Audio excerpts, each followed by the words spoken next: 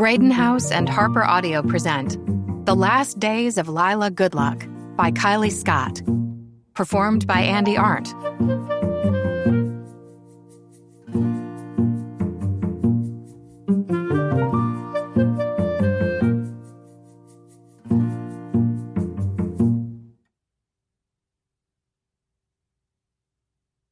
One.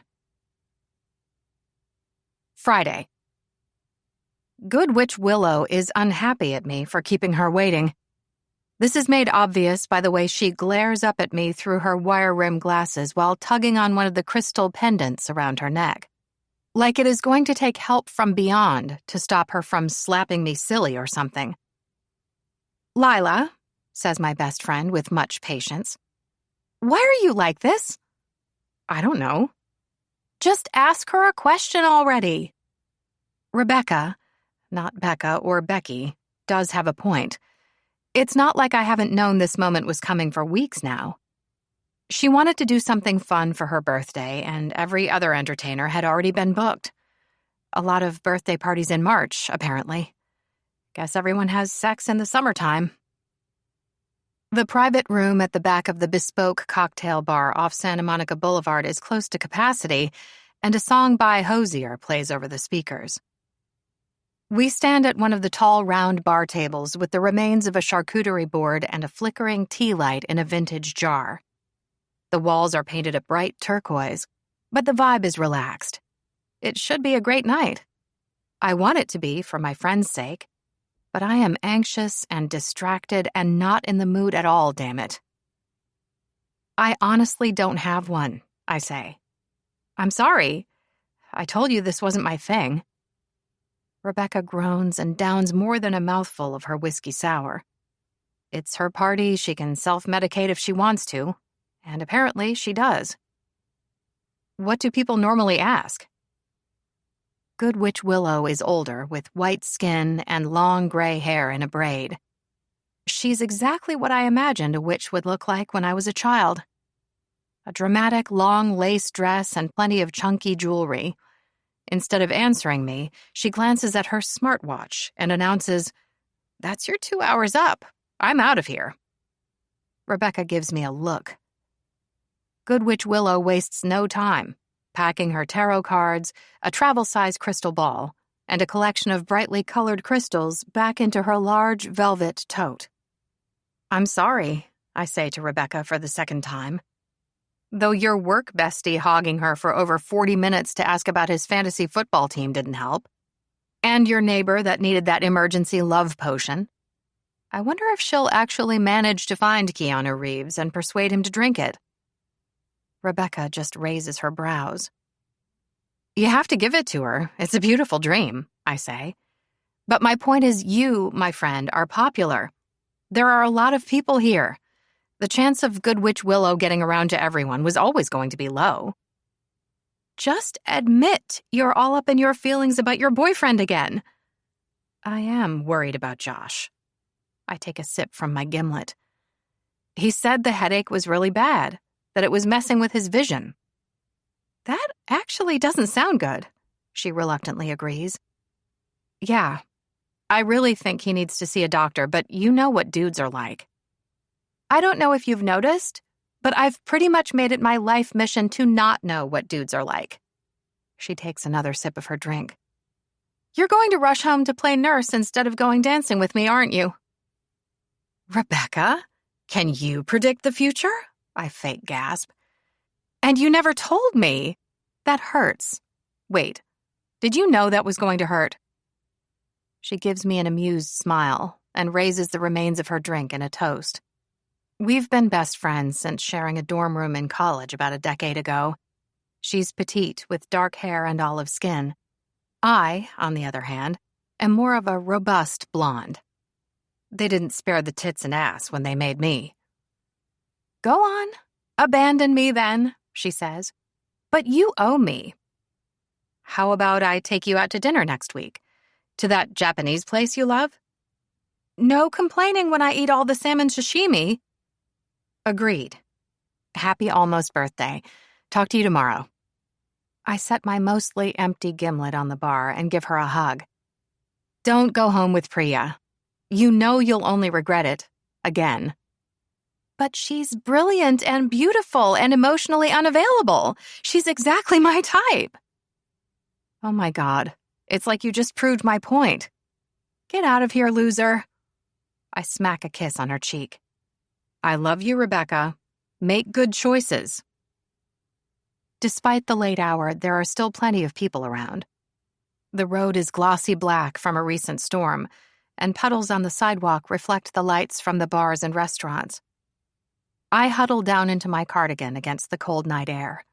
There's a small convenience store open on the other side. Just perfect for picking up Tylenol since I have no idea how much we have at home, and Josh might need more. Better safe than sorry. I join the only other person waiting at the corner to cross, and she just so happens to be Good Witch Willow. Her stereotypical pointed boot taps impatiently as she rummages through her colorful velvet tote in search of something. Being a witch must be interesting. Not that I believe in all that. Divination and spirits and so on never seemed particularly probable to me. My father is an atheist and taught us to question everything and always demand proof. I'm also a librarian, and librarians like facts. An established truth is a beautiful thing. They help to prop up society and keep us warm at night. Or they used to. The walk light flashes and Willow's gray braid swings as she steps off the curb. I follow with my mind wandering, thinking about what else Josh might need and whether I should buy him some soda. But out of the corner of my eye, I see it. A sleek vehicle that doesn't stop like the others. It doesn't even slow down. It is, in fact, speeding straight toward us with headlights dazzlingly bright. There's no time to think. I grab the older woman from behind as I propel us both back toward the curb and tumble to the ground. Had she been any bigger, it might not have worked. But my years of infrequent gym attendance finally come in handy. Wheels screech and the horn blares as the sports car roars past us. It's so damn close I can feel the rush of air in its wake. But we don't get hit. Holy shit. My heart is hammering. Willow's elbow digs into my stomach as she rolls off me onto the pavement. Whatever. I am just honestly amazed to still be amongst the living. Asshole! Good Witch Willow hollers at the fading taillights. The cool, damp ground is hard beneath me, but overhead a star twinkles in a gap between the clouds. Parts of me hurt. My hand is bloody and scraped, and my hip is bruised. There's also a tear in the tiered skirt of my new pale blue mini dress, not to mention numerous stains from the wet and dirty sidewalk. Odds are also good that I just flashed my panties at the entire street.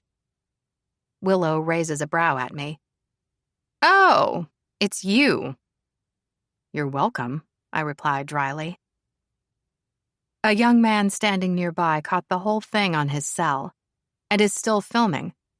A jogger stops and offers Willow his hand. He gently pulls her to her feet before doing the same for me, which is nice of him. Willow brushes herself off, gathering the items that fell from her tote. Breath mints, hand sanitizer, and such. I didn't see that car coming at all. Were I not still catching my breath, I would definitely make a smart-ass comment about her supposed prognostication abilities, or at least give it serious consideration. But my hip is aching and my hand stings. I wince as I pick a piece of gravel out of one of my deeper scratches. What a mess.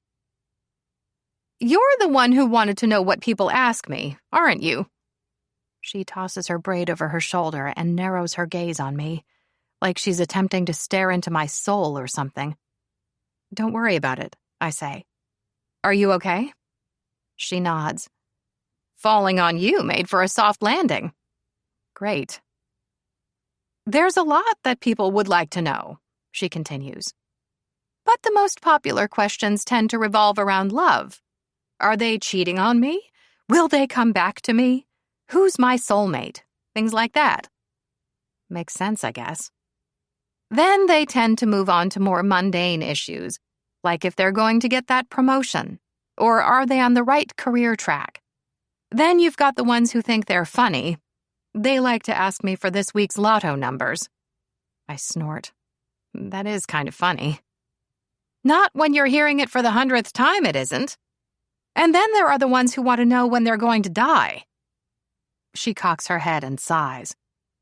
That car would have hit me if you hadn't been there. Given the speed it was going, I doubt it would have ended well for me. I don't know what to say to that, so I keep my mouth shut. It would seem you're owed something. That's not necessary. Be quiet and listen. Willow draws herself up to her full height, and her gaze turns hazy, as if she's staring into the middle distance. Then, in a sonorous tone, she announces, He is cheating on you. But I think you already know that, deep down. The name of your soulmate is Alistair George Arthur Lennox. What a mouthful! My smile is bemused. Wait a minute. You don't mean... You will be passed over for the promotion. They really don't appreciate you. I have no idea why you've stayed there so long. It's complicated. You're actually predicting all of this, aren't you? 5, 8, 12, 24, 39, and 43. And I'm very sorry to tell you this, but you will die next Sunday. What? I shake my head. She cannot be saying what I think she is saying, because there is not a chance in hell that this is real. No, that's not possible. You might want to say goodbye to your loved ones and get your affairs in order. My laughter is brittle with an edge of disbelief. Are you serious? I mean, you're joking, right? Willow blinks several times and blows out a breath, like she's coming back to herself or returning to her version of reality or whatever. Maybe she hit her head on the pavement. It's the only thing that makes sense, though she believed in all the supernatural stuff to begin with, which just goes to validate my belief that people are wild. Right, she says. Good night. Did you mean right, as in you were joking? But without another word, she heads off into the night, leaving me standing there stunned. I ask the night at large, in a not-so-quiet voice, What in the actual fuck? But no one answers. Even the dude with the cell phone has disappeared. Despite the drama and weirdness, no one so much as spares me a glance. The world keeps turning and life goes on. Insert big sigh here.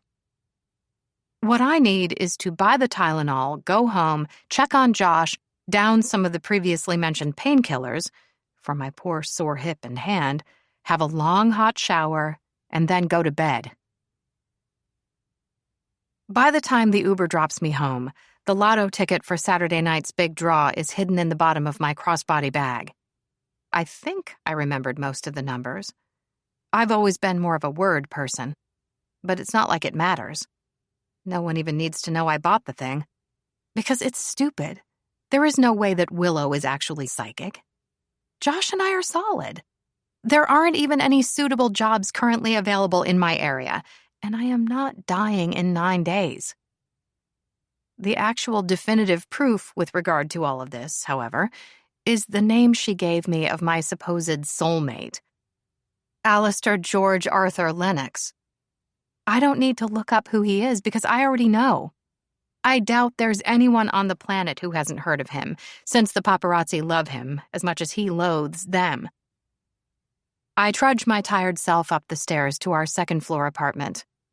All my moaning and groaning echoes up the stairwell and out into the uncaring night. The sound is neither brave nor attractive, but I don't care. If this is how it feels to be almost hit by a car, it officially sucks. My apartment building dates back to the 50s. 2 neat lines of box-like apartments, all opening onto the central strip of garden running through the middle. It's a style typical of LA and the times. I walk with my keys sticking out between my fingers like my mom taught me, just in case. Music is playing inside. Something by the Arctic Monkeys. Josh must be feeling better. When I left, he was lying in the dark with a wet face cloth covering his eyes and talking in whispers. He doesn't usually get migraines or headaches. Another reason to be concerned.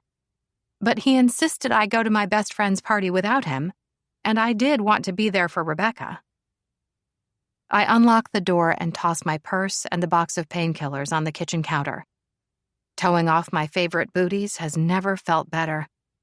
They, too, are sadly scuffed from the night's drama. Hopefully they can be fixed.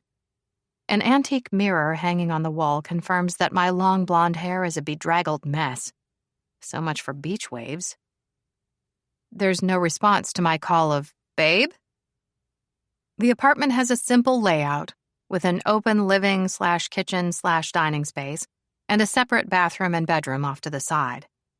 Not particularly large, but reasonably affordable and close to work.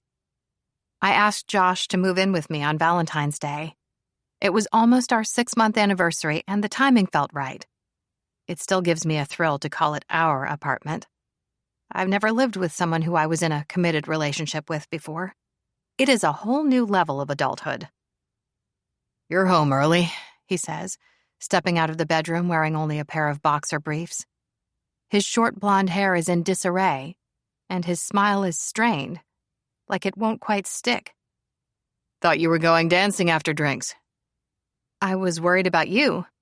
How are you feeling?" "Yeah, okay." "You look better. There's color back in your face." I turn to show him the tear in my skirt and the graze on my hand. "You're not going to believe what happened to me tonight. Just let me get the first aid stuff, and I'll tell you all about it." "I'll get it. You wait there." I ignore him and follow him into the bedroom, where the bed linens are askew. Like, seriously skew-whiff. The pillows are on the floor, and our blanket has been kicked to the end of the mattress. Only the white sheet remains. It's so rumpled that it appears as if someone was bouncing on the bed or something. "I said I'd get it," he says with a frown. His hand is on the bathroom doorknob, but it does not turn and open the door as nature intended. Nay, it just sits there waiting. "What's wrong, Josh?"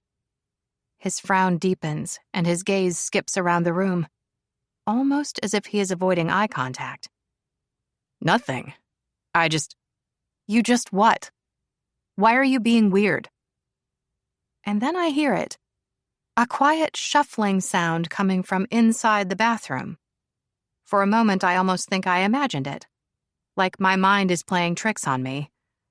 It has been that sort of night, but the way my boyfriend reacts leaves no room for doubt. His eyes go wide, and his mouth does the same. Though there are still no words coming out. Guess he doesn't know what to say, which would be a first. "Is there someone in the bathroom?" I am quite proud of my voice. It is a little quiet but firm. "Josh?" Now there's panic in his eyes. No, this cannot be happening, but the way my heart has sunk straight through the floor says otherwise.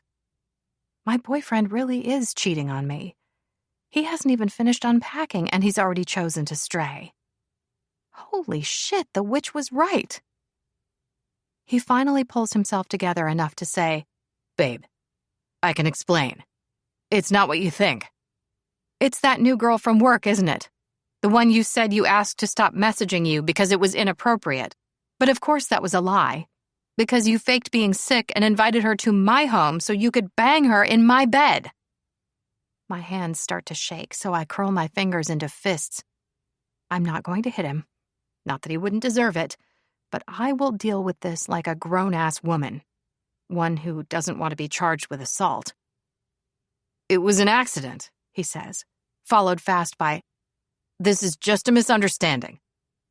A loud thud comes from the bathroom. Guess his sexy times guest disagrees. "Babe, I swear. Just let me explain. I didn't have a clue she was coming over. Don't even know how she got the address."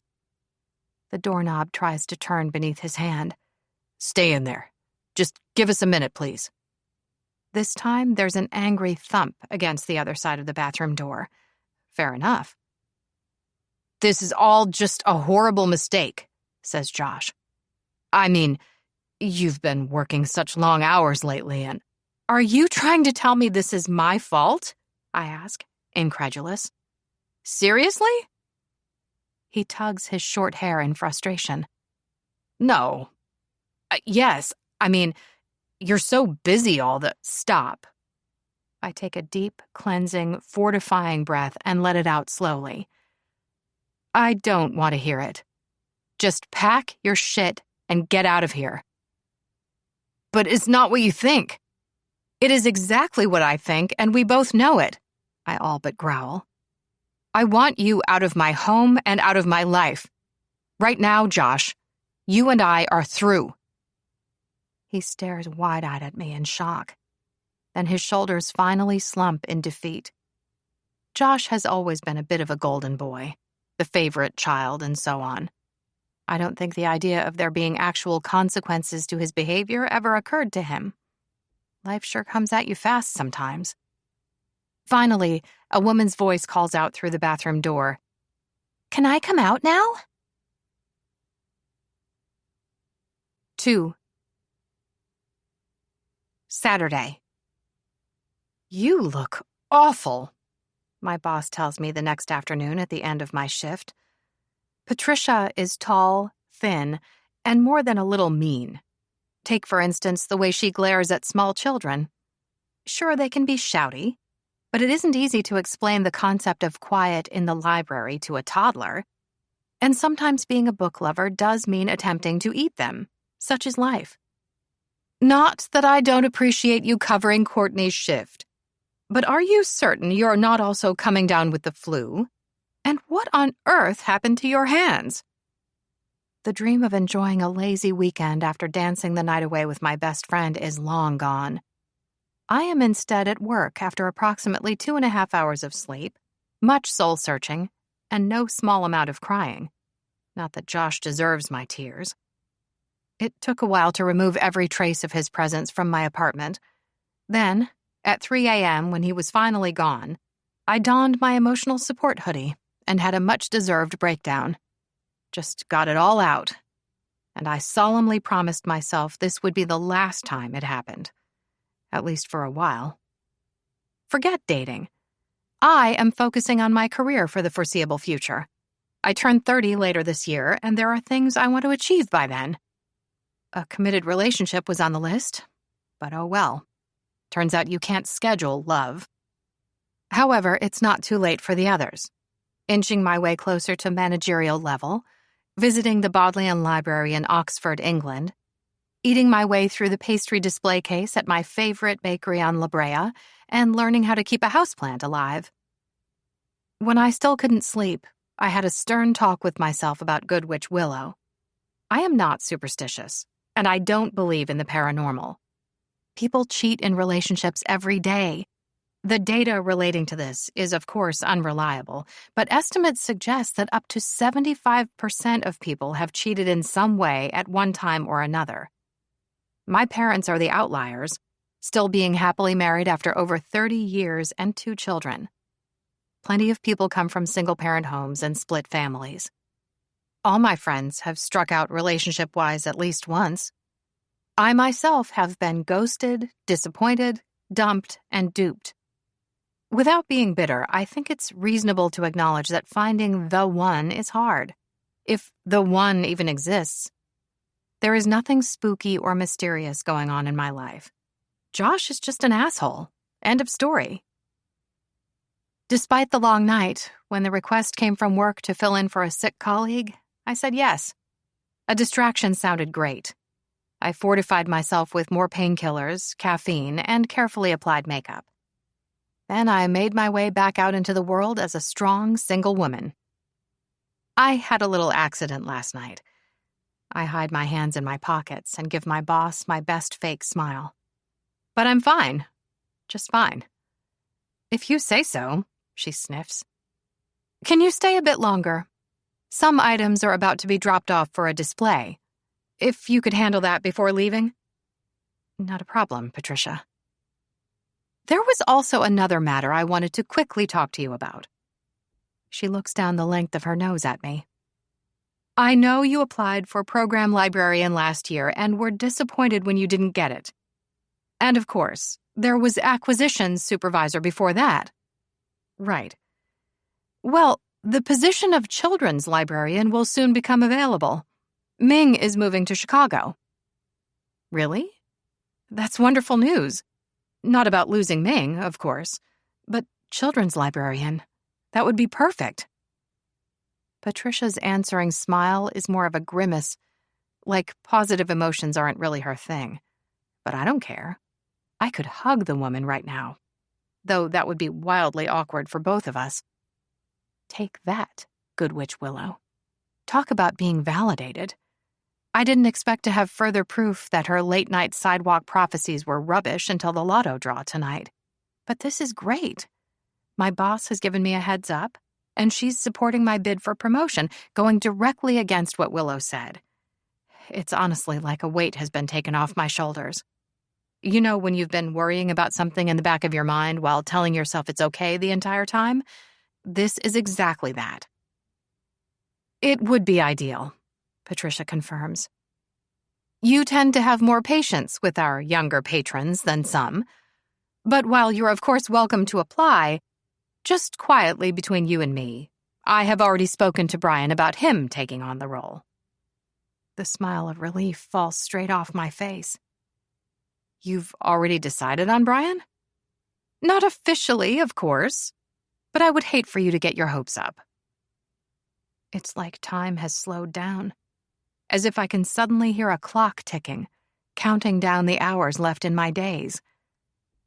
Let me get this straight. You've already passed me over for the promotion before I even applied?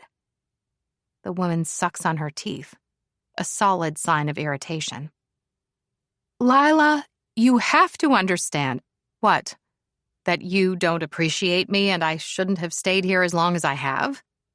I say in a tone somewhere between stunned and surprised. Shit. She was right about this too. Of course, staying or leaving is your choice to make, says Patricia in her most strident tone. But I'll remind you that getting any sort of job in the library system in this city is extremely competitive.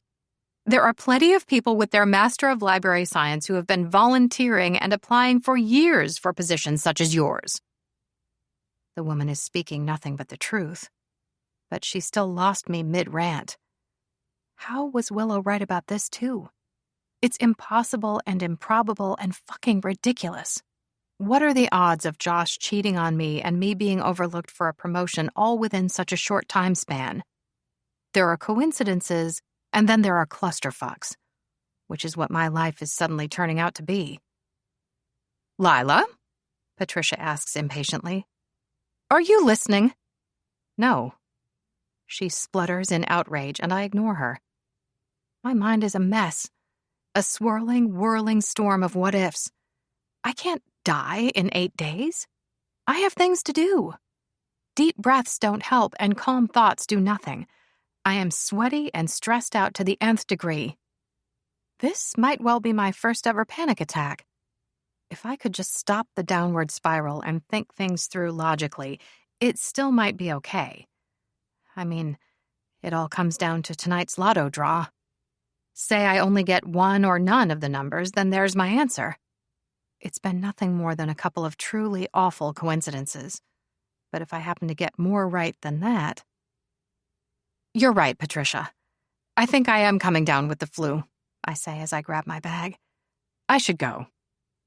She gives me the death glare reserved for rule breakers, patrons who write on or dog-ear pages. But, alas, I am immune. Death isn't something I tend to dwell on.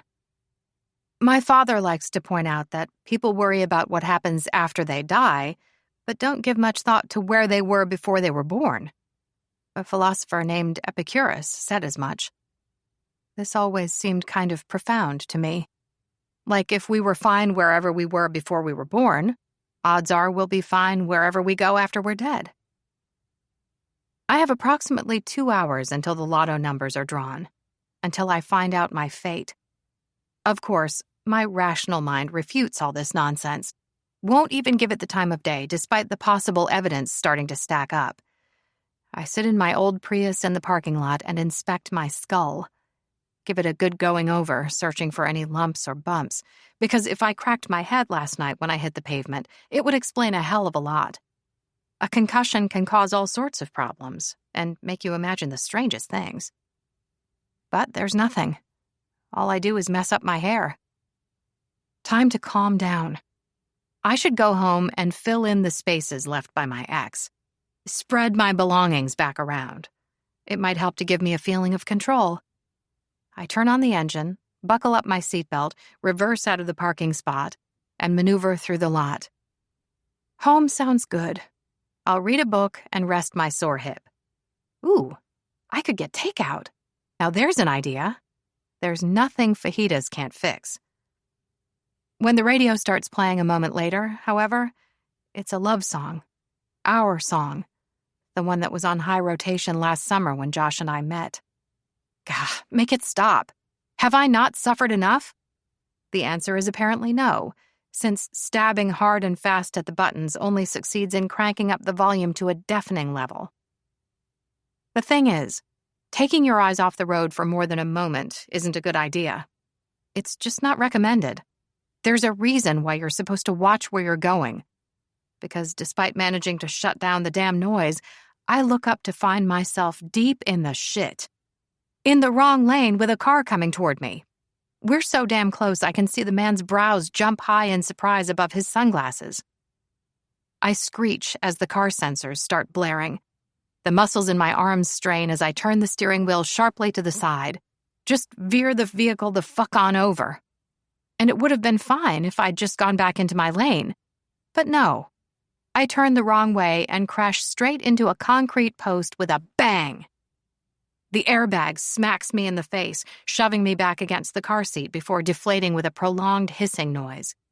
It almost drowns out the ringing in my ears. My nose hurts, but I don't think it's broken. All I can do is sit and stare at the crumpled hood. My poor car is ruined. Just absolutely trashed. At least I was still in the parking lot and not driving too fast. I have no new injuries that I am aware of. It's as positive a spin I can put on such a shit show. Are you all right? Can you hear me? Asks a deep male voice with an accent that can only be described as posh but not. A blend of British high society and Scottish brogue. Thank you, romance movies, for teaching me which is which. Christmas rom-coms with lots of snow, and European settings in particular. It's the dude with the sunglasses who I almost ran into. He raps his knuckles on the driver's side window to be sure he has my attention. Miss, do you need help? An awful mechanical grinding sound comes from deep within the door when I try to lower the glass. Excellent. I push on the door, and he opens it wide before taking a step back and giving me space. He is tall with fair skin and dark stubble. But most of his face is hidden behind black sunglasses and a baseball cap. I'm fine, I say, climbing out of the remains of my car. Thank you. Are you sure? Yes. Are you all right? He just nods. Paul from security is jogging through the parking lot toward us. How do I even explain this? A meltdown due to a music malfunction? Fuck my life. Seriously. The man with the sunglasses wanders back to his own vehicle. He almost looks a little like... No. That would be whatever word is beyond ridiculous. I know I am not dealing well when I start misplacing words. Not good. The man licks his lips and turns away as if he needs a moment. You almost hit my car. But I didn't. But you almost did, he says tersely. The vehicle in question is old, silver, and streamlined. A thing of beauty. Another damn sports car. Why do luxury vehicles suddenly seem to have it in for me? I can see why he would be upset at the thought of it being damaged. However, my vehicle is destroyed and my day has been awful. I am the clear winner in this situation. Or loser, as the case may be. But this doesn't stop his lips from flatlining in unhappiness. You almost hit me. And yet the fact remains that I didn't. I missed you and hit the concrete bollard instead, didn't I? Nothing from him. Didn't I? People obviously don't often contradict him, because it takes him an overly long moment to admit, Yes, you did. Thank you. He stares at me, and I stare right back at him. At least, I think that's what he's doing behind those dark glasses. It's no joke to say the man is fire. He has to be a model or an actor or something, though almost everyone is in this town. Stubble lines a jaw that could win architectural awards. His car and clothes scream quiet luxury. A simple, modern black leather jacket with matching jeans, tee, and boots. And they're all low-key, classy, and well-cut. Paul slowed down and is talking to someone on his cell phone. I hope it's not the police or Patricia. It's probably just him reporting to the security office that there's been an accident. Fingers crossed. On the bright side, Good Witch Willow didn't see this one coming. There was no prophecy about crashing my car. It could almost be taken as a positive if you didn't look at it too closely. And right now, I need all the doubt I can rally when it comes to her and her skills of divination. Your vehicle doesn't look good, says the tall, dark, and handsome stranger. It'll need to be towed. Yeah. He sighs and with an air of great reluctance asks, Do you have a safe way home? I'll sort something out. Thanks. Right. He nods. I should go then. Okay. He nods again, and this time I can feel his gaze on me. The weight of his regard. I have to say, the sensation is not unpleasant. Then he takes off his sunglasses. People talk about where they were when some momentous historic event occurred, how it imprinted on them. A pristine memory unlike any other. They remember exactly where they were when they heard the news and how they felt, and they never forget, because suddenly their life was divided into before and after. This is one of those moments for me. Alistair George Arthur Lennox, the illegitimate son of the King of England, has eyes the same shade as the blue spring sky, the one I drove to work beneath not so long ago. Such a beautiful color. His gaze immediately turns wary, like he's used to being recognized and it doesn't make him happy. Meanwhile, the clock inside my head is back and ticking louder than before. No, you're not him. I take one step back and then another until I am backed up against my car, scared and cornered with nowhere to go. You're not. You're someone else.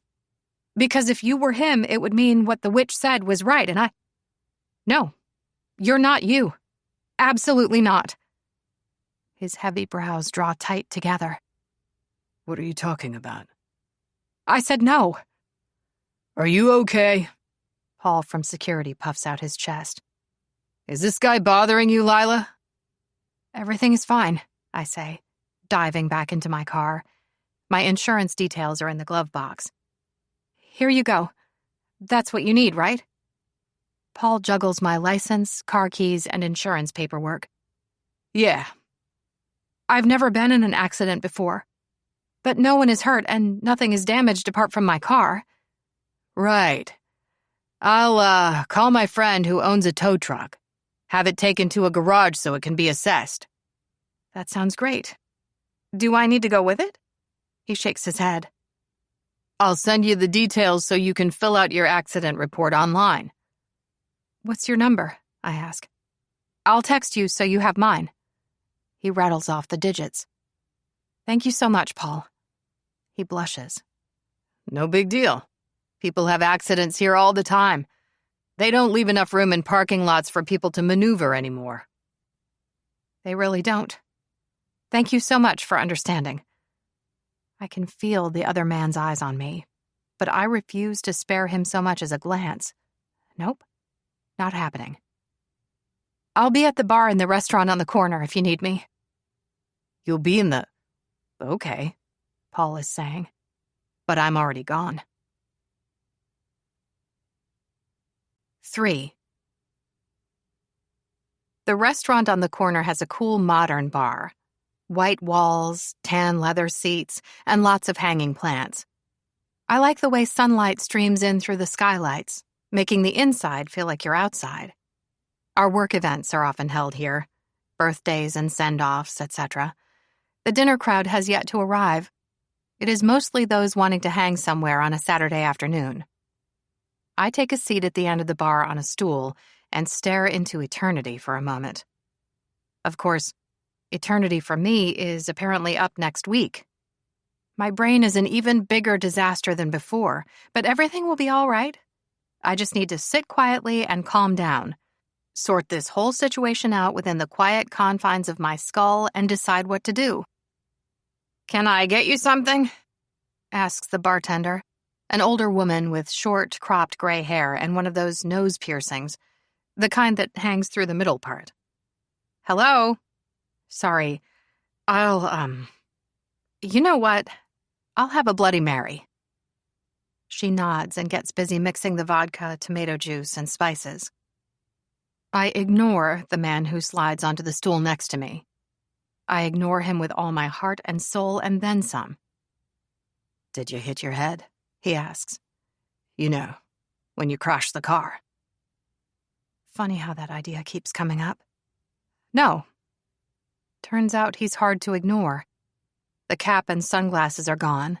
He sits facing me with his back to the rest of the world. "I've had some odd reactions to people recognizing me, but that was particularly unusual back there."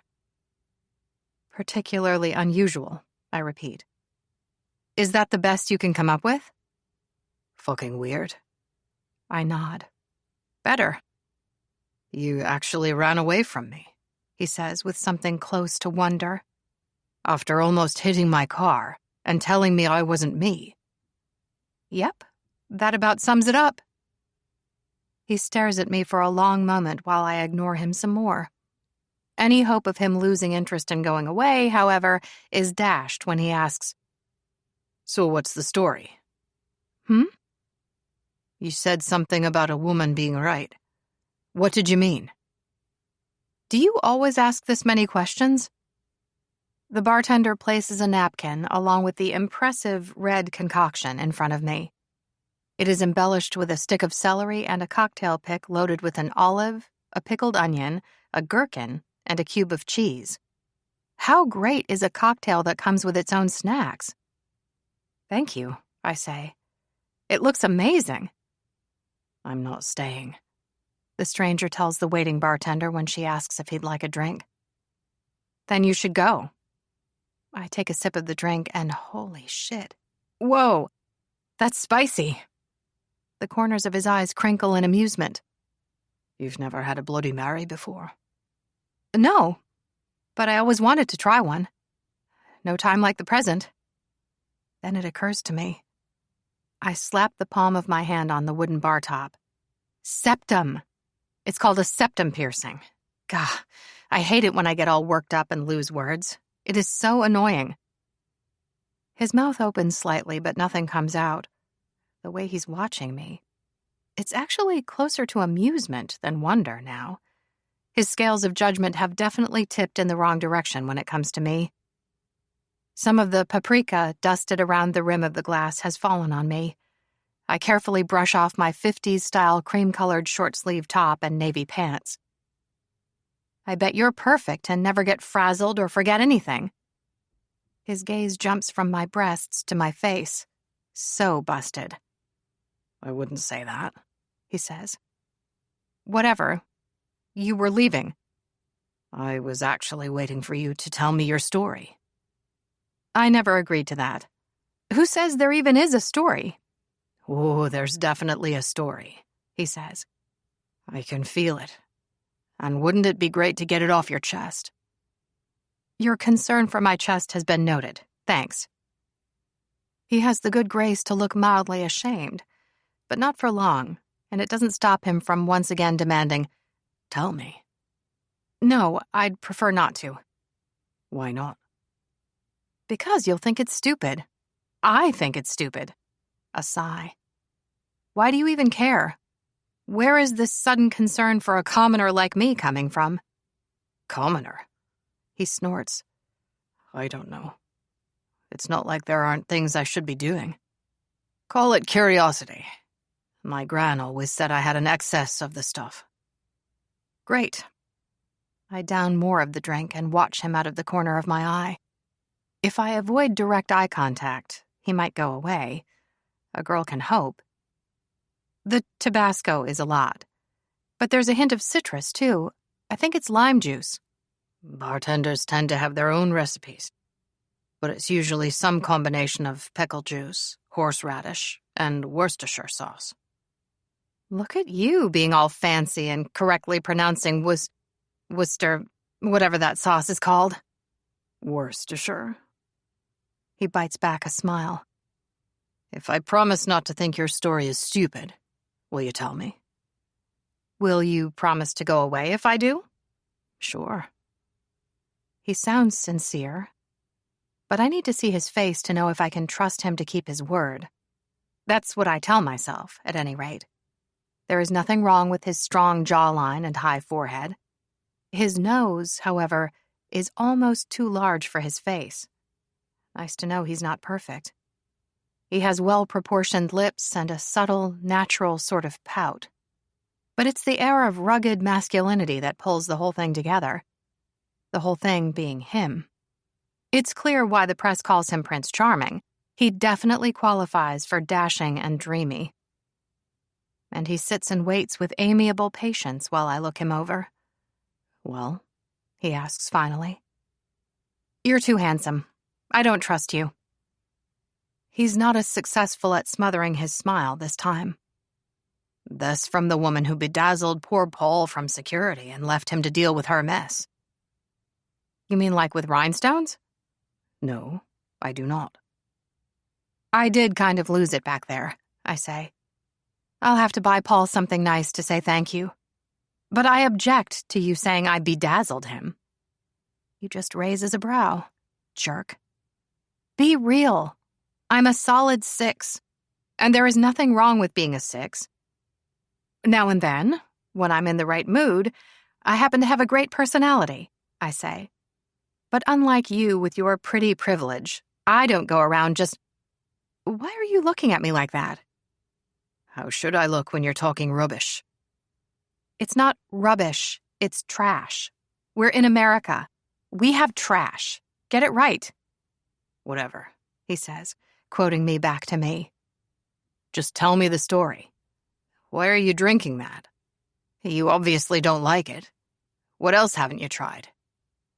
I don't know. I'm too busy spiraling to know things. He gives me a long look. Then he picks up the drink menu. Do you like champagne? Not really. That just means you haven't sampled the good stuff. He gestures for the bartender and says, a glass of... Actually, make it a bottle of Dom Perignon for the lady, please. I push my Bloody Mary aside and rest an elbow on the bar. You're buying me a bottle of champagne? I am, he confirms, as if surprised himself. Why? In all honesty, you look like you need it. Badly. I snort. Thanks. And I really want that story. You're used to getting what you want, aren't you? In lieu of a response, he removes his leather jacket and lays it on the bar. Of course, his biceps are sublime, with just the right amount of bulge. The man needs to get away from me. I only just had my heart trampled last night, though it's hard to worry about Josh and his wandering ways in the face of everything else going on. My unwanted companion watches me as the bartender sets down 2 glasses and the bottle in a bucket of ice. Once she pours the champagne, he gives her a curt nod, as if he has been waited on hand and foot for the better part of his life and is comfortable with it, as if it is his due, which makes sense since he's sort of royalty. I pick up the glass and take a cautious sip. There's the usual faint taste of fruit and bubbles, but better. It is delicious. and the happy humming noise I make gives it away. Damn it. "Look at you, all angry that I was right," he says with glee. "Asshole. Now tell me the story." Fine. But you're not going to believe me. I hold up my hand, showing him the cuts on my palm, half-healed and covered in scabs. So gross. My hip is also one big bruise, but you'll forgive me if I don't show you that. "What happened?" Last night, I saved a woman from getting hit by a car. We started crossing the street, and I saw it coming. There was no evidence it was slowing for the red light. So I just sort of grabbed her and pulled us back toward the sidewalk. Still can't believe it worked. "You were lucky." "Very," I say. This is where it gets strange. The woman was a witch hired to be the entertainment at my best friend's birthday. And when it was my turn to talk to her, I had no idea what to say. But then her 2 hours were up and she wanted to go home. "Right." As a thank you for saving her from getting hit by the car, she told me some things, made some predictions. Like how my boyfriend was cheating on me and that I would get passed over for a promotion again at work. He cocks his head. "You don't actually believe her?" I didn't. Not at first. I still don't want to. But when I got home last night, my boyfriend had company. There was a naked woman hiding in my bathroom. Can you believe that shit? Ouch. Then when I got to work today, my boss told me not to bother applying for an upcoming promotion. She had already decided to give the position to Brian. His blue eyes are serious. That's awful. But surely these are just coincidences? I finish with a bitter smile. Yeah, that's what I thought too. The problem is, the witch also told me the name of my supposed soulmate. And? It's you. Laughter bursts out of him. Good story. You think I'm lying? I think you're extremely entertaining. Enjoy the champagne. He hands a black credit card to the bartender, and he's still smiling and shaking his head when she hands him the receipt. Then he turns to me and says, Have a nice life. I should shut up and let him leave. It would probably be for the best. But it feels so good to talk to someone about it, to air my anxieties. Whether I'm talking or trauma dumping is debatable. She mentioned something about that too. Apparently, my time is up a week from tomorrow. He pauses. What? She said I'd die in 8 days. Bullshit. I wholeheartedly concur. But 3 in a row, you know? Nothing from him. I hate this, feeling fragile. It's not me at all. She also told me tonight's lotto numbers. I bought a ticket, and if I don't win, then I'll know. I'll laugh at how gullible I was and put this all behind me with a great sense of relief. He still hasn't moved. All 6 feet something of him just stands there frowning. He is seriously displeased.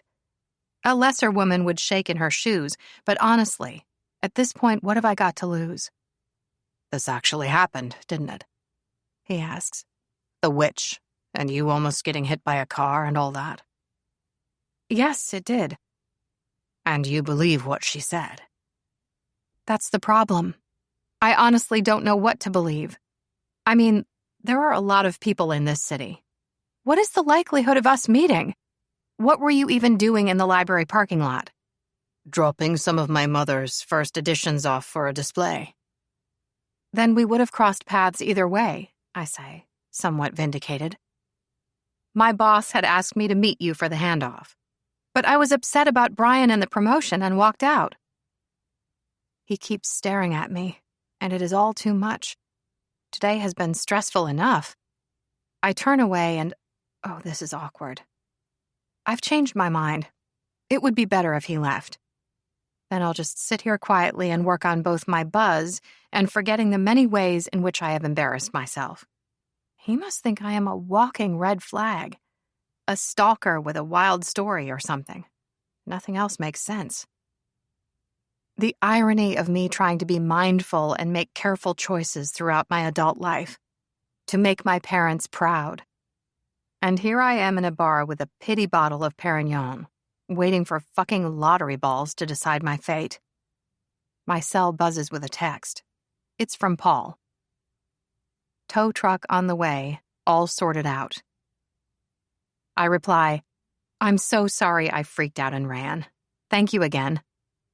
Paul sends a thumbs up emoji. He's a good person. Meanwhile, Alistair is still standing there with his coat in hand. Are you really just going to sit here alone until the draw? That's the plan. He swears under his breath and sits back down.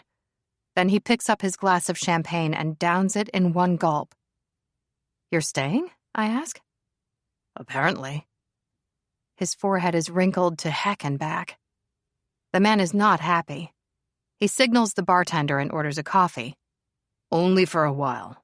And for the record, I am definitely not your soulmate. I just don't like the idea of you sitting alone worrying yourself sick about this. I ponder his words and sigh. He has a point. Being alone with all of this is a lot. But I don't want to worry any of my friends and family.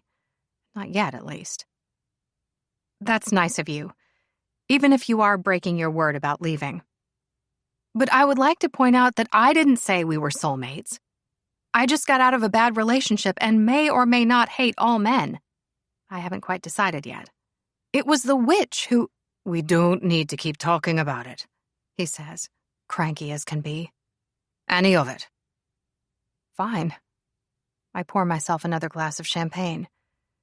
Why don't we sit here in silence, then? Let's just not talk at all. Sounds good to me. 4. You cannot be serious. Alistair interrupts me. He's such an entitled prick. Though the Scottish half of his accent gets stronger when he's wound up, which is hot. I don't really know much about his background. The bulk of it happened before I was born and on the other side of the world. How the future King of England was dating someone deemed unsuitable. Then she disappeared from the London scene, and nothing was heard from her for years. Not until news of her mostly secret baby was revealed. Then the press all but badgered them out of the United Kingdom. It must have been awful for them. I remember Mom saying once that it was all anyone could talk about, even on this side of the Atlantic. His mother moved them from her ancestral home in the Highlands to California when he was in his teens, but there's no trace of the Golden State in his speech. He killed his own father for no good reason. There is no coming back from that. But he sacrifices himself in the end. I don't care. Of course, if they got married, she'd probably keep her own surname. Otherwise, imagine having to answer the phone at work. He just shakes his head. Even the way he sips his coffee is graceful, in a brisk, efficient sort of way. There's this confidence about him. I can't believe you're telling me that all it takes for you to be okay with murder is for the killer to have muscles and floppy hair. You have muscles and floppy hair. I haven't killed anyone lately. But you also haven't been in the situation that character was in. That I'm aware of, at least. He gives me a long look. You're problematic. I am not problematic, I scoff. Well, maybe a little bit, but that's beside the point. These are fictional characters we're talking about. Kylo Ren is not a real person, and neither is Rey. We're discussing Star Wars. An imaginary science fiction universe, remember? He shakes his head and sneers. I will never understand the allure of bad boys. Excuse me. You just finished telling me Han Solo was your favorite. That's different. He's an anti-hero. I see. Do you consider yourself to be a bad boy? I'm 38 years old. I'm a grown man. Such indignation. He scowls and turns away. Don't believe everything you see on the gossip sites. Like I follow you online. Come back when you're Beyoncé. A last lonely drop emerges from the bottle when I try to pour myself another glass of champagne. Oh, it's empty. How sad. As I was saying, people need to be free to explore new things in a safe manner through story. to expand upon their experiences and view the world through different eyes.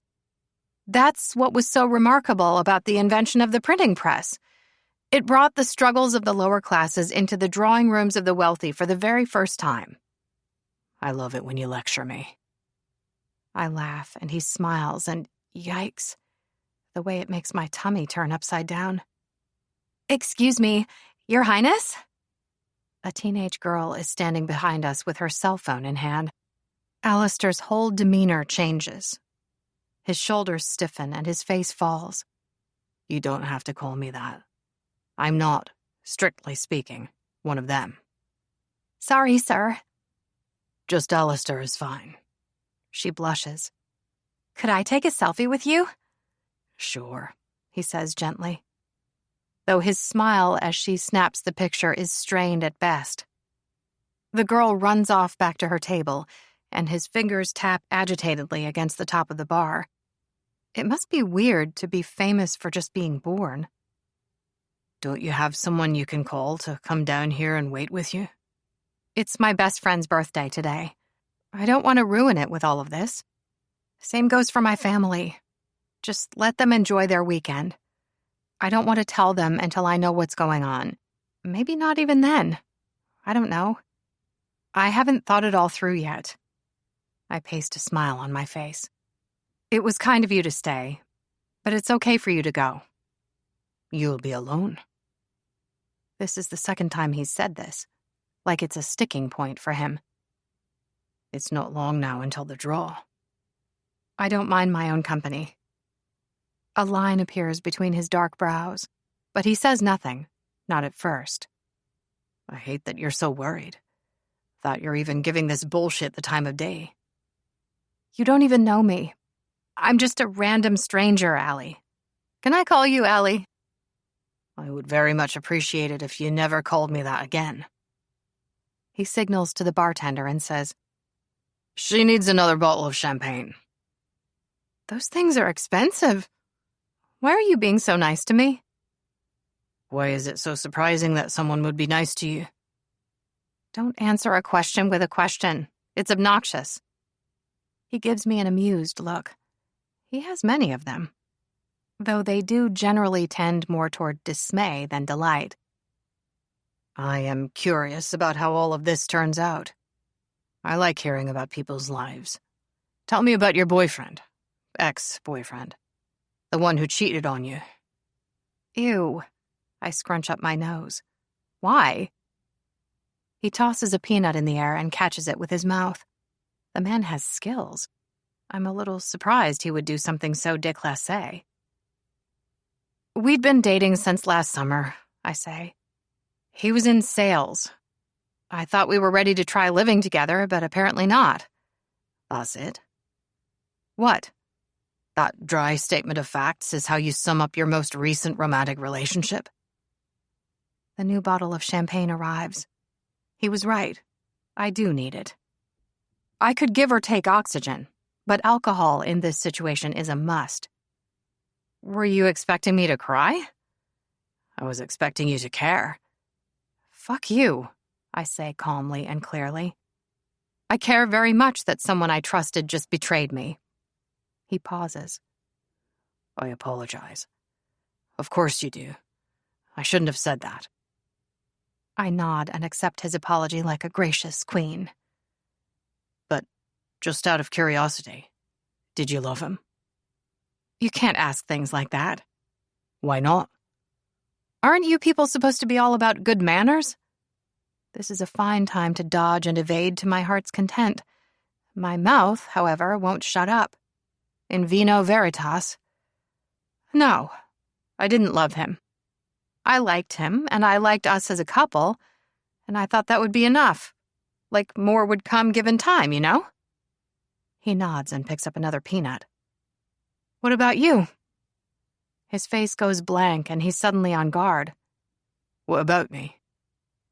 It would seem I have put my foot in it. He is allowed to ask me personal questions, but it doesn't work the other way.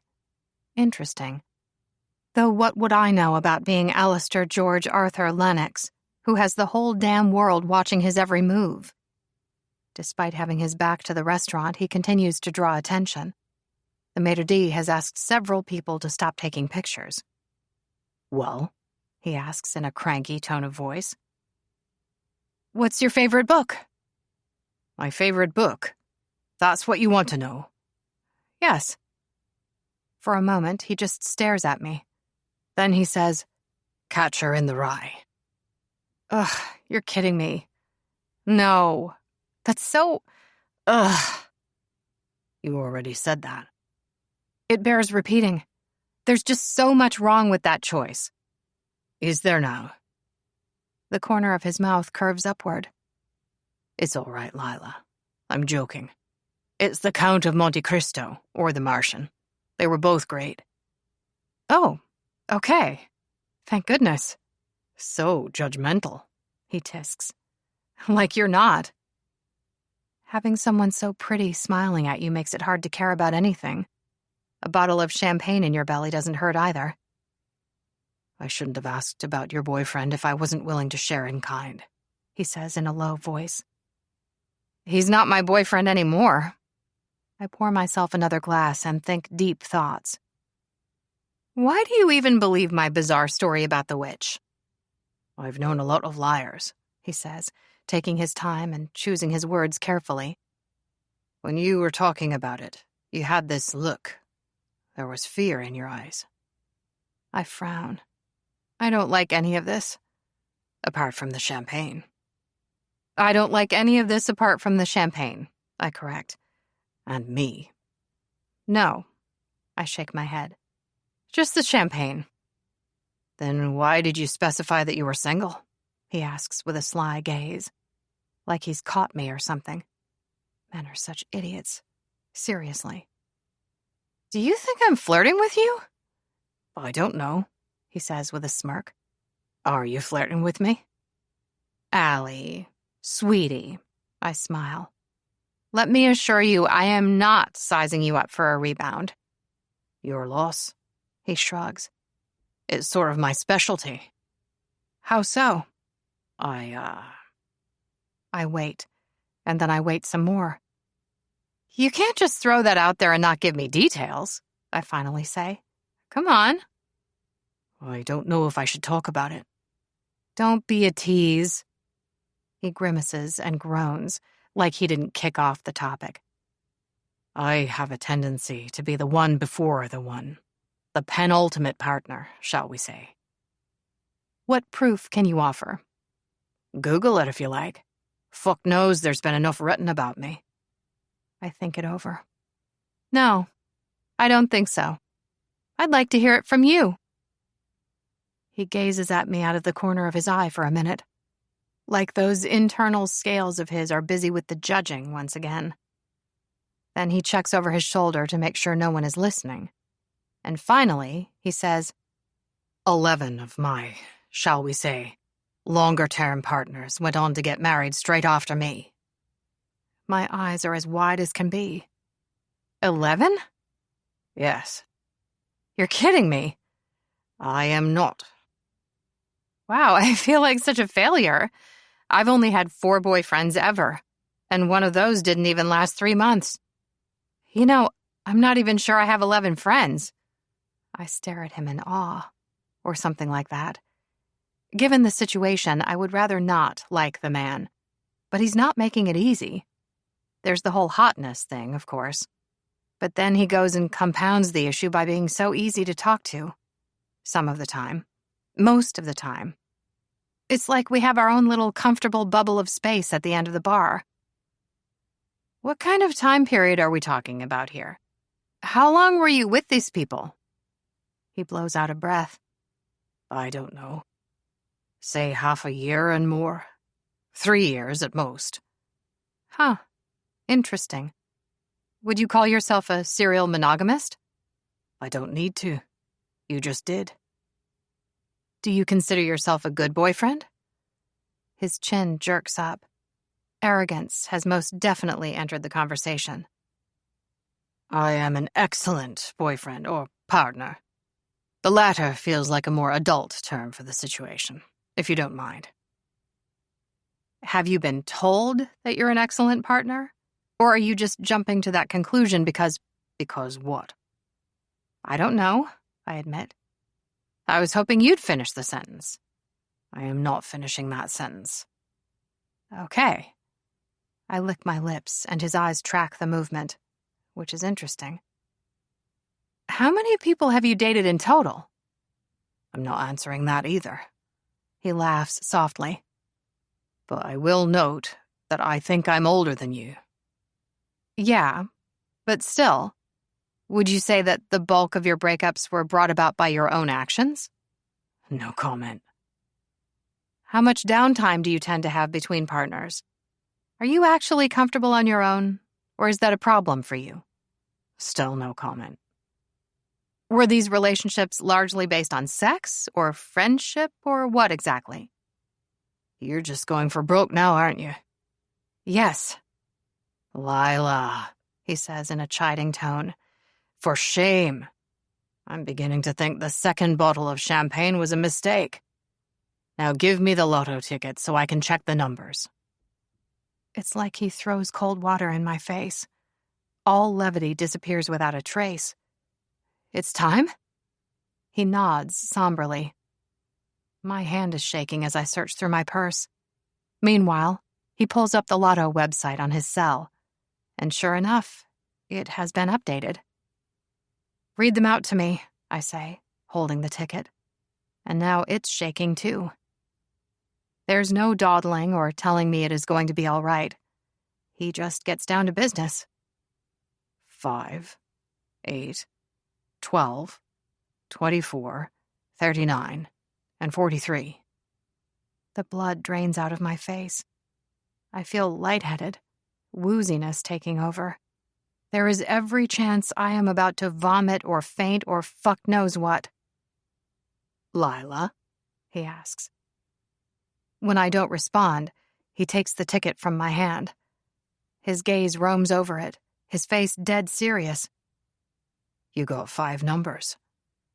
Yeah, I knew I didn't remember them all. I sound so calm, and yet my head is spinning in circles. She rattled them off so fast, and I was a little distracted from almost getting hit by a car and being told that my boyfriend was cheating on me and so on. But 5? Huh. Not bad. Shit. He grabs hold of my upper arm to hold me steady. Lila, you're okay. It doesn't mean anything. Apart from you having won some cash, you're going to be fine. It's just... What? It's just what? It's just 5 numbers, he says in the same calm tone. You have to be rational about this. It doesn't mean you're going to die. Thank you for waiting with me. I grab the bottle of champagne and hug it against my chest. Who cares about cold and damp? This baby is most definitely going to come in handy when I get home and have my second serious meltdown of the weekend. If I can just hold out until I get there. But I think I should go now. Don't get a car, he says. I'll drive you. Okay. Thanks. As soon as we step outside, a bright light blinds me. It's the flash from a camera. The paparazzo is a stout figure dressed in all black. Is this your new girl, Alistair? What's your name, sweetheart? I give him serious stink eye. Random endearments from strange men will never not be gross. My companion ignores him completely and keeps his body between me and the photographer at all times. With a hand to my lower back, he ushers me along the sidewalk to where his car is parked. Guess he decided the parking lot was too dangerous. He opens the passenger side door and I climb inside. Whatever sort of car it is, it's compact. It has leather seats and an immaculate interior. Lord knows what it's worth. The paparazzo keeps taking shots, both visual and verbal. Heard from your father lately? How about the Prince of Wales's engagement? Do you think you'll get an invitation to the wedding? The demanding voice is only drowned out when Alistair shuts the driver's side door and starts the engine. He only had the 1 glass of champagne, so he is fine to drive, and he wastes no time in leaving. Sorry about that, he mutters. Not your fault. Where do you live? I give him the address, then sit and stare straight ahead and do not think. A nice, calm, empty mind. That's what we want. In the small confines of the car, however, I'm suddenly overly aware of the male sitting beside me. Better I fixate on him than my apparent dire fate. Being famous doesn't seem half as much fun as I thought. It's a good thing I set aside my childhood dreams of becoming a pop star. Not being able to sing worth a damn helped cement the decision. But being stalked and harassed the way Alistair is must suck. He doesn't say a word during the drive either. Not until we arrive outside my apartment building. Home sweet home. Thank you, I say, opening the door and climbing out. Which is especially hard to do from a low sports car when you're clutching a bottle of champagne. But what does dignity matter in the face of imminent death? You're not going to die, he says. We all have to someday. He gives me one of those long looks he seems to specialize in. No idea what he's thinking. The man is a mystery. His blue eyes are subdued in the low lighting, and the sharp angles and planes of his face are cast in shadow. Take care of yourself, Lila. I nod and close the car door, and that's that. 5. Sunday. There seem to be several schools of thought regarding how best to deal with death. You have your standard 5-step process: denial, anger, bargaining, depression, and acceptance. Then there's the more popular boho hippie method: meditation, preparation, forgiveness, and gratitude. I myself have chosen a combination of the two. Hanging out in the shower with my bottle of champagne until the water went cold covered denial, anger, and depression. I was, however, too tired to meditate last night and too hungover to manage it this morning. Talk about a headache. Though spending over an hour on the phone dealing with the details of the car accident and my insurers could be seen as preparation. Same goes for downloading a do-it-yourself will. I don't want to die intestate and leave a disaster for someone else to deal with. That would be rude. I seem to have skipped forgiveness and bargaining so far and am still working my way toward gratitude. Because fuck this shit. But it's not all doom and gloom. I refuse to spend the next 7 days in a downward spiral. Not a chance. Good Witch Willow made 5 predictions. My boyfriend was indeed cheating on me, and I did get passed over for promotion. That's 2 points. But while I did meet Alistair George Arthur Lennox, we did not instantly fall in love, and I saw no definitive sign that he is my soulmate. Not that I would necessarily know what I was looking for. I award this prophecy 0.5 point. As for the lotto, since I could only remember some of the numbers, she misses out on a full point there, too. I'll give her 3/4 point. Her total is, therefore, 3¼ out of a possible 5 points. Let's call it 70%. A high enough number to demand action, but low enough to still hold out some hope. This also counts as acceptance. Now to decide how to spend my time. My inner child immediately takes charge. I need to see the house I grew up in and be with my parents. To smell the faint scent of lemon cleanser and home cooking. It's a small Spanish-style home in Santa Monica. 3 bedrooms and a lovely garden located a good way back from the beach. Dad used to teach at UCLA while Mom managed a local cafe. But now they're both retired and doing their own thing. I have so many memories of this place. It's always been a safe space for me, and I know I am lucky. As often as my mother and I disagree, which is often, I never doubted that I was loved. My brother moved to Boston years ago for work. We're not close, but I know if I called, he would answer. Hello there. Mom is packing the dishwasher when I wander into their kitchen in the afternoon. Just being here calms me down some. Coming here was a good choice. I inherited the buxom and blonde from Mom. She was born in Denmark. Her family moved to America when she was 5. Just old enough to remember the harsh winter weather. The worry line instantly appears between her brows at the sight of me. We have that in common. I didn't hear your car in the driveway, Lila. I lower the cold brew from my lips. My car was in a slight accident yesterday. How slight? Are you hurt? I'm fine. I press a kiss to her cheek. You didn't hear the car because I'm Ubering around at present. The Prius won't get assessed until Wednesday, but I doubt the news will be good. Honey, says my dad, coming in from the front room. I thought I heard your voice. Hey, Dad. There didn't used to be a whole lot of hugging and kissing in my family. Neither of my parents are touchy-feely people. Once my brother and I moved out and got on with our own lives, however, that started to change. It's funny how family cultures evolve. How certain practices get passed down, often without any real thought. None of my grandparents were especially affectionate either. I don't know if they felt it was awkward or unnecessary or what. But I like that we've started being more demonstrative. What's this I hear about a car accident? He asks. It's a long story, but basically I was distracted and drove into a concrete bollard. I'm fine, but my car is not. While Mom has her worry line, Dad has his sigh. Both are effective in their own ways. But wait, I say. I have 2 more announcements to make. Dad leans his hip against the kitchen island. We're all ears. Josh and I broke up. Mom and Dad exchange a look. One of those loaded parental glances. Like there's a lot they could say on the subject, but they're debating the wisdom of sharing their true thoughts and feelings. He was never good enough for you, says Dad, making his mind up fast. You know those people that talk fast but say nothing? Babe, says Mom in a wary tone. Dad throws up his hands. It's the truth. How are you feeling about it, Lila? Asks Mom, wiping her hands on a cloth.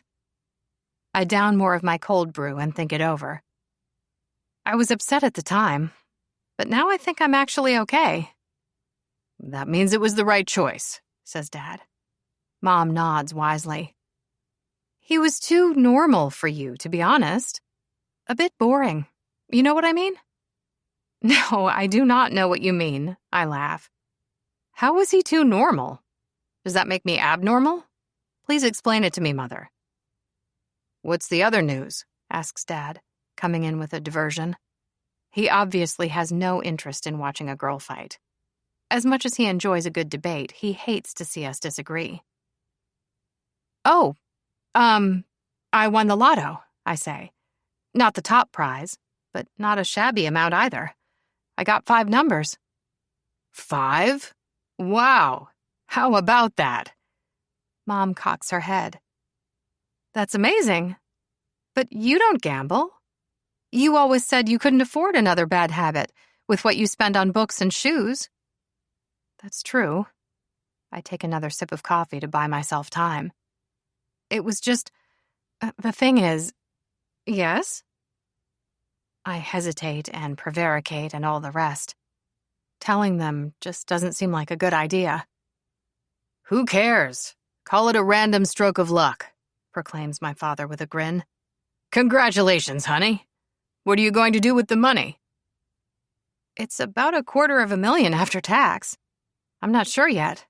I think I'm still in shock. Lila, that's incredible, gushes Mom with wide eyes. Yeah. Possibly life-changing. It might not feel real until you see it in your account. I could make you an appointment with our financial planner, Dad says. You let me know if you're interested. As long as you're not going to spend all your time hanging out at casinos from now on, says Mom. I had an uncle like that. He would set his alarm to wake him at 2 a.m. He had this theory that less people in the casino meant more luck to go around. It was sad to see him throw his life away. You're not going to start doing that sort of thing, are you? It's possible that I also get the penchant for randomness and drama from my mother. No, Mom. I can honestly say the thought has never crossed my mind. Though I am taking the week off. I was due a break from work anyway. Cue another round of hugging. Then Dad is off to hang out in his office and work on his book about ethical theory, and I am left alone with the family matriarch. There was always a solid chance I wouldn't be able to bring myself to tell them about the predictions, for so many reasons. The key one being my time might be limited, and I'd rather focus on making good memories. But I also want to relive the best bits of my life, the everyday things I took for granted. Mom, if I make a sad face, will you bake me your chocolate chip cookies? I don't know. She gives me a long look. I just cleaned up. It would need to be truly wretched. I'm talking profoundly pathetic. Like lost Dickensian orphan pressing her nose against your kitchen window on Christmas Eve. You'd need to squeeze out a tear or two. Do you think you're up to it? I laugh. And then I stop laughing because this is serious. This might well be the last time I see my parents. I have no idea what the next week will bring. A lump is lodged in my throat, making it impossible to swallow. I'm sorry I was such a pain in the ass growing up. You know I appreciate you, right? Mom cocks her head. You weren't a pain in the ass? What about when I was a teenager? All the sneaking off to parties and skipping class. To my knowledge, you snuck off to exactly 2 parties and skipped class once in a blue moon. Her gaze is full of confusion. Lila, where is all of this coming from? Nowhere. It's nothing. I pull up my metaphorical brave big girl panties and paste on a smile. You were going to make me cookies. For a moment, she says nothing. Then she nods. All right, I'll make you a batch. But don't smudge the glass pressing your nose against it. I don't need a demonstration. I won't smudge the glass. Thank you, Mom. You're welcome, she says in a soft voice. Are you sure you're okay? Yeah. I'm making a plan for what to do with my free week. She turns on the oven and starts assembling the ingredients and utensils. What have you got in mind? I want to make the most of my time. Do all the experiences and events and whatever that I should have done by now. I pull out my cell and bring up the note app. The things I hoped to achieve before 30 but delayed due to time or money or laziness. It's not like you don't still have plenty of time, but that could be fun. What have you got so far? Not much. Care to brainstorm with me? Mom smiles. We have the same smile, too. I would love that. Well, well, well, says Rebecca, dramatically sweeping into my apartment. If it isn't the mystery woman herself. What are you talking about? And do you want a glass of wine? Of course I want a glass of wine. What kind of question is that? The makings of my bucket list are spread across the small dining table. Mom and I came up with a long list, and there are lots of ideas on the internet. Now I need to eliminate and prioritize. Visiting my parents helped calm me down, but this situation, the whole will I or won't I die thing, makes me anxious as heck. I am taking deep breaths and thinking calm thoughts on the regular. It's almost working. The list could well come in handy for distracting me from my possible imminent death in the days ahead. Do you really not know what I'm talking about? Asks Rebecca, dumping her purse on the kitchen island. Ooh, cookies! Mom made them. Help yourself. Do I really not know what you're talking about with regard to what? I retake my seat at the table. How did things go with Priya? Really good, says Rebecca. We have plans for tonight. I'm cautiously optimistic. She really seems open to the idea of seeing where this thing between us could go this time. That's great news. What changed? I don't know, she says. I'm just glad it did. My best friend works in accounting at one of the big film studios. She makes up for spending her days crunching numbers by wearing the brightest clothes she can find. This evening, she's sporting a fuchsia pantsuit with gold jewelry. Her dark hair is styled in its usual chin-length bob. The woman is fire. With a glass of wine in hand and a whole cookie in her mouth, Rebecca thrusts her cell at me and points at the screen. And there on screen is a shot of Alistair ushering me into his Aston Martin. Shit. I completely forgot about the paparazzo. My face is in profile, but still definitely me. I was in a bar and, he was just being kind and gave me a lift home. She just blinks. Wait a minute. You actually met Alistair Lennox, and he drove you home in his ridiculously sexy sports car? Yes. I thought it was a doppelganger and we'd laugh about it. But you're telling me that's really you in the picture? It is indeed me. Whoa, she says, the whites of her eyes shining bright. How the hell did this happen? Yeah, some things occurred after I left your party. I've thought about it at great length, and the same reasons I have for not telling my family about the predictions and my possible dire fate also apply to friends. Even my best friend. I mean, they may not agree with my assessment of the situation, which would be fine. But whatever they believe, I don't want to be watched or worried over for the next week. My goal is to enjoy whatever time I have left. Prevarication ahoy! It's kind of a long story. First, Josh and I broke up. There was a naked woman hiding in the bathroom when I got home Friday night. Her eyes grow wide as can be.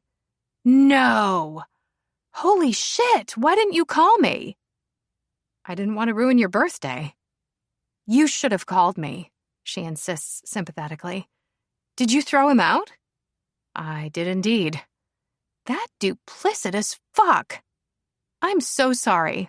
Are you all right? I'm actually dealing with it better than I thought I would, which is telling. I frown. Then on Saturday, I had a disagreement with my boss. Boo! That woman is the worst. She really is. But it gets better, because then I had a car accident in the parking lot at work and probably killed the Prius. It was Alistair's car that I swerved to avoid. Totally my fault since I was distracted and in the wrong damn lane. Are you okay? My neck is a bit sore today, but otherwise all good. You've been busy. Rebecca's lips skew to the side, and she gives me a look of commiseration. That would be a lot for anyone to deal with. I can see why you were in a bar in need of the kindness of hot royal strangers. I went to that restaurant on the corner from work and had a few drinks and felt sorry for myself, and we got to talking. Did you get his number? No. She winces and sips her wine. That's a shame. Talk about a once-in-a-lifetime opportunity. I'm sorry your weekend turned out to be so awful. But what was he like, just out of curiosity? He was nice, though he could also be cranky. I don't know. We just chatted for a while. It's not like we bared our souls to each other or anything. She ponders this for a moment. Then she picks up her cell and swipes several times. Did I mention that you also broke the heart of America's sweetheart? I did what? She turns her screen toward me, showing a tear-stricken woman in designer apparel. Her beautiful face is familiar, as it should be, seeing as she was in the blockbuster movie from last summer. Josh took me to see it on our first date. I flicked through a series of photos and articles in amazement, and more than a little horror. The headlines read, Betrayed by Prince Charming, and Daria Gets Dumped. Ouch. Charming Cheats is my personal favorite, says Rebecca, lowering her phone. Clear, concise, it says it all. Insiders say the king is furious with the illegitimate Playboy prince over this latest scandal, I read. Do you think these so-called insiders ever actually exist? I highly doubt it. Me too. I didn't even realize he was dating Daria Moore. Wasn't he with that singer? They broke up a while back. She's engaged to some Nepo baby now. Huh. Guess he's the one before the one after all. Yeah. I honestly don't know what to say. But I definitely didn't steal anyone's man. I didn't even make a pass at him.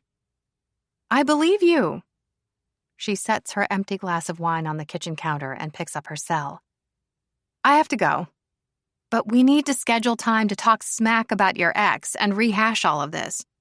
just in case you forgot any important details. And don't forget, you promised me sashimi. Though, given your run of bad luck, maybe I should be buying.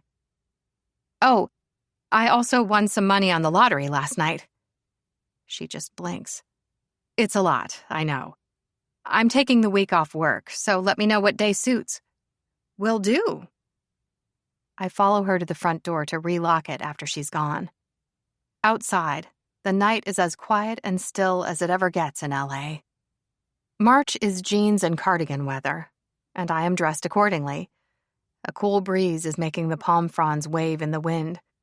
My elderly neighbor 2 doors over, Mr. Perez, is standing on his doorstep talking to someone. Someone who is tall and broad with dark hair. Someone vaguely familiar. No way. It can't be. Yes, sir, says the man with a familiar Scottish accent. The warmth that rushes through me at the sound is wild. He is here. How amazing. You're absolutely right. I should have asked her for her apartment number when I was with her. But I am not harassing her, I promise. Mr. Perez answers in Spanish, and he is not happy. I don't understand enough to know what he's saying, not at the speed at which he's talking. Though Alistair has no such problems, switching languages with ease. Excuse me, I say. The conversation pauses, and I raise my hand. Gracias, Mr. Perez. I do know him. It's okay. Sorry to disturb you. Mr. Perez nods and wanders back into his apartment without another word. He probably has soccer waiting. It's his favorite. For Christmas, his daughter installed a huge flat-screen TV so Mr. Perez could watch his games in high definition. I helped to lift it into place and was rewarded with a couple of pieces of tres leches cake for my efforts. Lila, says Alistair, heading my way. I couldn't take my eyes off him if I tried. He really is like a modern-day Prince Charming. The man has such presence. How many doors did you knock on trying to find me? That was my third. No answer at the first, and the second was slammed shut in my face. This is wild. I honestly never thought I would see him again. But here he is, standing right in front of me. He is neither smiling nor frowning. The sharp lines of his face are set in this careful blank, though I detect a hint of apprehension in his beautiful eyes. My heart is now beating much harder for some reason.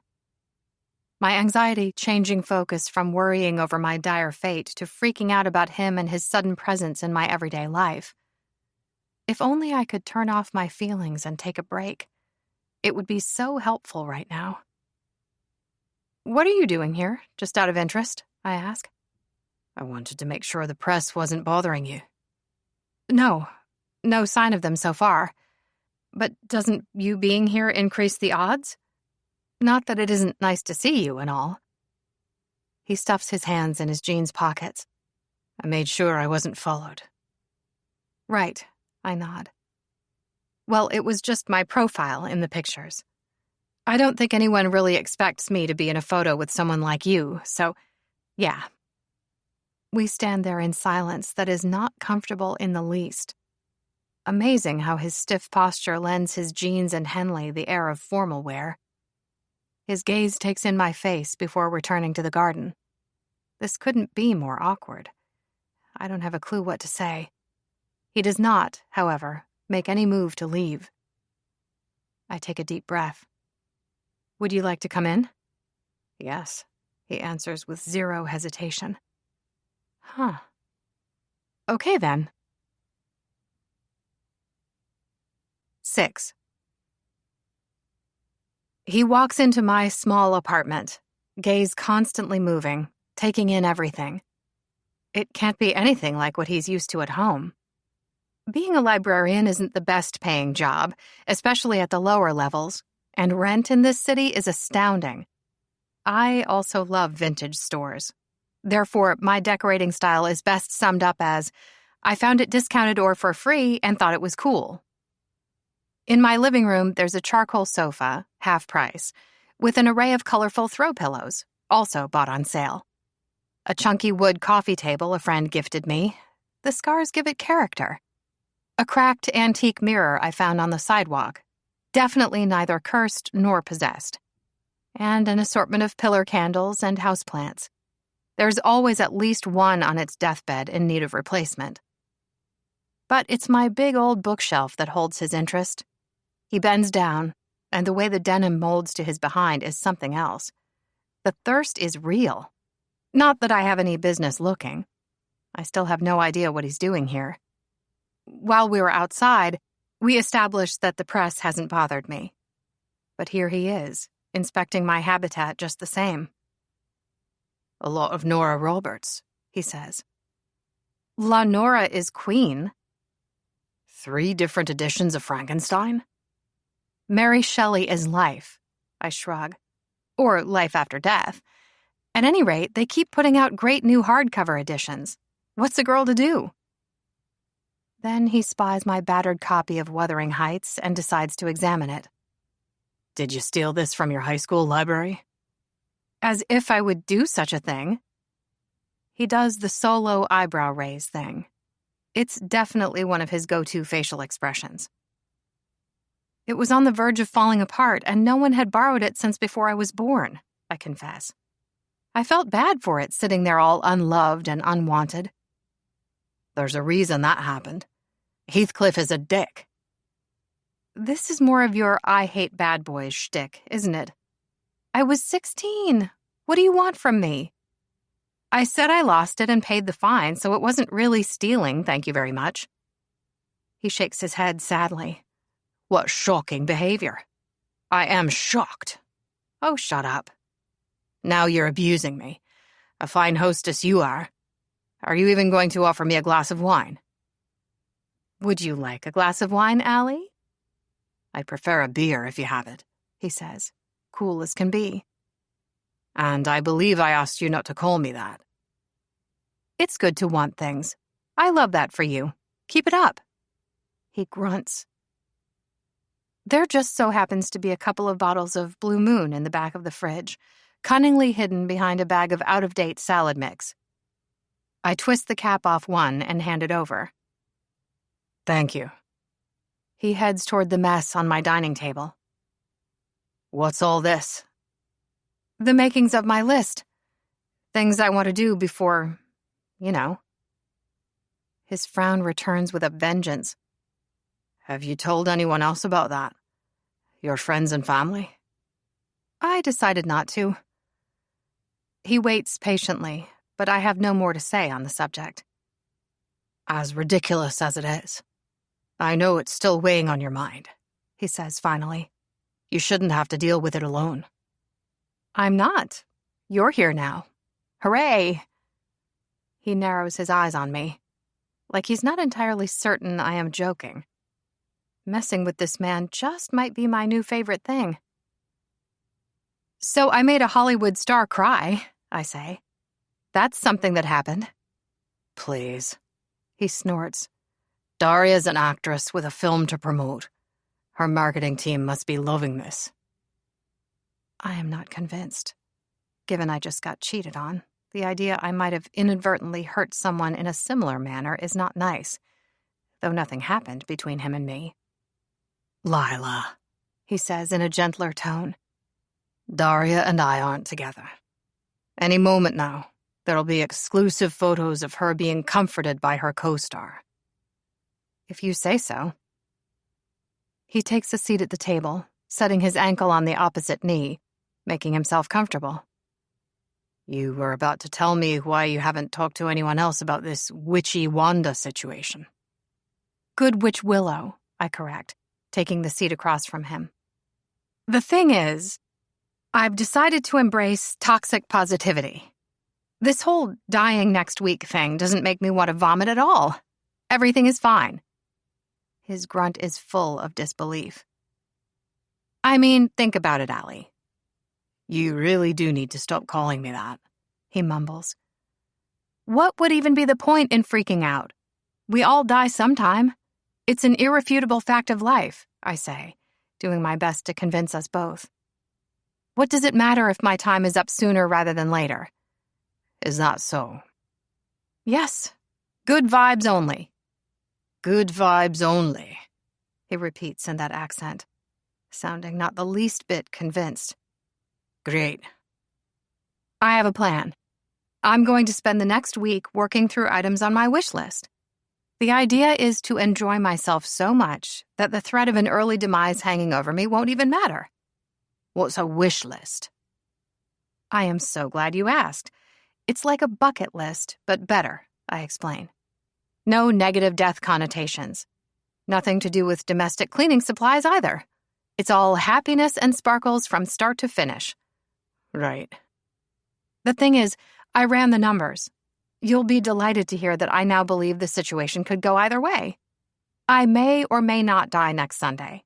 But whatever happens, I've taken the next week off work, and I'm going to have fun. All right, he says, as if he's considering giving me his grudging approval. As if I even need it. This one has some alpha tendencies. What's on the list? Skydiving and bungee jumping and so on? No, none of those things. Yikes. I take a sip of wine. I do not feel the need to test gravity. There's a delicate balance between experiences that make you feel alive and ones that actually increase your chances of an early death. I intend to stick with the first. What have you got then? Now he's on his feet again.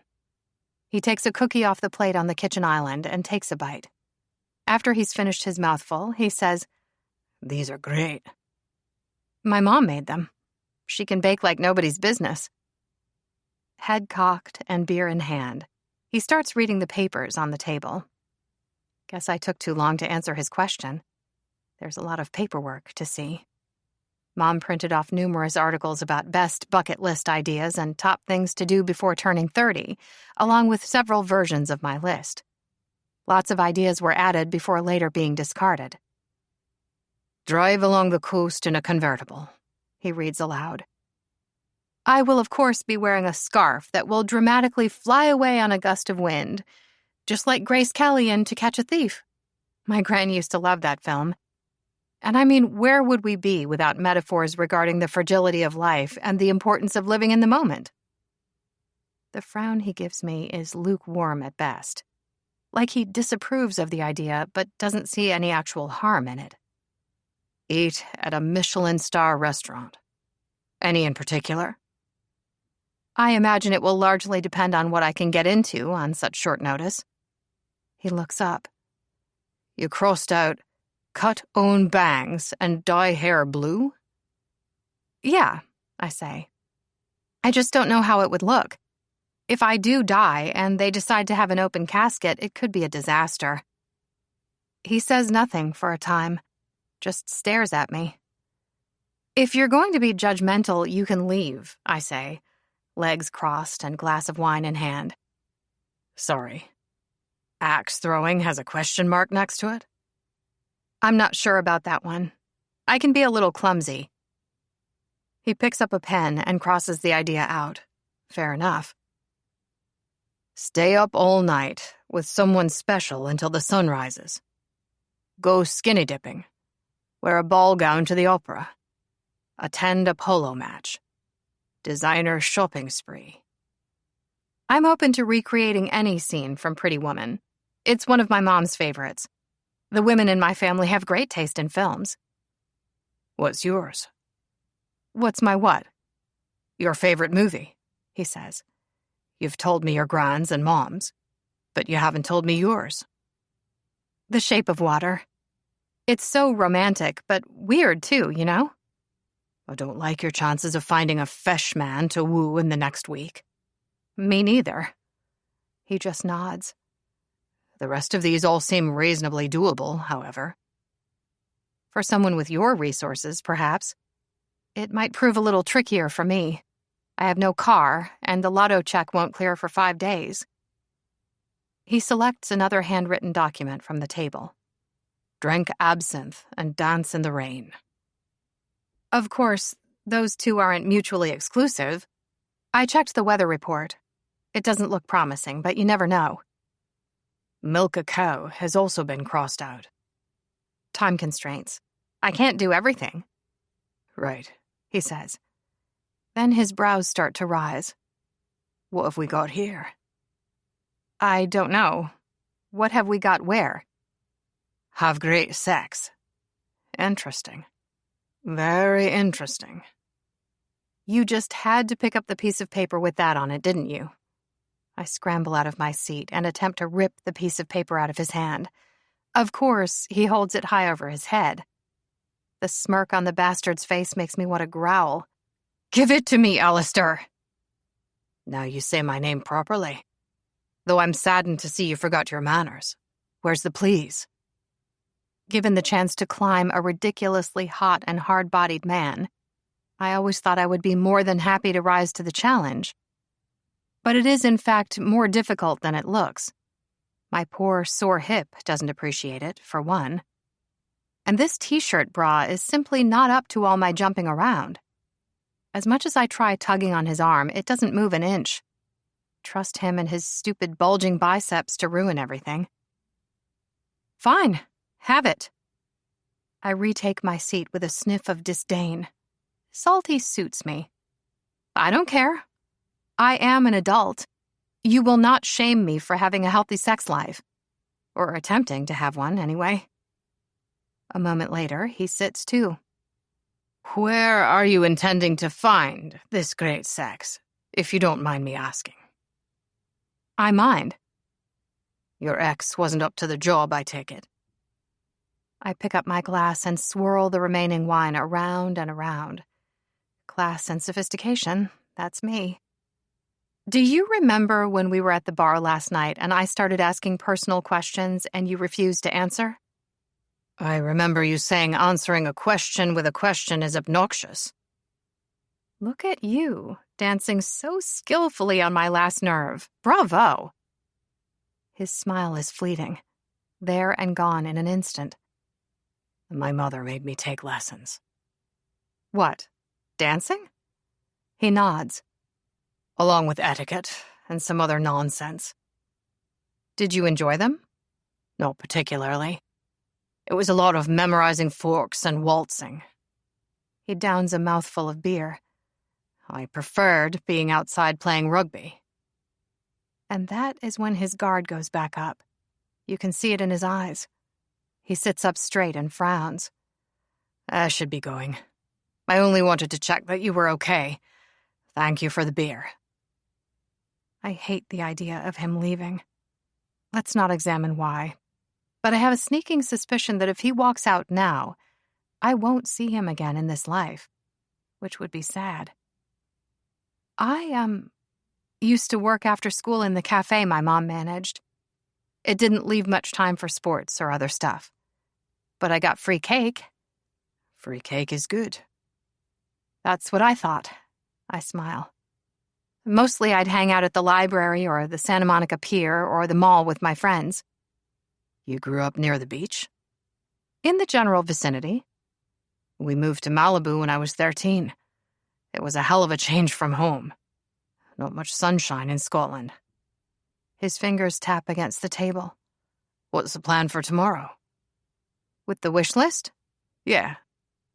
Well, first I have to organize all of this and come up with a clean copy of my top 12 most desired things to do. A dozen feels like a doable number, along with a backup selection in case some don't work out. That's going to take a little while, but it's best to be prepared, right? I don't want to rush and leave out something that could be great, you know? A ranking system out of 10 might be useful.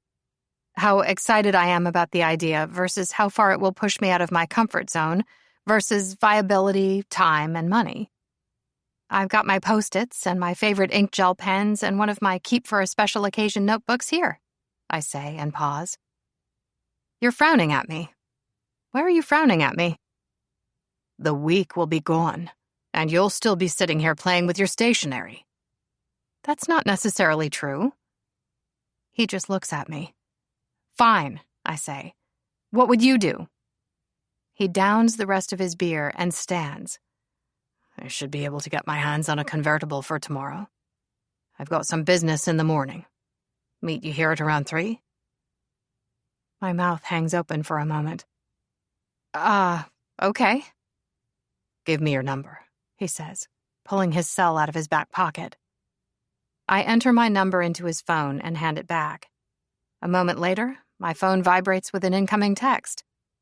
This is all happening very fast, at least for me. I'm confused. Are we becoming friends? Is that what's happening here? Do not misuse my number, he says in a particularly stern voice with a very serious expression on his face. A combo that hits me right between my legs. As if I would misuse your number. I am shocked and stunned that he's sharing it with me, given his general distrust of people and his need to keep things private. It's a huge act of faith on his part. What am I going to do, Allie? Text you pictures of my feet? And don't make a big deal out of this. It's a one-time thing, he says, heading for the door. You need help. I happen to know someone with a convertible. That's all. Of course. I appreciate you putting yourself out like this. Thank you. He gives me a stiff nod. It does kind of feel like we're becoming friends, though. So long as you don't think we're soulmates. I don't much care what you call it. He opens the door. Come and lock this behind me. I set down my glass and stand. I know basic home security. You'll note that I didn't even bring up the soulmates thing this time. That was all you. See you tomorrow. Don't forget your scarf, he says, and shuts my front door in my face, as one does. 7. Monday. After an hour of working on the wish list, I curl up in my preferred spot, a surprisingly comfortable old black leather armchair I found in a vintage store, with Slave to Sensation by Nalini Singh. New adventures over the next week sound great, but so does visiting with old favorites. The books, music, and movies that helped make me. There are many reasons for rereading a story. To remind us of special times, to revisit characters who feel like best friends, to wander again through worlds that thrill and delight. Fiction has always been an escape from reality. When you know what's coming, however, books also become a place of absolute safety and comfort. I read until the early hours. It's easy to forget how quiet it gets when the night's slipping away but it's not yet morning. How silent and still everything is once the world goes to sleep. Feeling like you might be the only one awake is a small and curious sort of magic. Until some drunk down the block starts yelling and kills the vibe. That's when I know it's time for bed. Much later that morning, I walked to my favorite local cafe for the best breakfast burrito. Scrambled eggs, black beans, ham, Monterey Jack cheese, guacamole, and salsa on a white flour tortilla. With strong coffee, of course. The joy this breakfast brings to my mouth and belly cannot be underestimated. It truly is the simple things in life sometimes. I follow it with some online snooping into Alistair Lennox. I could lie and say it's purely educational. Knowing what topics to avoid would be useful when dealing with him. But let's be honest, it's just me being nosy. But also, when your life is out of control, you look for ways to cope. And research is an old and proven coping mechanism of mine. The monarchy isn't my thing, and I was too young to remember the scandal when Alistair was born. However, I do know the basics of the story due to Mom.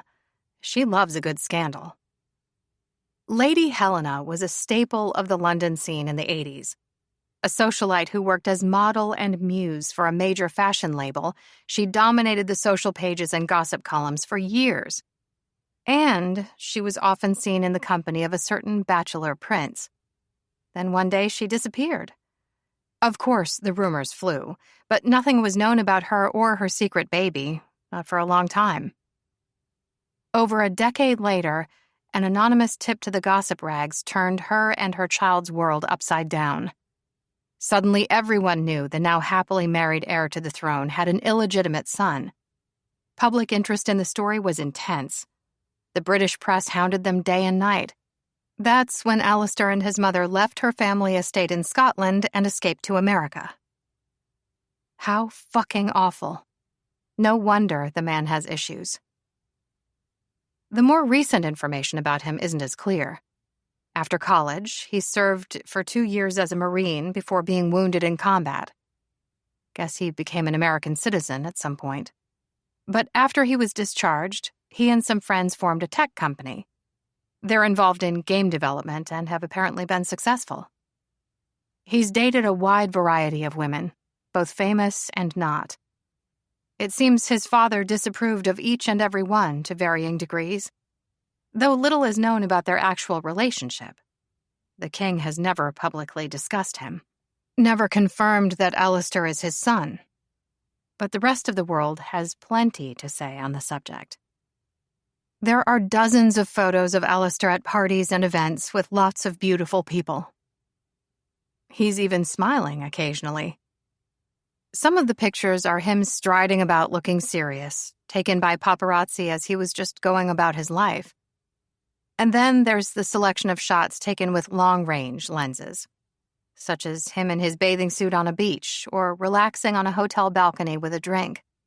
He is, of course, disgustingly handsome in all of them. Shame on him. None of this offers any clues to why he's spending time with me. Not to be hard on myself, but I am an anomaly in this picture. When it comes to Alistair, I think Good Witch Willow was wrong. Which is both good and bad. Good that I might live past Sunday. Bad that I won't get the boy. Not that I ever really thought I would. Guys like him don't choose girls like me. It is a fact of life. There have been no further news items in the Daria Moore situation. Guess they're waiting for someone more famous to do something newsworthy. The gossip sites are mostly regurgitating yesterday's articles and shots about us, along with a few new theories about who the mystery woman might be. One article claims we've eloped to the Caribbean. Another posits that Daria is pregnant. They all declare that the king is furious at Alistair for his reckless bachelor ways. Again. Stress would have done the king in years ago if he actually did all the raging about the palace that the media claim. By the time 3 o'clock approaches, I am ready to roll in gray plaid high-waist trousers with a pair of flat black booties and a fitted pale blue tee. My hair is tied back in a low ponytail and my makeup is immaculate. Definite main character energy. My phone buzzes with a text from Allie. Outside. I reply, coming. I grab my sunglasses and purse and head out. There's a humming in my blood, a mixture of nerves and the sensation you get when you just know something is going to be good. And Alistair does not disappoint. I doubt he even knows how to. A beyond beautiful, shiny black convertible with a white leather interior is parked at the curb. He leans against it like he's in a movie, and the whole scene makes my heart beat faster. But I'm sure that's just because he's making a dream come true. Growing actual feelings for this man would be a bad idea. I might die in 6 days. I don't have time for a crush on Prince Charming. When he sees me walking down the cracked concrete pathway, he gives me a brief smile, as if his happiness is only meted out in small doses. Got your scarf? Yes, I do, I say with a giddy smile. There will come a day when his accent will no longer thrill me, when I will learn to gird my loins against him. Today, however, is not that day. Nice car. Ferrari GTO California Spider Revival. He opens the passenger side door for me. Glad you approve. Thank you for this. He gives me one of his signature stiff nods. No photographers? I ask, looking both ways down the street. There were a couple, but I lost them on the way. Guess you're good at that sort of thing. We don't talk as he drives through the city and toward the coast. Not at first. He keeps giving me these side glances with a faint frown, as if he can't quite believe he is here in this car doing this with me, which makes 2 of us. But eventually, I can stand the silence no more. I got some good work done on my wish list after you left last night, I say. Then I read a book for a while. He nods. And this morning, I went out for the best breakfast in existence. What exactly is that? It's this breakfast burrito from a local cafe. Eggs, black beans, ham, Monterey Jack cheese, guacamole, and salsa on a white flour tortilla. He raises a brow. Sounds interesting. But you can't tell me it beats a good old brown sugar Pop-Tart. Are you being serious right now? I am always serious about breakfast. A Pop-Tart. I give him a long look. No idea if he is winding me up or what. Please. He takes his eyes from the road for a moment to shoot me another one of those glances. Though this time, it seems more curious in nature. Your choice of cheese also gives me pause. Would you really willingly choose Monterey Jack over mozzarella? What do you have against Monterey Jack? It's fine, I suppose, he says with a faint air of disdain. If you like that sort of thing. By that sort of thing, do you mean cheese? Because I like cheese. He lifts the fingers of one hand from the wheel, as if he's waving the subject adieu. There's nothing wrong with Monterey Jack. It's a wonderful cheese. Whatever you say, Lila. There's something in the way the Santa Ana wind tousles his dark hair that works for me. Makes it hard to look away. Though he is alluring with or without the weather. You're staring at me, he mumbles. I want to commit what a Monterey Jack hater looks like to memory. That way I can avoid your kind in future. His smile is a split-second sort of thing, like it escaped him for a moment. Bold words from a Pop-Tart phobe. I never said I hated Pop-Tarts, just that there is no way they compare to a breakfast burrito. I wait for a while. What's up, Allie? Nothing to say in your defense? I just thought I'd let you sit over there and dwell in your wrongness for a while. You seem like a bright enough lass. I am sure you'll come to your senses eventually. I snort. We're heading northwest, and there's little to see until we join the Pacific Coast Highway at Santa Monica. The gods of traffic smile on us, and we make good time. A handsome man in a sedan tries to catch Alistair's eye at a red light, along with several women in an SUV. Who can blame them? What? Asks he of the dark tousled hair and chiseled jawline. You're still staring. No, I'm not. Yes, you are. What's on your mind, Lila? I sigh. I was just thinking...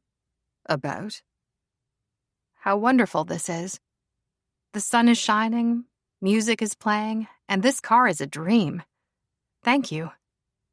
You already thanked me. And now I'm thanking you again. You put yourself out for me. A veritable stranger in a sticky situation, I say. You're a good man, Alistair Lennox, even with the whole cheese thing. He grunts. What else would you like to argue about? I suppose we could move on to lunch. I grabbed a burger. What about you? Brunch was late, so I didn't bother. He just nods. It is a spectacular day for a drive. The endless blue of the ocean disappears in the distance. There are gorgeous beaches with expanses of sand, rugged cliffs, and rock formations. But it's the cool, salty air rushing past that makes it sublime. My scarf is wound around my neck, and the ends flutter in the wind. I want to imprint this moment in my memory so I can play it back at will whenever I need a hit of happy. I clear my throat and announce, back to my wish list. I decided not to attempt riding a mechanical bull. Probably for the best. I also started working on a second wish list, which... Did you finish the first one? He asks. No, not quite. What does the second one cover? Things I want to revisit, like my favorite books and so on. He thinks it over for a moment. That makes sense. What's on the list? The paranormal romance I read last night and season 1 of The Vampire Diaries. Except it's 22 episodes, so I don't know how feasible a rewatch is given time constraints and the other things I hope to do. But those two choices kind of sum up my teenage years. Maybe you could just watch your favorite couple of episodes. That would work. What else have you been doing? Not much. I stare out at the ocean and try to convince myself that everything is fine. What are you frowning about? He asks. What's wrong now? I looked you up online, and I feel a little weird about it. Did you? He asks in an unhappy tone of voice. Weird how? Guilty, I guess. His lips thin, and he shoots me a look out of the corner of his eye. You could have just not told me. I don't want to lie to you. It doesn't feel like a good time for me to be adding to my karmic debt. But I did want to know more about you since we're spending time together, and you're touchy about being asked anything. Which is, of course, your right. I swallow. That excuse sounded more plausible in my head. Nothing from him. I should point out that I already knew most of it due to living on the same planet as you for the past 29 years. And wanting to know more about the person you're spending time with isn't exactly nefarious. Though I can also see how you might feel it's ever so slightly an invasion of your privacy since you're sensitive about that sort of thing. His jaw is set in stone. It would take a chisel to move the thing. I just wish you hadn't done that, Lila. But don't you think maybe you're being a little overly sensitive? Are you deliberately trying to start a fight with me? No, just thinking things through. His frown turns contemplative, but he says no more. The cell attached to the dashboard vibrates with an incoming call, and Helena flashes on the screen. He dismisses the call, and a moment later, the cell starts vibrating once again. He punches the button with his finger and says, I'm about to walk into a meeting. No, you're not, says a woman with an upper-crust English accent. You're driving on the highway a few minutes from home. Mother. Carlos just passed you. He's heading into Beverly Hills to visit his brother. He texted to tell me you were on your way. He did he? Asks Alistair in a defeated tone. I'll see you and your blonde friend shortly. I'm very excited. Such a wonderful surprise, darling. His previous unhappiness has been doubled at least. It's obvious in the stark line of his jaw. I'm sorry. We're going to have to go. Of course, I say quickly. Does she really think you were on your way to visit? Or was she just pretending so she could guilt-trip you? With my mother, you never know. He doesn't offer any further explanation. Just slows the car and turns at the next exit, taking us toward the beach. Lots of big, impressive homes. I doubt I can even afford to breathe the air around here. His mother was right. We were indeed only minutes from her place. Alistair's grip on the wheel tightens with each mile, while I feel smaller and more insignificant. Facing down this sort of wealth is intimidating. Multi-million-dollar properties and cars that cost more than all my worldly possessions. It just reinforces how he and I have nothing in common. Not really.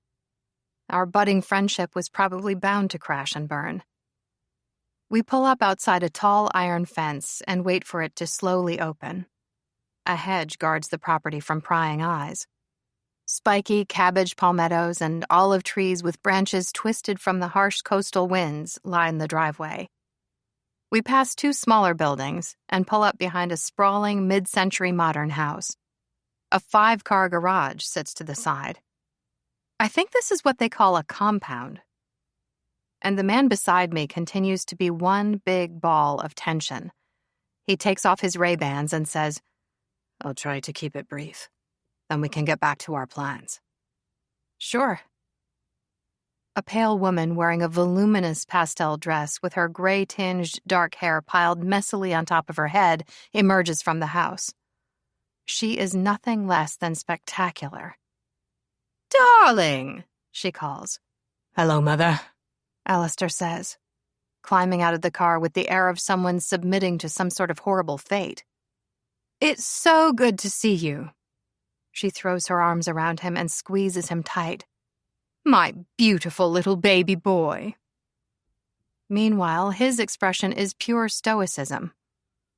Brave words from someone who doesn't even reach my chin. "Introduce me to your friend." This is Lila, is all he says.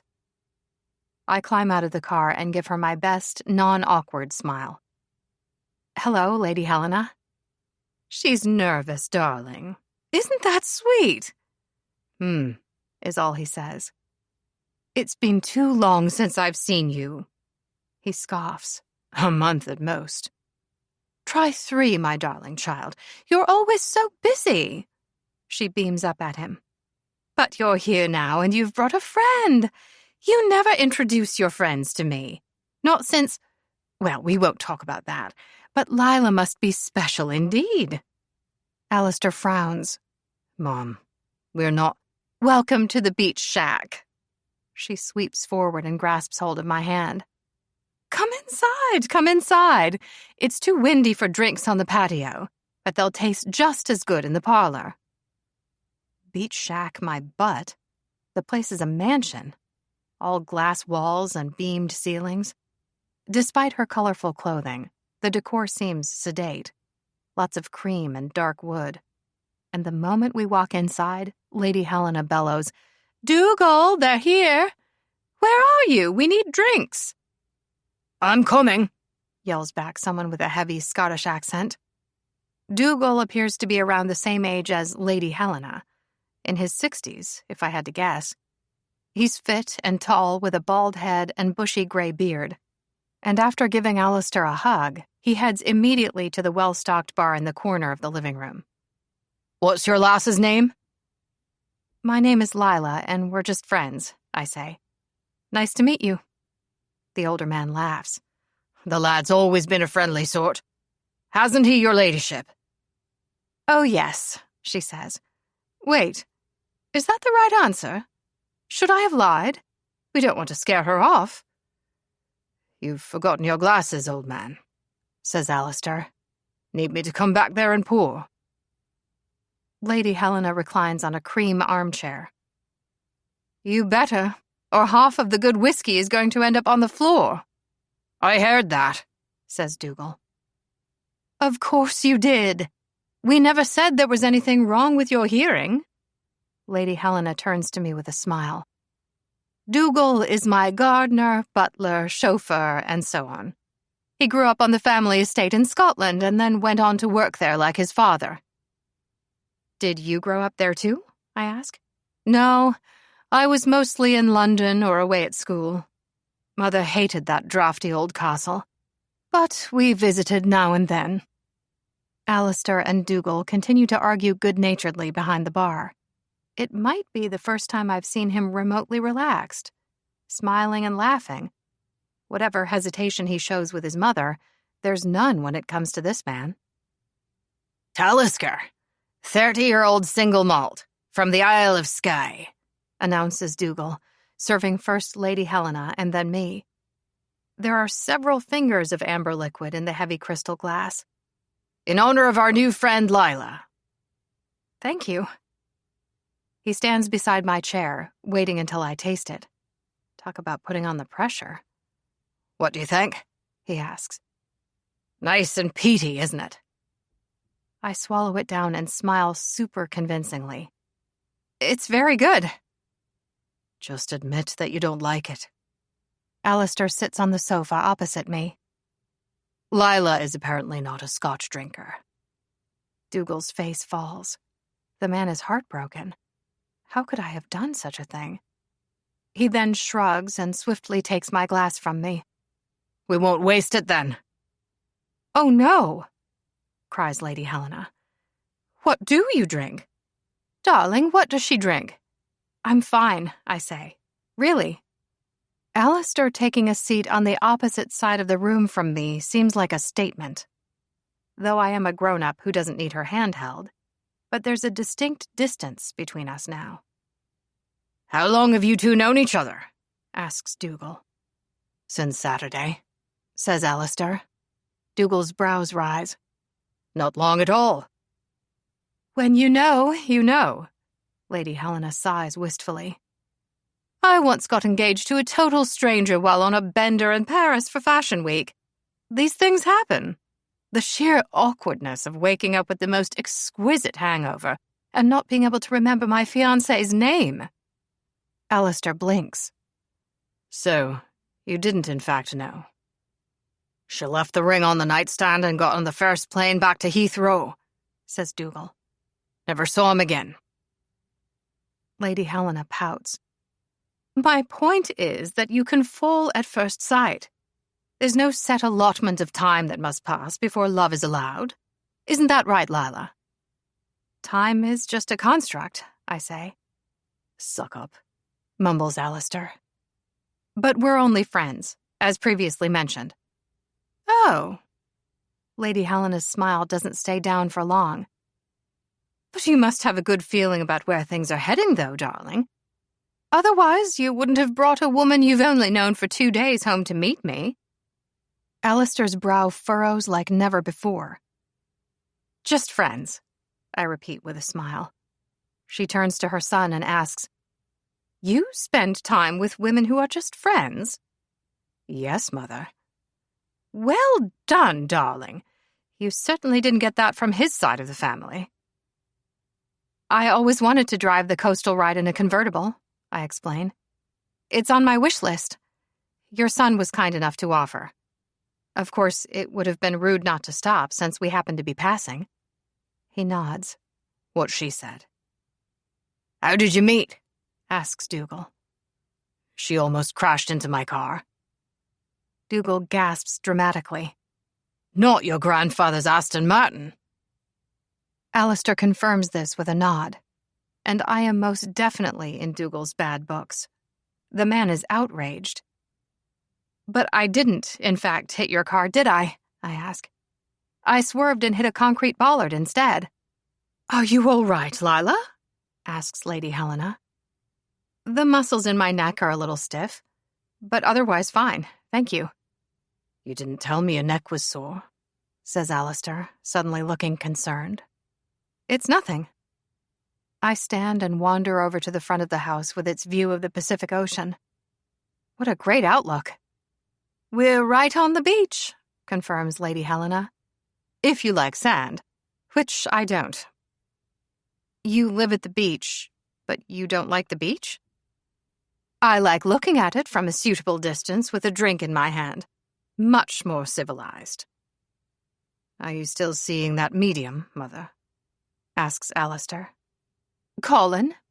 Yes, but he prefers to be called an intuitive. She pauses to sip her scotch. He's been so helpful. We've been dealing with a lot of my issues around self-love. He actually had a message for me to pass on to you the last time I visited. He said, Beware the color blue. It all sounded rather ominous, actually. Make of that what you will. Alistair's gaze slips from my face to my pale blue tea and back again. Then he says, Very interesting. Tell Colin I said thank you. As juvenile as it is to scratch your cheek with your middle finger, it still happens from time to time. Such is life. Betty White is one of his spirit guides, continues Lady Helena. Isn't that brilliant? I would take advice from Betty White, I say. Dougal nods. You'd be a fool not to. Remind me, Mother, says Alistair. What happened to that last psychic you were seeing? Lady Helena sighs and flops back in her chair. It's hardly Gabby's fault that she's in jail for grand larceny. Communing with the dead is complicated. Messages are bound to get jumbled every now and then. It's also not like everyone is ready to hear the truth, let alone have the wisdom to apply it to their life in a beneficial manner. It's so sad the way people harbor resentment in their hearts. That is sad, I agree, turning to her son. It's not like we don't all do things now and then that we regret. And to forgive is divine. Alistair's gaze is as cranky as can be. Due to my research, or this visit with his mother, or a combination of both, I do not know. But it would greatly ease my mind if he could be less hot while behaving ever so slightly like a dick. Lady Helena points her glass of scotch in my general direction. Exactly right, Lila. We can only move forward by releasing the past and embracing the future. What nonsense, grumbles Alistair. All your psychics and spirit guides. You know I don't believe in any of it. What happened to science and reason? Well, my darling boy, I believe we should all be free to live our truth. I'm well aware. That's enough, says Dougal sternly. Imagine him daring to disparage my spiritual beliefs. And just like that, Lady Helena snaps her fingers. He's out of the will. Again, says Alistair in a lighter tone. She laughs. Again. I don't know how many times that is now. Just as well. I can't be bothered to contact my solicitor and make any actual changes. Phew, says her son with a small smile. His gaze lingers on me as he sips his scotch. Then, out of nowhere, a sly sort of smile appears on his lips. Actually, Mother, he says, you ask what Lila drinks? I just remembered. She mentioned wanting to try absinthe. It's another item on her list. Lady Helena bursts out of her seat. What a wonderful idea! No, absolutely not. I'm putting my foot down, says Dougal, who does indeed put his foot down. The last time you opened a bottle of that stuff, you rang you-know-who and told him to kiss your ass. That was years ago, and he deserved it. You know he did. Lady Helena sweeps over to the bar and reaches for the top shelf. Several sparkling diamond bracelets slide up her arm as she stretches and strains. I won't be the one drinking it anyway. It's for Lila. Alistair, darling, please help. I'll need the fountain, too, if we're to do this properly. I think it's on the bottom shelf of the cupboard here. Alistair rises to his feet. Coming, Mother. Well, Dougal sighs heavily. I hope you have a stout constitution, lass. Me too, I say, with no small amount of fear. Your mother is a creature of pure chaos. You're not wrong, says Alistair. Are you sure you don't need ibuprofen or something for your neck? I'm fine. Malibu is magic. It reminds me of hanging out at the beach when I was younger. The sun is setting, and the play of colors across the sky is sublime. Hues of orange and terracotta fade to peach and pink before melting into lavender and mauve. There's something soothing about watching the water, having an unimpeded view of this dreamlike vista from Helena's living room. And yet my sigh is the heaviest known to womankind. Alistair's face is blank, the same as it's been for the last hour. What was that for? The burden of big thoughts. Such as? I do my best to gather said thoughts into a straight line. It doesn't work. Please take into consideration that there's a small chance I am somewhat inebriated. You don't say, he replies in a dry tone. You also make me nervous, so don't expect this to be eloquent. He frowns. I make you nervous? I just shrug. Why would I make you nervous? Hush. I'm talking now, I say, moving right along. You see, this whole situation with the predictions has been making me take stock. I always thought I would travel and do all the kinds of things that are on my list. But then routine takes over and it's all work and bills. I want to try to live with joy and notice the little things.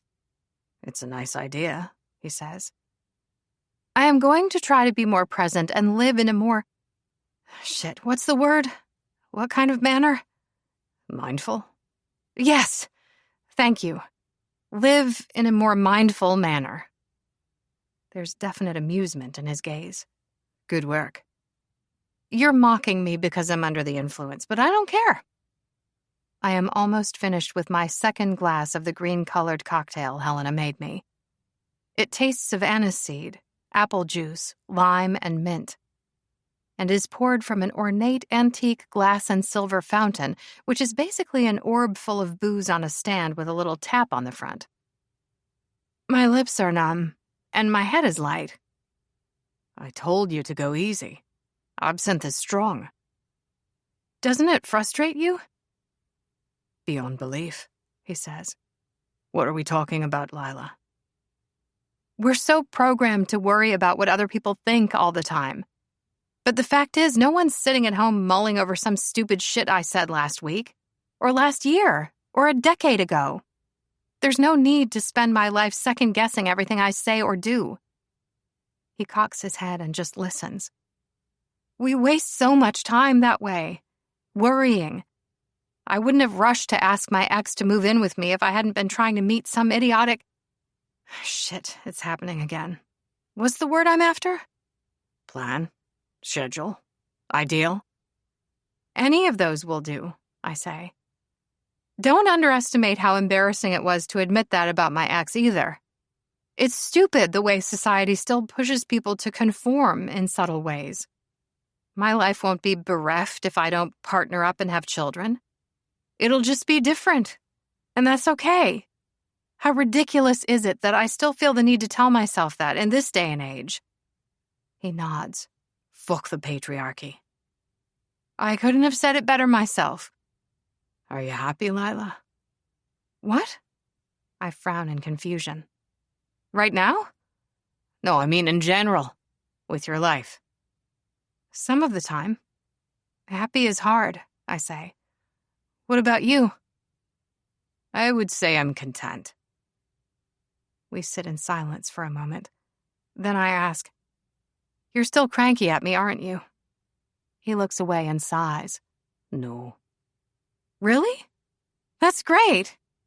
Though it might have been wiser of me to keep my mouth shut and not say anything about looking you up online.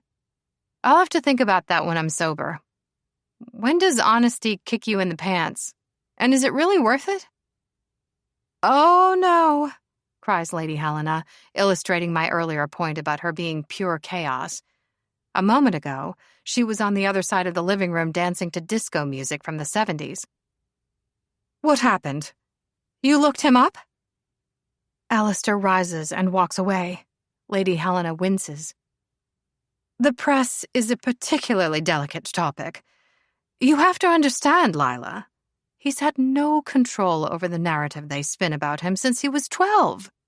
They've invaded his life at every possible opportunity and made money off their lies.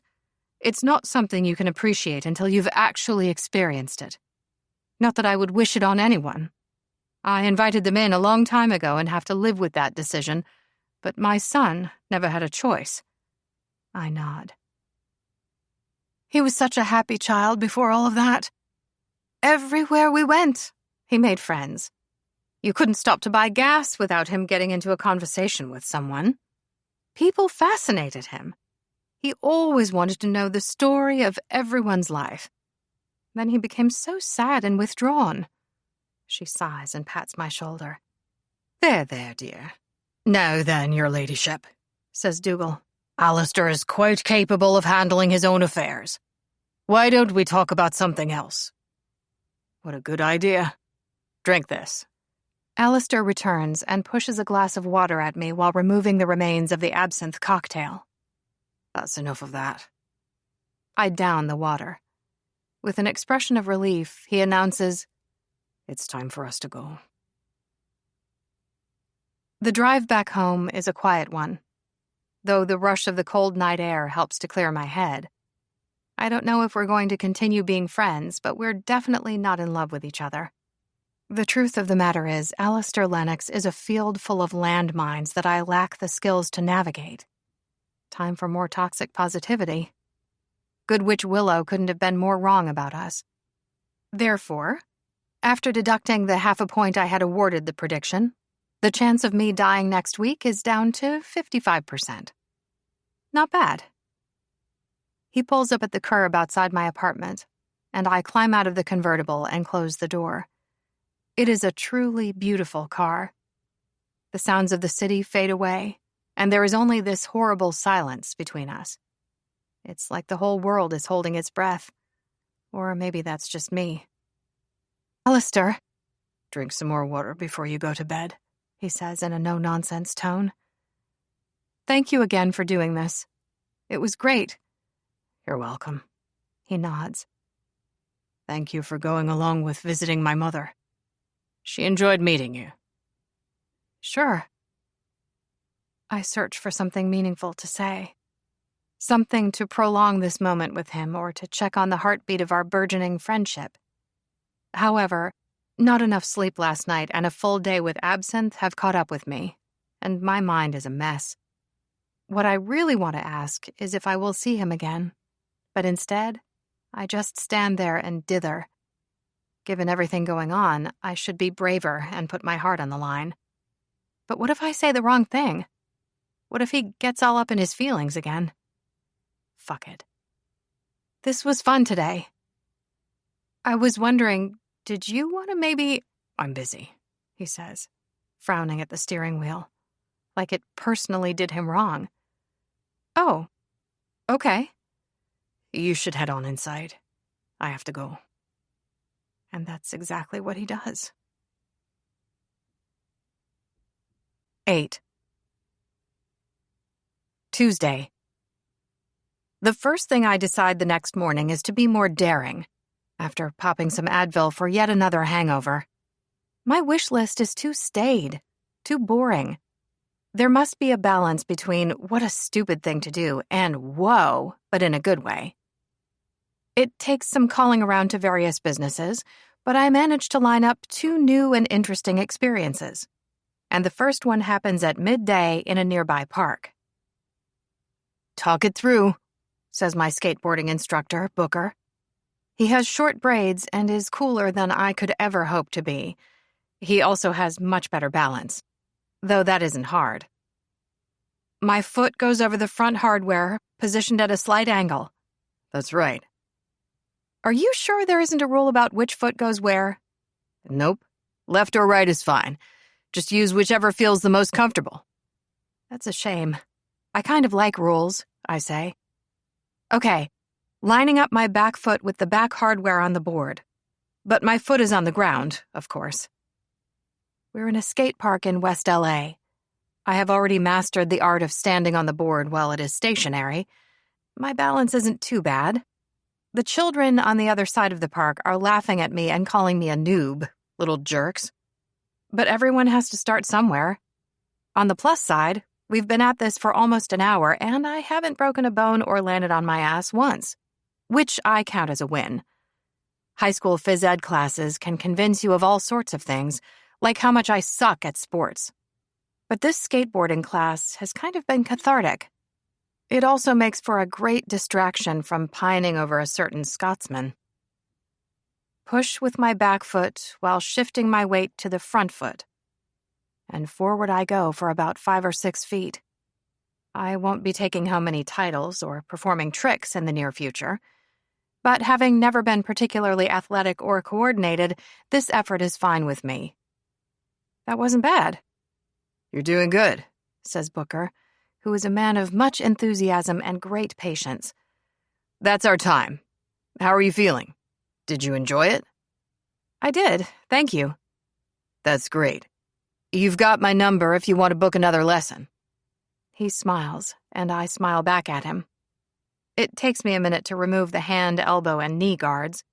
Then I give all of them back, along with the helmet and board. And I tip him well because the man is doing God's work out here in the half-pipes. My cell vibrates in my back pocket. Rebecca is texting me a series of screenshots from a leading gossip site.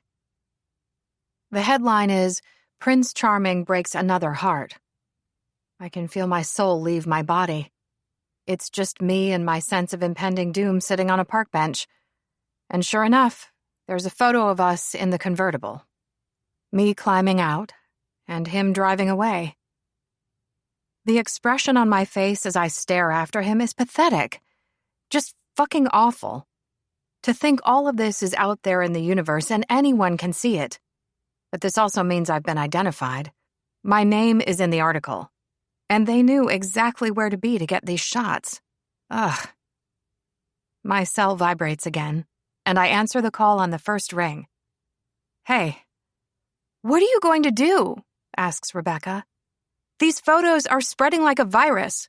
You can't go home. They'll probably be there, right? The paparazzi and so on? Yeah. Come stay with me. No, I don't want to dump this mess on anyone. Where then? She asks. A hotel? I think so. Something with security and room service. I take a deep breath. It should only be for a day or two. They'll see that you're boring and go back to chasing pop stars and actors around town in no time, she jokes. Lila, are you okay? Your face in that photo. You look so sad. It was nothing, just weird lighting or something. That's the excuse you're going with? I sigh. The truth is, I hardly know the man, and I doubt I'll be hearing from him again. It's not worth worrying about. I didn't realize you'd been in touch with him again. You really don't want to talk about it? No, I confirm. Not right now. But thanks. I have an appointment to get to. Okay. Let me know if you change your mind. Or if you want some company in your hotel room. Will do. My phone chimes, and a text message appears on screen. Josh. How could you do this to me? Josh. I was giving you time to calm down and you fucking cheat on me? You're such a bitch. What an entitled prick. Kicking Josh out is fast becoming the best choice I've ever made. Stay in a haunted hotel wasn't on my wish list before, but what the heck?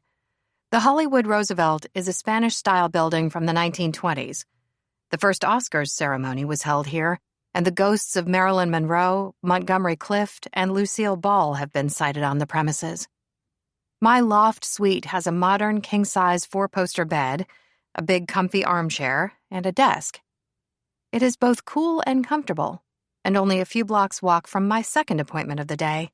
But more about that later. Booking into a hotel in the middle of Hollywood might not seem smart for someone on the down low. However, it's not like I plan on leaving my room for the next 24 hours. It sucks to lose a day, but this will blow over. In the meantime, the bathtub is calling my name. My apartment doesn't have one, and hot water and bubbles are sublime. The heat is particularly great on my neck and hip. Though I make sure to keep the new bandage on my wrist from my afternoon's adventure out of the water. Now is the time to wrangle my cell.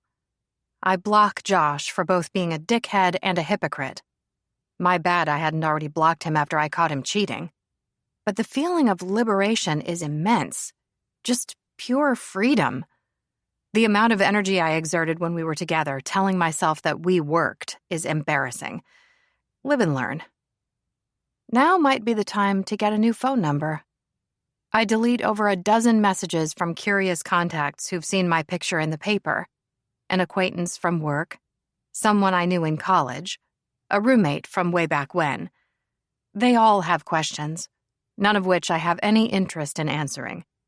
Most of these people I haven't heard from in years. Making friends as an adult is hard, though I also might just not be any good at it. I always had books to keep me company. I do answer a message from Mr. Perez with an apology. He found a photographer standing in the front garden. Staying away from home for now is the right choice. Next is an email from my insurers confirming they're writing off the Prius. The repairs would cost more than the vehicle is worth, apparently. I call Mom and Dad and update them on my whereabouts. Mom's cousin had texted her about my situation, but I managed to explain things without too much trouble. Sort of. After the lotto win, they seem open to almost anything happening when it comes to me. Then I nuke anything and everything from the media, including the offer of a stupid amount of money for a tell-all interview about you-know-who. Like I even know him that well. I don't mean to Google myself. My fingers must have slipped, as wrinkled and waterlogged as they are. The moment it's done, I know it's a mistake. Dread sits heavy in my stomach. People always say don't read the comments, but when you accidentally go viral, don't read anything would be better advice. The body positivity movement has claimed me, which is cool. However, most monarchists think me fat and common.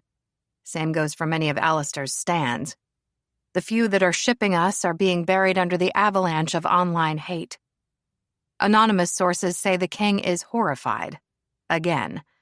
You would think he had better things to do. There has been no sign of Alistair himself, so they make his absence a statement. He is embarrassed.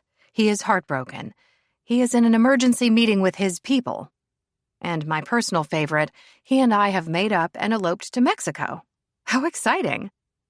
Nothing new to report about Daria Moore. Though, of course, there is plenty of speculation. And Lady Helena declined to comment, but she did flip the bird at a photographer from her front patio. What a woman. She was right about how understanding what parasites the paparazzi are requires first-hand experience. There's nothing like having your life reduced to clickbait, let alone the whole damn world having an opinion about you. So gross and weird. I have to convince myself to get out of the bath. Staying in it feels safe, though my skin is going to shit.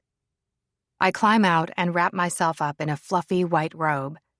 It's been a while since I stayed at a hotel. All I have with me are the contents of my purse. I washed my panties, bra, socks, and tea with soap in the basin and hung them on towel racks. Happily, local stores can deliver whatever else I need. This is not so bad. No sign of any ghosts yet. However, if I were a deceased Hollywood star, I wouldn't show up until after midnight. It would almost be common to haunt the halls before then. Make people work for the scares by staying up late. I am determined to give my poor liver a day off. But I can still order room service and read a book on my cell. I am perfectly fine dealing with this all on my own. No one else needs to be bothered by this bullshit. I'll do the sensible thing and hide away for a day or two, then get on with my wish list. All good. Yes! Success! 2 whole bowling pins topple noisily onto the wooden lane, and I do a dance in my borrowed shoes. It's important to celebrate your own small triumphs. The bartender said the speakeasy is usually busy, but not tonight. Lucky for me. Though it is past 11 on a weeknight, and this is LA, and some people will party any time of the day or night. The Hollywood Roosevelt has several bars and restaurants. This one is an old gaming room on the mezzanine level. Lots of polished wood and a wealth of liquor bottles lined up on the shelves behind the bar. And 2 bowling lanes, which is great. I have never bowled before, as demonstrated by my current performance. The truth is, I got lonely in my room. A good book is usually more than enough to keep me company, but my mind kept wandering. Being stuck in a hotel room, no matter how nice, got old fast. Down here, however, the vibe is good, and the music is loud. The pins are set up again, and I stretch my neck, pick up the bowling ball, and do my thing.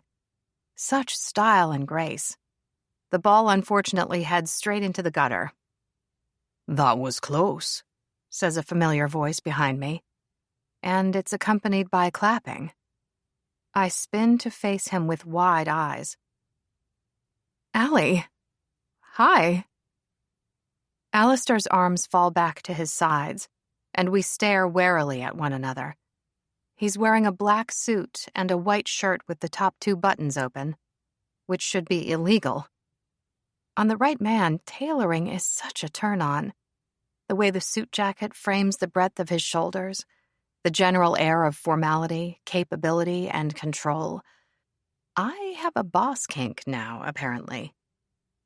I don't think I realized how much I wanted to see him again. Not until this moment. He makes my heart do a weird, fluttery thing. It can't be healthy. "Wasn't easy to find you," he says. "A journalist friend helped me out." I sit down on a nearby chair and start unlacing my bowling shoes.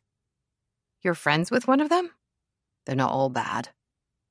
"If they know where I am, where are they?" I ask. "Or am I no longer of interest?" "You chose a good hotel. Security has been sending any press or lurkers on their way."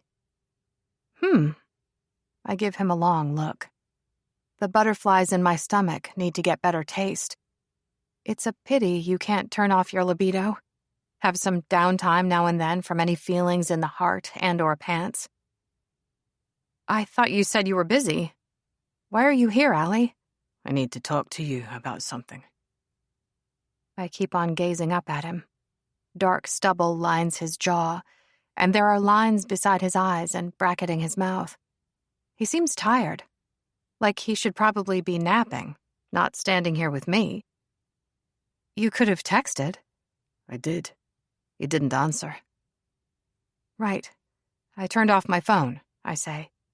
Didn't expect to hear from you again. No, he agrees, giving me a shifty glance.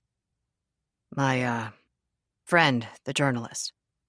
She said you were offered a lot of money for an interview. Are you going to do it? I stuff my feet back into my sneakers and stand. Go away, Alistair. I have to know. Yes or no, Lila? I hand over the shoes and nod goodnight to the bartender. She gives my companion a curious look, but says nothing. All I have to do is make it to the elevator and return to hiding in my room. I hit the button and wait with my shoulders up around my ears, as if I am in need of protection. A woman farther down the hallway is waiting on something, but she doesn't pay us any mind. Lila, he asks, standing behind me. The answer is no. You're not going to do the interview? It's a lot of money. So you said. The answer is still no. Are you absolutely sure? He gives the closed elevator doors a scowl. It seems the whole world is annoying him tonight. They need to know. They? Who is they? Is that your father, or... His lips slam shut and he says no more, which says more than enough. Might be best to make everyone you meet sign an NDA. Less stress. Just make it a part of your everyday life. Get a coffee, ask the barista to sign away their rights. Say hi to someone at a bar. See if they'll give you a quick signature. I know it sounds awkward at first, but I have every faith in you making it work. And then you'll never need to have a shitty conversation like this one ever again. The elevator chimes and the doors slide open. I step inside and press the button for my floor. I've answered your question. You can go away now. He just stands there watching me with his inscrutable blue eyes. My shoulders sink as the doors start to slide closed. The truth is, the sight of him hurts my heart. That and the fact that he actually thinks I'm the sort of asshole who would sell him out. Though I'm sure his past played a part in making him believe I'd do this. Trust seems so hard for him. But before the doors can close, he thrusts his hand between them. With an irritated noise, they pause, before sliding back open. A muscle jumps in his jawline as he steps into the elevator and glares down at me. Like this is all my fault somehow. What are you doing? I don't know, he growls back at me. 9. I won't do any interviews, Alistair, I say. You're safe. Go home. A shadow crosses his face when I say his full name. Not sure what that's about. But then he seems wound up and upset at everything right now. I heard you.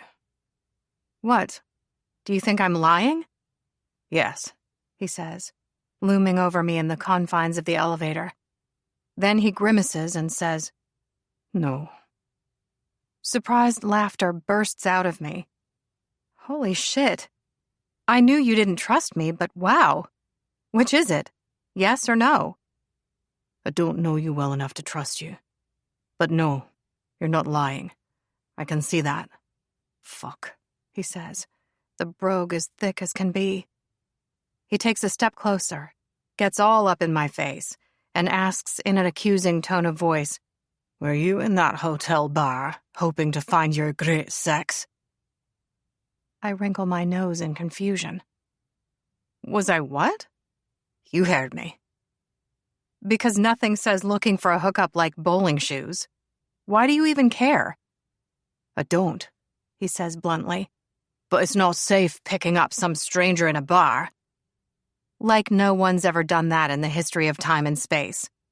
Lila. The elevator chimes and the doors slide open to my floor.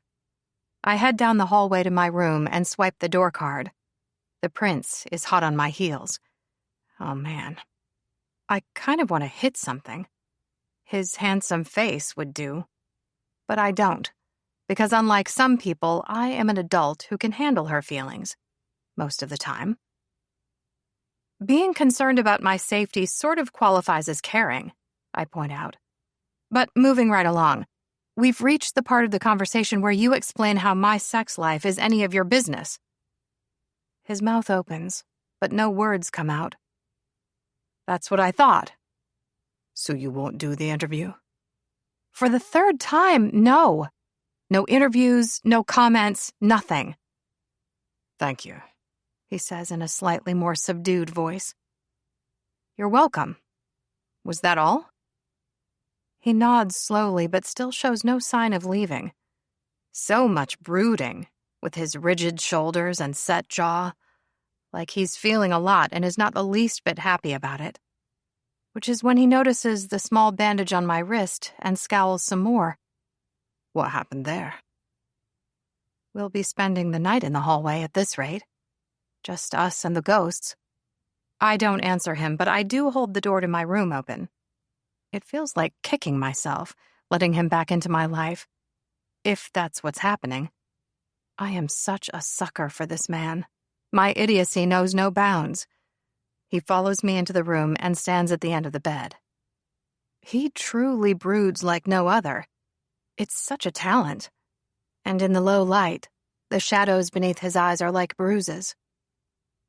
When was the last time you slept? I ask. Had an early start this morning. With my sneakers off, I climb onto the bed. It really is comfortable. I pick up the remote off the bedside table and turn on The Vampire Diaries. Oh, so carefully, I pick at the tape securing the bandage on my left wrist.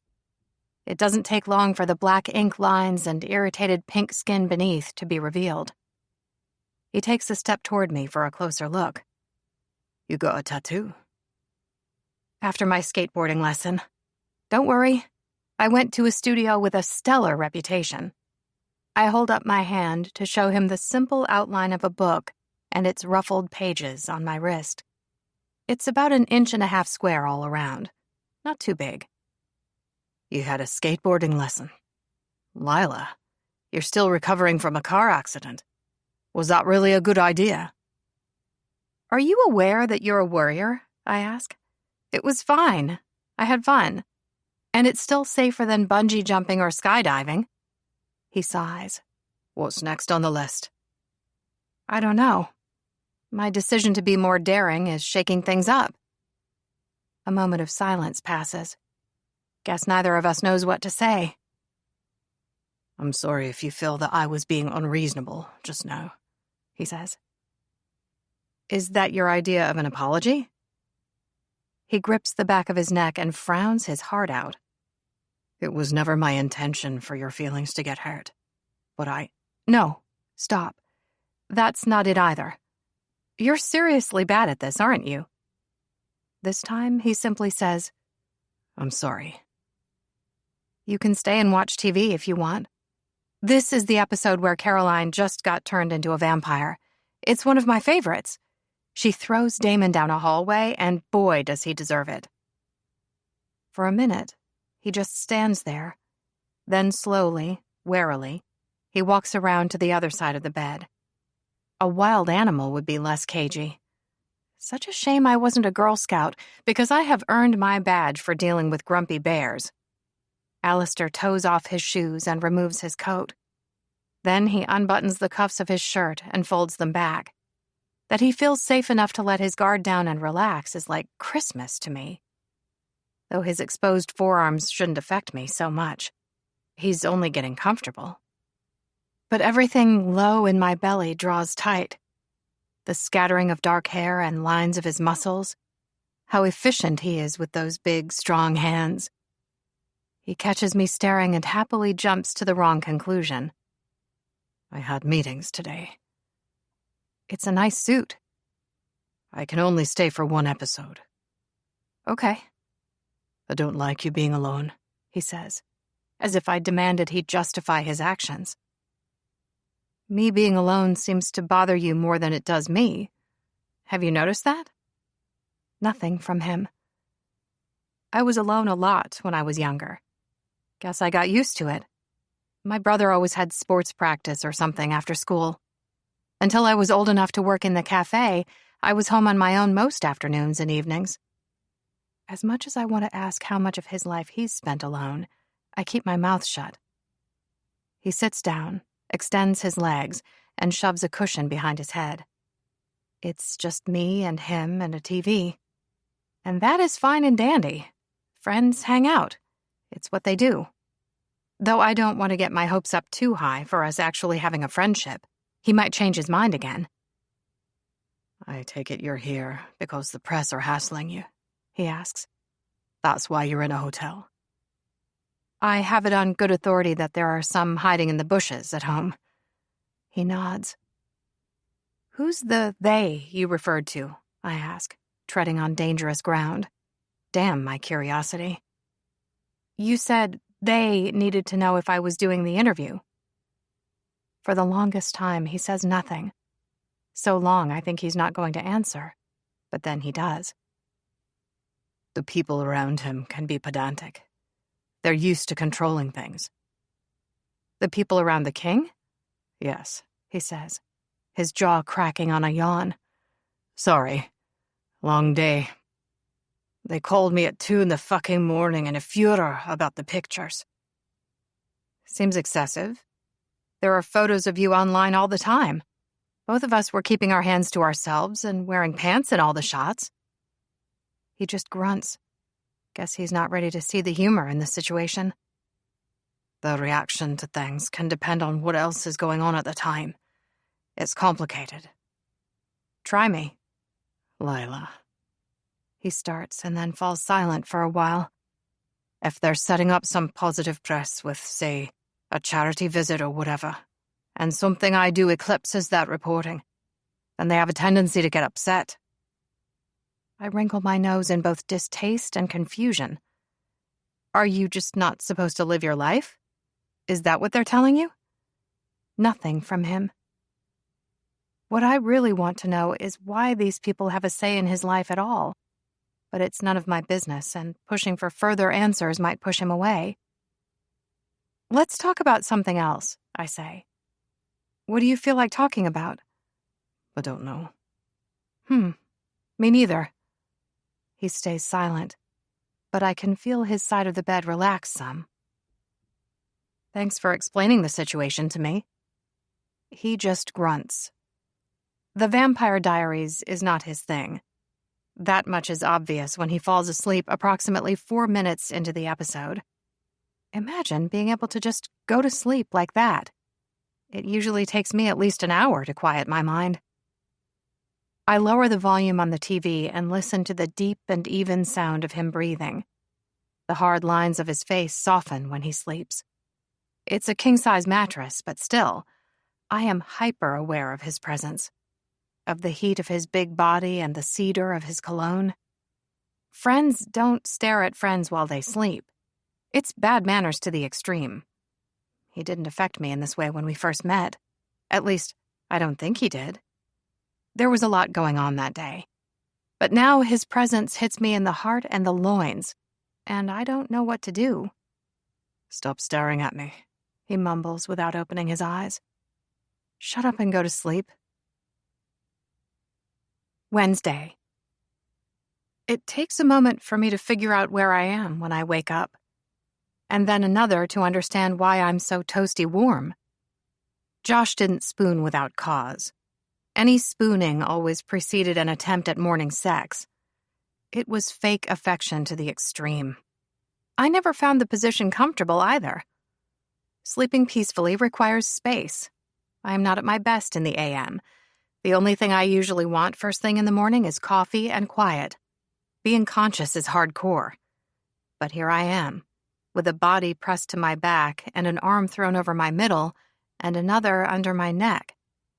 Alistair is smushed up against me, and I don't hate it. And what's more, the hard-on pressing against my butt cheek definitely has me wide awake and aching in a good way. I know you're awake, he murmurs, his voice husky from sleep. I have to be honest. This is slightly awkward. Whatever do you mean?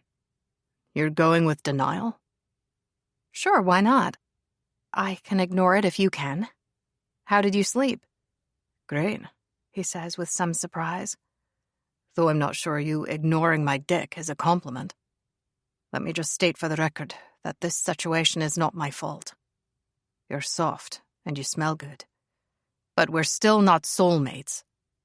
You don't think morning wood means it's true love? I press my thighs together oh so subtly. The way he's making me wet is worrisome. That's disappointing. Serious question. Are we actually attempting friendship here? I don't know. Because if there's a high likelihood you're going to turn around and tell me you're busy again and drive off into the distance, then maybe we shouldn't. That kind of hurt. He sighs. Also, total honesty here. For a big burly dude, you're kind of sensitive, which is not necessarily a bad thing. It makes total sense given your background and all. But you and your situation are way outside my field of experience, and you have to know I am going to say or do the wrong thing sometimes. You've given this a lot of thought. I have. As for you saying or doing the wrong thing sometimes, I'm sure this will shock you, but I'm far from perfect myself. He stretches his neck and rolls his shoulders. Then he glances back at me. What's this? Nothing clever to say? No. Wonders will never cease. He's busily slipping on his shoes and tying the laces.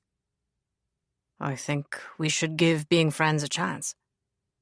Really? He nods. I'd like that. Like would be an understatement. Very much. He looks up and says, What's that look on your face? I don't know, good sir. What look is on my face? Sort of pleased crossed with confused. Though you might just have gas. It's hard to say. I groan and stretch. Ha. Well? There's a small chance I lay awake until 1 a.m. constructing an overly long speech to woo him back. It was quite good. There was a heavy focus on the joy I could bring to his life, such as my penchant for witty dialogue, excellent taste in reading materials, and access to my mother's chocolate chip cookies. A shame it won't be needed. Not to sound needy or insecure, but when it comes to you, I do occasionally have a why me moment. I mean, you're who you are, and I am me. He frowns. Why not you? I don't know. I sit up cross-legged on the bed and tie back my hair, which has to be resembling a bird's nest right about now. Coffee is required. Stat. Because I'm not one of the beautiful people, whoever the hell they are. He scoffs. I'm being serious. I could ask you, why me? Since you have no interest in the fame or infamy or any of that other shit. He stands and glances at the watch on his wrist. It's probably platinum. I can only assume it's my charming personality. Right. I have to get a move on. Hopefully you'll be able to go home today. The paparazzi just need their attention diverted to something new. Save Thursday afternoon for me. I have an idea for your list. You do? He picks up his suit jacket and heads for the door. Yes. Then he's gone, leaving me with a wealth of warm, fuzzy feelings. Just a whole heaping lot of them. My cheeks hurt from being happy, and my brain is operating way beyond a safe speed. So many thoughts and emotions. I see to the essentials in the bathroom and wash my hands, brush my teeth and hair, and so on. A lot has happened. There's much to overthink. His morning wood is best ignored. I doubt I'll ever encounter his heart-on again. Metaphorically speaking, we were just two ships passing in the night. Same goes for him saying I was soft and smelled good. He was being kind or something. Alistair and I are just friends, emphasis on the just. But there's a definite fun edge of flirt to our friendship. I am not imagining it, not even a little. Time to order breakfast and caffeine. While waiting for my buttermilk pancakes with strawberries to arrive, a bad thing occurs to me. Our return to friendship status increases the likelihood of me dying on Sunday. I can't discount the way the other predictions came true. Though having lived with a due date for my death for a while now, the threat doesn't seem as sharp. It's more of a nagging, ongoing anxiety causing concern. And if it is true, if I am doomed to die, there isn't anything I can do to assuage the situation. Or is there? I was expecting you days ago, Good Witch Willow greets me. You say things like that, and it makes me wonder how precise your predictions really are. I take a seat on a nearby bench. Thanks to social media, it wasn't hard to track her down. We're in a community garden located off Hollywood Boulevard. I didn't even know this place existed. LA is a big-ass city. It's good to see some green amongst the concrete. All sorts of people are working in the garden, young and old and everything in between. It's been here since before you were born. You should pay better attention. She kneels in a garden bed full of leafy greens, tomatoes, and cucumbers. Bushes of parsley, basil, and dill grow nearby, scenting the air. Her braid of silver hair hangs down her back as she digs with a small spade. How are things with your boyfriend? He was cheating. And your job? They passed me over for promotion. She sits back on her heels. I don't suppose you happen to catch the lotto numbers. I won $250,000. Couldn't you remember all of them? I shake my head. No. Shame, is all she says, and goes back to digging. I have some questions. What a surprise. I slide my sunglasses to the top of my head. The sun is warm, and it is a beautiful day. A dragonfly lands near my hand, its body a shimmering metallic green in the sunlight. It's like everyday magic. Fall was always my favorite season. But maybe I was wrong. Maybe it should be spring.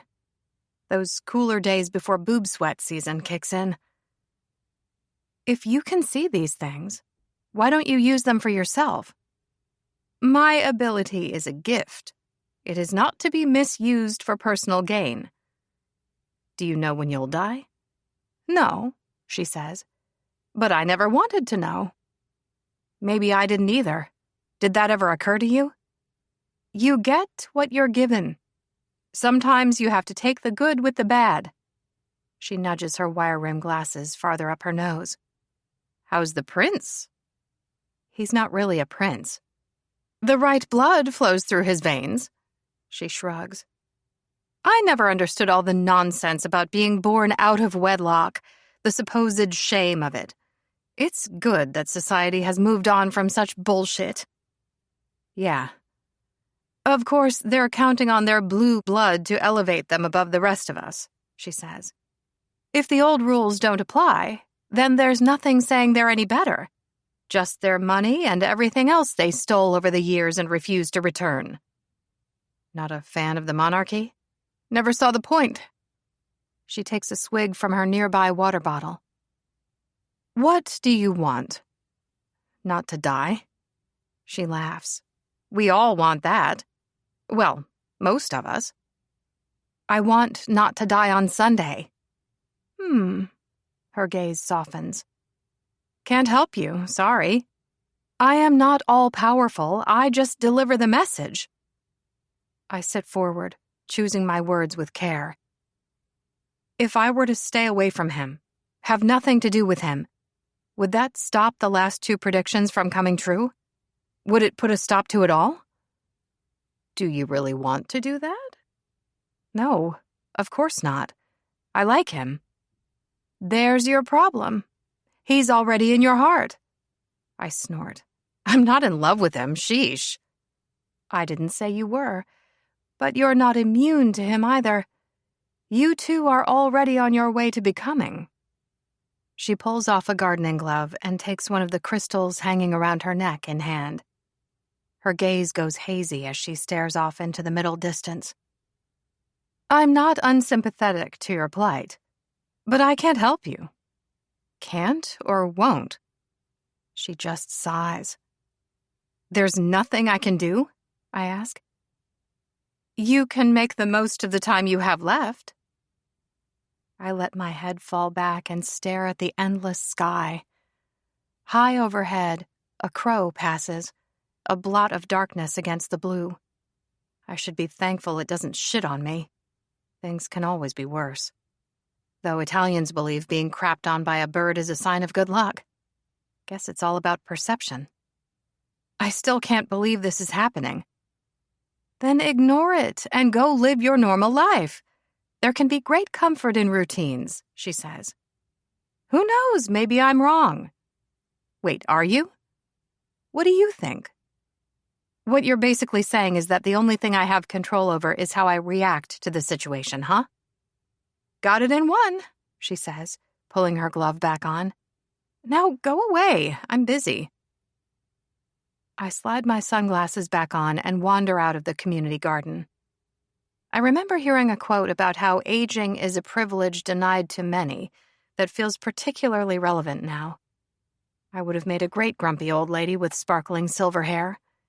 People talk about how your fucks fall away with age, how freeing it can be. Good Witch Willow certainly doesn't suffer fools gladly. It sucks that I might not get to experience the same. I order an Uber and stand on the sidewalk waiting. Every week or so, I stop at a nearby thrift store that donates their profits to charity. I help them with their books, sorting the new stock into categories and keeping the display looking great. It's where I'm heading now. A car drives slowly past before parking halfway down the block from me.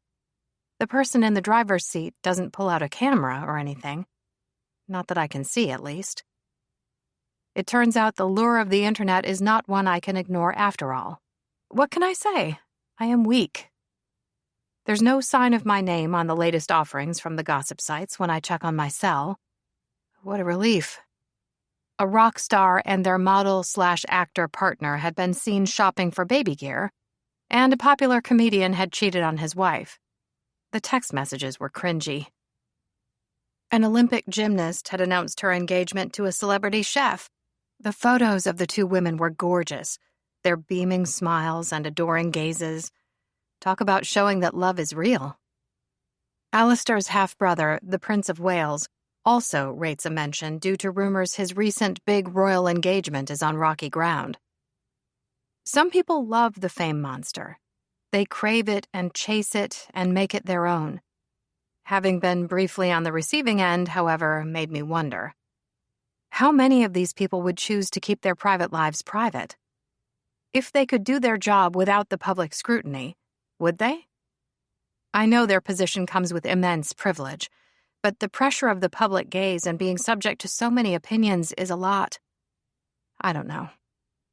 I saved my least favorite site for last, the one that had speculated on my dress size with horrified glee. Assholes. At the top of the page are new photos of Alistair with a lingerie model at a charity luncheon at the Beverly Wilshire Hotel. He's wearing another suit, and, Lord, does he look dapper. The close-ups of his warm smile and very friendly gaze were, yeah. It's great that he's having a good time. Though I could have done without the paparazzo catching the moment his hand lowered from the small of her back to the curve of his date's ass. Not that any of this is my business. We're just friends. 10. News of Alistair's lunch date means the paparazzi have lost interest in me. My brush with fame is officially over. There's no one hiding in the front garden when I return home that evening. No suspicious people lurking in the street. Though there's still a lingering feeling of being watched. It's probably just my imagination. I do my best to shake it off as I head up the stairs. It's good to be back. I owe my neighbors an apology. Maybe I can talk Mom into baking a few batches of cookies with my help. When I reach my door, however, the quiet hum of conversation comes from within. What the fuck? I drop my shopping bag and fumble in my purse for the small can of mace. With pepper spray in hand, I slowly turn the doorknob. The door is unlocked, with no sign of forced entry. Curiouser and curiouser. No sign of any criminals engaging in nefarious activity. Just 2 women drinking my wine, kicking back on my couch, and reading my notebook. My very private notebook. "Lila!" Lady Helena cries in her posh accent. Her long dark hair is messily piled atop her head. She's in another long, flowy pastel dress paired with a cream tweed jacket and several strands of pearls. But it's the combat boots that pull her outfit together. She gets up to greet me. "How wonderful to see you again." "It's nice to see you too. This is a surprise. I didn't notice the Rolls-Royce outside." "Dougal dropped me off. He had some errands to run." "Thought I'd come over early and check on the press situation," says Rebecca, who has a key to the apartment for emergencies. "Look who I found knocking on your door." "Wow," is all I can think to say. As good as it is to see her, I have no idea why her ladyship is here. Her son was out today on a date, making it obvious that he and I aren't together. Maybe she wants to be friends, too. Her ladyship and I have been talking, and we have some questions. Rebecca holds up the notebook. Such as, why are you drafting your will and researching green burials? "I think being buried in a woven willow casket is lovely," says Lady Helena. "It reminds me of a picnic basket. Like you're eternally out to lunch." "Yeah." I take a deep breath. It was actually private, the contents of my notebook. Lady Helena smiles. "I swear we weren't snooping, sweetheart. We just happened to see it. It was right over there on the table, underneath those papers and some junk mail and a book or 2. "You've been acting weird, and I'm worried," says Rebecca. "What's this sudden interest in death? I know you had a hard time last weekend with the ex and work and your car, but there's more. I can feel it. What's going on with you?"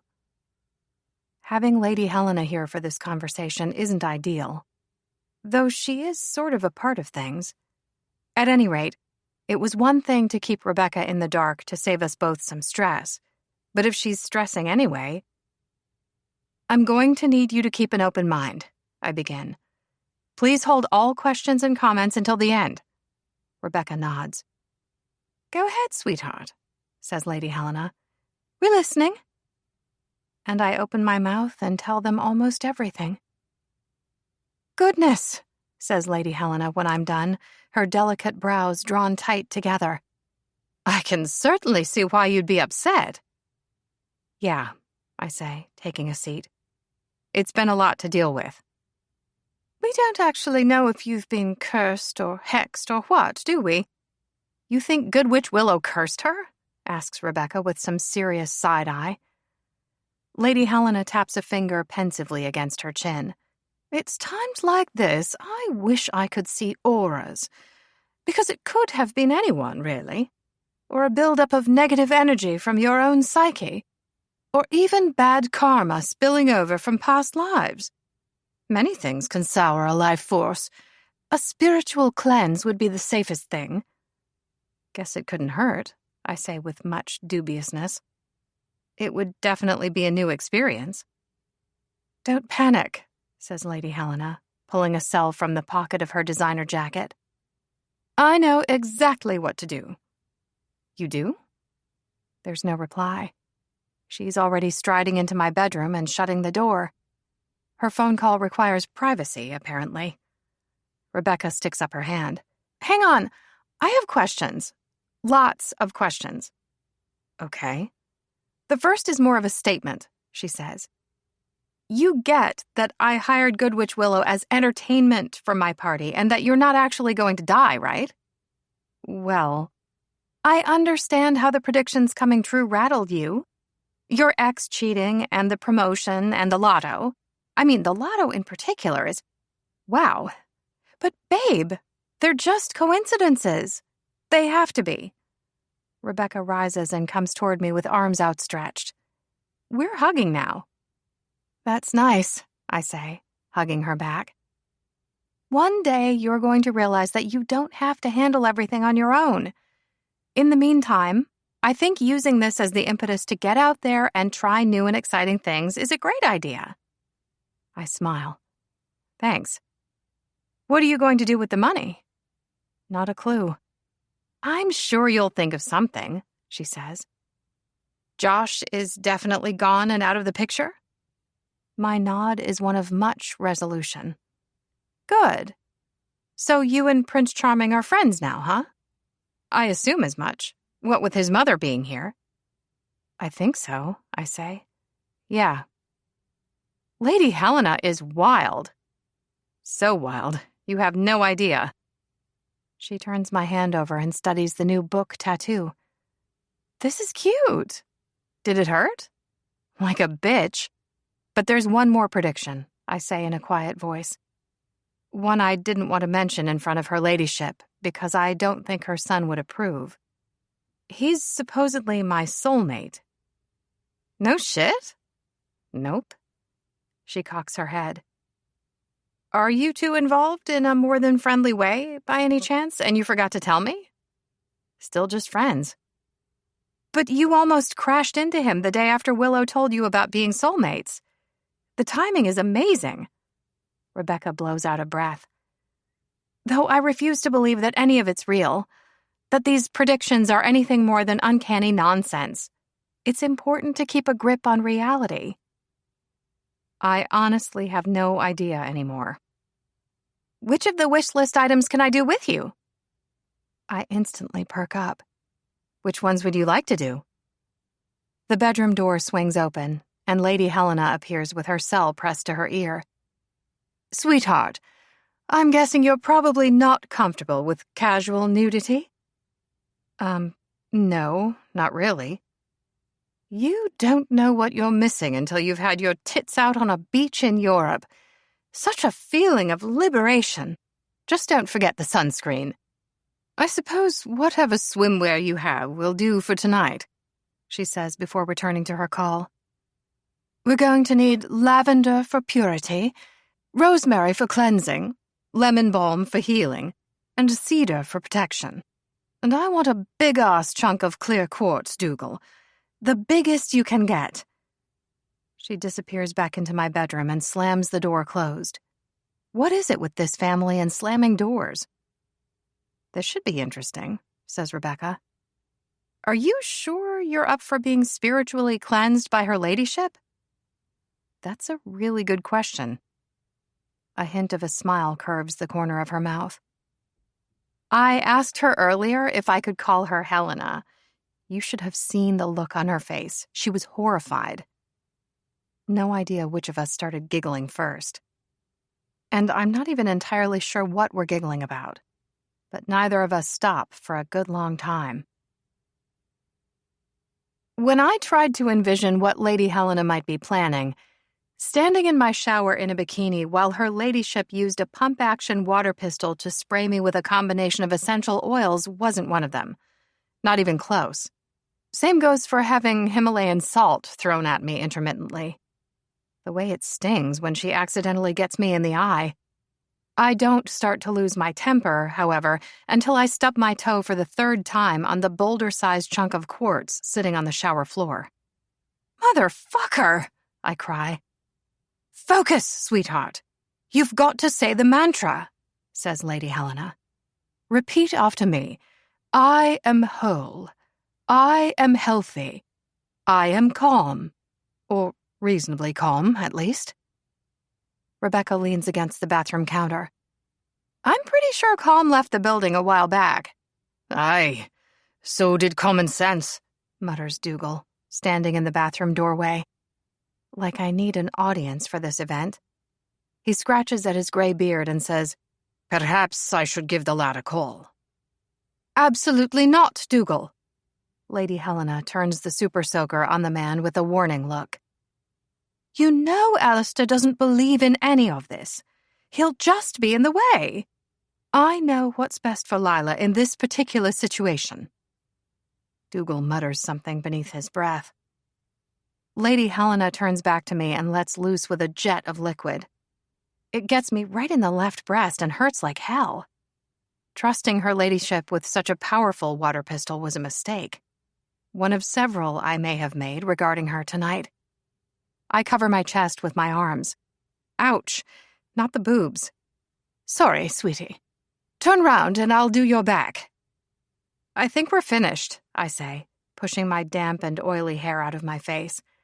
My eyes are still stinging and watering, and yeah. Thank you for trying to help, but I've had enough. Oh.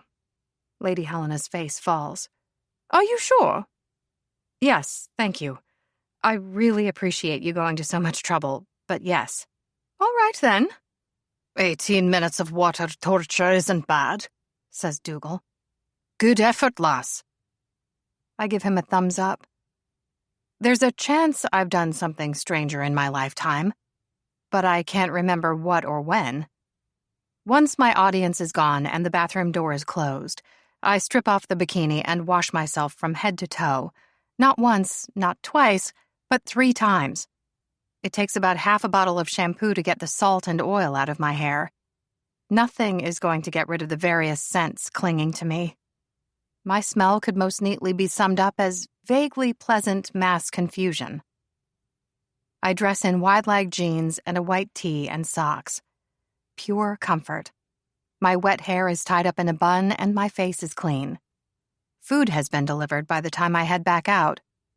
I didn't know we were ordering, but I could definitely eat. A sentiment seconded by my growling stomach. Rebecca is oohing and awing over the assortment of dishes spread out on the coffee table. It's a beautiful display of sashimi, tempura, gyoza, edamame, and more. Look at this! Have you ever seen such a perfect piece of sushi in all your life? It's a goddamn work of art. No, I agree. This is amazing. I noticed you had Michelin star restaurant on your list, says Lady Helena with a pleased little smile. Dougal and I eat at Hara as often as we can. They were happy to put together something for you. This time when I tear up, it isn't due to the salt. I mean, Uber Eats is great, but this is food delivery on a whole other level. Candles light the room and music plays at a low volume. After the drama and action in the bathroom, it is a balm to my soul. And another check off my wish list, which makes me think about the countdown to my death day. But no, I won't ruin this lovely moment by stressing out about that. Not when it wouldn't even do any good. This is beautiful. Thank you. But there's so much. You're not staying? No, she smiles. It's time for us to be heading home. I need my rest, what with a certain idiot who shall remain nameless, calling at odd hours, carrying on about absolute bollocks. I swear one of these days I am going to shove that crown right up his... Dougal loudly clears his throat.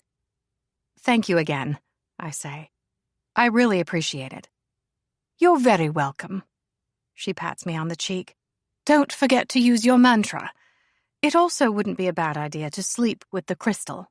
Close contact can help. I'll keep that in mind. We can go over how to put a hex on someone next time if you like. You know, just in case you ever need it. Basic life skills and so on.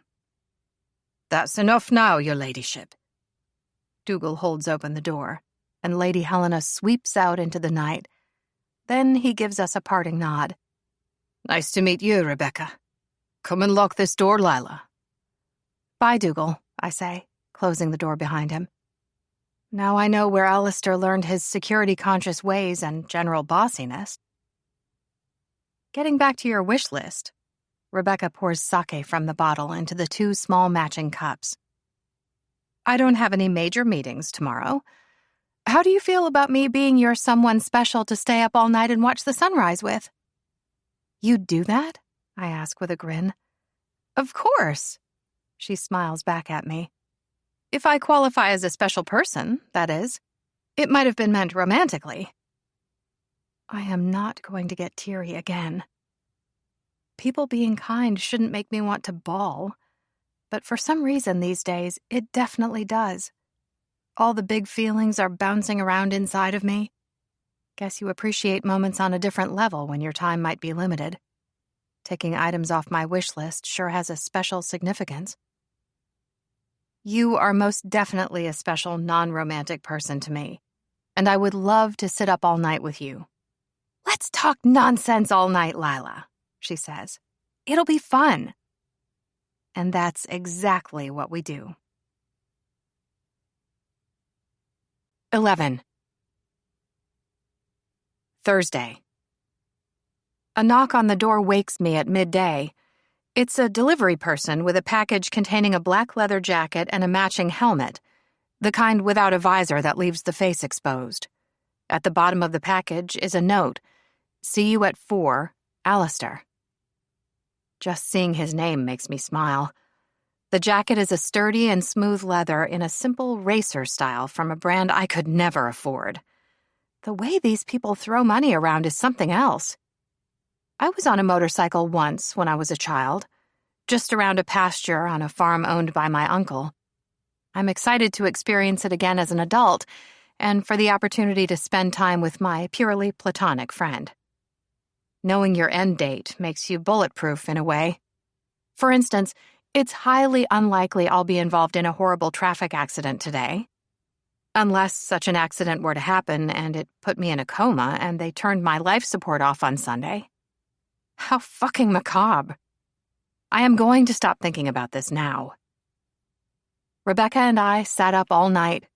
We watched The Vampire Diaries, ate some edibles, and talked about anything and everything.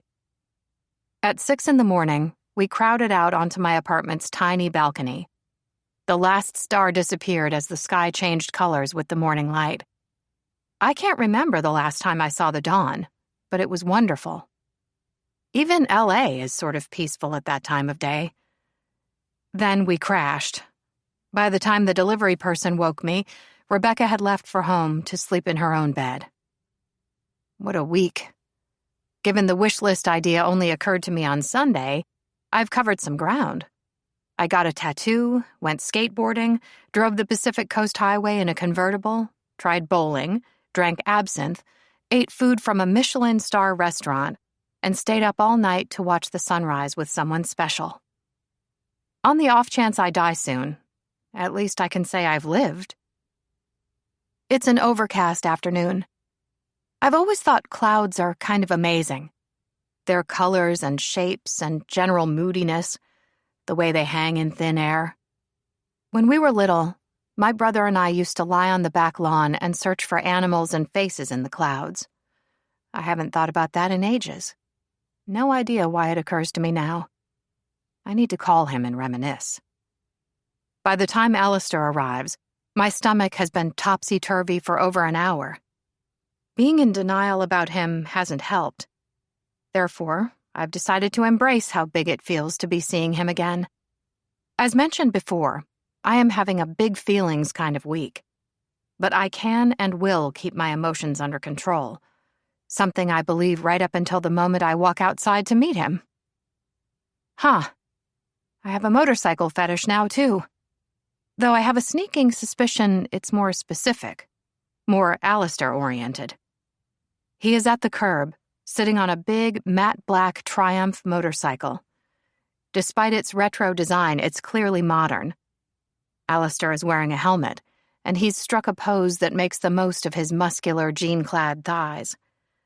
Thank goodness sunglasses hide my ogling eyes. I have no shame when it comes to this man. Still no sign of any paparazzi on the street. No telling how long our luck will hold out. We need to enjoy our time together while we can. "The jacket looks good," he remarks with a small smile. "Put the helmet on so I can check the fit." I slide it onto my head, and he fusses with the chin strap. "How does that feel, Lila?" "Good." "Good. Ready to go for a ride?" I lick my lips and nod. My nerves have obviously not abated. About him or the bike or both, who can tell? "What's wrong?" he asks in an amused tone. "Don't you trust me?" I could ask you the same question. Though I have, haven't I? For a moment, there's nothing but silence between us. Then he holds my chin and stares deep into my eyes, like he can read the secrets of the universe in my gaze or something. Having his undivided attention remains a hell of a rush. Then, finally, he says with all due seriousness, "Yes, Lila, I trust you." I smile. "Thank you. I trust you too." "Hop on," he says, and holds out a hand to me. I swing a leg over the machine and carefully climb on. This is obviously what had me worked up. This moment right here. Because riding on a bike with him means all the bodily contact. We could hardly get closer with our clothes on. The hard line of his back and the breadth of his shoulders. How big and solid his body feels. It's a wonder I don't drool. "Right up against me," he says. "Hands nice and tight around my waist." Okay. He starts the engine, and smooth as can be, the motorcycle comes to life beneath me. It's a heck of a vibration. I say this as someone who's made it a mission to test an array of such things, as is good and right. "Nice and tight," he repeats, drawing my hands around him. I remind myself he is not, in fact, talking dirty to me, just issuing safety instructions. Only this doesn't feel safe. Not for me and my messy emotions. I press my front to his back and cling to his waist. It isn't fair how deep and rough his voice is. Same goes for his hot accent. Add the giant vibrator I am currently sitting on top of, and I never stood a chance. "Lila," he says. "Who's that?" Huh? I look up. And standing there on the sidewalk staring at us is Josh holding a single red rose. Cheating on someone and then abusing them via text seems more of a whole bouquet kind of situation. Though he always was cheap. He stares at us, his mouth open and brows high. You would think kicking someone out and blocking them would send a message. I know he read the articles about me and the Almost Prince, but seeing me with another man has him stunned, which is ridiculous. "It's my ex," I say. "Josh." Alistair's body tenses. "The one who cheated on you. Do you want to talk to him?" "No." "Can I talk to him?" "And say what, exactly?" He grunts. "Actually, I was just going to punch him in the face. I don't suppose you'd be okay with that." That's another no." "Let's get the fuck out of here, then." He revs the engine, and we take off down the street, leaving my sordid past behind, which is exactly where it belongs. We ride a circuit, Laurel Canyon, Mulholland Drive, and Cahuenga Boulevard, with great views of LA and the Valley. My butt goes numb about halfway, but I could happily cling to Alistair all day. What was fun in the convertible is even better on the back of a bike. The rush of the wind and the feeling of freedom as you watch the world go by. It's little wonder people get addicted. This absolutely qualifies as a daring exercise, racing through the Hollywood Hills with a royal rebel. We don't stop or speak. We just ride. When we're done in the hills, he doesn't head back to my place. He takes us west through town toward the flats at the base of Beverly Hills. We pull up at a large gray metal gate and wait for it to slide open. Tall walls of the same color surround the property with trees reaching high above. A gravel driveway deposits us in a courtyard, surrounded by a tall stone building, which is also gray. It stands 2 stories high, and there are no windows on the street side, just the large glass front doors and an abundance of wisteria vines. If a modern-day fairy tale prince turned grumpy beast were looking to relocate, this would be the place. No questions asked. He turns off the engine and takes off his helmet. The sudden quiet seems to match this mansion looming over me. It's a mood. "Quite a fortress," I say in a small voice. "Where are we?" "My home." "Okay." "Why are we whispering?" "I have no idea." He holds out a hand to help me dismount. Gravel crunches beneath my black ankle boots, breaking the silence. Then an insect chirps and a bird sings. Soon this is followed by the distant hum of traffic. We are, after all, still in the city. What did you think of the ride? He asks, climbing off the bike. I loved it, I grin. Though I think I swallowed a bug. Extra protein. Good work. Thanks. Come inside, he says, nodding to the large glass door surrounded by a cool, aged steel frame. You're inviting me into your sanctuary? You don't want us being seen together by the press. Eating here seemed like a good idea. It's a great idea. He flashes me a smile, there and gone in an instant. One day he's going to smile for long enough to get used to the feel of the thing. What a day that will be. Showing me his home seems to suggest a new level of trust between us, which is nice. He unlocks the front door and disables the security system of the huge and silent house. It's an interesting mix of industrial and luxe, with gray concrete walls and dark wood floors. The only sound is the echo of our footsteps. Can I take your jacket? He asks. Thanks. He doesn't hesitate. I undo the zipper and his hands are there, reaching around from behind me. The backs of his fingers graze against the thin material of my tee, sending a shiver through me. Everything low in me clenches. This is ridiculous, what with all the time spent on the bike pressed up against him. I wouldn't blame his new lady friend if she hated me. I get so messy around this man. He makes every moment feel momentous. It sure puts my average attraction and affection for Josh in its place, which would be the trash. No one should settle when it comes to love or lust.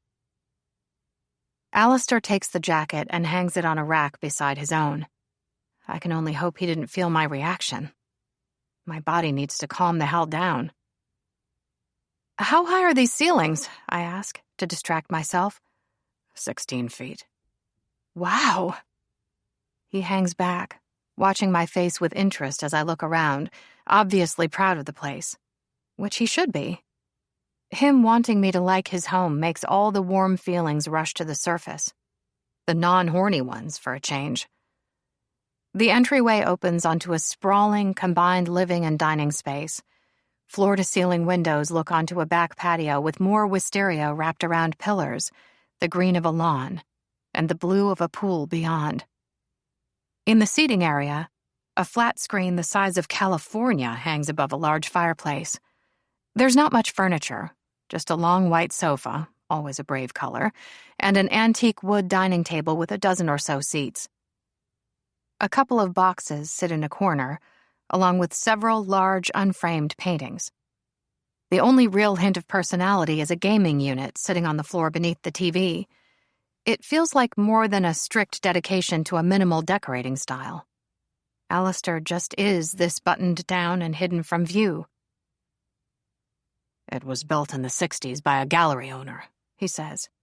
She wanted to be close to everything, but still be able to lock out the world and have total privacy. I can see how that would appeal to you. This place must have been beautiful when it was full of pictures. I have some pieces I keep meaning to hang, he says, nodding to the collection of boxes in the corner. Just haven't gotten around to it yet. I didn't mean... The house is great. Can I check it out? Make yourself at home. The house has 2 levels and is shaped like a C, surrounding the backyard with its pool, fire pit, and hot tub. It's no wonder it feels like a fortress. There's a chef's kitchen with stainless steel appliances, gray stone countertops, and a smaller dining table seating 8. And more of those packing boxes shoved off to the side. Given how immaculate the rest of the house is, those boxes are an oddity. Since he already knows I'm nosy and has accepted that about me, I open the stainless steel double-door fridge. In the freezer, there's a bottle of vodka and some ice. In the fridge is a half-empty 6-pack of beer, a quart of milk, and an unopened bottle of champagne. No food. He's a breatharian, apparently. Good on him for giving alternate lifestyles a go. Are you judging me? He asks in an amused tone. I would never. Of course not. You do realize your nose twitches when you lie. It does not, I say. reaching up to touch it just in case. Would you like a drink? Not yet. Beyond the kitchen, the hallway runs off at an angle, while a set of stairs leads to the second story. This house is a rich man's hobbit hole. A sprawling above-ground bunker for those with a taste for luxury. There's a distinct subterranean feel to the place. Standing inside these gray walls, the rest of the world might as well have disappeared. Down there are the 3 guest bedrooms, he says, pointing down the hall. Upstairs is my bedroom, an office, sitting room, and outdoor area. What's down the other end on this level? Home gym, library, and a media room, he says. Library is no sooner out of his mouth than I am racing in that direction. Because books. Lila, wait. You're going to be disappointed. As promised, exercise machines and weights occupy the first room. There's even a towel slung over the seat of an elliptical. It's the most lived-in space I've seen so far. Across the hall is a bathroom with gray stone tiling and copper pipes. Very cool. Then at last, I find it. The library. He's right about being disappointed. Dark wood shelving to match the floor lines 2 whole walls reaching up to the high ceiling. But apart from the mountain of boxes stacked in one corner, all of it is empty. Though there is one of those cool ladders on wheels. I wonder if he'd push me back and forth if I asked nicely. Imagine having your own library and not even using it. This is a travesty. A disgrace. It also makes absolutely no damn sense. This room is beautiful.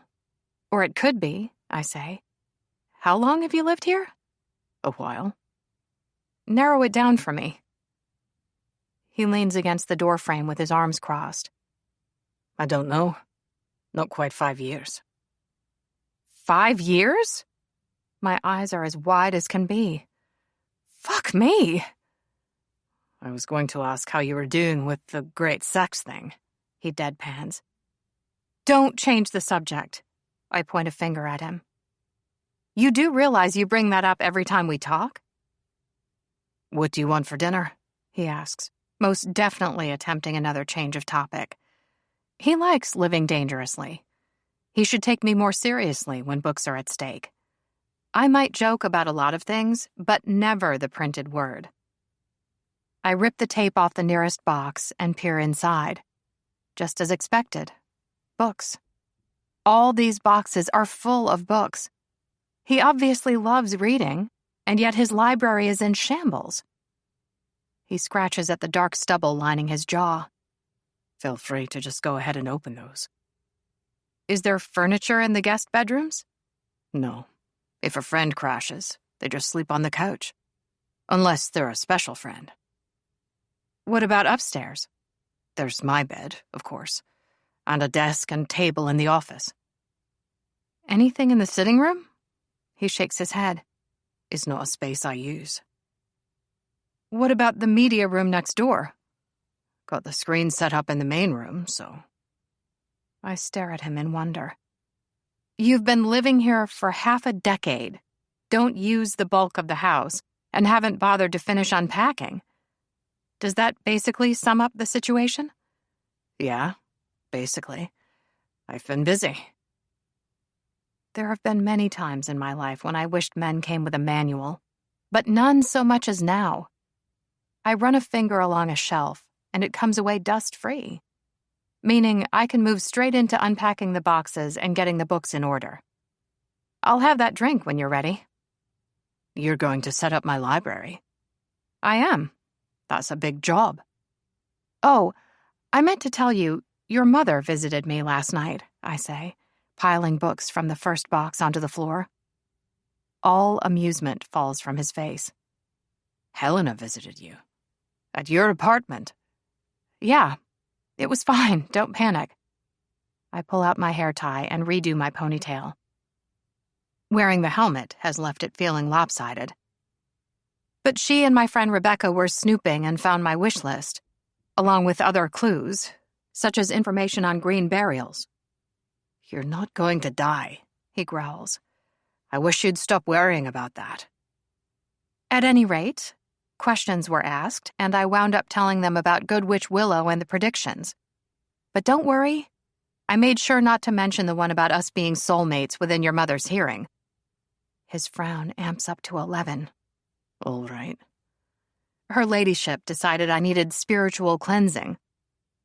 Of course she did. You didn't actually let her do it, though, did you? Your belief in me being sensible is beautiful but unwarranted, I report.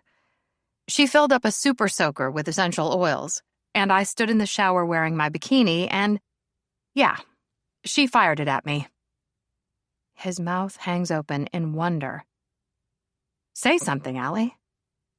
You let my mother fire a water pistol full of scented oil at you? Yes. He just blinks. She threw Himalayan crystal salt at me, too. Big handfuls of the stuff. A huge chunk of quartz was also involved. I forget what that was for. But she didn't throw that at me. It just sat on the shower floor where I kept accidentally kicking it. There was some chanting involved, too. A mantra or something. Right. This is about when he starts to massage either side of the bridge of his nose, like he's in actual physical pain. I don't even know what to say.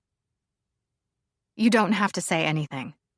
I am just telling you because I thought you would want to know. Lila, be careful with my mother, he says, his voice slow and deliberate, like he's choosing his words with care. She doesn't always make good choices. What do you mean?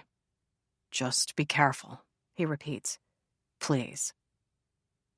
Okay. About that drink? Without a word, he turns and disappears. It seems I am sorting books on my own. Alistair reads a fair amount of fantasy. I've no idea why, but this surprises me. Terry Pratchett and J.R.R. Tolkien and N.K. Jemisin are all here. I went through a fantasy phase in my mid-20s, but it doesn't appeal as much to me right now. Guess the idea of a world with a system of magic was more enticing before these predictions bit me on the ass. Though being told you're going to die next week will suck the sparkle out of anything. Alistair returns with the bottle of champagne in a bucket of ice, along with a single champagne flute and a beer for him. He pours me a glass of bubbles before starting in on one of the boxes alongside me. We're going to work on the library together. I like being close to him, so this is a good thing. Though I am a little surprised he didn't object to me going through his books and taking charge. Maybe he is starting to trust me after all. Am I allowed to ask how your lunch date went on Wednesday? I say, oh so casually. Friends ask each other things like that, right?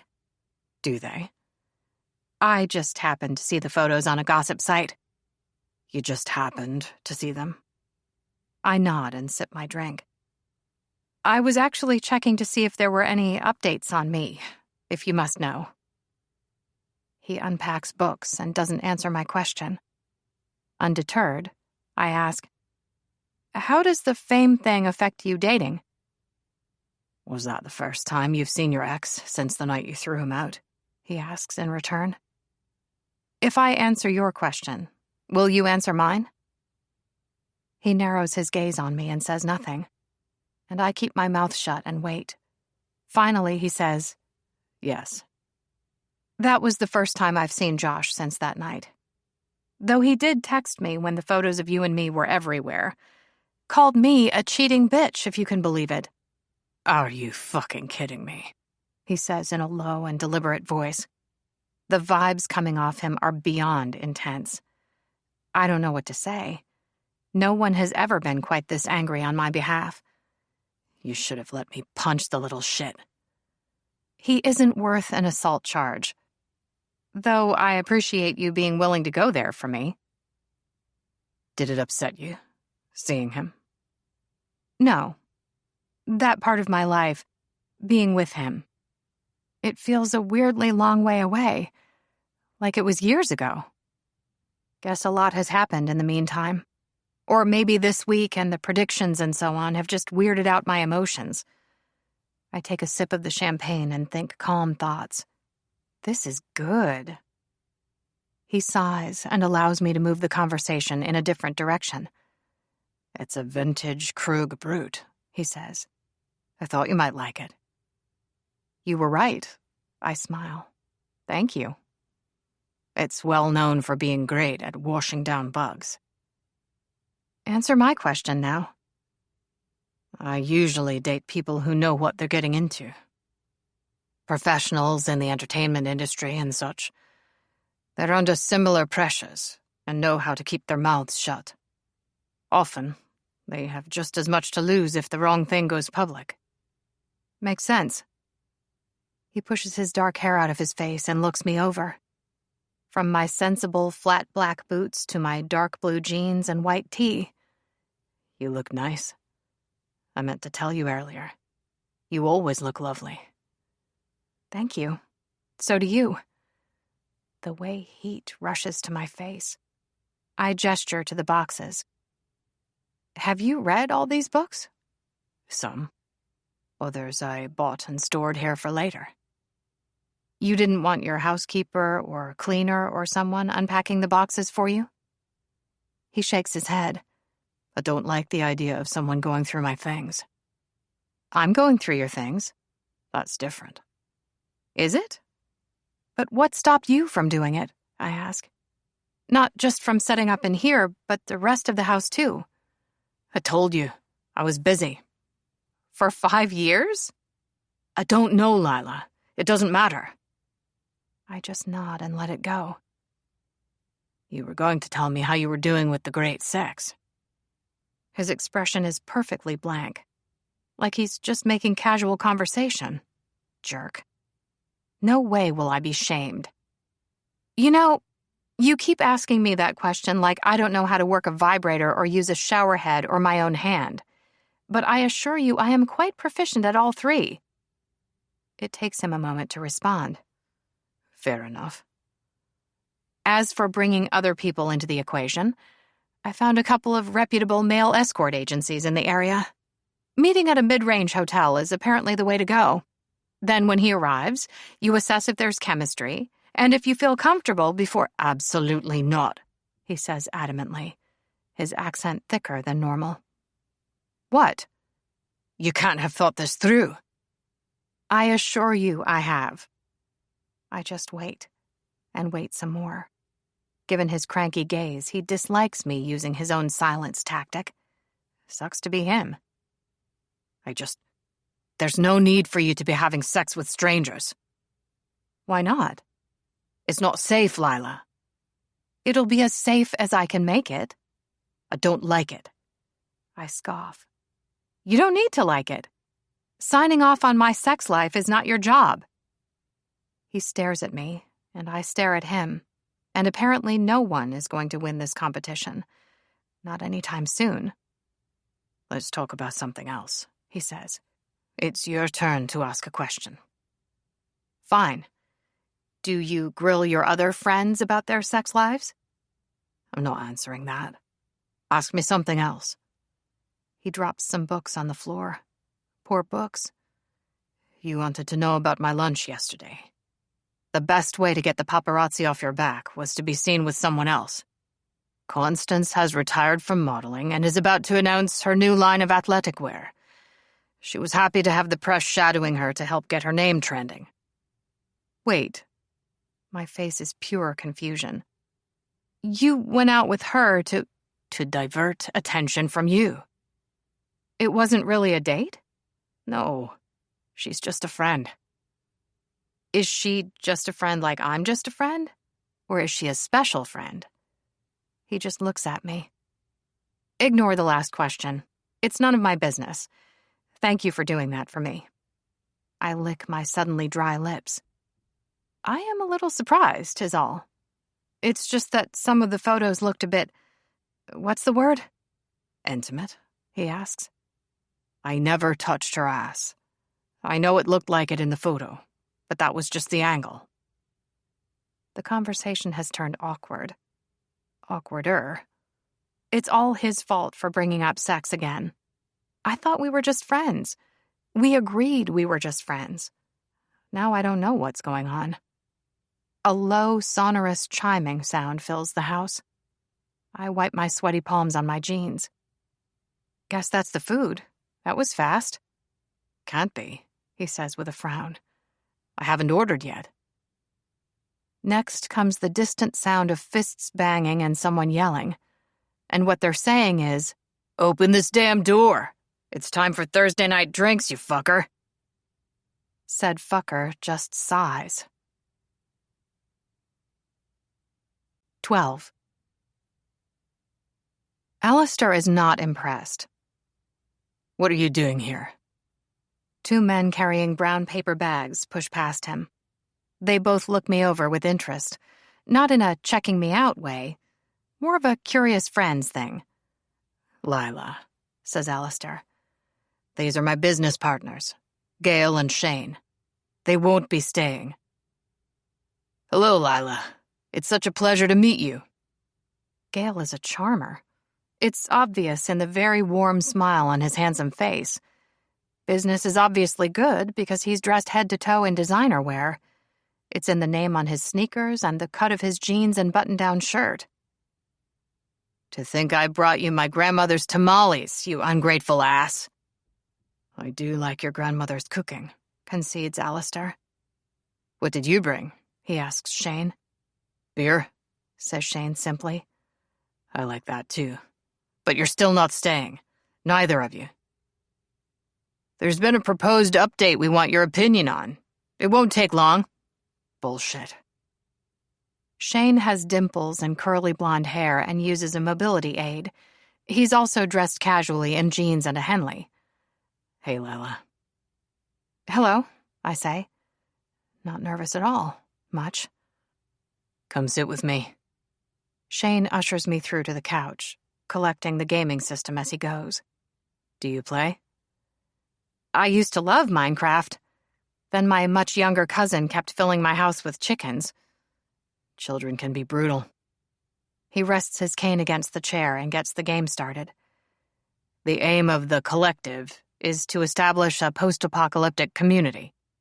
You scavenge for supplies to house, feed, clothe, and provide medical aid for your people. While fighting off bad guys, of course." "I've heard of this. It's really popular." "We've worked on a couple of games, but this one in particular has done well for us." "Yeah, I read an interesting article about how the themes of found family and social justice are incorporated into the narrative." "Alistair handles the bulk of that side of things," says Gail, unpacking containers of food onto the dining table. "You do?" I ask, looking at Alistair, who's sitting on the end of the couch with a bottle of beer in hand. "Where's Nari?" he asks, ignoring me. "Why didn't your wife stop you idiots from inviting yourselves over?" Shane has serious golden retriever energy. He seems to be constantly smiling. "She's out with her sisters. I wasn't invited." Alistair softly laughs. "Sounds about right. But it did give me the opportunity to come meet your new friend. Nari dated his sorry ass for a while," Shane explains to me. "Then she realized I was superior in every way and dumped him. Sad for him, great for me. True story." Gail wanders through, carrying plates and silverware from the kitchen. "Alistair has a reputation as an accidental matchmaker." "I heard something about this too," I say. "He finds amazing people, fails at having a relationship, and his friends benefit. So, what with me being single, when he started talking about you, I thought we should meet." Gail gives me a wink. "Makes sense." "Don't flirt with her," grumbles Alistair. "Lila's had enough of fuckboys. She's off the market." "You wound me," says Gail, clutching at his chest. "Fuck boy. As if. I'm a fuck man, thank you very much." "Allie," I say chidingly. "I don't recall saying I was done with dating." He blinks. "My mistake. Do as you please." "He lets you call him Allie?" Shane's gaze is wide with surprise. "And he actually answers?" "Let is the wrong word," says Alistair. "I called you Al for all of basic training. Couldn't make it stick." It concerns me that this still torments you all these years later, says Alistair. Have you considered therapy? Shane picks up his cell. I'm telling my wife you're being mean to me. Your wife adores me. She won't believe a word you say. Is that what you tell yourself? Asks Shane. Interesting. Alistair grunts. We don't get to meet Alistair's special friends until after he's been dating them for a while, says Shane. Usually about a month. It's one of his rules. Lila and I are just friends, says Alistair. We're not dating. But he's been talking about you so much we couldn't wait. I smile and nod. This is all very fascinating. Tell me more about these rules. He has so many of them, says Shane. Where to even begin? Not another word, Alistair warns. Shane gives me a wink. Gale clears his throat. Back to what I was saying. I've given it some thought, and I believe it's his rigid life view that tanks his relationships. Nari said he was so serious all the time, adds Shane. But I made her laugh. Yes, says Alistair. I can see her laughing at you. That makes sense. Shane smiles. He messed up, and I got a chance with the woman of my dreams. But Nari and I aren't the only ones he's brought together under the banner of true love. Lila already knows about the matchmaker bullshit, says Alistair. He cracks his neck and scowls his heart out. Never has a man been treated so badly. Not even Sisyphus with his boulder had to tolerate this shit. Yeah, but just out of interest, how many weddings have you been to where you not only dated the bride, but were directly responsible for introducing the couple? Asks Gale. I know you have at least 2 or 3 godchildren because of just this sort of situation. I have nothing further to add to the topic. At which point Alistair rises and makes for the nearest exit. Gale grins in victory. As nice as it is seeing Alistair with his friends, there's something on my mind. What did he, tell you about me? Just out of curiosity. That you almost hit his Aston Martin, says Gale, filling a plate with food. Shane nods in agreement. We heard a lot about that. And also about the witch, the predictions, and everything else. We might have been a little worried you were messing with him, says Gale. You can see how we would think that, right? I wince. Yeah. But you didn't sell him out, Shane shrugs. You had the opportunity, and you didn't take it. I have the distinct feeling they've discussed all of this in depth. Of course, I'm glad they care about their friend. But it can be awkward when you know you've been the topic of debate. Or maybe that's just me and my delicate feelings. You forgot your drink. Alistair returns with my glass of champagne. I smile. Thank you. Here you go, Lila, says Gale, handing me a plate heaped high with food. Tamales, rice, guacamole, corn, and salsa, too. Whoa, my mouth is watering. It smells amazing. Alistair's brows draw together. What are you doing? Asks Gale. You know what I mean. What are you talking about? Gale is the picture of innocence. I'm just trying to make our guest feel welcome. My guest. Right, your guest. That's what I said. If Alistair had death rays for eyes, Gale would most definitely be singed, which would be a pity. He's both a handsome and charming man who knows how to put a plate of food together. 3 things I appreciate. You're sort of intense about this one, aren't you? Asks Gale. This friend, I mean. Nothing from Alistair. These assholes are always competing. Just ignore them like I do. Shane takes the game control to free up my hands for food. He sinks back against the couch with an easygoing smile. What do you think of the place, Lila? The house? I ask. I think it's great. Sure, says Gale. If you enjoy a sterile gray stone environment more suited to being a supervillain's secret hideout than a home. I manage not to laugh, but only just.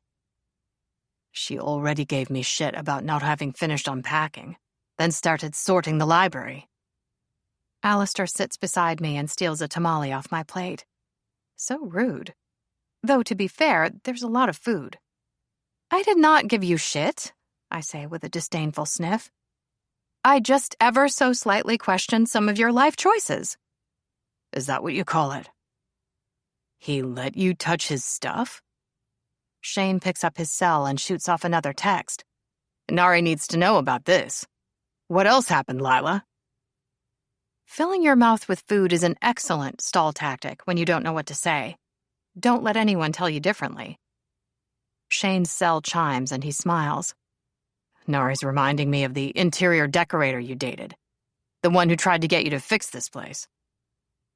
There's nothing wrong with my house, says Alistair. It doesn't need fixing. I've always admired you for your inflexibility. Gale waves his fork in the air. Have I ever mentioned that? What was their name? Asks Shane. The decorator. Rowan, says Alistair. Gale takes a seat with his own plate. I remember Rowan. They were great. What happened between you two? None of your business, says Alistair. At the same time as Shane says, didn't they go back to their ex? Their ex probably listened when they gave good advice. They probably now share a happy home that is filled with love while being both warm and welcoming. Don't you wonder what that would be like? Gale turns to me. How's your wish list going, Lila? I swallow my food and take a sip of champagne to wash it down. He told you about that too, huh? Alistair's gaze holds a hint of confusion or worry. No idea which. Should I not have, Lila? Gale and Shane watch us with interest. It's fine, I say. It wasn't a secret. You're just usually so close-mouthed about things. But I'm happy to see you have friends that you talk to. And I'm happy to say I'm making progress on the list. I know someone who does tandem paragliding, says Gale. If you're interested, I could introduce you. There's no time for me to get a word out. Nor is there any need, apparently. No, says Alistair, his tone absolute. She doesn't feel the need to test gravity. Fair enough, answers Gale. How do you feel about burlesque dancing? I get as far as opening my mouth this time. There's no way she's getting on a stage in her underwear. Alistair shakes his head. And she doesn't want to be the mermaid in the tank at your friend's bar either. So don't even ask. Oh, come on. Who doesn't love a clamshell bra? They look so supportive.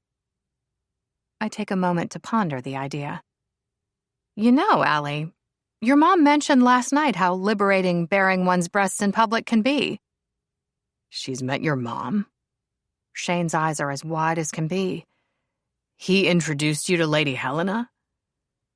Meanwhile, Alistair's mouth opens, but he says nothing. He just stares at me. Then he finally comes out with, I can't tell if you're being serious or not. Shane snorts. If you want company in the tank, Lila, I am there, says Gale, giving me 2 thumbs up. Being a merman always looked like fun to me. The outfits are so sparkly. You would really like to do that? Asks Alistair, ignoring both of his friends. The dancing and the swimming? I shrug. I don't know. It's your choice, of course. I shouldn't have... You shouldn't have what? He gives me his most serious look and says, I'm sure you'd be wonderful at either. Thank you, Allie, I say. Though I think it's more likely I'd fall off the stage or accidentally drown. Neither dancing nor staying underwater for prolonged periods are my strong suits. I'll stick to the existing wish list for now. Those broad shoulders slump ever so slightly in obvious relief, which is kind of hilarious. This is incredible. Shane is texting once more. It's like he's evolving and growing into a better boyfriend right before our eyes. Except we're not together, I remind them. And myself. What else was on the list? Asks Gale, tapping a finger against his chin. Oh, I know. How about the pretty woman moment? I know a costume designer who has great connections in the industry. Back off, Gale, says Alistair in a more subdued tone. I'll handle the pretty woman. The way my heart dies just a little at the words. Gale does a dramatic sigh. But, I repeat, I have her very much in hand, and do not need your help, states Alistair. You have me very much in hand? I ask with a curious sort of smile. Is that so?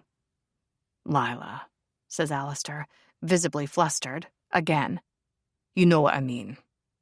Do I? His jaw shifts. Yes. We all know what you mean, confirms Gale. Shane nods. That's true. We do. Even if you don't. I mean she's my friend, and I'm taking care of it. All of it. My hopes do not plummet. They were never that high to begin with. There's nothing like hanging out with an actual Prince Charming to teach you to keep your feet on the ground and your head out of the clouds. Meanwhile, there is a definite, ever so slightly evil twinkle in Gale's eyes, and his smile is huge. Like he's absolutely having the time of his life.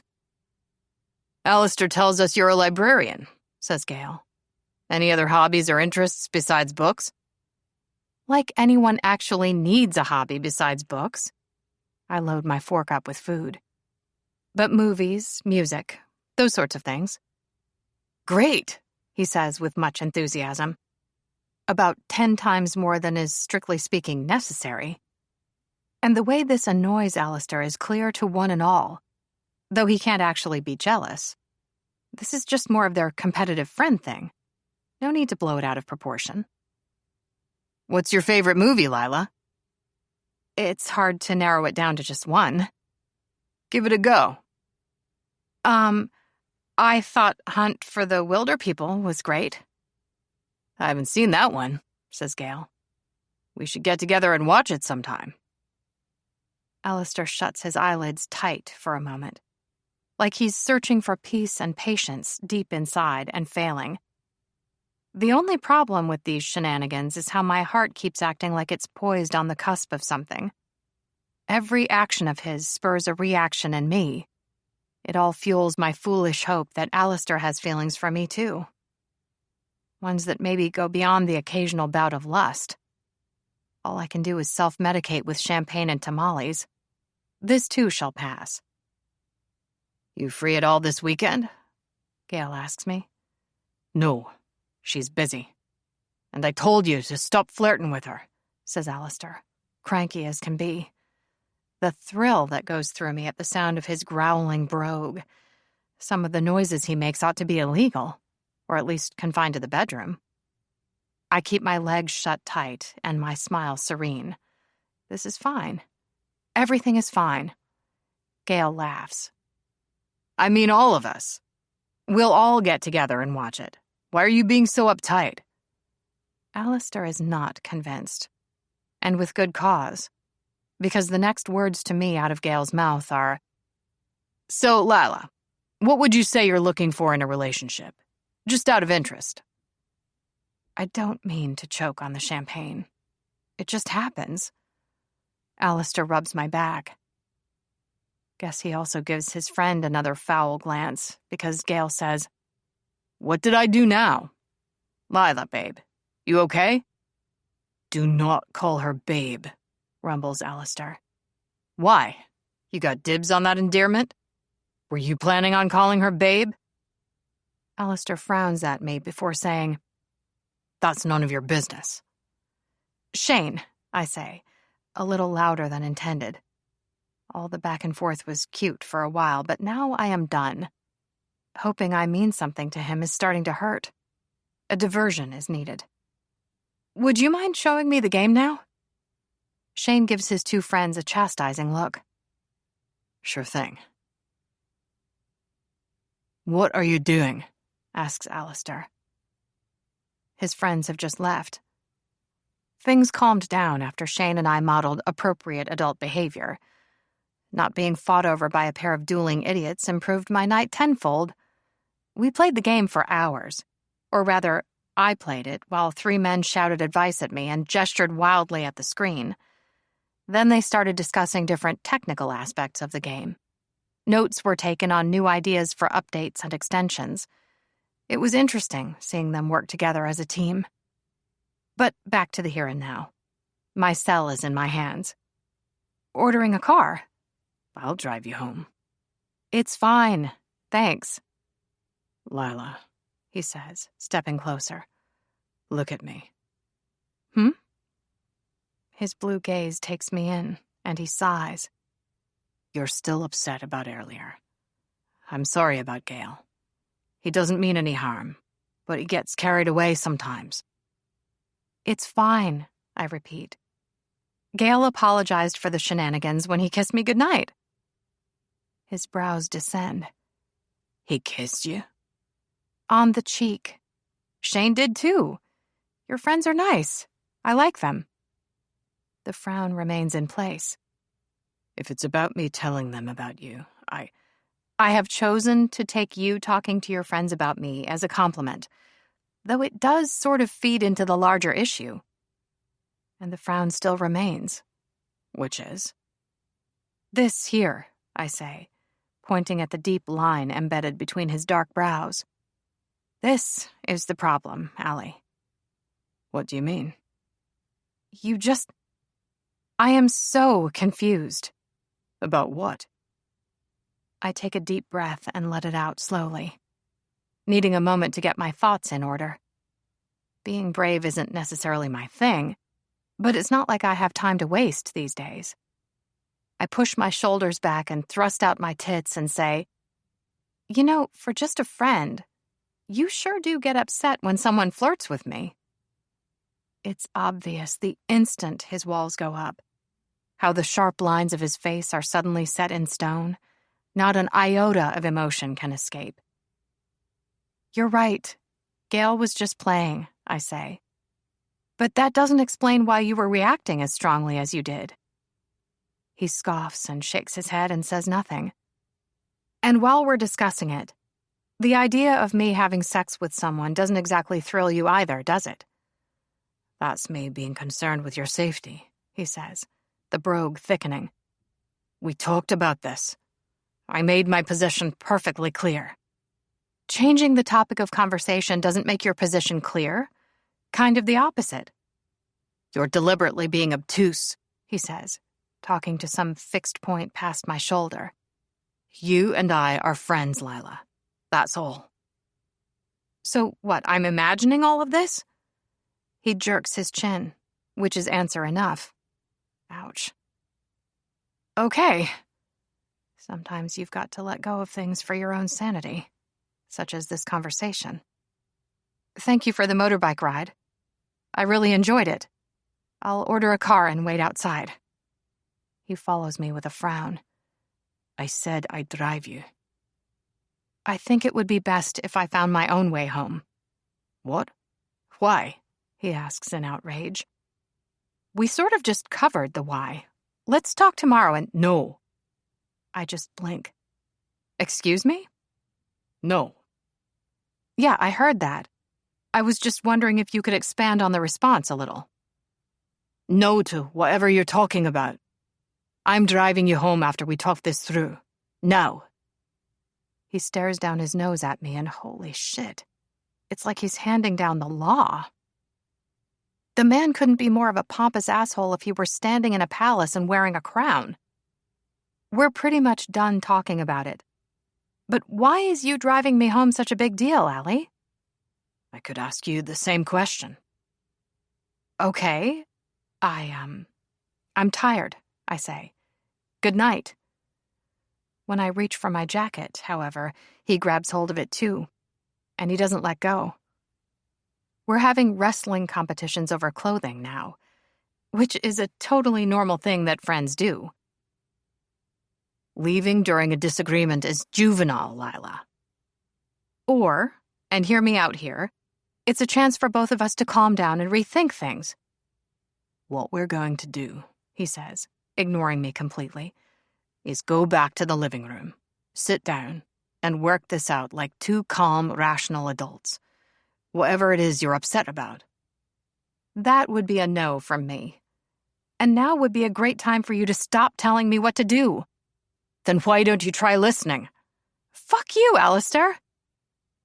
His brows descend and his gaze goes nuclear. But it's the way he gets all up in my face that is truly special. Don't you dare call me by my full name. I thought you preferred it. I thought me calling you Allie annoyed you. Keep the jacket. Maybe you can return it and get your money back. What's wrong with us being just friends? He asks, emphasizing the F word by tossing the offending item of clothing into the corner. Tell me. Nothing. Not a single thing. If you behaved like just a friend. You're misreading things. I was only looking out for you. This isn't to do with that bullshit prediction about us being soulmates, is it? No, I say, loud and clear. This is me simply reacting to your behavior. Nothing about you is simple. Straight back at you, buddy. I grasp the door handle, but he's there, pushing against the front door and holding it closed. While kneeing someone in the groin isn't on the wish list, it would be a daring, new, and interesting experience. I am not ruling it out, because boy is he asking for it right now. If this is what you learned at your dancing and deportment classes, something went very wrong somewhere along the way, I say. With all due respect, you're being fucking unreasonable. You know that, right? My laughter is wholly without humor. I'm the one being unreasonable? Are you serious? You're not letting me leave, you asshole. Because if you leave when you're still angry, you might not want to see me again. And I have nothing. Nada. Not a damn thing. I stand there and stare at him while he proves my point. Whatever is going on between us is more than just friendship. I have no idea how or when, but feelings have been caught by both sides. It might only be lust, something we can learn to ignore. But he's lying when he says it doesn't exist. And now he knows it too. The evidence is right there on his somewhat startled face. He hangs his head and stares at the hardwood floor.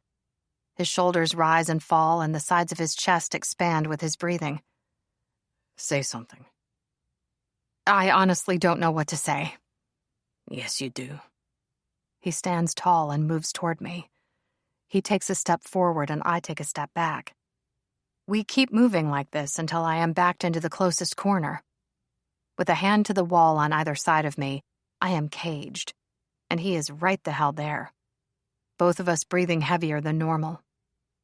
My heart is beating so hard it's about to break right out of my chest. Being this pissed off and turned on at the same time is a lot. Go on. I don't want to keep arguing with you, I say. I also feel like I've won, so it's probably best to quit while I'm ahead. You've won, huh? I just shrug. His gaze drops to my mouth and stays there. Is he going to kiss me? I have no idea how we went from arguing to this, but I am not complaining. I lick my lips and his dark gaze tracks the movement. Fuck. This is actually going to happen. But then he takes a step back and my heart sinks to my toes.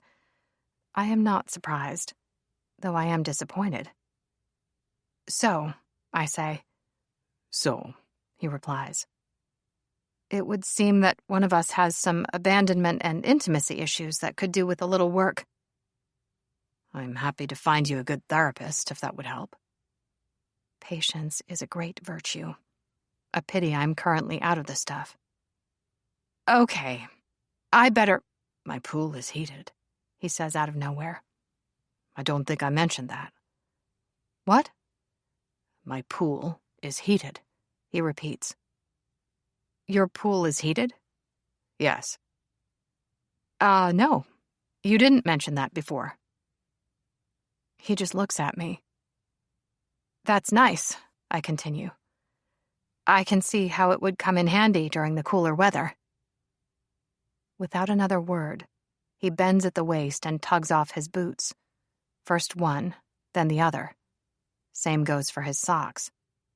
Then he straightens and removes his t-shirt. Just takes a handful of the fabric covering his back and drags it off over his head. It's amazing I don't swallow my tongue. My fingers itch to touch. From his pecs to his neat brown nipples and the trail of dark hair leading down from his belly button to the waistband of his jeans. He's giving me a heart attack with this show of skin. Perhaps this is how I die. It's a few days early, but not a bad way to go. Allie, what are you doing? He crosses his arms over his perfect chest. You had skinny dipping on your wish list. 13. You want us to go swimming? I ask. Now? With no clothes on? It's where this is heading, isn't it? I actually thought we were moving more toward me leaving, as opposed to us undertaking any naked aquatic adventures. He grimaces. Maybe I wasn't clear, but I don't want you to leave. Especially not when you're upset at me. Yeah. You're not exactly subtle. In lieu of a response, his fingers go to the top button on his jeans and, damn, he needs to stop it with the striptease. Now. I grab his hands and hold fast. I would take it as a personal favor if you would please stop taking your clothes off. He peers down at me, and the side of his mouth kicks up. Oh, good. He's happy again. My distress at his bare chest pleases him, apparently.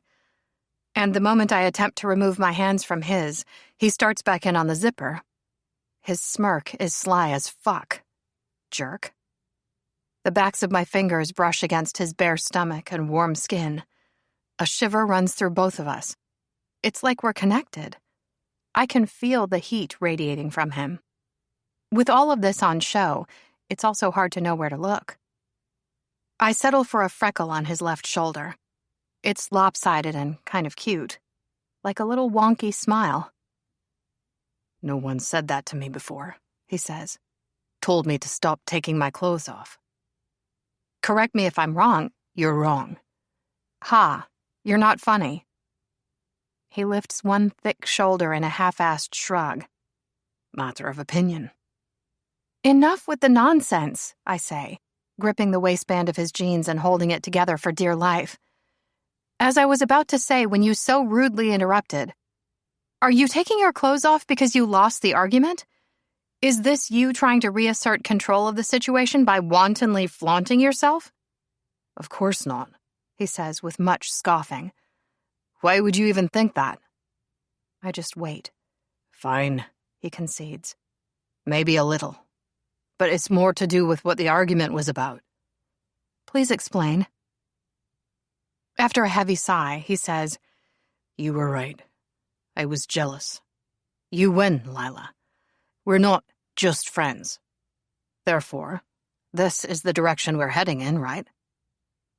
As in both of us taking our clothes off? I don't know. You don't know? He asks with much doubt. Seriously? That's what I said. At this, he snorts. Let me guess. You'd prefer we take things slow, overthink it for a while, throw in some mutual pining, and see what happens. No, I just think stepping back from this just for tonight might not be a bad idea. It's not a good one either. Would it mean anything? Us having sex? Does it have to mean anything? I don't know. I'm obviously not averse to hookups, but this feels different, I say. Why don't we give ourselves tonight to think this over? Circle back to the subject tomorrow over lunch or drinks or something. Did you actually just suggest we circle back to the subject of us having sex? Yeah. Tell me you're not working on a list in your mind entitled Raisins Lila and Alistair Shouldn't Bang. That wasn't the title I was going with, but there's nothing wrong with a nice clear bullet point presentation of the facts. And it was more of a pros and cons thing. Right. Well, I think we should just fuck and get it out of the way, he says wisely. Or so the sage expression on his face seems to suggest. I'll give you the great sex you're after. You can tick another item off your wish list. Then we can go back to being just friends. Get it out of the way? I don't know. I didn't hear a yes. Did you mean to insert a yes in there? I pin my lips shut with my teeth for a moment. Just to double-check, you're offering me sex, followed by a swift return to platonic friendship? Great sex. That's right. The ego on you. I'm trusting you to keep your pants on, I say, taking a step back. It's nice to hear he finds me attractive and wants to play naked with me. Given the whole I might be dead soon issue, I should probably jump on both the opportunity and the man. It's the only reasonable response to such an offer in such a situation. And yet, I am hesitating. Well? He puts his hands on his hips and stares down at me. Are you done overthinking it? For now. Things feel weird between us, and I don't want to compound the situation. My polite smile is small and set. Therefore, my decision is we have sex tomorrow. This would also give us both time to anticipate the act, which I think would be pleasant. By the positioning of his dark brows, I am able to see that the man is both put out and surprised. Being denied things is not his norm. Why not tonight? Tomorrow is really not that far away. Or, and hear me out here, you could just take off your clothes now. That's another issue. I need a minute to get used to the idea of being naked in front of you, I say. My face feels hot again.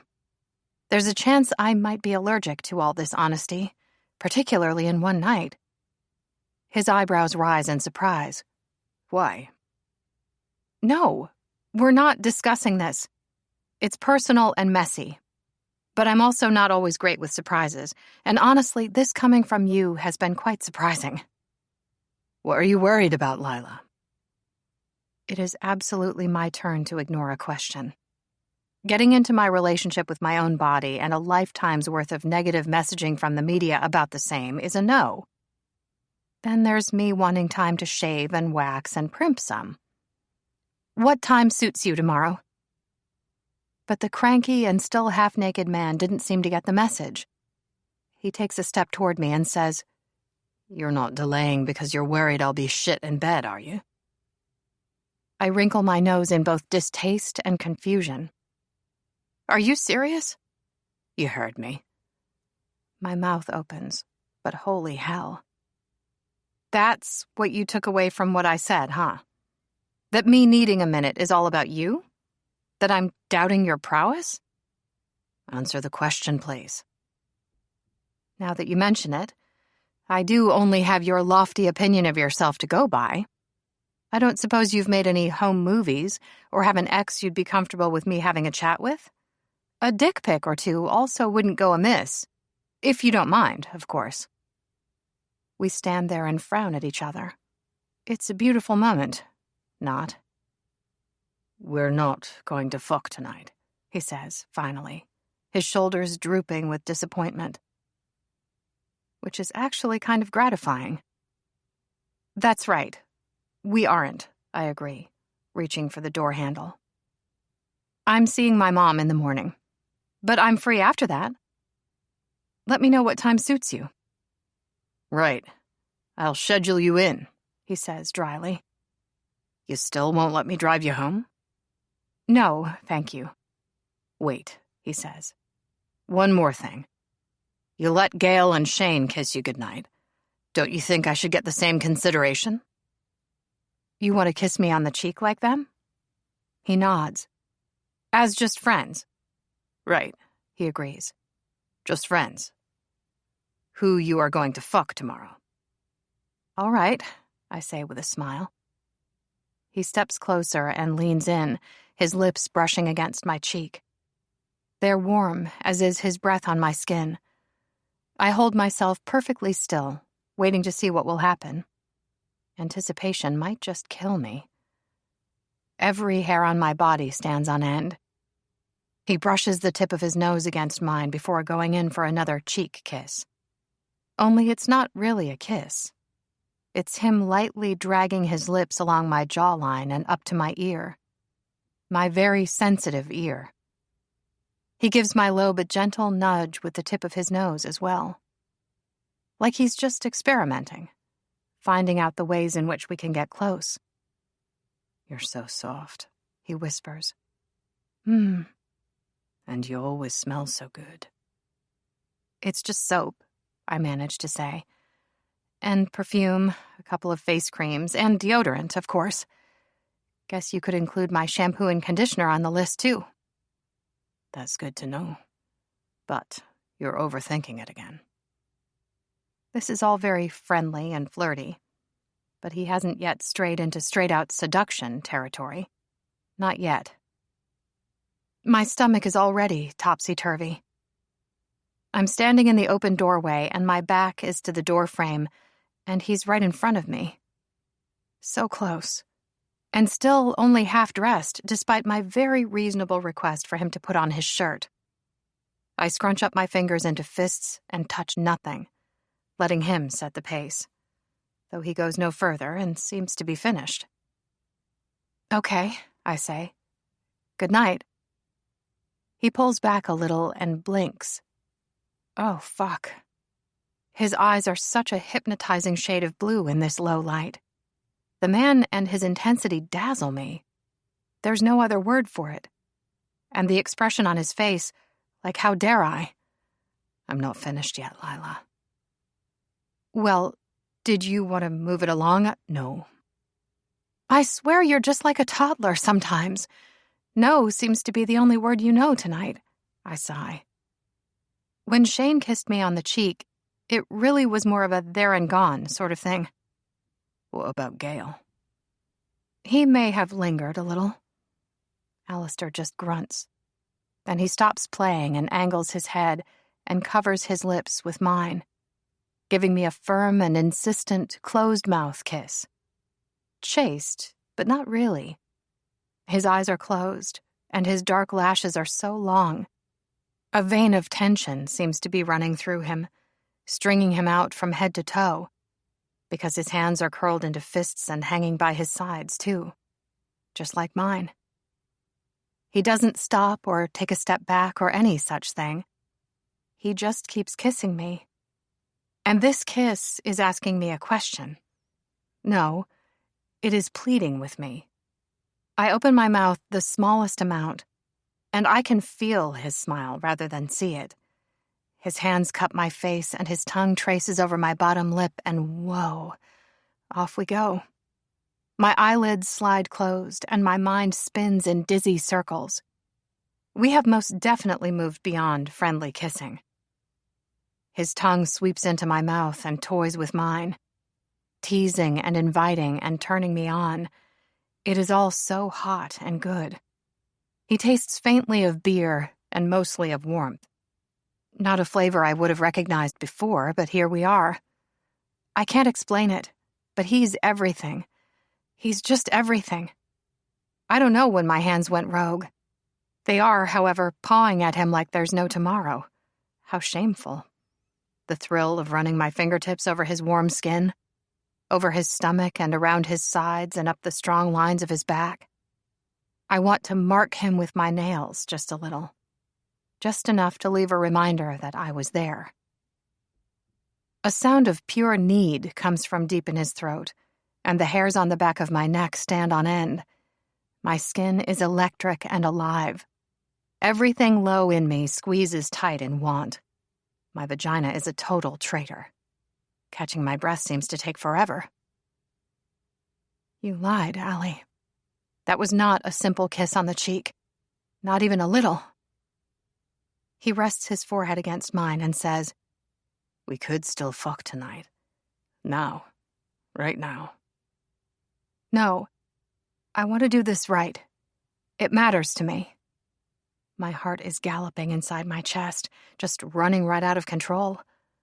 I push him back and pull myself together. I'm leaving. I'm going home. I mean it this time. Just to check, I have made myself absolutely clear. I don't want you to have sex with someone else. Let me give you what you want. Okay? Okay. You're really leaving? I nod. His face is now a careful blank. as if he's reined in his hunger. But his lips are swollen and damp from me. Then he says these words like a promise. "Stay near the light by the gate where I can see you. We'll continue this tomorrow."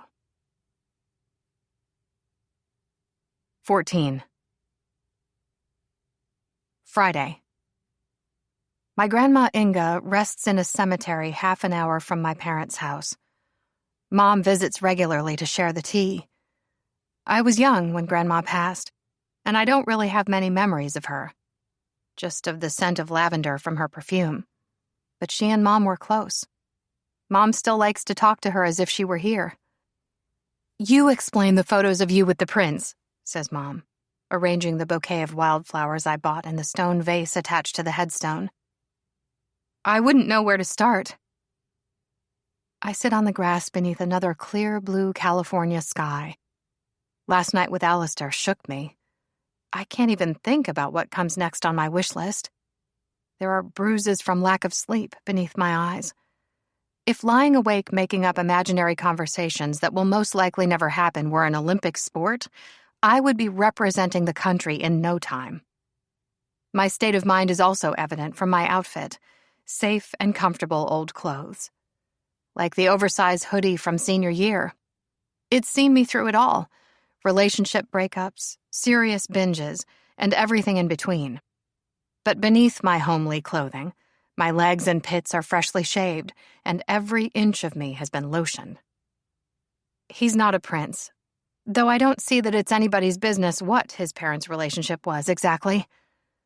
"She's talking about Alistair Lennox," Mom explains to Grandma's grave. "You remember the scandal? That poor boy. He was so young."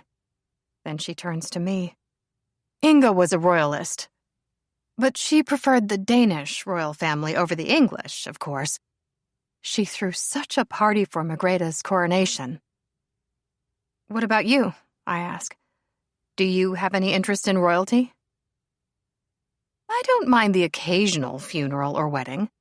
All the pomp and pageantry, the pretty dresses and hats. Yeah, but the king always seems like such a miserable ass." Mom clicks her tongue. "And yet he's still your friend's father. Though, to be honest, I never liked the man either. I detested him for his behavior, for not publicly claiming Alistair as his son or acknowledging him in some way. It was obvious the boy was his. His affair with Lady Helena was common enough knowledge. They were pictured together in the gossip magazines all the time. Inga used to buy them. She lived and breathed all that nonsense, said she bought them for the crosswords, but we all knew better. Of course, I told her they were trash and then read them when she wasn't looking." I laugh. "They caught him coming and going from her apartment at all hours of the day and night, and Alistair looked exactly like him when he was little. Though he grew out of that and started to take more after his mother's side as he got older. But I don't know how you could have a soul and treat a child that way. I can't imagine what it does. To be rejected by your father and then hounded by the press? I think it'd cause a whole heaping lot of trauma with a side order of trust issues," I say. "Why didn't the king acknowledge him, do you think?" The focus was supposed to be on him and his shiny new fiancée. How expensive and over the top their wedding would be. Their entire existence is about clinging to outdated traditions. I think they're fighting a losing battle with the modern world. And that poor little boy got caught in the crossfire, she says. It always struck me as curious timing, though. How news of your friend's existence was leaked at just that moment. Yeah, I agree. They never did find out who did it. Or they never said publicly who did it. But the king reaped what he sowed. It's not like he and his missus look particularly happy when they're together these days, do they? She asks. I don't even think they share the same castle. No, they don't. Not according to the gossip sites, at least. Cemeteries are kind of cool. I can't say that I've spent much time in one before. But in full daylight, they're not so spooky. There are lots of trees, and apart from the occasional person visiting a loved one's grave, it's peaceful and quiet. I could get used to this. Guess we all do in the end. I hope you'll come and visit me and tell me all the news when I'm dead, I say without thinking. Mom laughs. I'll be gone long before you and buried just over there. You bought a plot? Your father and I did a while back. Huh. I run the palm of my hand back and forth over a dandelion. I didn't know that. It's not a secret. She sits back on her haunches. I might have been a little upset when your grandfather announced he wished to be buried next to his second wife, but I understand, or I try to. It's been a while since Mom passed, and he's moved on with his life, but you don't want to leave Grandma on her own. No. Your father believes the spirit world doesn't exist and there is no great beyond. But on the off chance there is, I hate the thought that she's waiting, hoping for someone who will never come. Love sucks.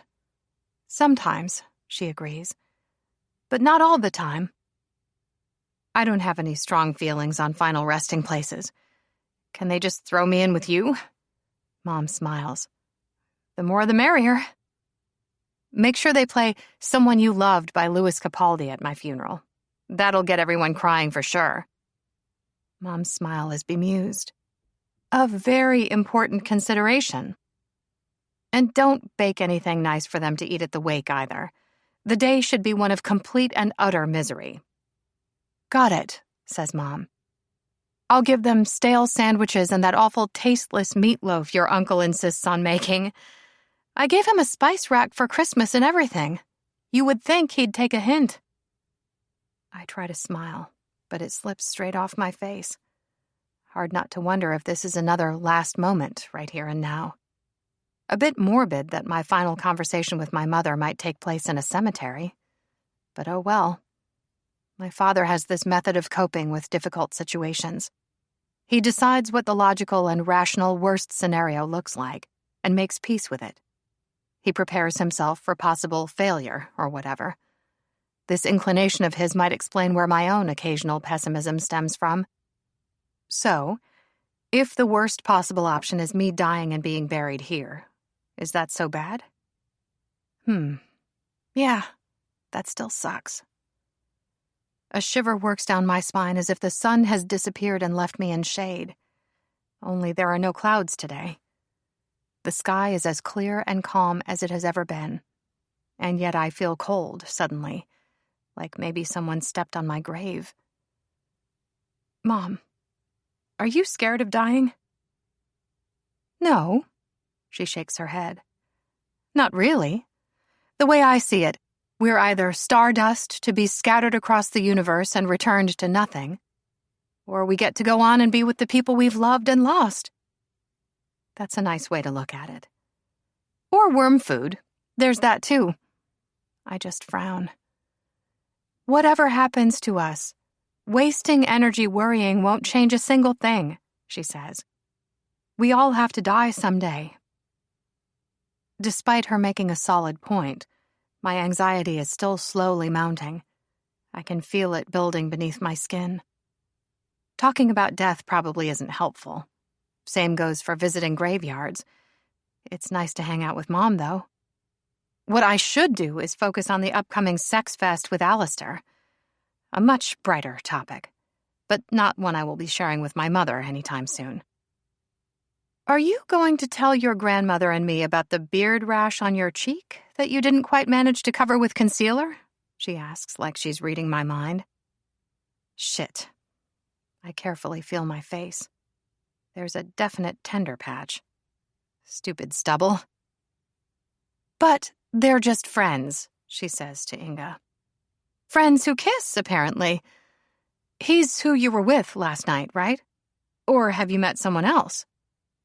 Mom doesn't wait for an answer, instead telling Grandma's grave, Your granddaughter has not been slow about moving on from Josh. Oof. Feel that judgment, Grandma? I just think it wouldn't hurt to take a while to think through what happened and work out what you want. Rushing into something new with someone different might not be the best course of action. She assumes I have time. But I am not getting into all that with her. Good Witch Willow can stay far away from this conversation. And she's wrong about Alistair and me. We're not soulmates. If we were, he would have offered me more than orgasms and good company. Not that there's anything wrong with orgasms and good company. Given the time pressures with my possible upcoming death, it's really all I have time for anyway. I'm not rushing into anything, I say. She gives me a long look. Believe what you want. But I've thought about what's best and have decided we're just going to stay friends, Mother. She calls me Mother in that tone of voice when she gets irritated, says Mom, resting her hand on top of the headstone. Usually when I'm treading a little too close to the truth. You might recall I used to do a similar thing with you, but I use your name, Inga. You don't know what you're talking about, Inga. Stay out of my business, Inga. See? The tone of voice is the same. This is how you can tell that she's mine. I snort. Such a genteel noise. Inga always knew what was right. Always had something to say about everything. Mom's smile is bittersweet. Then you were gone, and I would love to have you back so you could stick your nose in where it doesn't belong just one more time. But such is life. So, it seems like just friends covers a lot of situations these days. Yeah, I sigh. You ever like someone too much? Our hearts can be rampaging idiots at times, says my very wise mother. Our loins aren't any better. Mom laughs. Loins.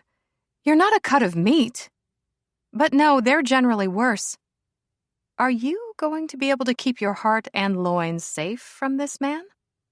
I doubt it. I lie down on the green grass beside Grandma's grave. Just stretch out and close my eyes. Call it a practice run. How did you know Dad was the one? I know you met him at a dance and dumped the loser you were with. But why him? You're going to get grass in your hair. And the loser I was with went on to play for the 49ers.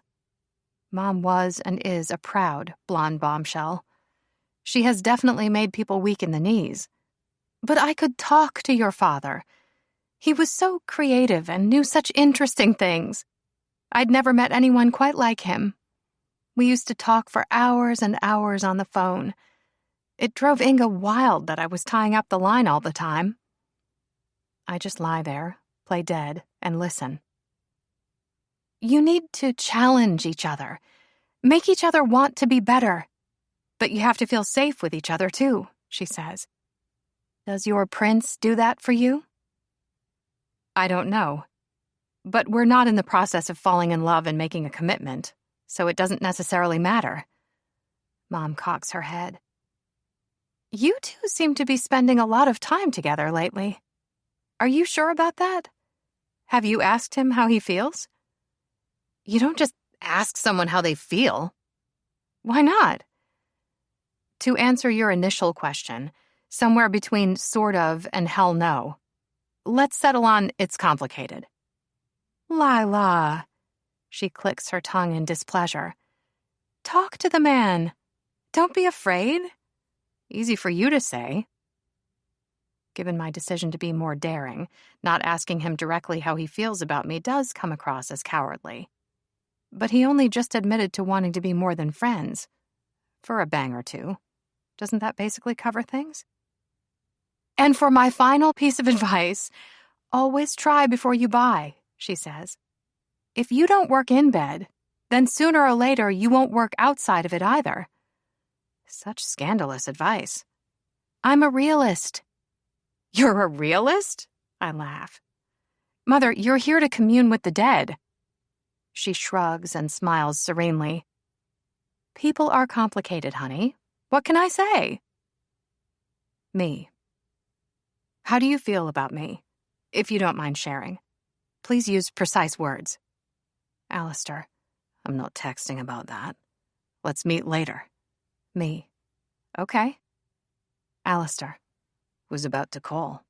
Where are you? Me. Heading home. Alistair. Today has gotten hectic. Can you pick something up for me and bring it over tonight? Me. Sure, where from? Alistair. Not far.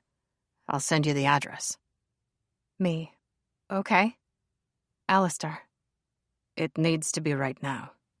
Me. Yes, sir. Alistair. I like the sound of that. Me. It was meant to be read in a sarcastic tone of voice. You're doing it wrong. Rodeo Drive is packed with tourists and pretty people. The luxury department store he sends me to is shiny beyond belief. I tend not to step foot in such places for various reasons, the top one being funds. However, it makes sense Alistair would shop here. The personal stylist area is on the top floor behind an expanse of frosted glass, and the woman at the reception desk is not impressed with me. I can tell from the slow once-over she gives me from head to toe, from my worn sneakers to my baggy light blue jeans with a rip in one knee and the oversized faded hoodie. I'm wearing it with the hood up because I am almost certain there's still some grass in my hair. My name is Lila Goodluck. I'm here to pick up something for Alistair Lennox, I say without a smile. Being polite has its limits, and sometimes you have to give to get. Her demeanor instantly changes. A brilliant smile is plastered on her face as she leads me toward a room at the back. Of course! We've been expecting you. This way, please. Can I get you a coffee or water or perhaps a glass of wine or bubbly? No, thanks. She holds the door open for me. Inside is an even more extravagant room. It is white with gold touches from the potted orchids to the giant gilt-framed mirrors and small crystal chandelier. A changing area waits behind some curtains, and several racks of clothing hang nearby. And lounging on a velvet chaise lounge with a laptop is the man himself, the one who did the kissing. At the sight of me, Alistair rises and crosses the room. I could watch him do this forever, just striding toward me in his dapper black suit. He shouldn't still have this strong an effect on me, but he does. There you are, he says with a brief smile. Allie, what's going on? I thought we were meeting tonight. Why do you have grass in your hair? He asks, picking out one piece and then another. We have reached the preening each other stage, apparently. It's a pity I don't hate it. Not even a little. I was lying on the ground beside my grandmother's grave, practicing being dead and chatting with my mom. He nods, like this makes total sense. Then he pushes back my hood. This is hideous, Lila. Take it off. Why are you hiding beneath this thing? It's my emotional support hoodie. Leave it alone. I slap at his hands. Did they teach you how to be bossy in that castle in Scotland you grew up in? No. I learned that at boarding school. They were do-or-die climates, packed to the rafters with obnoxious, rich little shits. But if you projected strength, they usually left you alone. All I can do is stare. The man just gave me actual private information about his life, without me pushing and prodding. He just answered a question in a reasonable manner like a normal person. Amazing. His gaze is amused. Better shut your mouth before you catch another insect. My lips slam shut, then open again. Why do I keep seeing you in suits? I thought tech bros wore sneakers. It depends on who I'm meeting with. Some people expect the suit, given who I am and all. It helps to facilitate certain situations. Huh. Lila, I'd like you to meet Carolina, he says, stepping aside.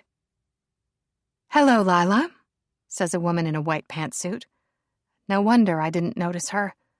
She blends perfectly with the decor. That, and I am a little overwhelmed.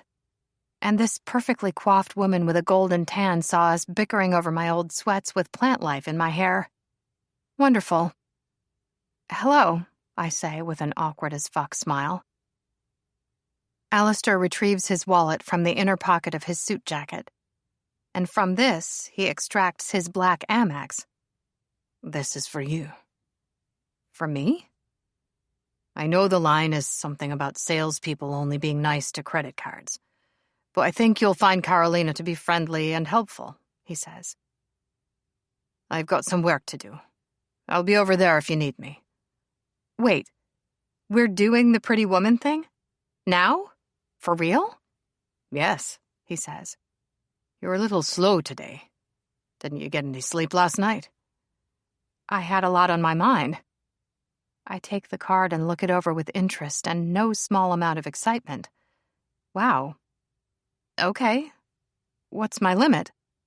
There isn't one. Allie, I say with no small amount of awe. You do realize, if you put me in this situation and give me your credit card, I am going to do some damage? There will be no polite pair of shoes and a dress. I will live out my dream to the fullest. You know this, right? Do your worst, Lannan. He sits once more on the fancy couch. I dare you. Huh.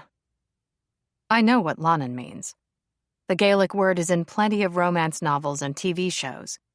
However, there's no need to lose my shit over him saying it to me. He's just playing, after all. This moment, though, this particular addition to the wish list, it's perfect. Or almost perfect. What you're supposed to say is, do you have anything in this shop as beautiful as she is? Asking questions I already know the answer to is a waste of time. He doesn't even look up from his laptop. Just takes out his cell, makes a call, and starts arguing with Gail, by the sound of things.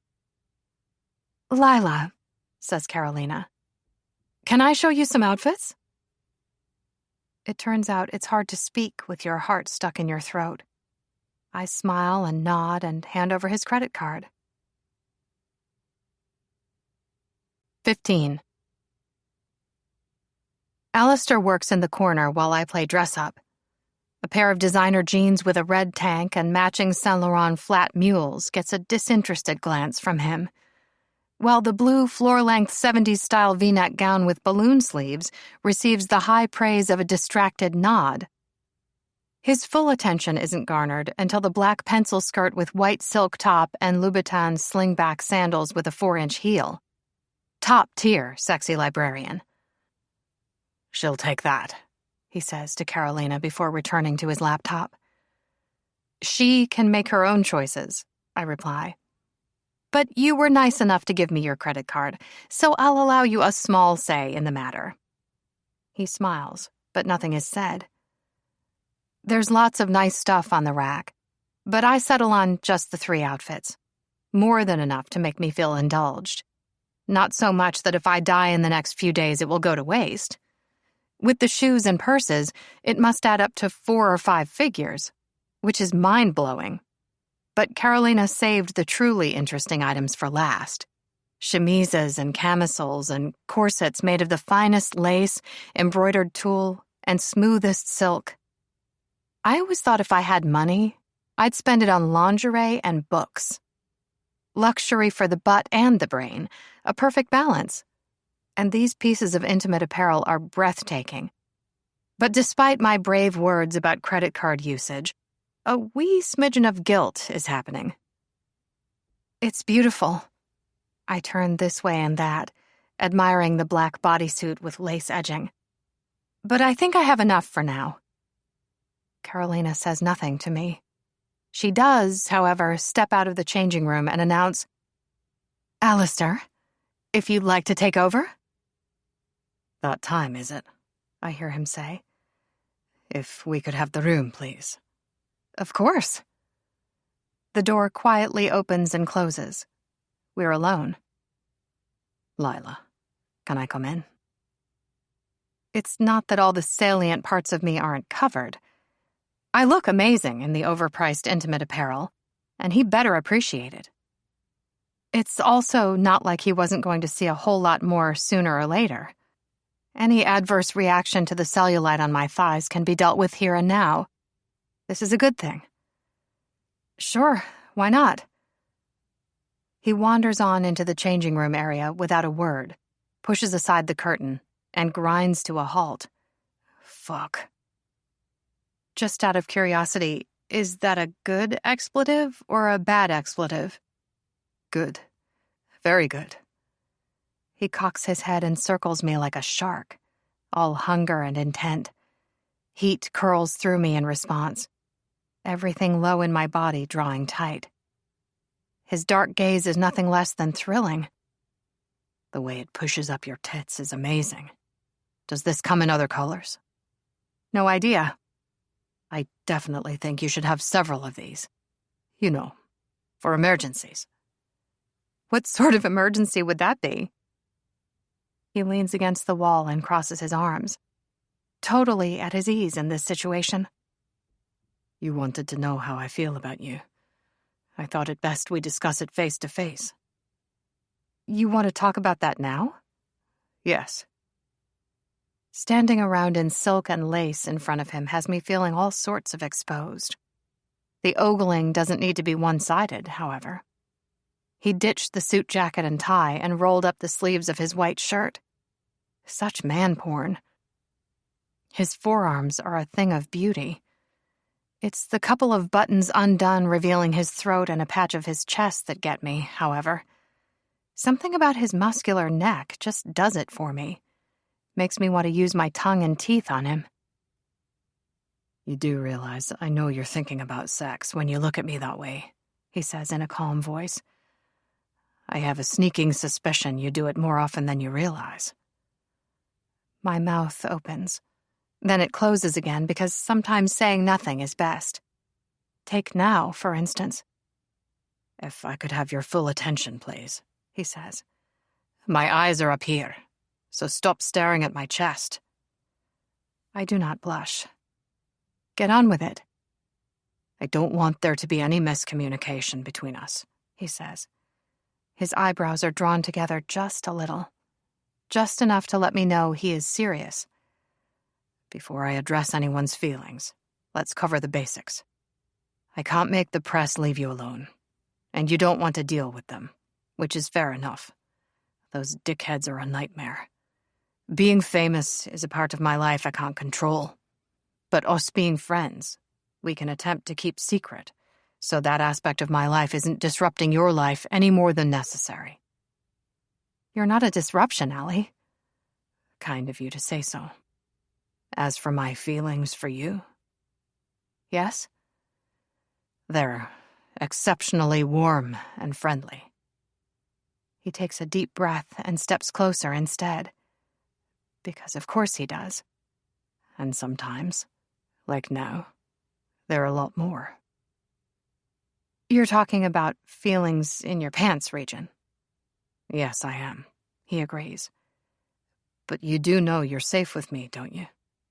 I would never deliberately hurt you. You know that, right? I nod. As for this situation here, you tried to tap out. Said you didn't want to shop anymore. What's that about? You had Carolina tell on me? Why else do you think I've been sitting out there for the last hour? Guess I thought you were guarding your card, I say. I can't believe she snitched. And she seemed like such a nice person. She works on commission. What do you expect? Valid point. Do you think Julia Roberts would walk out before seeing everything? Just give up after only an hour and go home? He asks with mock outrage. Is that really the sort of quitter mentality you're embracing? What happened to being bold?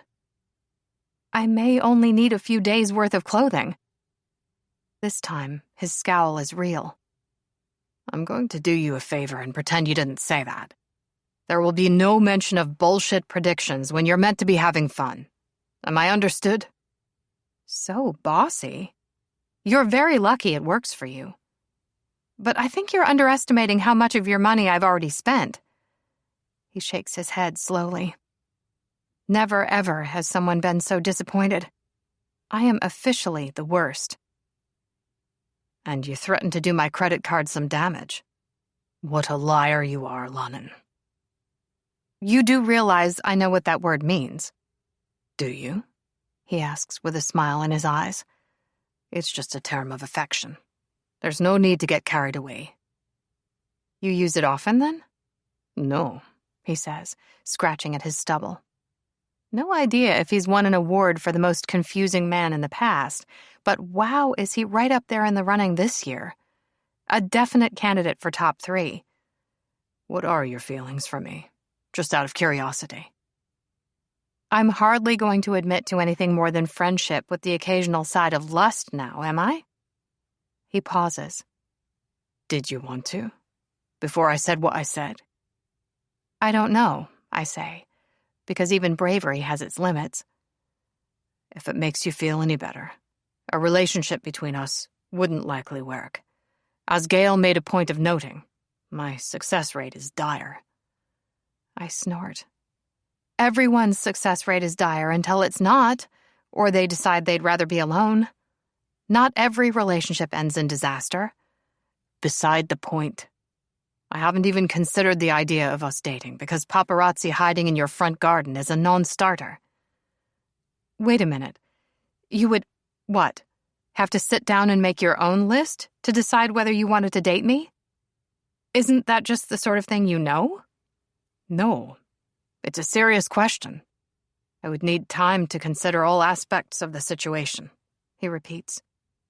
But his gaze drops to the neckline of my bodysuit again and stays there a second or two.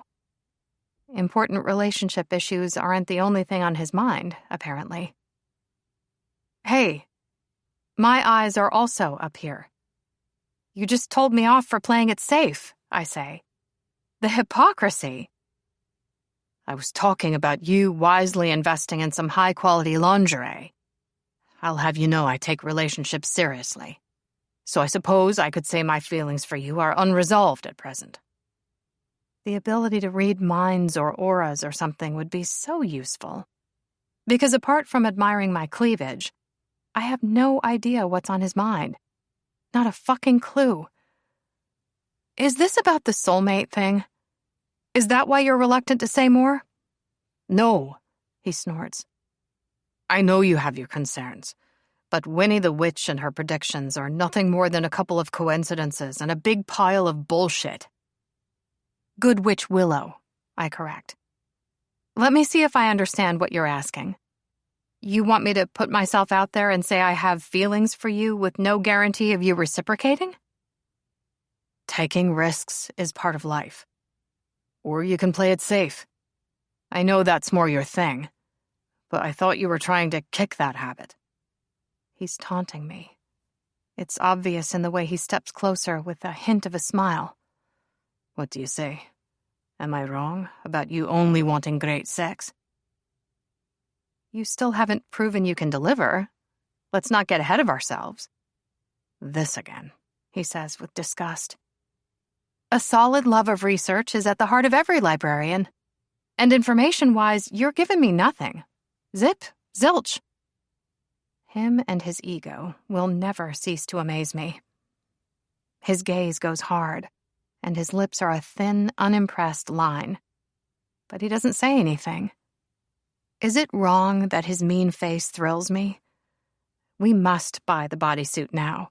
He and his general hotness have made me soak through my thong. Let's deal with this once and for all, shall we? He asks with the fakest smile. The curve of his mouth is a facade, and more than a touch malicious. He grips my hips and turns me to face the nearest mirror. Then, with him pressed hard against my back, he walks me closer. If you would stand over here, please. What are you doing? He sniffs the curve of my neck, taking me in with a deep breath. Fixing your lack of faith. As fun as it is to get you all riled up, we can't do this here. Carolina won't come back in until one of us calls for her. There are no security cameras. No one will know what we do. Allie. His hands slide up my sides, fingers trailing down, tracing the edge of the lace to between my breasts. And I watch their path in the mirror. There's something hypnotizing about standing passive in his arms while he explores me, how his fingers follow the edge of lace back up to my shoulders. And there, they stop. He inserts a fingertip beneath one thin strap and drags it slowly over the slope of my rounded shoulder. But the bodice of the bodysuit defies gravity and stays put. He grunts in dismay and gently tugs the strap down a little lower. Nope. Too much for me, apparently. I slap my hand over my breast and hold the thin material in place. Well, that's not helpful, he chides. This is really not the place for this. Nonsense. We're fine. I think we look good together, he says, meeting my gaze in the mirror. Don't you? The palm of his hand slides over the back of mine in a tantalizingly light caress. He strokes my skin as if I need settling or soothing. I suppose I do. Then he rubs his cheek against my hair as if he's scenting me. All I can do is feel him, the fine cotton of his shirt against my back and his hardening cock against my ass. The restrained strength in his arms as he holds me against him. My breath doesn't stutter, however, until he wraps his fingers around my neck. Just holds me in place, his hand a brand against my skin. I can breathe, but his grip is good and firm.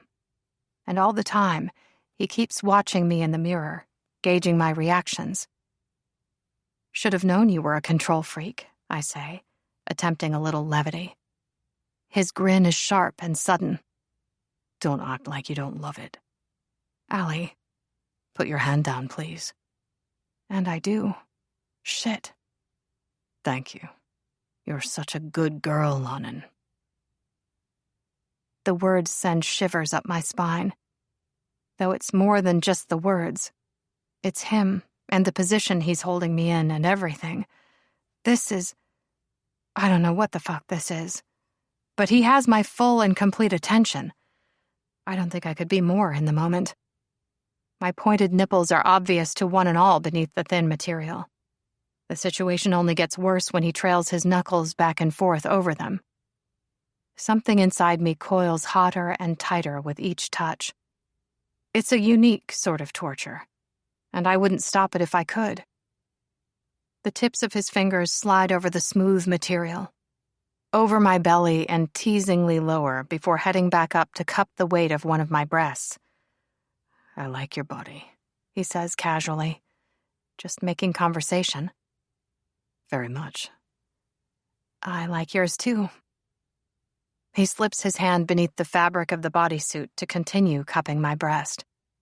That side still has the strap in place, though with all the maneuvering, the other is slowly sliding down, about to expose me. The pad of his thumb toys with my nipple.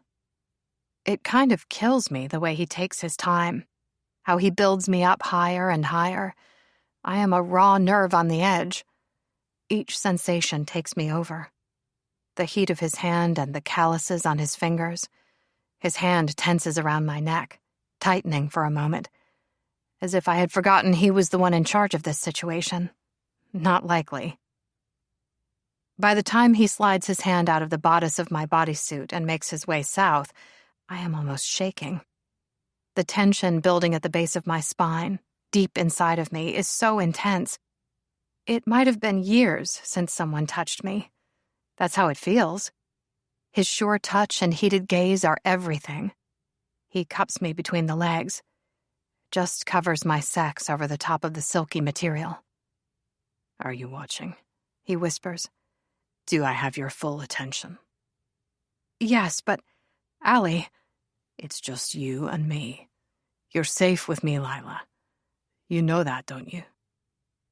I worry over it for a moment, but he's right, and I nod. That's lucky, he says, because there was no way I was going to stop now. I've been wanting to get my hand between your legs for a while now. I don't know about that. But his fingers tighten around my neck again. A warning or a reminder. No idea which. Then he starts gently grazing the heel of his hand against my mound. But it doesn't stay easy for long. His big hands make short work of me. Everything in me responds to him. A sheen of sweat breaks out across my body. One hand holds me immobile while the other rubs and coaxes until I come. until the tension inside me grows too great. My thighs squeeze his hand tight and my insides spasm as I clench on nothing. The orgasm shakes me, radiating out from my core, and he holds me all the while, his dick hard against the small of my back. "Fortunate you're not a shouter," he whispers, his breath warm against my ear. "But we will work on that for future reference. As a woman in today's society, it's important to make yourself heard." "Fuck," I gasp, working on catching my breath. "No, that would be going too far. We can't do that here, Lennon. Show some decorum." He fixes the fallen strap and watches me in the mirror. "To think I got you off over the top of your clothes, too? Below the waist, at least. No more doubting my ability to give you good sex. You'll have to think of something else to give me shit about. I have every faith in you and look forward to finding out what it will be." He stops and takes a deep breath. "Right. I need to go look at spreadsheets for a while to calm me down. You let Carolina know she can come back inside when you're ready. Do find out if that comes in other colors, please." "Allie," I say, still catching my breath. He settles himself carefully back on the couch. There is wincing involved. "Yes?" "It was never about the press. I mean, they wouldn't bother me. Or I would learn to get used to them if, you know." He turns statue still. "No, I don't know. Why don't you tell me?" Attempting to think after an orgasm of this magnitude is tricky. Same goes for laying my heart on the line. But I do my best. It's not fair on my neighbors to have paparazzi hanging around. There's no security at my building, so we would have to find a way around that. If we decided to do the dating thing. If that's something we wanted to do. I don't say it would only be an issue for a couple of days. It would only make him upset. But the fact that there's a limit on our time together is foremost in my mind. I am an idiot for not jumping him last night. Anxiety and body issues and everything else be damned. Meanwhile, he just sits there staring at me, which doesn't ramp up my nerves at all. What I'm trying to say is you're worth any hassle or disruption. Of course you are. Please don't think otherwise. For a moment, we just stare at each other. His smile is slow and beautiful and lights up my whole damn world. The emotion in his careful expression can't be concealed. He needed to hear this just as much as I needed to say it. "All right, Lila. I won't think that. Thank you." I smile back at him, and the moment is perfect. It's like something out of a book. One with a guaranteed happy ever after. Something I don't have in this situation, sadly. But protecting my heart from him isn't going to work. I don't know why I thought it would. Fuck it. There's a chance I'll be dead soon. We all die sometime. Why not make my time count? If he decides against us getting together, it will hurt. But everything hurts now and then. It's how you know you're alive. He raises an eyebrow in query. "What does that look mean?" "Nothing." "Come home with me after this," he says, his gaze back on his laptop screen. "Aren't you sick of me yet?" "No," he says. "And if you're with me, I don't have to worry about you suddenly deciding to go storm chasing or snake charming or I don't know what." There are so many rude jokes I could make right now about snake charming, but I won't. I would, however, like to point out it was only one skateboarding class and a very small tattoo.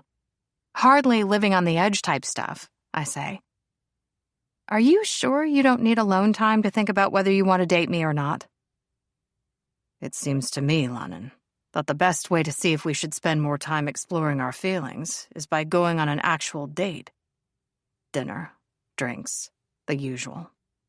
Then tomorrow we'll take the convertible for a drive. I know a place that does mud baths an hour outside the city. It wasn't on your list, but I thought it seemed like your sort of thing.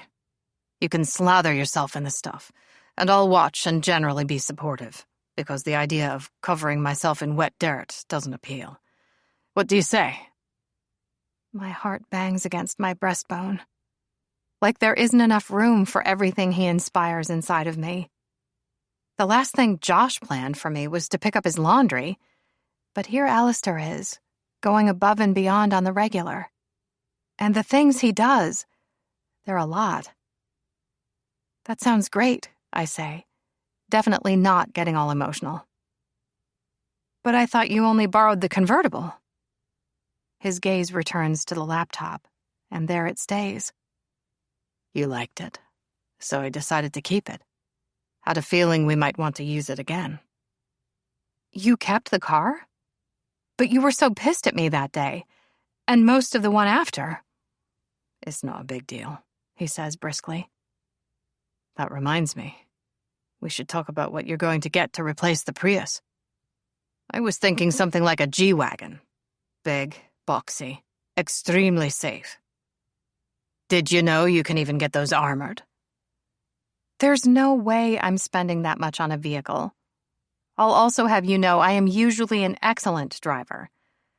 Not that it's likely I'll even need another vehicle. But again, with the not saying the part that upsets him out loud.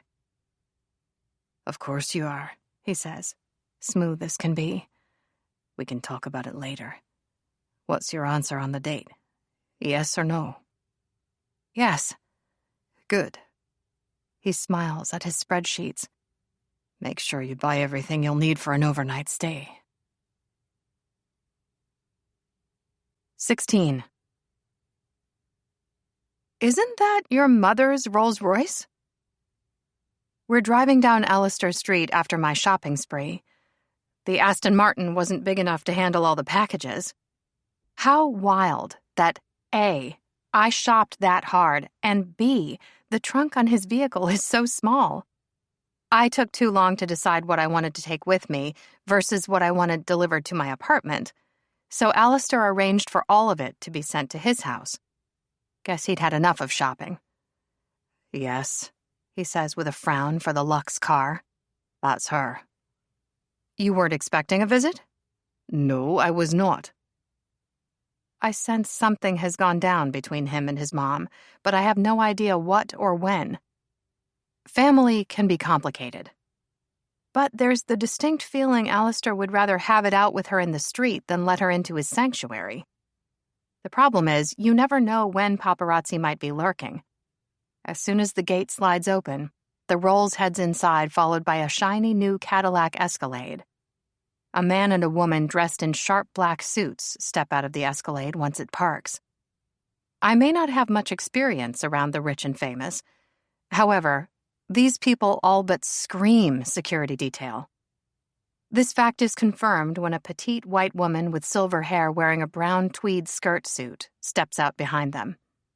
A woman I have seen a time or two on the gossip sites. Whoa. Royalty has come to call.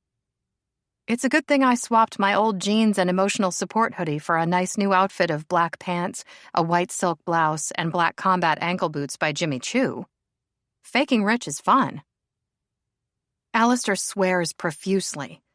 The array of languages is impressive. French, Italian, and Spanish are all in there. I recognize Scheisse as being German. Not sure about the rest. He is seriously unhappy. I take it visits don't happen often, I say. How do you want to handle it?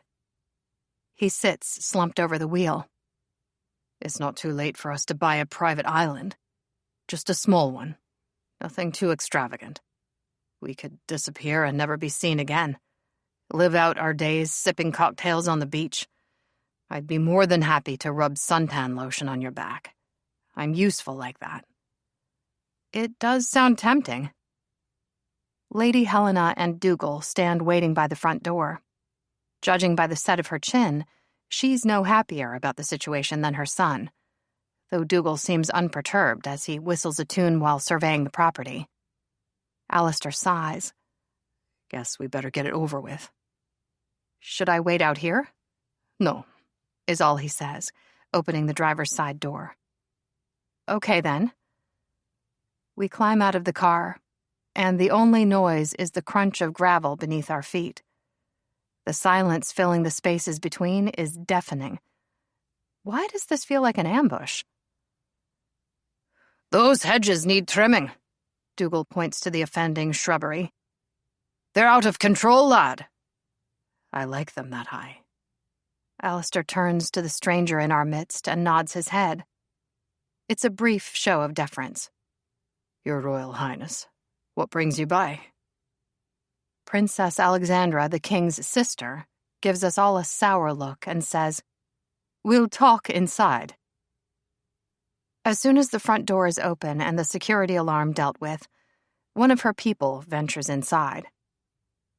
No doubt to search for any hidden anti-monarchists. The princess doesn't wait for the all-clear, however, striding into the house with her nose held high.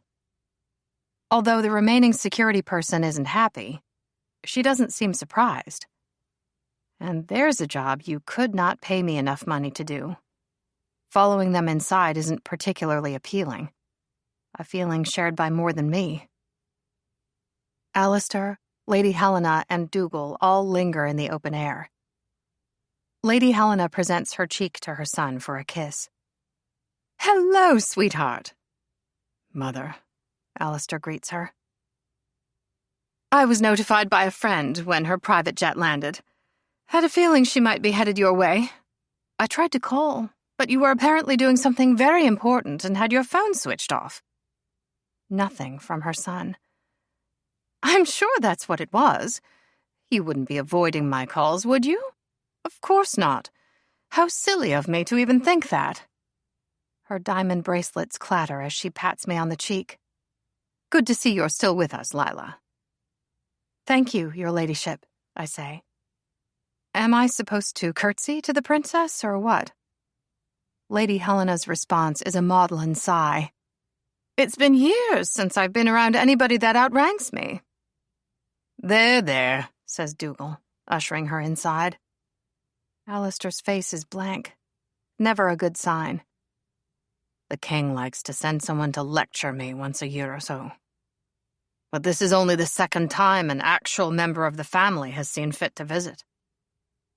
"I suggest we be exactly as polite to her as she is to us."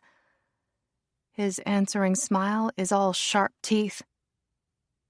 Princess Alexandra stands rigid with her back to the room, staring out at the garden. Her security people hover nearby. So much tension. "We'll talk alone, Alistair," she says without turning.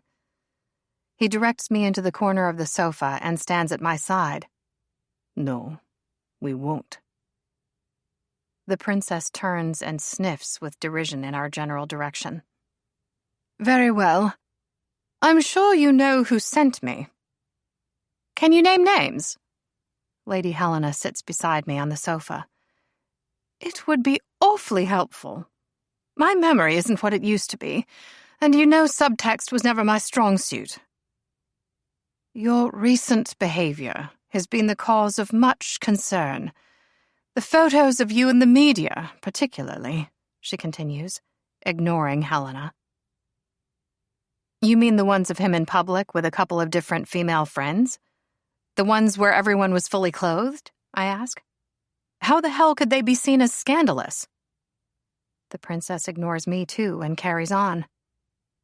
"We'd hoped you would have settled down by now. It's not as if suitable candidates weren't made available." "Do you mean that awful girl you had the audacity to send chasing after him the second he turned 18? Asks Lady Helena. "You remember, sweetie." She turns to Alistair. "Her father was some billionaire. Of course, it turned out that he was a close friend of a certain monarch. We had to find out about the connection through other means. It was all rather distasteful, as I recall." Alistair just grunts and sits on the arm of the sofa beside me. He apparently feels the need to hover. As for me, I feel the need to protect him from these assholes. "Then there was that supposedly chance meeting with His Royal Highness's goddaughter," continues her ladyship. "She transferred to your college for a semester. Not the least bit subtle. Next came the young widowed countess who tried to climb into your bed in Bali. and the rather fetching equerry's daughter who tailed you around town for a while. I was also highly dubious about the one from the Royal Ballet. What was her name again?" "How the hell did you hear about Bali?" asks Alistair.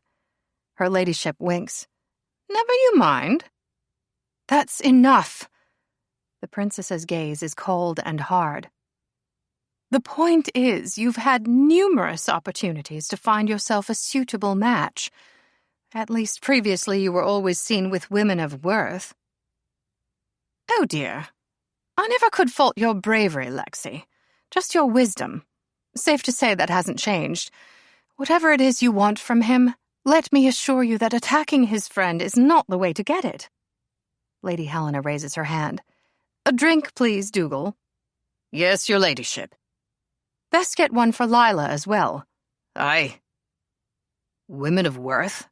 repeats Alistair with a blank face. "Are you fucking with me?" "How dare you use such language?" The princess's lips are a thin line. "I suppose it was too much to hope that you had been raised correctly." "He went to all the best schools, as you well know," says Lady Helena in a cool tone. "Received training in etiquette, has a working knowledge of the Constitution, all that nonsense. We even had regular formal meals to ensure he was comfortable in such a setting, all on the off chance that his father might one day deign to acknowledge his existence. When news of my son was made public, we received no support from you or your family, and still Alistair did his best to make his father proud. He even served in the military." "For the wrong bloody country?" "For the country that wanted him." "This is all beside the point," says the princess. "His latest dalliance is ill-advised and cannot continue." Before Alistair can lose his shit, I ask, "What's so awful about me? Just out of curiosity." "Nothing. You are perfectly ordinary in every way. You are the very epitome of unremarkable. And for someone of Alistair's pedigree, that is simply unacceptable." "You would know all about conduct and pedigree," says Lady Helena. "I once saw you so drunk you were spinning in circles with the skirt of your ball gown held high above your head. That was a good night. We were at Kensington Palace with that bartender you were seeing on the sly. What was his name?" Nothing from the princess. "Ordinary how, exactly?" I press. More sniffing from the princess. The lady needs a tissue. "Your upbringing, education, appearance, social circles. Everything about you is objectionable." "That's enough," growls Alistair. "I've never heard such utter shite." To which I respond, "I want to hear what she has to say." Which is just as well, since the princess shows no signs of stopping. "Not to mention how erratic your recent behavior has been. Getting tattoos and such." "Wait a minute. How do you know about that?" "I haven't posted on social media since last Saturday." And then it hits me. "Huh. You have someone following me, don't you?" "You've had someone following Lila?" Alistair's jaw is an angry, jagged line. "Are you kidding me?" "Alistair, you are not in a position to simply do as you please," says the princess. "Watch me." "You actually hired someone to stalk me," I say again in surprise. "What the hell is wrong with you people?" "A basic background check is standard protocol." The princess returns my glare with one of her own. "Alistair has a connection to the crown. Of course we had to know who you were." I just shake my head. Lady Helena jumps to her feet. "I am outraged. Outraged, I say, that you would treat my soon-to-be daughter-in-law this way." Alistair's brows are pinched. "Mother." "My darling baby boy finally finds happiness, and this is how you behave. I can believe it of your brother. He was always a self-absorbed twat. But in all honesty, Lexi, I'd hoped for better from you." "They're engaged?" asks the princess with no small amount of horror. Yes, they most certainly are, and I, for one, could not be happier. The tears of joy I wept when they told me the good news. I couldn't stop howling with happiness for hours. Hours, I say. Dougal makes a noise in the back of his throat. It sounds vaguely like him trying to choke down laughter. I have nothing. The princess turns to Alistair and demands, "Is this the truth?" But he's busy doing the blank expression thing again. However, if his mother wants to mess with these people, it's okay with me. They actually paid someone to follow me around and report on my doings. Paparazzi are an invasion of privacy. This, though, feels like taking it to a whole new level. Go on, darling. Lady Helena smiles encouragingly. You might as well tell her. Right. Alistair clears his throat. Lila and I, yes, We're thinking of a July wedding, I say. Just something small and intimate. Absolutely no more than a few hundred of their closest family and friends. Lady Helena plays with her pearls. And, of course, an exclusive will be sold to a respectable media outlet. Photos and a tell-all interview. Merchandise will, of course, be on sale once we get their official website up and running. Coffee cups and tea towels and such like.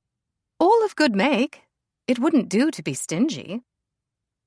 The princess falls into a nearby chair as if she might faint, though even that is done elegantly. He'll have my head for this.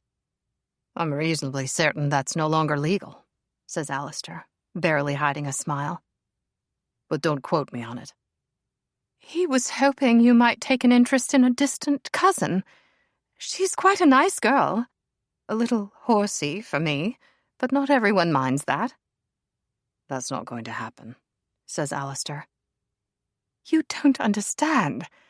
The king is finally willing to acknowledge you, so long as you agree to certain caveats, of course. The blood drains from Lady Helena's face. He's willing to what? What did you say? You will never be in line for the throne, says the princess. But the king is willing to acknowledge you, and you would no longer be persona non grata. Alistair blinks repeatedly, as if he too is taken aback. Dougal hands me a glass of ice water, and I down a mouthful, and immediately start coughing because the clear liquid is vodka. What a rookie mistake. How embarrassing. Alistair smothers a smile and rubs my back. Always nice to know someone finds me entertaining. How unfortunate that it's my new fake fiancé who might be about to dump me in favor of finally having a relationship with his father and some strange girl. Why now? Asks Alistair. What's changed? It's an offer that won't be repeated, says the princess, not answering his question. Lady Helena sighs. Lexi, he won't consider the proposal without the appropriate information. Be sensible. I didn't raise a fool. In front of her? The princess gives me serious side-eye. Lila knows how to keep her mouth shut. Come on, out with it. I have missed you, Hel. Your directness was refreshing, up to a point. The princess turns away for a moment, staring at the sterile gray wall. The political climate is more lenient at present. It has nothing to do with the current negative public opinion of him, does it? Asks Alistair. There's also his rumored separation from the queen consort to consider. You would make a wonderful distraction from all that, darling, says Lady Helena. You're rather popular. The dashing Scotsman of royal descent who found success on his own terms. Embracing you now would breathe some life back into him and make him seem more human. It would also help drag the monarchy into the modern age, something which is direly needed. The princess's gaze is guarded. These are all just suppositions. What's your answer? Why should Alistair help you? What have any of you ever done for him? Asks Lady Helena. Your brother pays me handsomely to keep my mouth shut and stay on my side of the Atlantic. That, however, is a business arrangement. He's yet to show his firstborn a single kindness. Given time, several great artworks, an estate or two, and a lot of jewelry, I could perhaps forgive him for hurting me. But not my child. A line appears between Alistair's brows. Dougal hands the princess a drink. You can be certain Her Royal Highness doesn't cough or choke. She cocks her head. If they're engaged, where's her ring? Oh, I knew I forgot something. How silly of me. Lady Helena wrestles with one of the many rings on her fingers. Shit, it seems to be stuck. Dougal? Coming, says the Scotsman. Been a while since you've taken that one off. Let me just... Oof. There we go. The princess gasps. You're not giving her the Lennox diamond? Of course I am. It's the pride of our family. A cherished heirloom that's worth a small fortune. Here, Lila, catch. And Lady Helena tosses the ring. I lunge for the ring with my usual sporting finesse, but Alistair plucks it out of the air with ease. It's an obscenely large emerald-cut diamond in a platinum setting. His smile is bemused as he slides it on my finger. He stares into my eyes, and I know this is all just a joke, but it's hard not to get all up in my feelings. And those feelings have nothing to do with amusement, and everything to do with him. Then he gives my fingers a squeeze and turns away, which is for the best. My ability to keep a straight face is at an all-time low. At least I can go to the grave saying I was engaged, sort of. That's something new, unexpected, and quite daring. What I really want to know, however, is if I am about to be dumped by my friend in favor of his father. Thank you, Mother, he says eventually. I couldn't have done better myself. I'd hope not, sweetheart. Nice to see family come in handy now and then, isn't it? Lady Helena takes a sip of her drink and turns back to our royal guest. Lexi, why did he send you and not one of the firm's flunkies? I dare say, given the topic of conversation, he knew none of them would get past the front door, answers Her Royal Highness. I don't know. Ask him when he calls you again tonight. Alistair frowns at his mother. You're talking to him that often? I have been lately. The king is in a rare state of agitation. It had been a while since we butted heads. I don't think I'd heard from him since you dislocated your shoulder surfing a few years back. Tell him there's to be no more extreme sports. I forbid it. He truly is hilarious. But he enjoys yelling at me, and I enjoy yelling at him. It's a win for everyone, really. Lady Helena frowns at her empty glass. This conversation requires further refreshments. Sweetheart, you wouldn't happen to have a decent bottle of champagne on hand, would you? No, says Alistair. Sorry. Time for us to depart, then, says Lady Helena. My place or yours, Lexi? The princess gets to her feet. Yours, I suppose. But we can't be seen together. And you mustn't tell him I told you these things. No one's going to tattle. Do stop fussing, old girl. They head for the door with Dougal and the security guards in tow. As soon as they're gone, Alistair rises and paces the room. Back and forth he strides with a frown on his face. The man is obviously thinking deep thoughts. That was a lot, I say. A whole wide lot. He grunts. Not knowing where I stand with him sucks. How has this conversation changed things? My family is important to me. The thought of not having a healthy relationship with my parents is horrible. I rub my sweaty palms on the side of my nice new black pants. I just want you to know, whatever decision you make, you have my support. He stops and stares at me. You've wanted a chance to get to know your father your whole life. This is it. It's finally here. What are you saying, Lila? We've only known each other a week. not even that exactly. And, like the princess said, this might be your only opportunity to make peace with that side of your family, to get to know them. Losing me is obviously one of the conditions. I don't know why I bother them that badly, but it's not a big deal. We're not even really dating.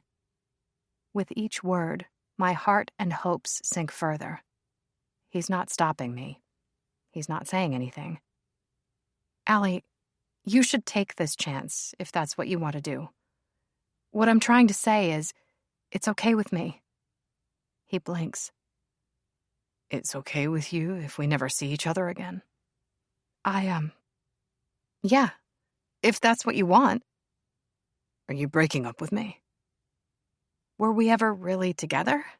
I ask with a wince. I thought that was still up for debate. He holds out a hand and pulls me to my feet, but he doesn't take a step back. He doesn't give me any room. I am stuck between him and the sofa. That's very self-sacrificing of you, Lannan. Throwing yourself on the sword like that so I can have a relationship with the man who has done nothing but regret my existence since the day I was born. That's when he wasn't of a mind to try and manipulate me and meddle in my life, of course. I remain silent, not sure how to respond. Are you rethinking your very generous offer? He asks. A little, yes. He nods. I place my hands against his chest and say, let me rephrase all of that. Allie, what do you want to do? I've already told you what I want to do in the immediate future. My thoughts on the matter haven't changed. Dinner and drinks. Okay. I take a deep breath. Do you have a bottle of good champagne? Several. But I bought them for you. And the last thing we need is Mother and the princess hanging around here getting pissed and reminiscing about the good old days. He leans down, putting his face close to mine. It's the middle of the night in London, but I'll try to get a message to him. Tell him and his people to back off and leave you alone. The king doesn't scare me. The edge of his mouth rises. He does a little. Maybe a little, I admit. But he's not going to stop me. That's my girl. 17. Alistair's bedroom is amazing. Floor-to-ceiling French doors lead out to a balcony overlooking the back garden. More of the high ceilings and gray walls like downstairs, but the effect is softened by the furniture. Both the bed and side tables are solid wooden pieces matched with another large white lounge. He obviously spends most of his time up here. There's evidence of his presence. The huge unmade bed with white linens, bedside tables piled high with books, and an empty teacup and saucer. Because of course he drinks tea. A discarded t-shirt lies on the blanket box at the foot of the bed. I definitely do not sniff it, because that would be weird and wrong. Like it's my fault the man smells divine. He had my shopping bags brought upstairs to his walk-in closet. So many packages. But I refuse to feel guilty for spending his cash. He goaded me into going hard. He knew what he was doing. None of this, however, explains why he finds me barefoot and bewildered. Just surrounded by stuff. An overwhelming number of new things. I got through to his personal secretary, says Alistair, appearing in the doorway, phone in hand. Judging by the set of his jaw, his mood is set to unhappy. Told him to call off the private investigator, or else. Or else what? I haven't quite decided, he admits. But he seemed to take the threat seriously. I can't protect you from the paparazzi. Not really. But I won't have you being followed by a private fucking investigator. Thank you. Though why they would require someone to continue reporting on me if I am so boring and subpar would be nice to know. He leans against the doorframe and crosses his arms. Lila, what are you doing?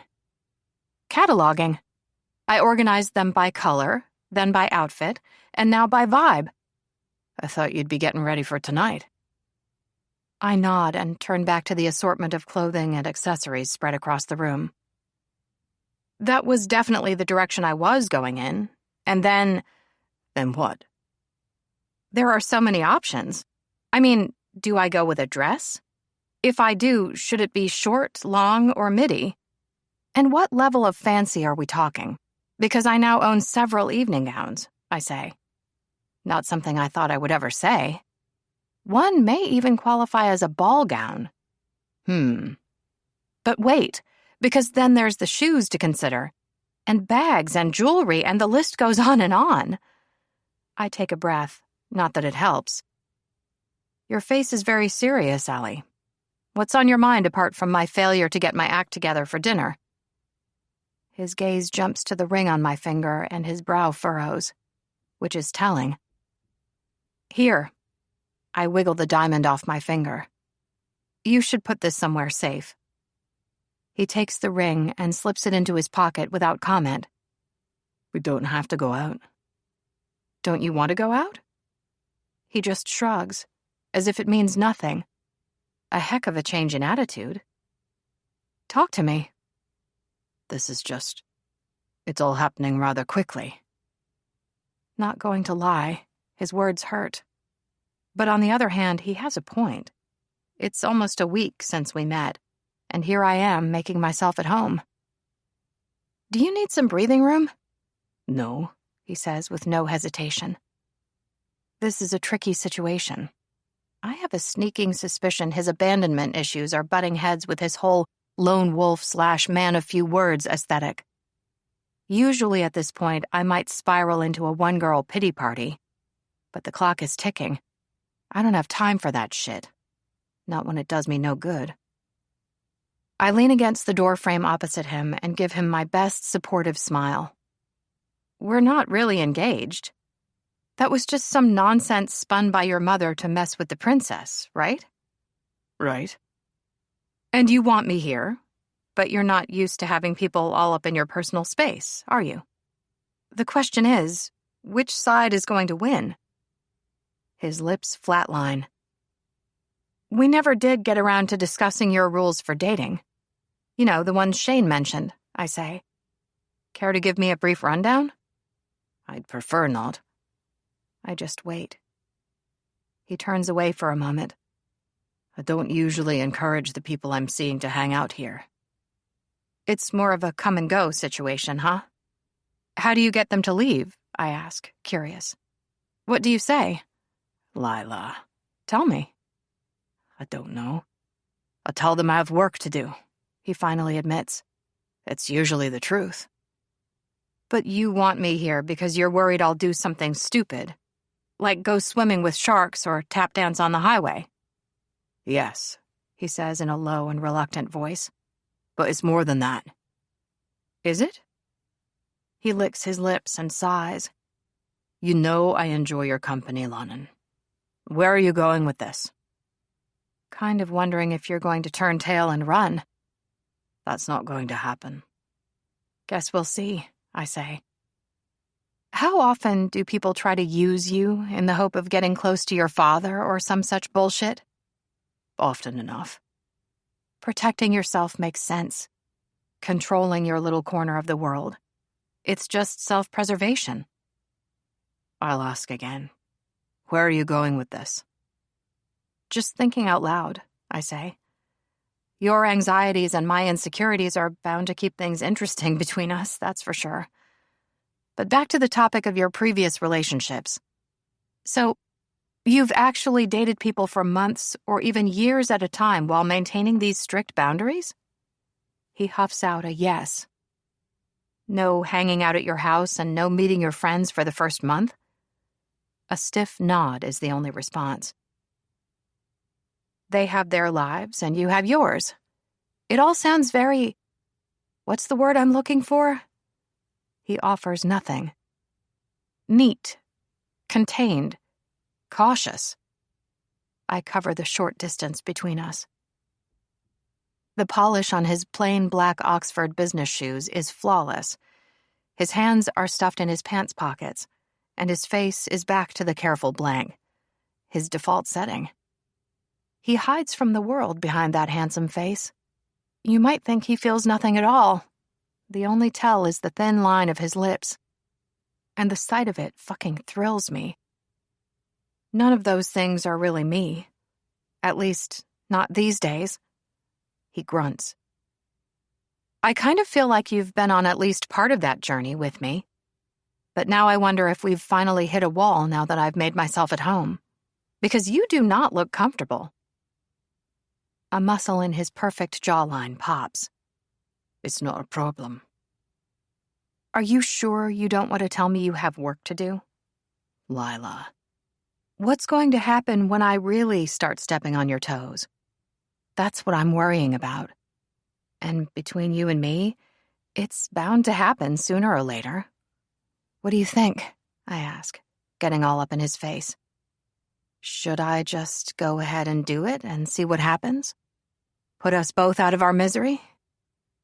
The man is whip-fast when he moves. Hands fist in my hair and his mouth slams down on mine. This is absolutely what I want.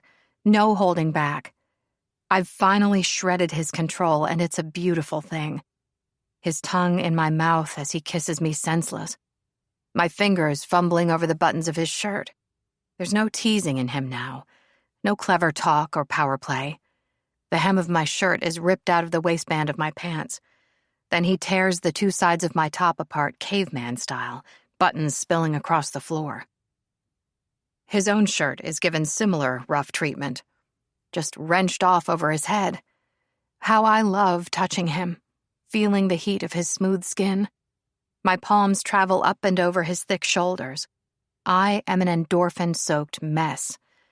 And all the while, he's moving us in the direction of the bed. He toes off his shoes, tears off his socks, and dismisses his pants in short fashion. Holy shit. The sight of him in nothing but a pair of black boxer briefs is sublime. And I am not above staring at the outline of his cock. While I'm lost in wonder, he's dealing with my pants, and we're both in our underwear in no time. He's already seen me in lingerie, though the way he stops to appreciate the sight is sweet. He slowly trails his fingers over the lace edging of my bra. He caresses the curve of my stomach and the thickness of my thighs.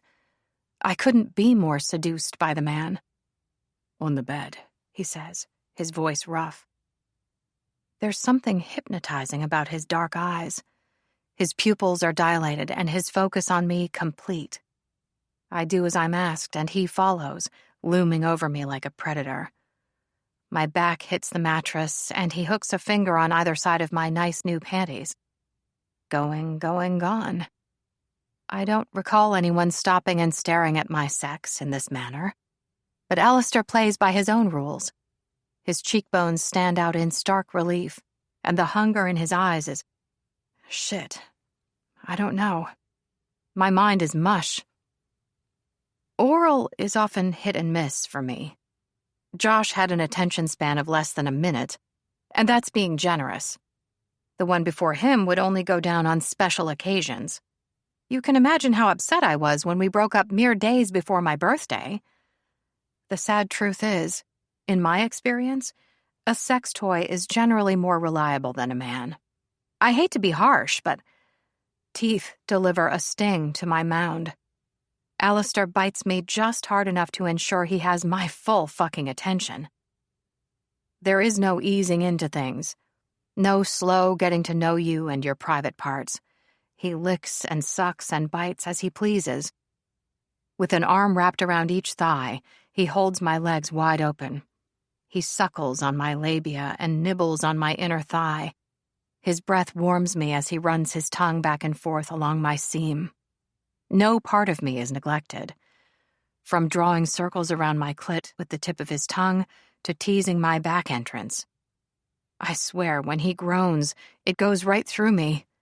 Same with his snarl. The noises he makes light me up from inside. Each move he makes amps me higher and higher. So much pressure low in my body, gathering at the base of my spine.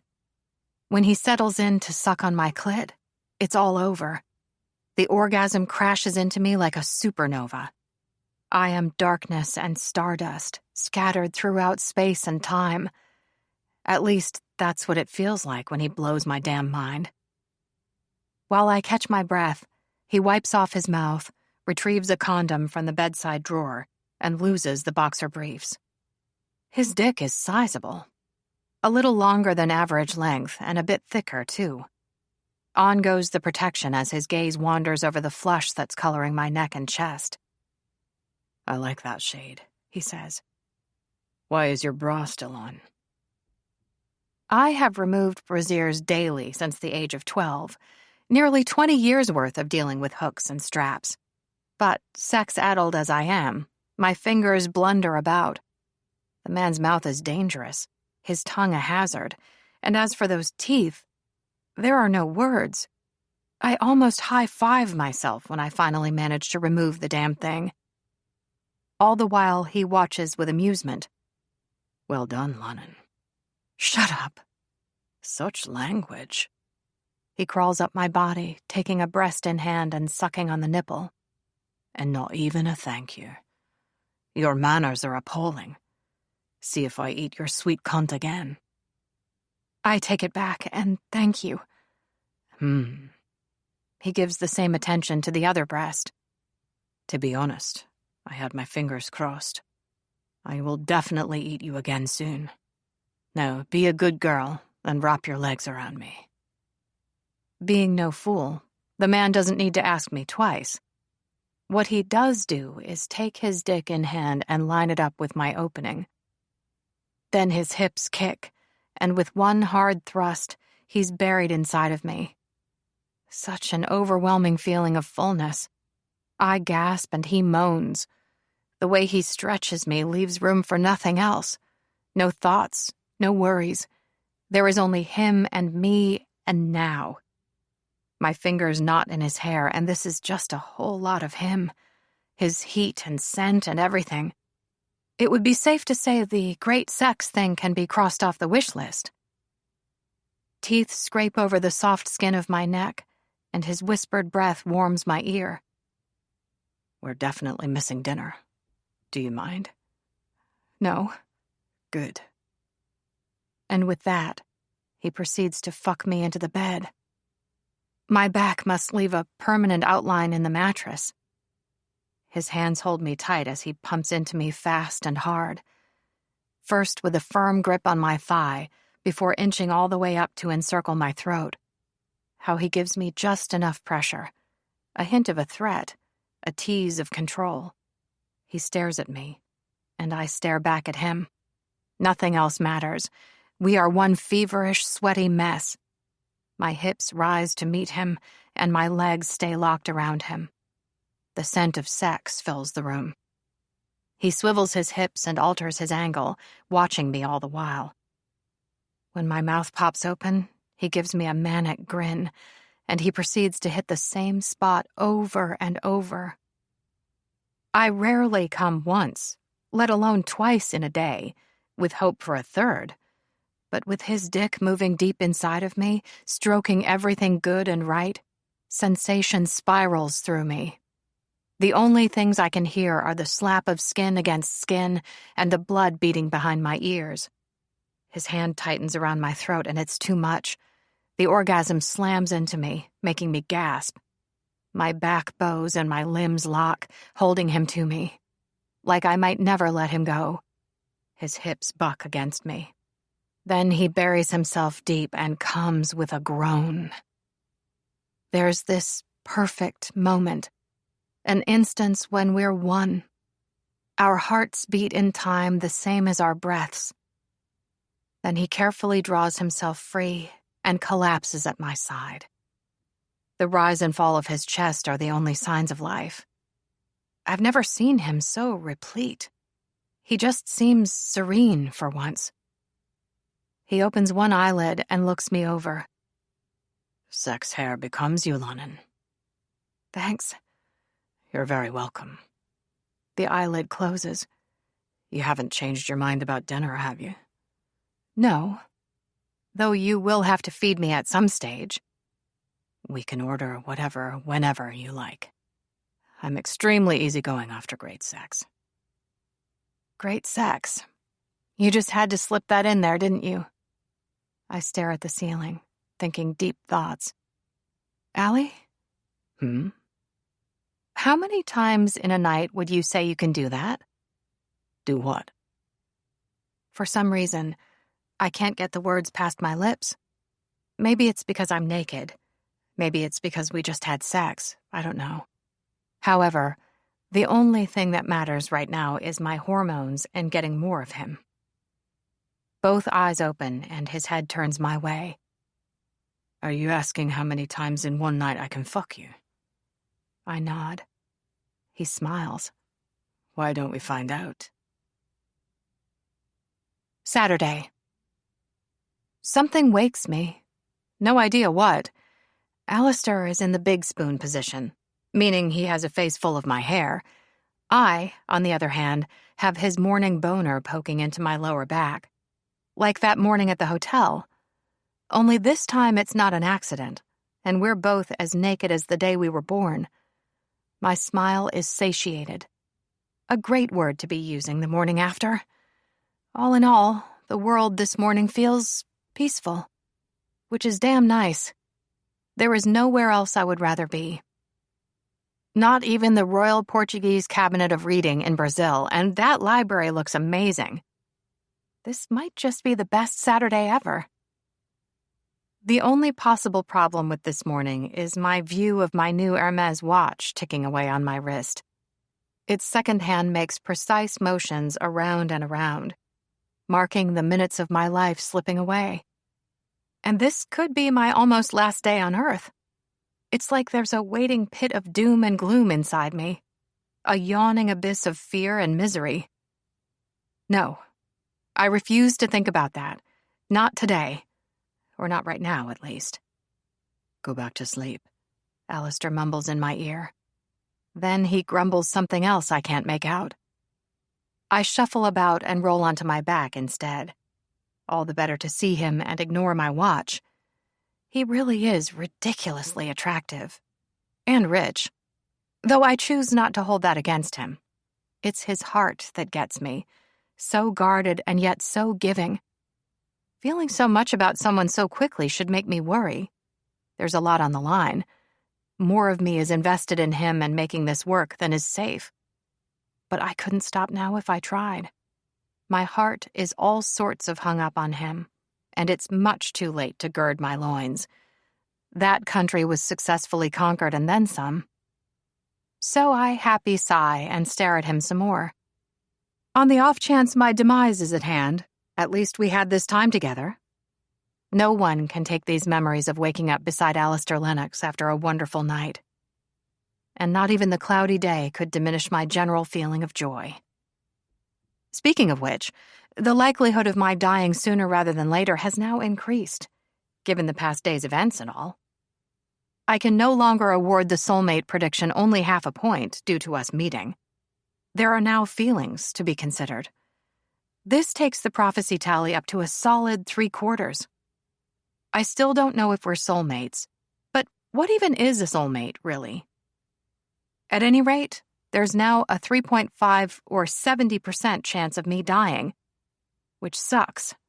I need to make my last days count.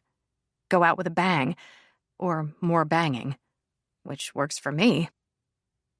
He opens one eye and says, "What are you doing?" Being present and appreciating the moment. And thinking. About what? He asks with a yawn. I just want you to know that there doesn't need to be any hasty revisiting of people's feelings. I am perfectly happy as things are now. Lines fill his forehead. We're getting straight into it, are we? Okay. Let me ask you, Lila. Do you see dating as a type of commitment? Did we actually get around to confirming the dating thing? Aye. I frown in confusion. When? Last night. So you saw it as just a sort of bang it out situation? Bang it out. Please. He sniffs. I wooed you properly. Made an eloquent speech on the subject and all. Oh, That sounds nice. Remind me again when you did that? Let me think.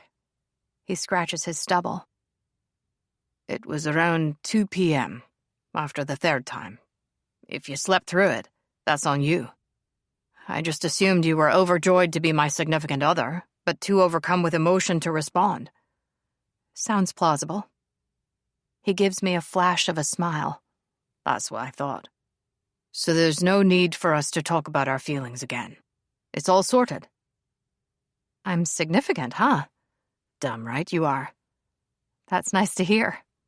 I have to admit, I was a little worried you might have changed your mind. That you might have decided you'd had your fill of this circus after yesterday. You know, it's still not too late. Though I'd be very hurt, Lannan, he says. You might have noticed I've grown somewhat fond of you. Whoa. The warmth that fills my chest at his words. A buzzing noise comes from the bedside table. Is that my phone? No, mine. Are you going to answer it? Not yet, he says, stretching his neck. Then he stops and stares at me. You're still worried about something. What's wrong? Nothing. Are you sure about that? I'm really glad we got this time together. It means a lot to me. His gaze narrows and he scowls. You're thinking about that damn death prediction again. It's hard not to. Seeing the lotto money appear in my account yesterday makes it more real, somehow. But how many people win the lotto each year? Hundreds? Thousands. Thousands. I cover the worry lines on my forehead with the palm of my hand. Like it helps. Right. Please hear me when I say that fucking prediction isn't real. You're not dying on me anytime soon. It's rude and unnecessary, and I won't allow it, he declares. I think it's time I had a talk with this great witch Willa face to face. Get this sorted out once and for all. You want to meet Good Witch Willow? Yes, as soon as possible. His cell buzzes again. With a groan, Alistair stretches to reach for his cell, and the sheet slides down, and down some more. He really is incredibly distracting. I don't mean to objectify the man, but oh well. With a frown at the screen, he says, What the fuck? What the fuck what? Just a minute. I wait while he focuses on sliding his finger across the screen. He has such elegant hands, both strong and dexterous, as he showed me time and again last night. There's every chance my thoughts regarding this man are going to be purely physical and in the gutter for the next few days to come. My apologies, but I'm going to have to retract that last bit, he finally announces. It seems it is in fact too late for you to change your mind about us. There's a horde of paparazzi and news vans at the gate. I'm sorry, Lila, but news of our fake nuptials has been leaked. My eyes all but fall out of my head. The world thinks we're engaged? Yes. The whole wide world? He just nods. Shit, I say. Why? How? That's what I plan on finding out. His cell buzzes and his gaze jumps to the screen. His lips thin as he puts the call on speaker. Mother, what did you do? How hurtful. I didn't do anything, darling, she says. Unless you're talking about the small fire at your grandfather's hunting lodge that time. Someone really should have told me that serving flammable cocktails at my Sweet 16 was a bad idea. But it's not like they weren't able to rebuild. Still, you wouldn't believe how Daddy carried on about it. Of course, Mummy didn't care, but... Mother, I'm not talking about that. No? Oh, no, of course not. You're talking about today's big news. Your engagement. So exciting, my sweet boy. I see the news is everywhere. Did you have anything to do with that? No. Are you sure about that? Lady Helena's sigh is epic. I suppose I did tell the princess in the first place, but how was I to know she'd tell them and they'd decide to leak it to the press? Though, of course, I knew she'd report back to them. Any idiot would know that. But telling reporters? How déclassé. My point is, I'm a mostly innocent party in all of this. It definitely wasn't you that told the media. No, absolutely not. Why would the palace leak it? I ask. What do they hope to gain? Good question, sweetie, says her ladyship. As I was opening the second magnum of champagne last night, the princess happened to mention that the heir apparent is less than happy with his new fiancé. In fact, she said he's close to calling the whole thing off. You can imagine the commotion such an announcement would cause. Which explains why the king has been calling me to work off some stress. They're using us to distract the media? Asks Alistair.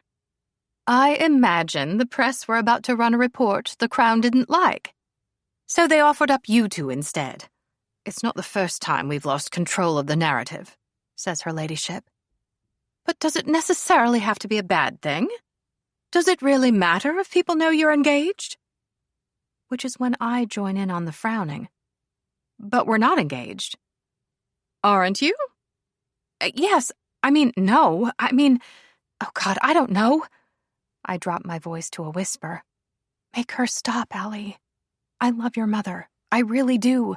But it's too early in the morning for this.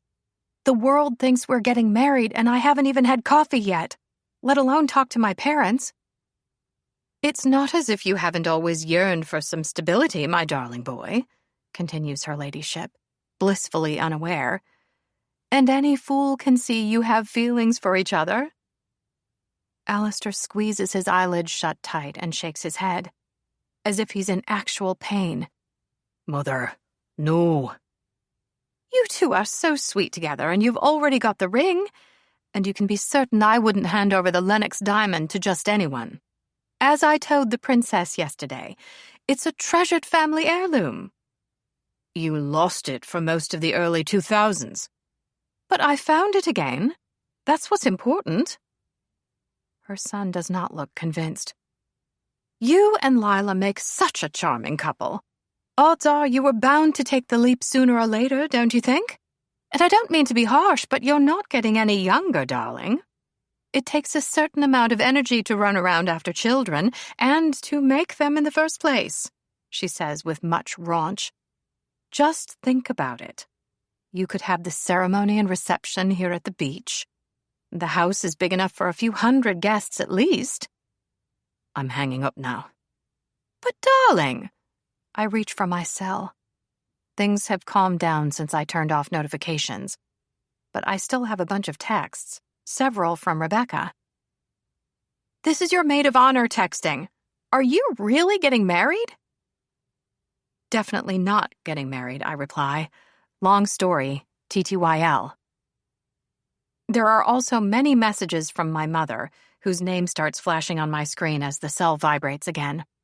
Mom? How could you not tell me you were engaged? Oh. Oh? Is that all you have to say? I had to find out about it from Otto at the bakery on my morning walk. Otto from the bakery told you Alistair and I were getting married? And Min and Jackie across the road. They were out watering their garden, exclaims Mom. Nadine yelled out something as she rode past on her moped, but she was going too fast for me to hear. The point is, everybody knew except me. That's really only 3 people that we can be sure of. Not exactly everybody. Lila! I wince at the ringing in my ear. Mom always did have a great set of lungs on her. Yes, Mom. You're upset. But the thing is, I know we've had our issues over the years, but this is very disappointing, not to mention reckless behavior. You've barely known him a week. How could you be so foolish? I know, but if you'd just listen, you've hurt your father's feelings. My feelings are fine, my father calls out in the background. Oh my God. Mom, please let me explain. We haven't even met this man. May I? Alistair holds out a hand. Hell yes, he can take the call if he wants. He clears his throat and says, Ma'am, this is... Yes. If I could just... I would always try to be worthy of your daughter, of course, but... Sorry. Yes. I understand, and... Hello? I accept the phone back without comment. We're expected for lunch at 1, he says. Probably best not to be late. Okay. She hung up on me, he says in surprise. I can't remember the last time someone hung up on me. It would seem my mother is experiencing a lot of big feelings right now. Try not to take it personally. She didn't even give me a chance to explain, to tell her the engagement isn't real. I'm not entirely sure that would have stopped the yelling. But never mind. We'll break it to her at lunch. And then something occurs to me. How do we even get out of here without a swarm of media following us? His smile is almost childlike with glee. Don't worry. I have a plan. 18. Saturday. I'm not sure this is a good idea, I say, staring at Goodwitch Willow's apartment door. Alistair just picks another leaf out of my hair. This is my week for incorporating random greenery in my hairdos, apparently. His plan for escaping the media worked, and then some. We made it all the way downtown without a single paparazzo on our tail. It turns out there's a hidden wooden door in the hedge behind his house. Very secret garden. The neighboring property houses a rustic but sprawling wood cabin with the biggest hot tub in creation, owned by a retired music producer.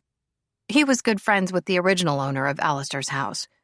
They used to play cards several nights a week while taking turns working their way through each other's wine cellar, hence the gate. But now it provides a discreet exit for either party. Kevin, the previously mentioned music producer, didn't seem surprised to find us standing on his back deck this morning, disheveled from fighting the overgrown shrubbery. He just tossed Alistair the keys to a vintage cherry-red Cadillac with a nod. Now here we are. All the way up in the old elevator, Alistair was agitated. The toe of his boot wouldn't stop tap-tap-tapping. But now he's back to his usual take-charge self. It's going to be fine. I contacted Willow through her website, and she agreed to see us. We're just going to have a little talk. That's the first time you've gotten her name right. How much is she charging you for this emergency witching session? It doesn't matter. Your peace of mind is worth it. What exactly are you going to ask her? I say, just out of curiosity. He gives me a wink and knocks on the door. As pleasant as the idea of him magically sorting all of this out is, I don't see him succeeding, though his determination to try is admirable, heartwarming. Willow opens the door wearing a patchwork silk robe, and her long silver hair is flowing down her back. If it isn't Bonnie Prince Charming. Not really a prince, says Alistair smoothly. It's a pleasure to meet you. Willow snorts. Get that smile off your face. Don't bother to lie to me, boy. Come in before my neighbors get nosy. Willow is a maximalist. Her apartment is small and colorful and packed to the ceiling with crystals and dried flowers, old black and white photos and books, ceramic animals, and an upright piano. It's the sort of space you could spend a day just poking around, never knowing what you might find. This is amazing, I say in awe. Willow watches me with a faint frown. Thank you, Lila. I don't know that it's good to see you again. Right back at you, Willow. Where do we start? Alistair asks, all business. You could pay me, she says. That's one way to break the ice. Out of his jeans pocket comes a wad of money. I believe you said the fee for an emergency reading was $1,000. Yes, for you it is. Willow doesn't count the cash, just slips it into the pocket of her robe and takes a seat at a small round wooden table. Go on then. The clock is ticking. Ask your questions. I can ask whatever I want. Within reason. How did you get into this? Alistair sits opposite her, the picture of cool, calm, and confident, as if he's interviewing Willow or something. Being a witch? That's what you want to ask? I'm interested in your story. I'd also like to know what credentials you have exactly to tell people they're about to die. I inherited the gift from my grandmother. She had a talent for knowing things. It skipped a generation. Willow just nods. What sort of things could she predict? If the biscuits would burn, or when her neighbor would go into labor, or if her father was going to lose his job. Willow shrugs. Things of a domestic nature, mostly, since that was her world. Messages can be both big and small. And yourself? The times had changed. I grew up in the city and often traveled with my mother. So the things I saw were of a different nature. And that is all she says. At about what age did it start? Asks Alistair. With the onset of puberty. Seeing the future at such a young age must have been terrifying. There were often times when I didn't understand the message. As a child, I simply lacked the maturity or the knowledge. Willow gives him a long look. You learn to keep quiet after scaring and alienating people. Growing up is hard. However, being alone and misunderstood is its own special sort of hell, as you well know. He ignores her last remark and asks, How did you handle it? I was fortunate. I had my gran. But knowing things isn't always nice, as your fiancé can attest to. Talking of my fiancé, how do I save her? Her heart will stop soon, says Willow. There's no getting around that. I freeze in my seat, as if my heart has stopped already. Hearing it said out loud in this manner is a whole new world of awfulness. Not even him referring to me as his fiancé can soften the blow. Though I sure like the sound of those words coming from his lips. I know it's nonsense, but still, why not enjoy it? Are you sure you can't sell us a protection spell or something? He asks. I can sell you as many protection spells as you like. There are also amulets, potions, and talismans I could recommend. If you like, for another $1,000, I could pull out my cauldron and wand and get busy, she says. But the fact is, none of these things can fight fate. So they're pointless. Everyone has to die someday, says Willow in a gentler tone of voice. Not her, insists Alistair in a stern voice. Not right now. Willow sighs. How often are you wrong? He asks, his head cocked. Things like Lila's idiot of an ex cheating on her and missing out on the promotion seem pretty standard life events. Horrible, but nothing out of the ordinary. They could happen to just about anyone at one time or another. Though the lotto numbers were impressive. Thanks, says Willow dryly, flicking her silver hair over her shoulder. As for her and me meeting, it's a hell of a coincidence. But you must guess incorrectly sometimes. Nobody's right all the time, are they? But I'm not guessing. Let's agree to disagree. Willow's gaze moves to me. Look at you, standing over there, quiet as can be. Are you going to let him do all the talking, Lila? Is that who you are now? No. I'm standing over here and staying out of it because I feel like we said everything we needed to the other day in the garden. True enough. But if I think of anything new, I'll be sure to ask. Glad to see you haven't lost your voice.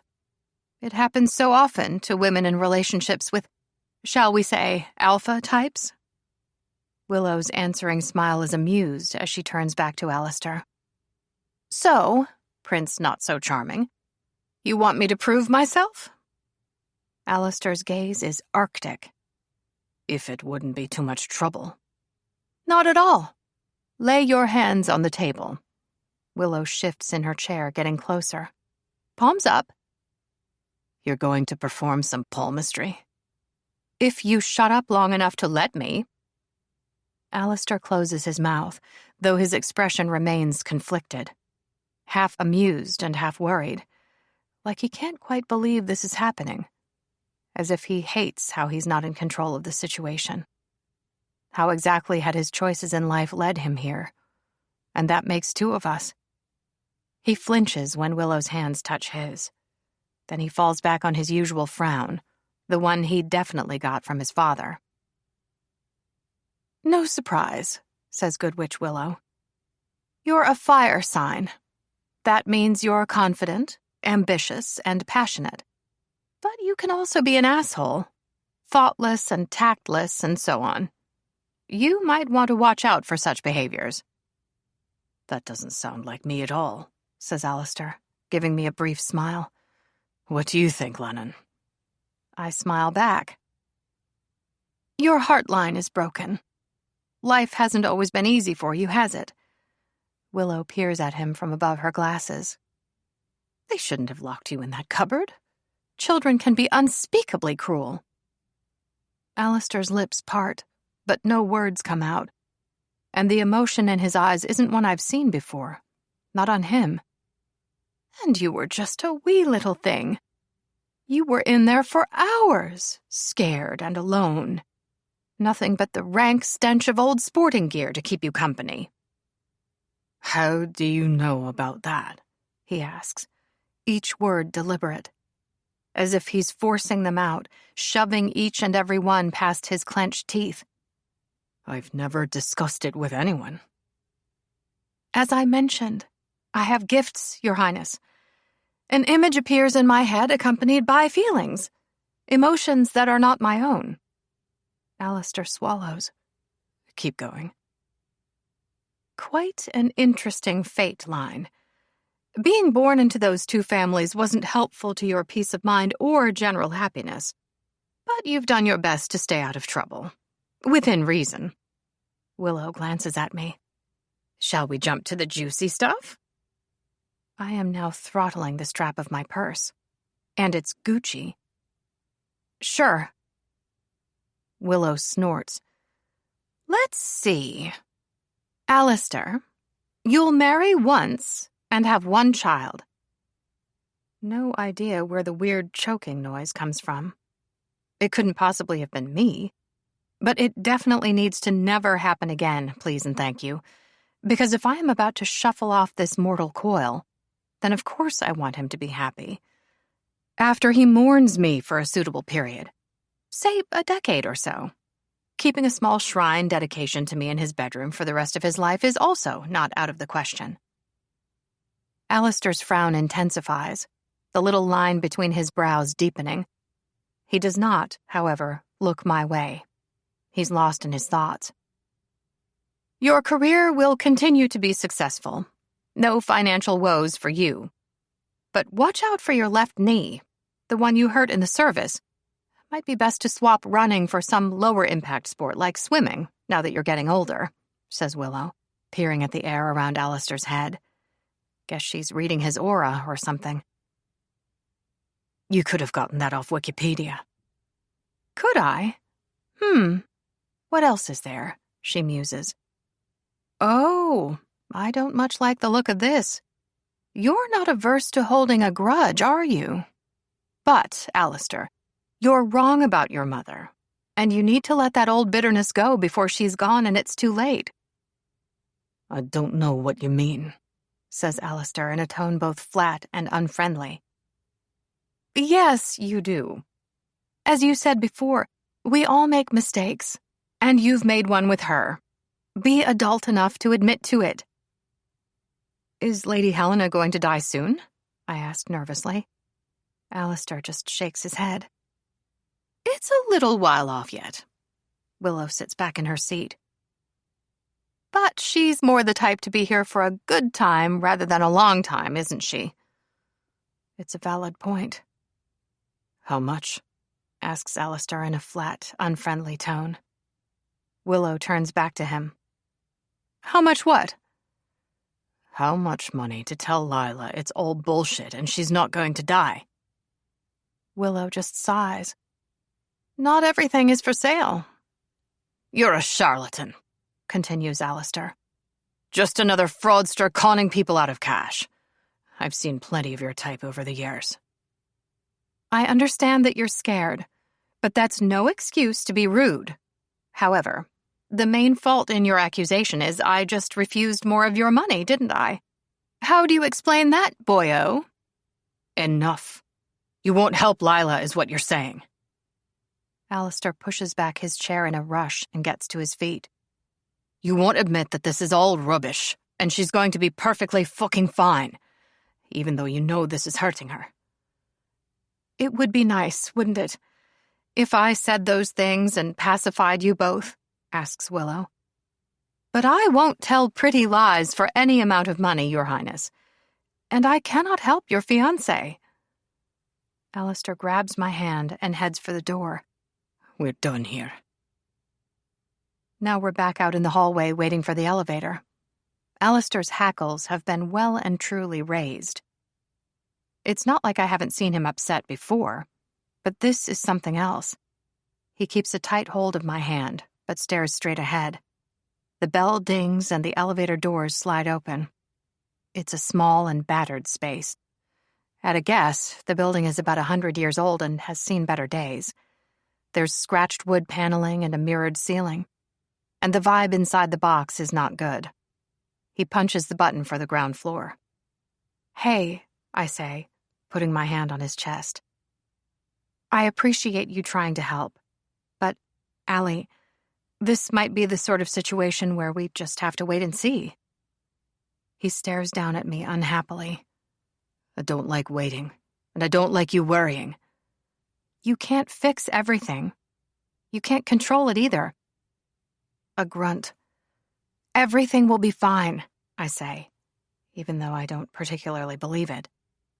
I hate seeing you upset. I appreciate that, but being with you makes things better. Even though your name and face are splashed over every fucking gossip site in the world again. A grinding noise precedes the elevator coming to a stop, somewhere between the second and third floor. Then the overhead light flickers and dims. His hold on my hand instantly ramps up to bone grinding, and I let out a yelp. Shit. He releases my hand with a panicked face. I'm so sorry, Lennon. Are you all right? I carefully flex my fingers. It's okay. All good. But the angst doesn't disappear from his eyes. His harried gaze sweeps the control panel, and he pushes the button to call for help. And he just keeps pressing that sucker as if it's his job.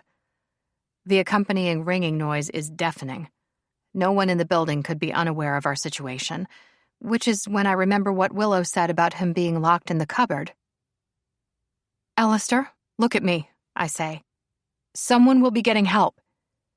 His hand falls back to his side without comment. Both sets of fingers curl into fists. You really don't like small spaces, huh? No. Guess it goes back to when you were a child. But we'll be out of here soon, I say. An old building like this, they're probably used to it stopping and starting all the time. His nod is more a jerk of the chin than anything else. Do breathing exercises work, or? No. Okay. Can you tell me what might help? He says nothing, nor does he meet my eyes. There's a general air of misery about him, and I desperately want to make it all better. Shit. He wouldn't even be in this situation if it weren't for me. Though he is also an adult who made his own choices. But yeah. You know, plenty of people have phobias, I say. It's not a moral failing. No one is asking you to be perfect.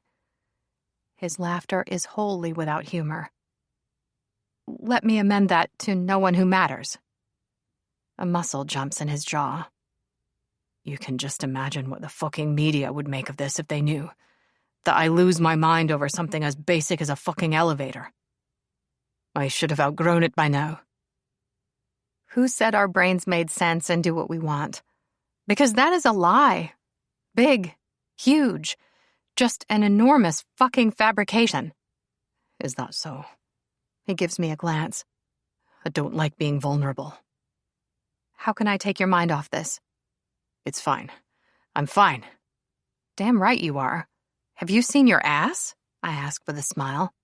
Because I was watching when you got out of bed this morning, and whoa, the thirst is real. Thanks. You're very welcome. The air inside the elevator has warmed some. It is a seriously small space. I don't even have an issue with being confined, and I am not loving this. Not even a little. I stare up at my hazy reflection in the mirrored ceiling. Have you ever thought about putting a mirror above your bed? I ask. Just a thought. He too looks up, and the rigid set of his shoulders eases at the distraction. I can almost see down the front of your top. Can you? You really do have the most amazing breasts. Bountiful cleavage is my burden in life. It's one I'm happy to help you with whenever you like. A corner of his mouth twitches. Like he almost had a happy thought, but not quite. Though it's more of a gift you've got when you think about it. And I do think about your tits often. You say the sweetest things. And you do have decent-sized hands. They're at your disposal. I smile at him, but he hesitates. His gaze returns to the elevator walls and doors. All is still. There's no sign or sound of our rescue, and his fists are opening and closing, opening and closing. He might be used to handling everything himself. He's had to from a young age, what with boarding schools and news of his parentage and the general chaos that is his life at times. That he didn't get to go home at the end of the school day must have sucked. I know it's life for a lot of children, to be away from their family. But still, he doesn't have to handle it all alone now, at least. Allie, have you ever had sex in an elevator? His nervous gaze jumps to me. They're not really the kind of place I associate with good things. It's just that if my cleavage managed to distract you for a minute, that's a kind offer, Lennon. But as much as I enjoy getting you off, I don't know that now is the right time. I was thinking more of a me getting you off type of situation, I clarify. What if I attempted to get you in the mood? Would that be okay with you? Or not so much? He thinks it over for a moment. It would be churlish of me not to at least let you try, especially since you seem to have your heart set on the idea. That's kind of you, considering it's the summation of all my hopes and dreams. I thought as much. His hands haven't stopped the curling into fists thing, but they have slowed down, a promising sight. Are you sure, Lila? I can't see a security camera in here. Can you? No, it's an old building. I drop to my knees with all due decorum and set my purse aside. Thank goodness I'm wearing denim, though the elevator floor doesn't seem dirty. Some things are definitely more important than getting dust on your clothes. Alistair's eyes darken as he watches me undo his belt before moving on to the button and zipper of his jeans. Navy boxer briefs wait beneath. There's something about revealing the metaphorical soft underbelly. His has a dark trail of hair leading down to where I want to go. Guess a distraction is good because his cock is already growing hard. I slide his underwear and jeans down to mid-thigh, getting them out of the way. It hits me how lucky I am that I get to be this close to him, to be the one who shares these intimacies with him. I trust you, he says quietly, though he seems to be talking to himself more than me. His breath hitches when I take hold of him in a firm grip. Holding his cock aside, I press my lips against his torso. Soft skin and firm body beneath, the scent of soap and him. It makes my mouth water. I could breathe him in forever, no questions asked. And the man is no longer fixated on the walls. He watches my every move with absolute focus. Strange how things take on different meanings with different people. Sex seemed more transactional with Josh, but with Alistair it's like love in motion. Wait, did I just use the L word? Because it's way too soon to be throwing that around. Affection or tenderness or adoration, they all work great. There's no need to get carried away. What's wrong? He asks, watching me with a worried gaze. Nothing. Absolutely nothing. Are you sure? The best way to soothe him is soft and easy, at least to start. I trace the tip of my tongue up the underside of his shaft, teasing the raised veins and velvet skin. Touching and smelling and tasting him is a treat to be savored. In an ideal world, I would never take my hands off him. We would always be within reach of each other.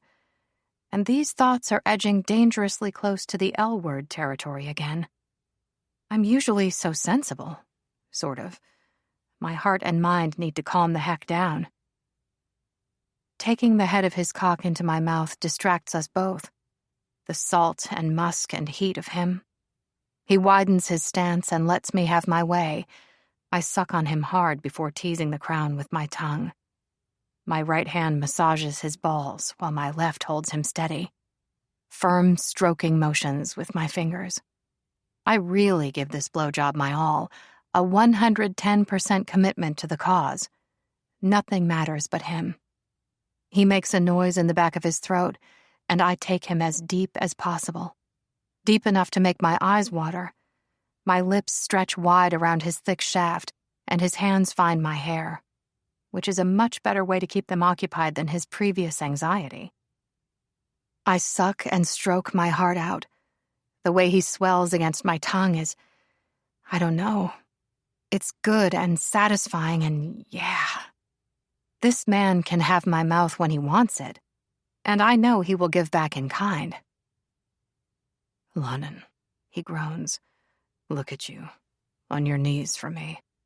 Such a good girl, and such a clever fucking mouth. My hands creep around to his ass, and my nails dig in just a little. His hips flex, and his hands tighten in my hair. Every nerve ending in my scalp wakes up at the pinch of pain, which is nice. And he can pretend he's in control all he likes, but I'm the one giving him this. We could be anywhere now. He doesn't care, or doesn't seem to mind. His hips rock, pushing his dick deeper, and his eyelids slam shut, only to open a moment later in panic. Lila, shit, I'm going to come. Like that wasn't the point of the exercise. When he tries to withdraw from my mouth, my nails dig into his ass cheeks. Guess the message is received, because he comes with an animalistic growl. One I would pay good money to hear on the regular. I swallow over and over, how his face goes slack as his head falls back. A moment of pure peace. In the long term, oral sex is no replacement for therapy, but it works just fine for the here and now. His chest continues to rise and fall with swift motions. I place a parting kiss on his still half-hard cock and put his clothing back in place. Without a word, he watches me grab the water bottle out of my bag and take a drink. I can't read the look in his eyes. Then the overhead light flickers. A grinding sound shakes the elevator, and we resume our descent to the ground floor. Alistair's jaw is set in place once more, but he doesn't seem as wired as before. He offers me his hand and helps me to my feet just in time for the doors to open. We don't waste any time stepping into the foyer, where a man is waiting. He's older, has a shaved head and a hefty ring of keys. At the sight of us, he nods once before wandering off down a back hallway. The ring of keys jangles in his hand the whole way. I think we should go, I say in a low voice. Yes. Alistair straightens his clothes. That seems like an excellent idea. And if we ever come back here, let's take the stairs. I take a step in the direction of the front door. He grabs my elbow and steps closer. One thing first. What? His hand slides around the back of my neck, and his mouth meets mine, and he's kissing me, using his tongue and taking me over. A rush of hormones hits my bloodstream, but it's more than that. It's the heat in my heart as well. The passion between us and how he shows me, what he's feeling and thinking and everything. He breaks the kiss and presses the pad of his thumb to the side of my mouth. I mucked up your lipstick. I don't care. The smile he gives me is beautiful. Thank you for coming to my rescue, Lila. Anytime. 19. Saturday. My father stands waiting in the driveway to usher us straight into the garage. We're still without the media on our tail, and it would be handy to have the Cadillac hidden from view. The car is not exactly subtle, though it hasn't been linked to us so far, as I'm aware. Better safe than sorry. It's wild to think this might be my life now, however much life I have left. Dating an unofficial prince and avoiding the paparazzi. Meanwhile, my insides feel light and buoyant for some reason. Alistair. And I don't hate it. For the second time today, the man himself seems nervous. Not the panic from earlier in the claustrophobic confines of the elevator, it's more manageable than that. But he keeps nodding grimly at me, like we're going to war or something. Though he's also been affectionate, or comfortable even, resting his hand on my thigh during the drive over when it wasn't needed for such important tasks as steering and changing gears. Last night seems to have settled things between us in a nice way. It's tempting to ask if he's like this with the other women he's dated, touchy-feely. But I'm not sure I want to know. Never ask a question you don't want the answer to. Mom taught me that. And I worry that if I mention his sweet behavior, he'll feel self-conscious and shut it down, which would be sad. Never has holding hands with someone been so overthought. As soon as we climb out of the car, he approaches my dad with his hand outstretched. "It's a pleasure to meet you, sir." Dad shakes his hand with a bemused smile. "You should have told him it's your mother he needs to beware of. I'm the nice one." Right. An impending sense of doom settles in my middle, and I was having such a nice time. "What did she make for lunch?" "Meatballs." "Oh." "Oh, what? What does meatballs mean?" asks Alistair in a worried tone. "Why did your eyebrows just do a thing?" "Meatballs means we haven't earned any of her special occasion dishes," I say. "But it is the everyday meal that she makes best. So it's sort of a fuck you with a side order of you better be impressed." "That about sums it up. Hearing about your wedding plans via the neighborhood gossips rubbed her the wrong way." Dad scratches at his short beard. "But she does make amazing meatballs." "I was hoping she might have had a little time to calm down," says Alistair as the hope fades from his eyes. "Nope," answers Dad. I just shrug. Mom has always been a force of nature. I come by my dramatic tendencies and general anxiety honestly. "Okay." Alistair swallows hard. "I'll just have to win her over." "Good luck with that," says Dad cheerfully, opening the door. "Honey, did I ever tell you about the time your mother accidentally kneed me in the groin on our first date? At least she said it was an accident." "He's joking," I say quickly as Dad disappears from view. "I'm like 55% certain that never happened. 49 at worst." Alistair's smile is closer to a wince. "Those aren't great odds." "Hey," I say, "I have every faith in you. You're the most charming man I've ever met. Why, you charmed the pants off me just last night." "I do note that as one of the greatest accomplishments of my life." "You should. But also, it's important to remember that it's not my mom who decides who I date." "Thank you, Lennon." "We'll just go in there and explain that it was all a mistake, and we're not actually getting married," I say. "She might be a tad perplexed, but then she'll be fine. Who knows? She might even think it's funny." All he does is frown. Guess we're not ready to think this is funny ourselves. We head around to the backyard, where a riot of colorful flowers fills the garden beds. A fat drop of water falls on my head, making me look to the sky. Sunshine filters through the clouds like beams of light sent from heaven. Some days, LA is just like that, a movie set come to life. And sometimes, if you're really lucky, the movie in question is a romance with a happy ever after. More raindrops land on the cracked old walkway beneath our feet, the same one I played on as a child. It was a road for my toy cars and a canvas for my chalk pictures. The warning drops turn into a sun shower, and Alistair takes hold of my hand. His skin is warm and his grip sure. Standing beside him forever would be fine with me. Just fine. The scent of petrichor fills the air, and the world smells clean and new, full of possibilities. Like magic, as a rainbow appears in the distance. It's another one of those everyday enchantments.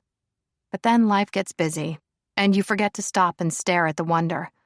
Warmth fills my chest as I reflect on how right things are in this moment. I am the fairy tale princess holding the prince's hand. You wanted to dance in the rain, he says with all due seriousness. It was on your wish list, wasn't it? Yes. Well? Do you really want to do that now? With my mother waiting? He just nods and draws me closer. This is more important. We might not get another chance for a while. With no music? I can sing if you like. I smother a smile. I heard you singing Rihanna in the shower this morning. And I was brilliant. That is exactly what I was about to say. How did you know? Just a guess. Bitch Better Have My Money is one of my favorites. Anyway, he says with a small smile. Who needs music? Where's your imagination? Dad chuckles and wanders toward the back door, where my mother is no doubt watching from the kitchen. They might as well be on the other side of the world, because when Alistair slides an arm around my waist, nothing else matters. He gazes down at me, and wow. The feel of him and the scent of him and just everything. How does he keep doing this with such ease? We assume a waltz-type position, and, oh God, I do not know what I am doing. Not dance-wise or heart-wise, which is beating double time. It's amazing previous me was able to turn down his offer of sex the other night. I doubt I could say no to him about almost anything now. I never had dance lessons, I say. Tell me if I step on your toes. He spins me around with a small smile. That's all right. I had enough for both of us. You can tread where you like. My feet will be just fine. We dance in the rain with no music playing. Our own best intentions lead the way. He moves with ease and confidence, and he holds me tight. Tight enough that nothing else matters. Have I ever told you that your eyes are the exact same color as the California sky this time of year? I ask. His smile increases ever so slightly. Are they? I just nod. He looks around the yard. So, this is where you grew up? Yeah. It's nice. It's just your regular, normal chunk of suburbia. Yeah. His gaze is thoughtful. I think that's what I like best about it. Do you ever miss where you grew up in Scotland? He sighs. Quite often, actually. But not enough to go back.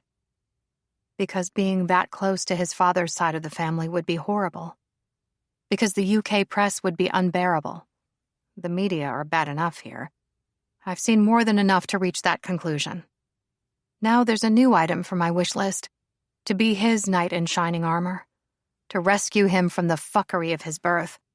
But neither a long sword nor a faithful steed will help the situation. When it comes to privacy and his right to live his life, what his mother said was right. Alistair never had a choice, and he never stood a chance. The best I can do is stand with him, to not leave him to face it alone. As long as I don't die tomorrow and he wants to keep dating me. Fingers crossed on both counts. What are you thinking about? He asks. How much I appreciate you doing this. The edge of his mouth eases up. It's not a hardship. I'll dance in the rain with you whenever you like. Just say the word. We don't talk anymore. Our clothes are damp and my hair hangs in tendrils. I had hoped to impress my parents with my put-togetherness and not look like trash if or when the paparazzi catch up with us. But oh well. I'm sure I resemble a drowned rat while he has more in common with a dashing, debonair hero facing down the eye of the storm. I can just picture him on the cover of a romance novel wearing a kilt and a rakish grin. His shirt clings to the cut of his shoulders. His cheekbones, slick with rain, stand out in stark relief. He is, however, So much more than his looks.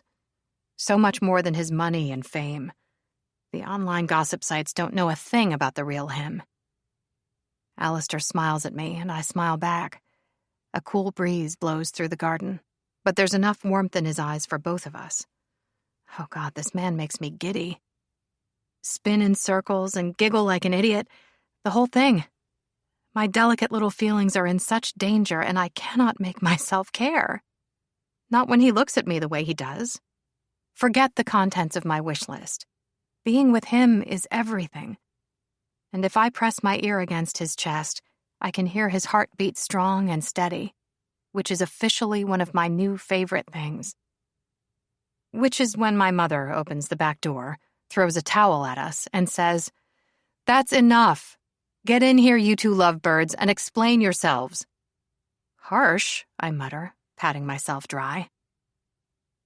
Why do I suddenly feel as if I'm 6 years old getting caught stealing sweets from the pantry? He asks in a low voice. Did you do that often? Now and then. He gives me a wink. I was a growing lad. Inside, the kitchen table is set with the everyday silverware and plain beige dishes that have been around forever. Further evidence of my mother's foul mood. There's no sign of Grandma's good vintage Furnival dishes with the pretty blue design. Nope, not for this lunch. Though the familiar scent of Mom's cooking makes my tummy rumble. And regardless of the Arctic welcome, it's nice to visit, to show Alistair this place and introduce him to my parents. Handsome, isn't he? Mom is not impressed. She also doesn't allow a word to escape her intended prey. He has no sooner pasted on his most winning smile than she asks, "Why do you think you're good enough for my daughter?" "Ah," he says with much wisdom. "I don't think that I'm good enough, ma'am. I don't know that anyone could be." "Then why should I give you my blessing?" asks Mom. We need your blessing? I cock my head. What is this, the Victorian era? Should I go and put on a bustle and fetch my needlework? A gentleman has come to call. Dad smothers a smile. Alistair, I give you my word I'm a virgin. I put my hand on my heart. We're an honest family. We wouldn't sell you dodgy goods. Thank goodness, he says dourly. I did have my concerns. Thunder crosses Mother's face. Very funny. Mom, I'm sorry, I say. I know you're upset. But listen, about the engagement. The engagement is exactly what I wish to discuss, but not with you. Not if you're not going to take it seriously. Wait a minute, I say. But Mom just sniffs in disdain and takes another swing. Alistair, my daughter is a bright and beautiful young woman, most of the time. She only just escaped the clutches of an imbecile who couldn't keep it in his pants. How are you any better? Oh, he's definitely better, I say. Take my word for it. So much better. A faint red hue appears high on Alistair's cheeks. The man is blushing. Hilarious. Dad calmly takes a seat at the table, like this is a dinner show or something. And honestly, it is giving off those vibes. Someone needs to start serving cocktails with smutty names or selling teas to commemorate the occasion. Mom shushes me. This is between me and Alistair. We'll have the conversation without you if you can't behave. Sweet baby Jesus. There's a definite flash of fear in Alistair's eyes. I do not think less of him for it. My mother can be mildly terrifying, and I wouldn't want to face her alone either. With her hands on her hips and her chin set sky high, the woman is vexed as fuck. Well, what do you say? Are you going to treat her better than that cheating butthead? Yes, ma'am, says Alistair with a ruler-straight spine. I will definitely treat her better than that butthead. But as Lila was trying to say, our engagement is... I looked you up online. You've dated at least 40 women that I could see. Some of them were very fancy. I put up my hand. Ask me how many I've dated. Because I can assure you that thanks to online dating apps, I too have also been out with at least that many people. And some of the people I dated were also quite fancy, I'll have you know. There was this one guy who said he was a poet and insisted on wearing a beret everywhere we went. Mom shushes me with more fervor than even a librarian could manage. It's quite impressive. Dad, say something, I plead. Be the voice of reason here, please. He shakes his head. Hell no. Not even for all the money in the world. I'm staying out of it. Coward. What if you get tired of her? Asks my mother. She's not a countess or an Olympic cross-country skier or a famous Hollywood actress. She's just herself, and there's nothing wrong with that. But you do get my point. I don't get your point. Please explain it to me, oh mother dearest, I say. Allie, you never told me you dated an Olympic cross-country skier. We dated for a few months about 13 or so years ago. I would have mentioned it had it ever come up in conversation, he says before turning to my mother with a pained expression. Ma'am, no. I honestly never know what's going to come out of Lila's mouth next.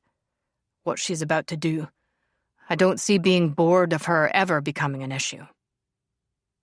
Mom's gaze narrows suspiciously. She can be very stubborn, too. Even difficult. That's true, says my father. Oh, now you have something to say, do you? I ask with much ire. Turncoat? Dad mimes zipping his lips shut, as he should. Many others have disappointed and hurt her when they realized she was sometimes hard work, Mom sighs. They didn't want to be with her badly enough to put in the effort. She didn't mean enough to them. You're making me sound like a used car with a year's worth of fast food wrappers in the back, I say. Not a good look. Is there a question in there somewhere, ma'am? Alistair asks somewhat cagily. Mom nods. Do you want to be with her badly enough? I believe so. Credit where credit's due, says Dad. He's still standing here answering your questions. Answers Mom. And are you so certain you can handle her, Alistair? Yes, ma'am, he says with all due seriousness. I believe I have already proven myself adept at handling her. I try not to snort and fail dismally. I didn't mean it like that, says Alistair disapprovingly. My bad, sorry. But back to Mom. She's independent, but that doesn't mean she won't need help now and then. And she's not always good at admitting when she's wrong. Certainly not something she got from my side of the family. But goodness, can she be stubborn. Are you just going to let her get away with that? I ask, outraged. Father? Alistair continues to ignore me in favor of my mother. Dad just shrugs. Which goes to show you really can't depend on anyone these days. I am aware that your daughter can, upon occasion, be wrong. Alistair continues to stand at attention. Very, very occasionally. Name one time, I challenge. Go on. You can't, can you? But I will always have your daughter's back, he says. Whatever may happen, and whether she likes it or not. That sounds like a threat. He glances at me. It was meant as a promise. Then there's your use of the word always, I say. What about it? He asks. And he doesn't back down. Thus begins a staring competition of which I am not the winner. Not even a little. None of this is what I was expecting. This isn't what we came here for, Allie. Is that necessarily a bad thing? He asks, cocking his head. I give him my very best what the fuck look. The one I save for especially perplexing occasions. He remains undaunted, and I do not understand. None of this seems real. Not a word or a gesture. When Alice fell down the rabbit hole, she probably felt the way I do now. Tumbling head over ass without a clue, because promises from this man make my world turn upside down, as if gravity has been given the afternoon off. The last person who made a commitment to me broke it, while also setting a new land record speed for how fast they could exit my life. And we'd known each other longer than a week. I don't want to hear these sorts of things out of Alistair's mouth if he doesn't mean them. If he's only saying them to pacify my mother. Which of course he is. He has to be. Can we take a break? I ask, my voice high and tight. Stress will do that to you. Why don't we sit down and have a strong alcoholic beverage and give this whole interrogation scene a rest for a second? Alistair looks at me. You have money and fame, continues Mom in rapid-fire fashion. But from what I've seen, those things can cause trouble as easily as they can cure it. It's all fine and well to be able to buy her nice things, but will she have your time and attention? Yes, he says without hesitation. Relationships are hard enough without rushing into it this way. What makes you so sure of your feelings? Honestly, ma'am, your husband is right.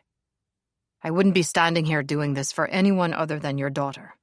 That's how I know. Dad chuckles. Mom does not. Her gaze narrows more, zeroing in on the man standing at my side. While it's nice that she cares, at the end of the day, this is unnecessary and ridiculous. This would all be funny, if not for the fact that I want it with all my heart and soul. But Alistair's professed love and devotion are a deception, a falsehood, a fib, and a fabrication. I hate the way his words are a barb in my throat, because no one has ever said these sorts of things about me. No one has ever even pretended to care this much. There he stands with his serious face, and it scares me how much I wish his words were true. I clear my throat. Mom, like I was trying to say at the start, the engagement is wonderful news that you should have heard directly from us, Alistair finishes for me. Though that most definitely is not what I was going to say. Not even a little. I sincerely apologize you didn't. With the media's interest in my life, this sort of thing unfortunately happens. Which is when I see the look in his eyes, the yearning for my family and this home and all that it means, for the normal humdrum life that we live. A life that he was never allowed to have. But this runaway train needs to be stopped, fast, and yet I sit there in stunned silence. The fire has gone out of my mother. She stares at us in silence for a moment before saying, I can see that you have our girl's heart, and I understand why. She's always been a romantic, even if she does try to hide it with sarcasm. But what I need to hear from you, and be sure that you're being honest with me when you answer. He nods. Does she have your heart, Alistair? Blinks and takes a breath. Then he says nothing at all. And I'm just about to butt in and tell her how the whole engagement is a mistake. How everything we've uttered since entering the building is bullshit. But Alistair is already saying something. Just a word. Only the one. Yes. What?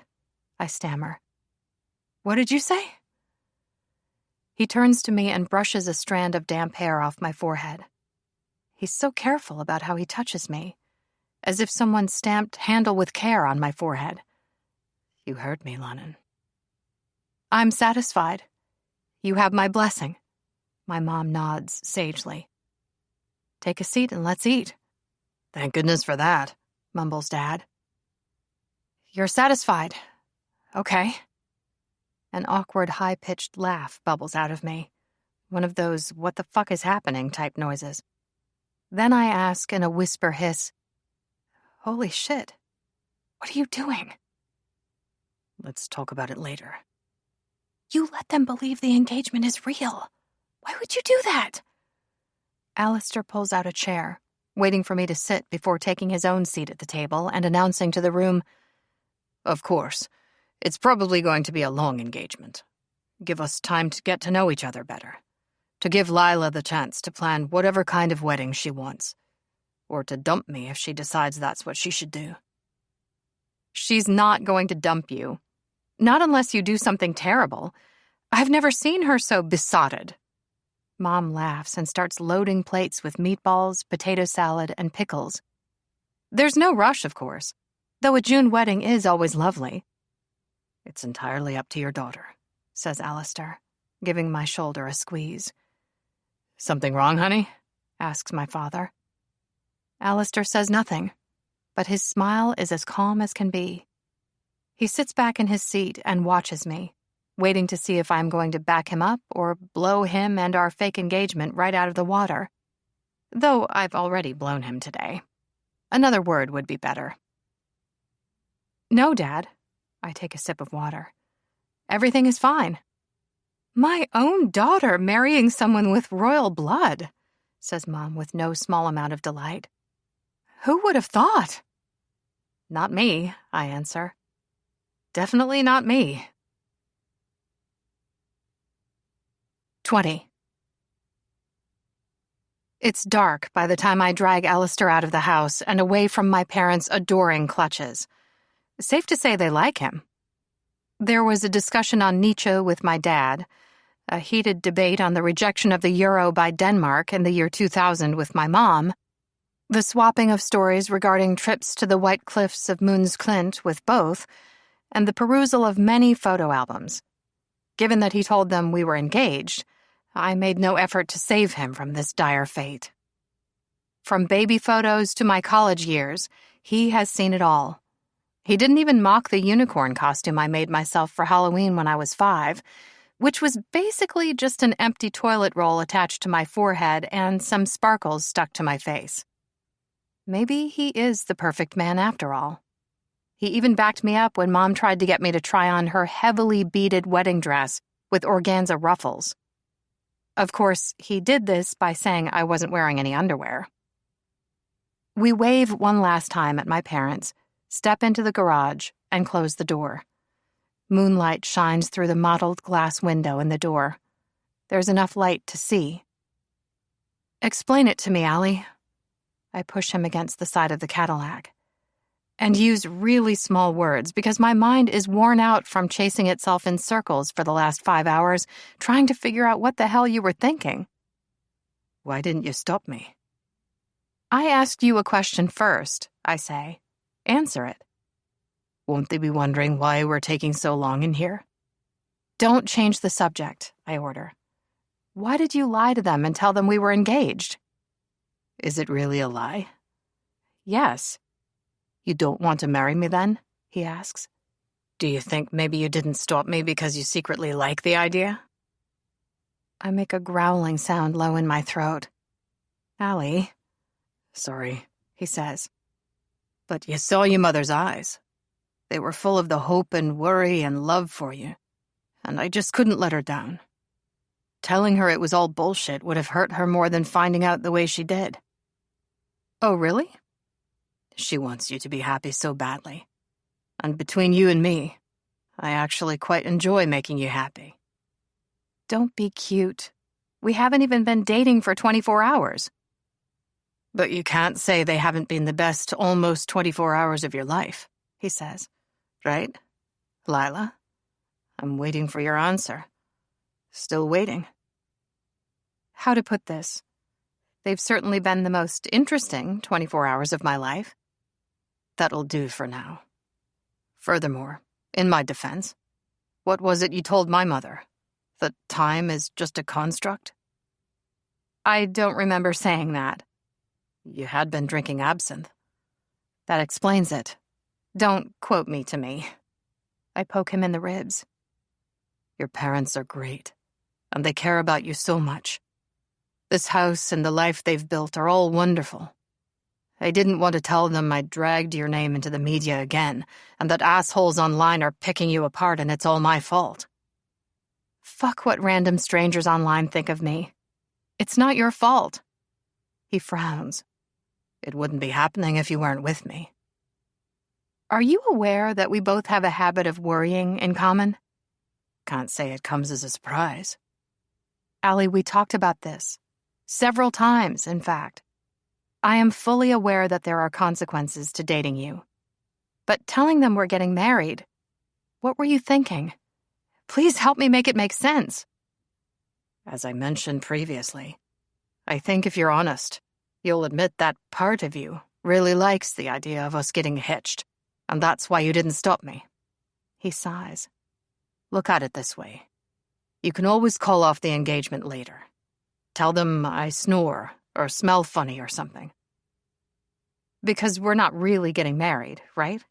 I mean, That would be ridiculous, right? What would good Witch Willow say? His mouth skews to one side. I lack her supposed powers of prediction, but I feel like it would be something along the lines of, who knows what the future may bring. I just groan. He cocks his head. Why did you go along with it, for that matter? Come on, tell me the truth. I don't know. Your general hotness lulled me into a false state of calm regarding the topic of our fake nuptials. It's not my fault you're a walking, talking thirst trap. And we were all having such a good time. I guess I didn't want to burst their bubble. You didn't want to let them down either. They did seem really excited about it all, didn't they? Yeah. You're the first man I brought home that they actually liked instead of just pretending to. Now that I've seen the difference, it seems so obvious. I'm honored. His cell buzzes in his pocket and he pulls it out. It's my mother. I'll talk to her later. No, you should answer it. It might be important. He does as told, putting the call on speaker. Yes. Thank goodness you picked up, my sweet boy. Your father is on his way, says Lady Helena in a harried voice. I just heard from his people. It's an unofficial thing, top secret. No firm ETA given, but we're to expect him within the next 2 to 24 hours. We need to plan our defense or attack or whatever the hell it is we're going to do. How quickly can you two get here? He's coming to see you? No, my darling. He's coming to see you. Alistair gazes into the shadows of the garage in shock. Shit. Indeed, she says. I suggested this would be the perfect time for us to all disappear and avoid him entirely. Tanzania is lovely this time of year for a family vacation. I have a friend with a beach house in Zanzibar. Such a great spot for a wedding, but Dougal said no. Then he made some long-winded speech about how you deserved the chance to meet your father and settle things between you once and for all. At least, I think that's what it was about. I tuned out halfway through. You know how he can go on. Alistair says nothing. He just keeps blinking. Lady Helena, we're on our way. I jump in and hang up the call. I think it would be best if I drive. Nothing from him. Allie? This time he blinks in my direction.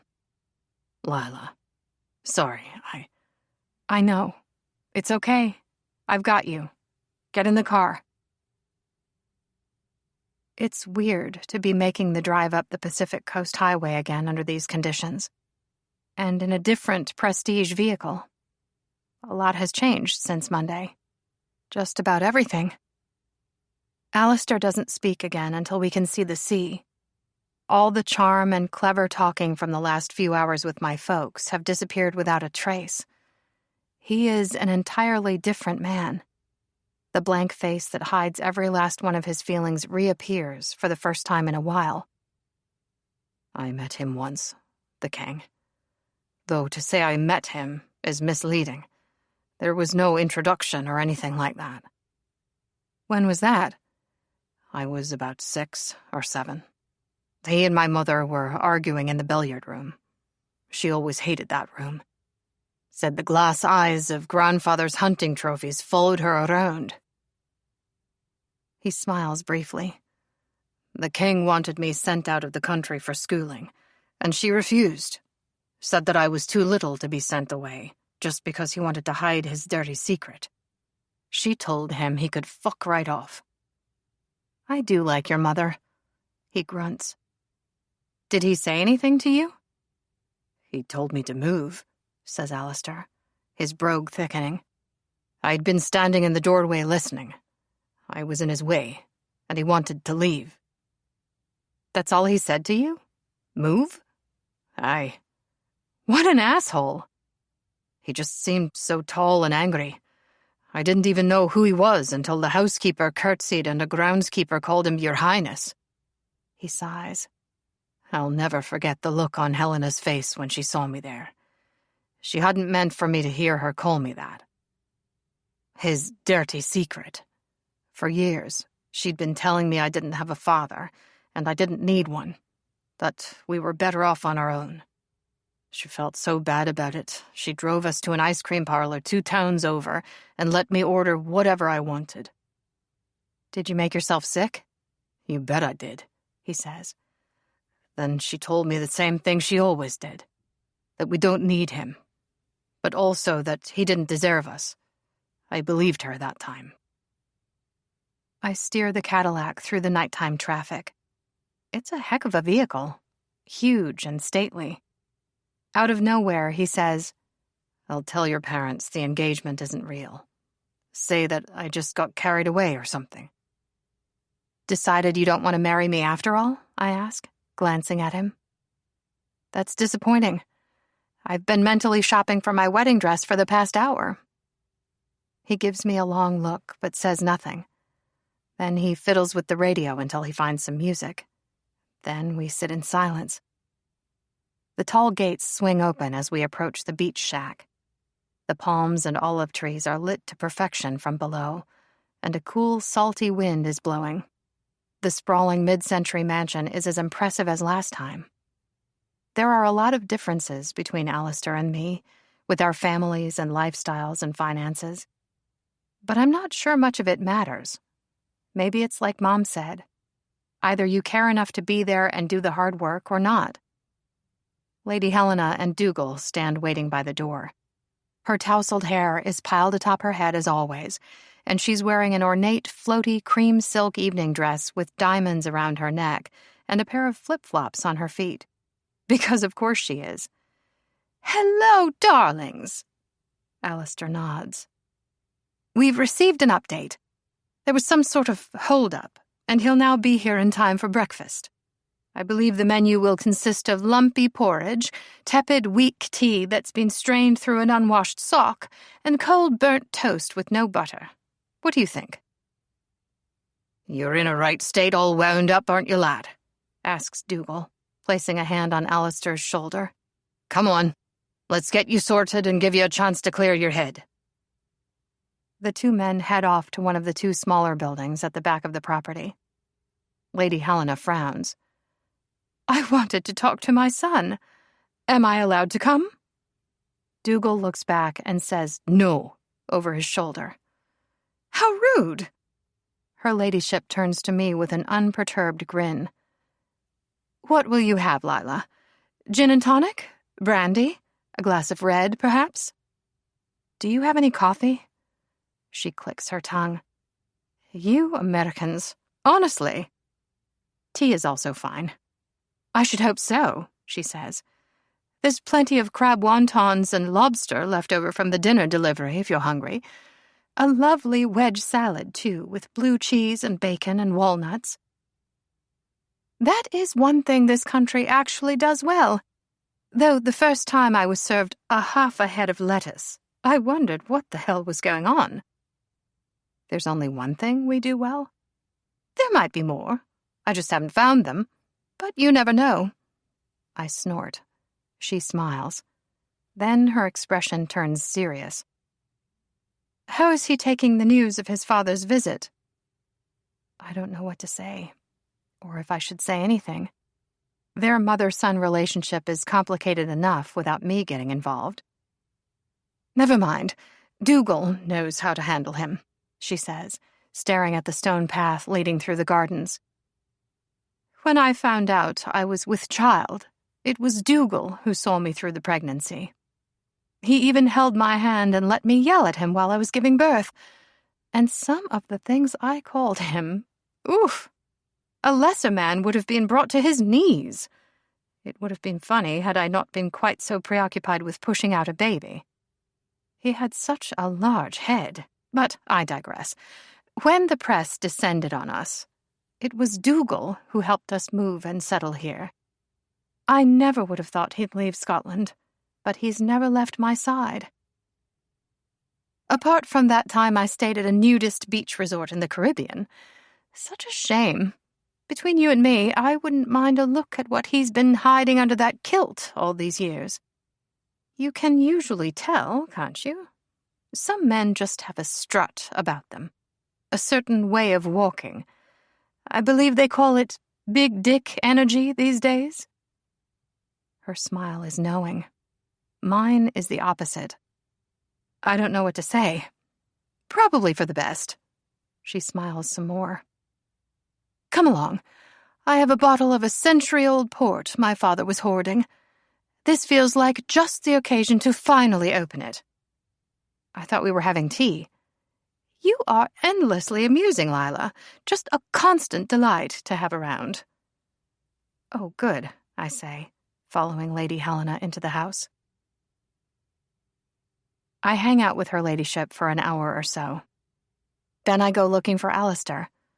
The first building I see, half hidden behind trees, is a smaller version of the main house, a mid-century wooden construct with lots of floor-to-ceiling windows. The sliding glass door opens onto a large central room with an open lounge/kitchen/dining area, though the only furniture is a punching bag hanging from a rafter, and some weights, and a surfboard discarded on the other side of the room. Dougal is bracing the bag, while Alistair does his best to pound it into pieces. He's like a machine, slamming his fists into it over and over again. The only sounds in the room are his labored breathing and the thwack of each impact. And the only item of clothing on him is a pair of basketball shorts. His skin glistens with sweat beneath the low lighting. It's Dougal who notices my presence first. "That'll do," he says, stepping back from the bag. "Hit the shower. You stink worse than a rank goat in summer." Alistair nods and cracks his neck. Then he picks up a water bottle and chugs down half of its contents. "Where is her ladyship?" asks Dougal. "Asleep on the settee?" "No. She said she felt like baking some shortbread, though it took her a minute to remember where the kitchen was located." "Shit." Dougal heads for the door in an almighty rush. "We'll be lucky if she doesn't accidentally burn down the house.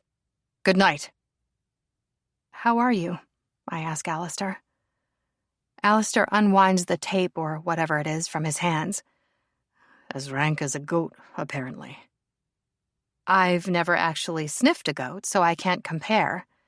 But I guess you better get in the shower. "Good idea. How is she?" "Your mother? She's worried about you." He just frowns. "Talk to me while I clean up." "Okay." I follow him down a short hallway. There are 2 other rooms, one set up as a bedroom. The other is a sort of lounge, with an old game console and screen sitting on the ground, a beanbag chair and some surfing magazines nearby. Connecting the 2 rooms is a large bathroom with a walk-in shower and ginormous tub. "What is this place? A guest house?" "Yeah," he says. "I moved out here soon after we arrived. Wanted my own space." "Understandable." He turns on the shower and tests the water with his hand. Then down go his shorts and boxer briefs as he steps beneath the spray. The man is a work of art, and I would be more than happy to wash his back or any other part of his anatomy for him, or to just give him a hug. But he specified he wanted to talk, so I keep my hands to myself. He rubs a bar of soap briskly over his skin. I don't think I've ever watched someone bathe before, not without me being naked and wet as well. He handles himself in such a matter-of-fact manner. There's none of the care I take with his dick.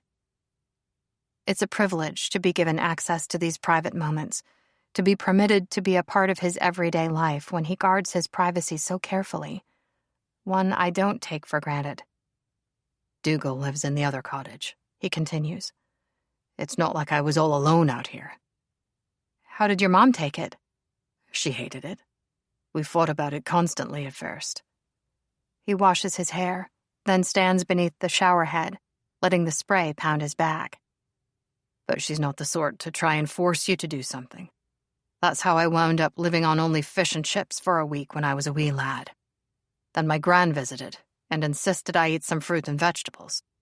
Anyway, eventually Mom got used to me being out here, and her mind turned to other matters, like where we could go on the next holiday, and who was her latest famous friend." "Dougal might have been nearby, but you were all alone." "Back then, I wanted to be."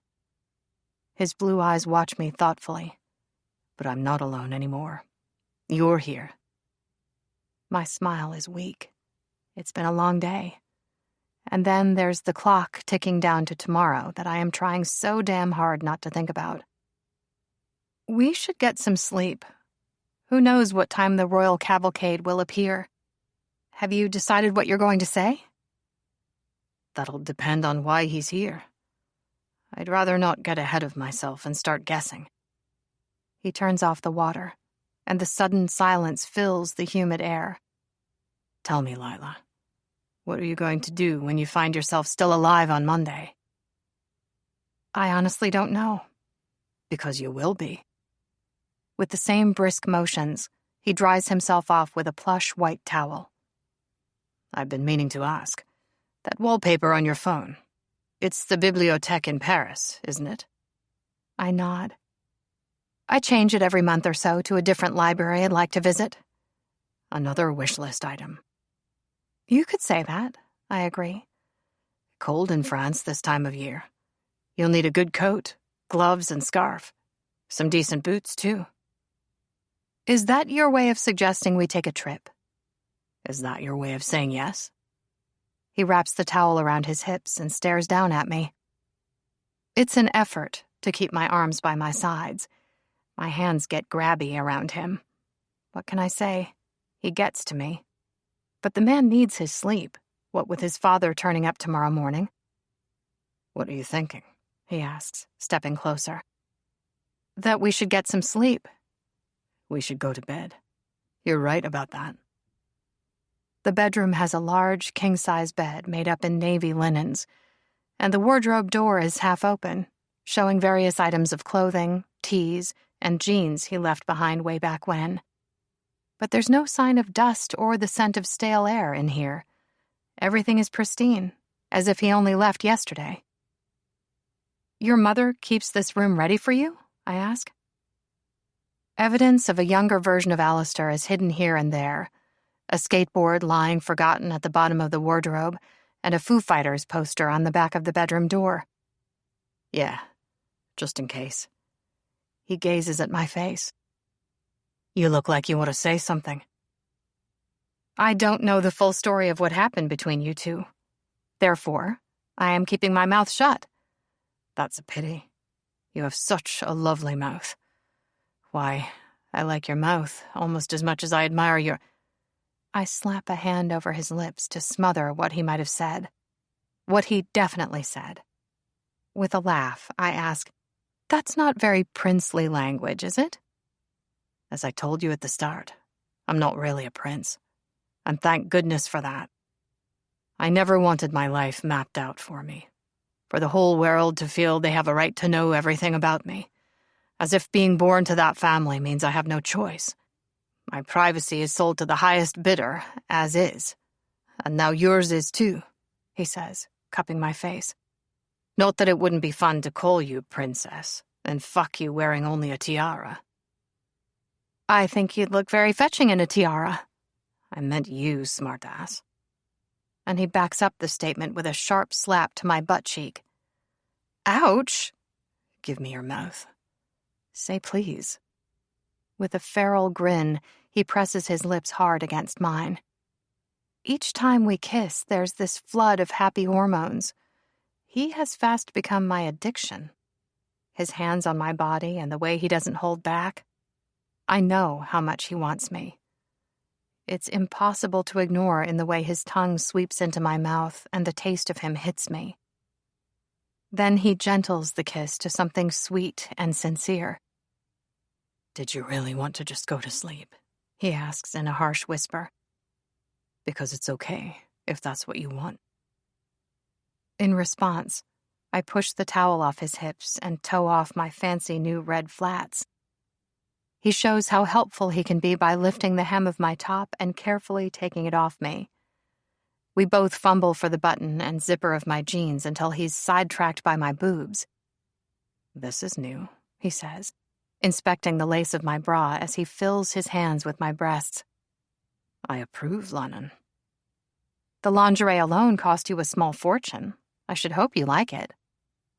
His thumbs toy with my nipples, the fine fabric an intriguing sensation against sensitive skin. Because whenever he touches me, my whole body lights up. In no time at all, I'm panting and he's groaning about what a good girl I am, and we're heading for the bed.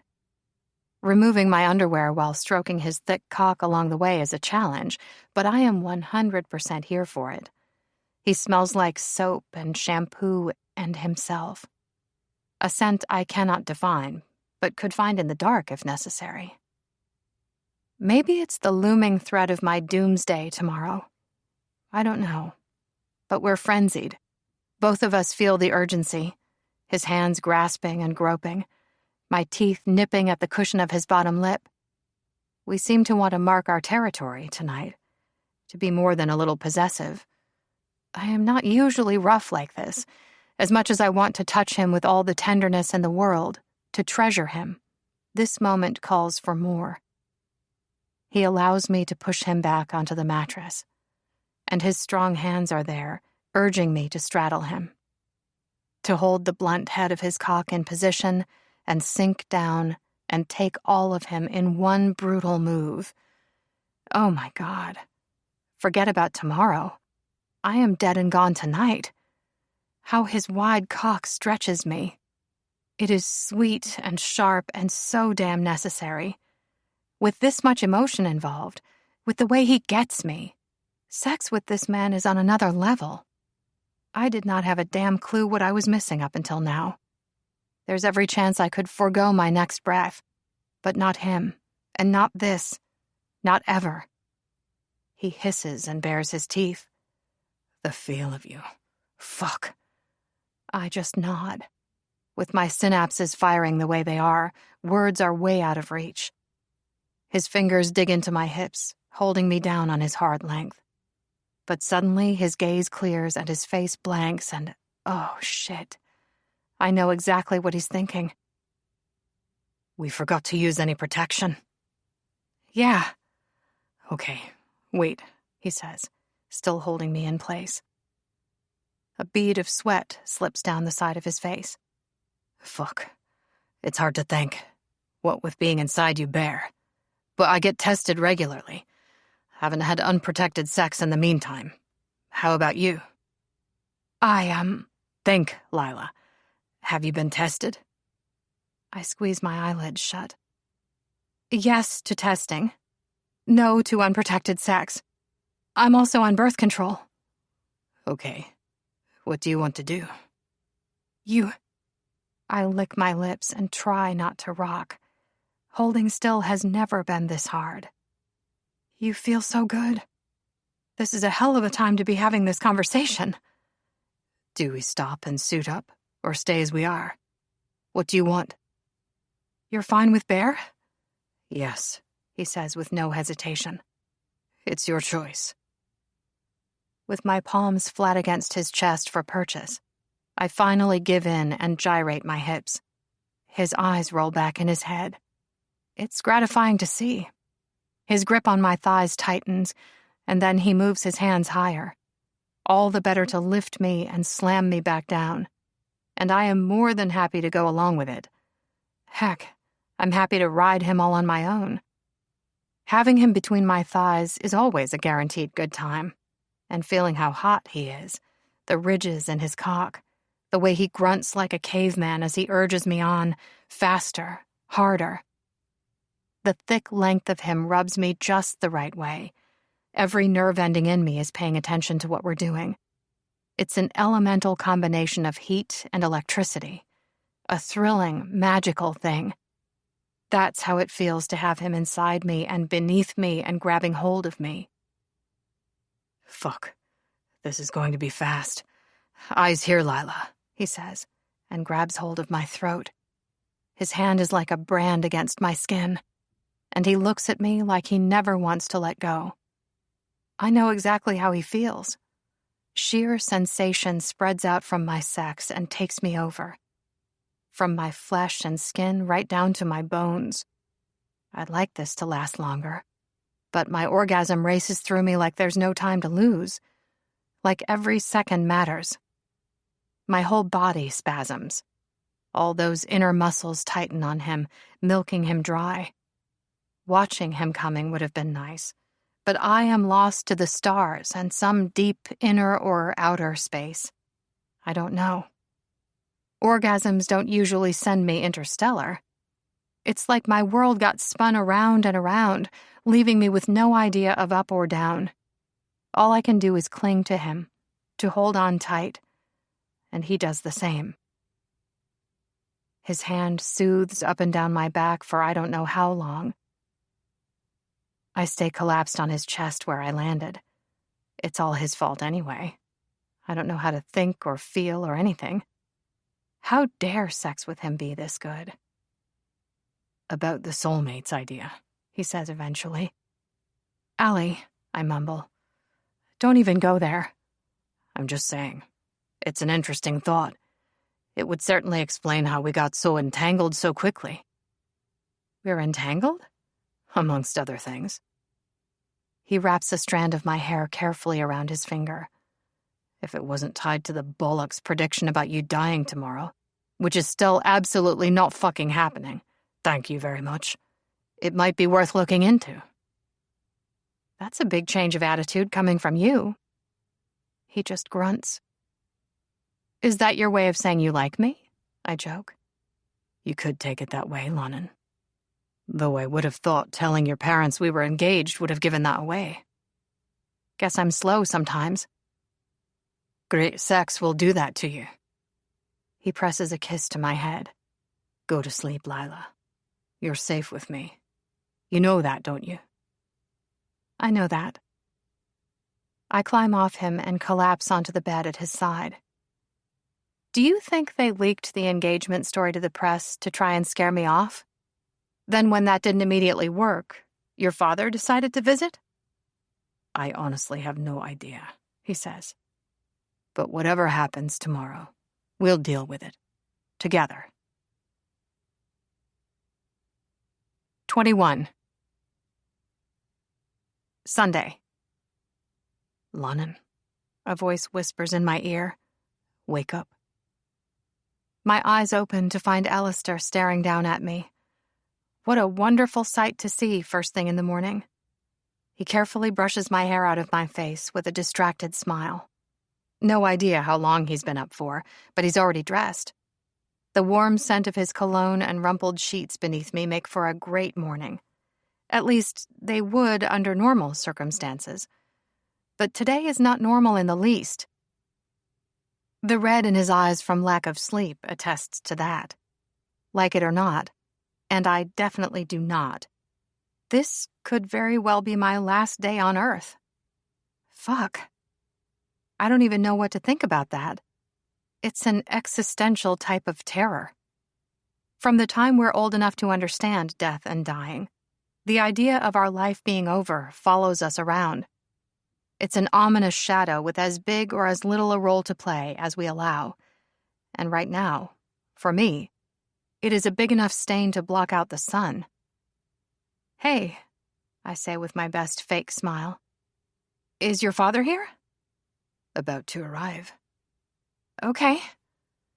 I take a deep breath and sit up, covering my breasts with the sheet. Sunlight streams through the gap in the curtains. What do you want me to do? Stay here or come to the main house or what? Given everything, I think I'd like to keep you close today. I thought you weren't interested in the death and doom prediction. He frowns. As much as it irks me to admit it, now that the day is here, I might be just a tiny bit concerned. Okay. Nothing is going to happen to you, Lila. I won't allow it. It took me a long time to find you. I refuse to lose you now. I do my best to keep my smile steady, but the urge to burst into tears of fear or happiness or I don't know what is immense. How long do I have to get ready? He winces. 5 minutes. Shit. I wanted to give you as much of a lie-in as I could. I make for the edge of the mattress as he moves aside. Mornings aren't really my thing.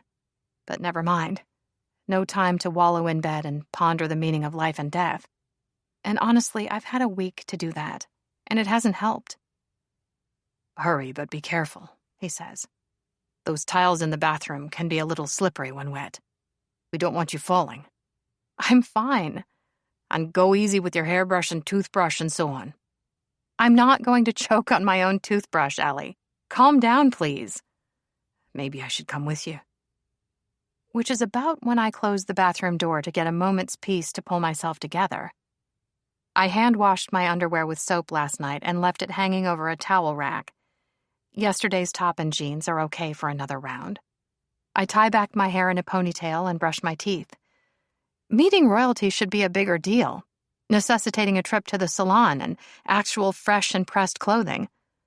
On the other hand, it's just another jerk who has treated Alistair like crap.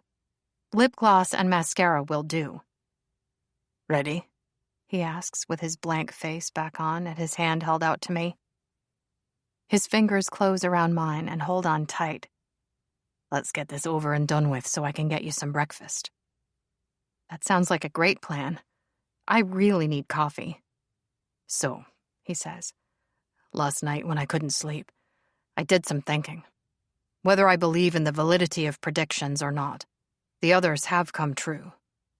I was, therefore, thinking it wouldn't be imprudent of us to take some precautions today. I'm listening. What if, after this, we spend the day holed up in the guest house? Just you and me. You mean stay off the road in case of any crashes? Away from the general public in case of I don't know what? And generally keep me close so you can keep an eye on me? Yes, he says. That about sums up my plan. Are you amenable? Sounds good. As if I would not want to spend my possible last day with the person I have big feelings for. Really big. Like, huge. But if a toilet seat from a space station plummets to Earth and kills both of us on impact, it's not my fault that you die too just because you were with me. He gives me a long look. It's a plot point from an old TV show. Okay. You have to admit it would make for an interesting death. He gives me another of those looks. Then there's getting stoned by the townsfolk like in The Lottery by Shirley Jackson. Or pulled into the sewer by a monster like Georgie and It by Stephen King, I say, the words flowing faster and faster from my mouth. And how about when— Stop, orders Alistair. Breathe.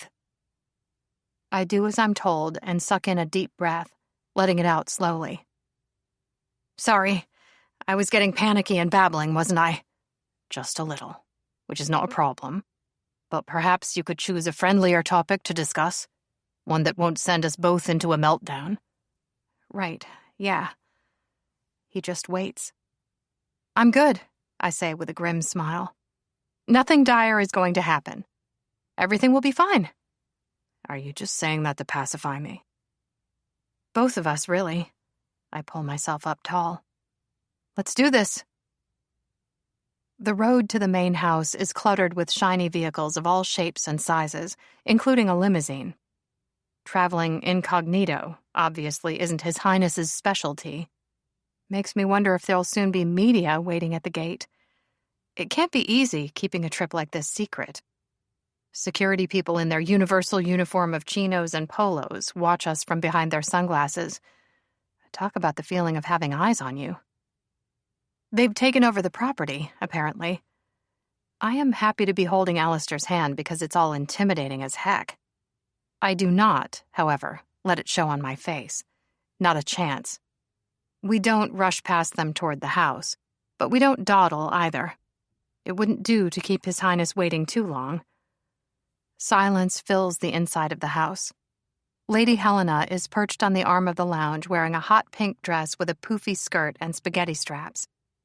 A floppy black bow sits in the center of the low neckline, and this dress is a lot, but she pulls it off just fine.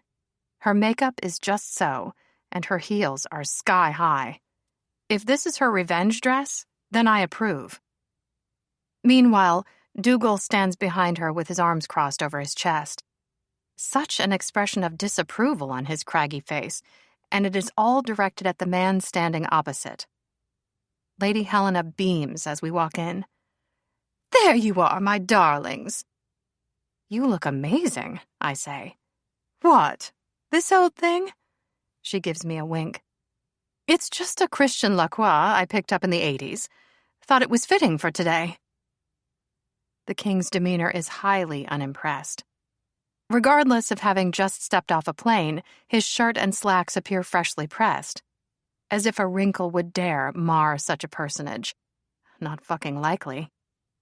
The outfit is rounded off with a blazer. His mouth is a flat line, and his eyes are unhappy. No idea exactly what I was expecting, but he could be anyone's uptight uncle.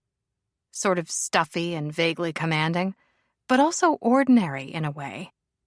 The family resemblance is more obvious in the flesh, how the high forehead and deep set of his eyes have been passed down to his son. His gaze locks on to Alistair and his jaw goes rigid. Another thing the father and son have in common. Go on then, Lady Helena says to him. Say what you came all this way to say, or would you like a formal introduction first? Nothing from the king, as he stares at his son silently, and Alistair returns the stare as calm as can be. Lady Helena stands and executes a perfect curtsy. This is not her first time dealing with the high and mighty. Your Royal Highness, may I present to you your firstborn child, Alistair George Arthur Lennox. Accompanying him is his delightful fiancée, Lila. His Royal Highness doesn't even spare me a glance. Talk about being put in your place. My apologies for the lack of middle and surname, Lila, says her ladyship. I don't actually know them yet. I give her a discreet thumbs up. Alistair jerks his chin. Why are you here, sir? The king blinks at the harsh tone of voice. We met once before, a long time ago. I don't suppose you remember. I remember perfectly. I was in your way. You told me to move. Dougal snorts. That's all you had to say to your son? And he was a wee lad and all. What the hell is wrong with you? I don't recall your opinion being asked for, snaps the king. Who even are you? Why are you here? Dougal lives here and is part of our family. He belongs here. But why are you here, sir? Asks Alistair again. And there's something about the way he says, sir. It makes his feelings on the matter of this veritable stranger known to one and all. Lady Helena sighs. That's what we all want to know. If you'd be so kind as to answer. What I'm about to say cannot go beyond this room, orders the king. Is that understood? No one says a thing. So much tension. You would need a sword at least to cut it. A knife would be insufficient. An axe is not out of the question. In an ever so slightly more conciliatory tone, he asks again. Do I have your word? None of us have any interest in being caught up in any of your nonsense. Lady Helena shakes her head tiredly. Out with it already. The king pulls on the cuffs of his shirt and says, I need to know if you've seen your brother. Wait, what? Asks Lady Helena with much confusion. You mean James, the Prince of Wales? The one who's supposed to be about to get married? Yes. He's currently not communicating with his office, nor any family members nor friends. None that I am aware of, at least. The king's gaze returns to his son. He's always been curious about you. I hoped he might have sought you out. Hoped is the wrong word, says her ladyship. Or it's correct only inasmuch as you hoped coming here would mean you could stop chasing after your wayward second son, right? Just answer the question.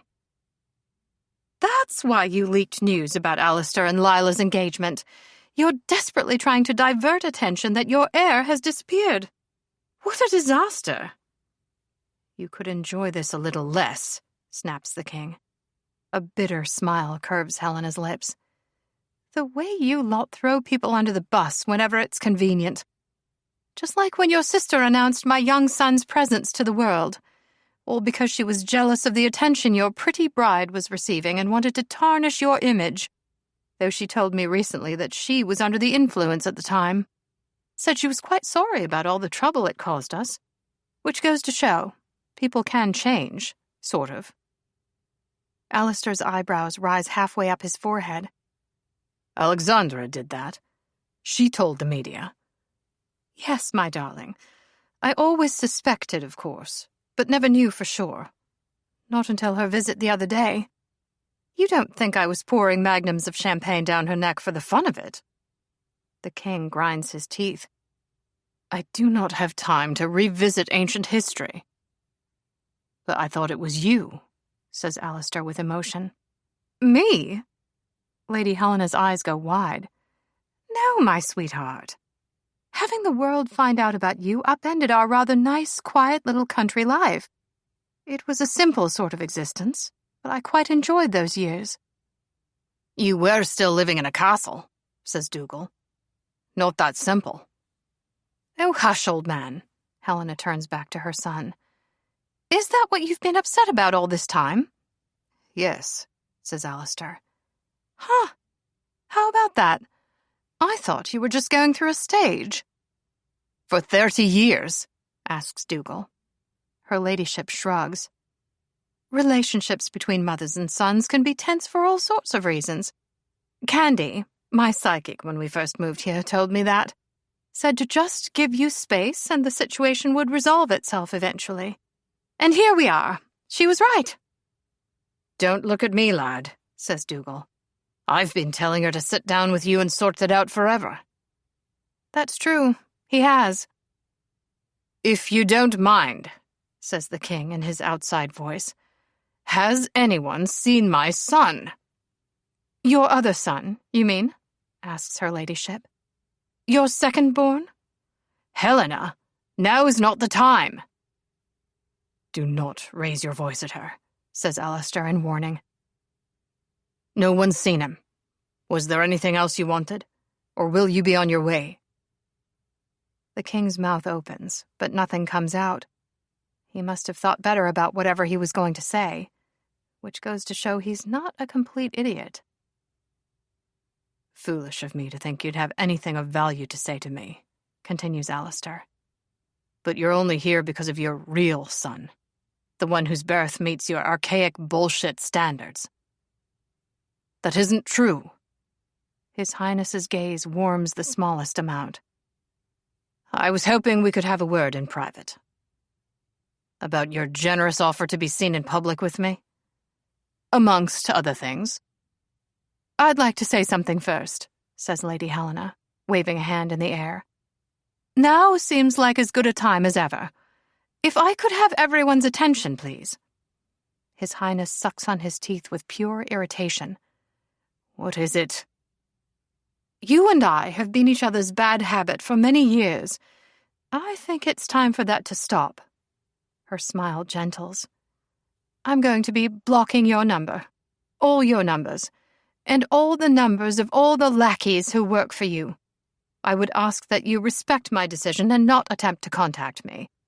There will be no more moaning to me about your marriage or duties or anything else.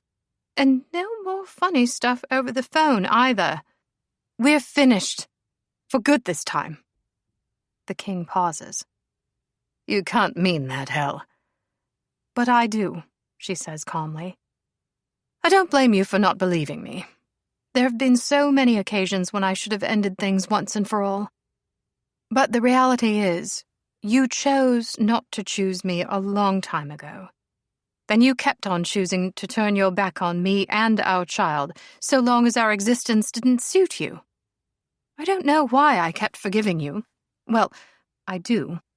The heart is an exceptionally stupid organ. However, this time I really am done, and I'm going to make the smart choice, the one I should have made a long time ago. Hell. Then Lady Helena turns to Dougal and asks, Feel like eloping with me? Dougal ponders the question for a moment. Well, I don't know.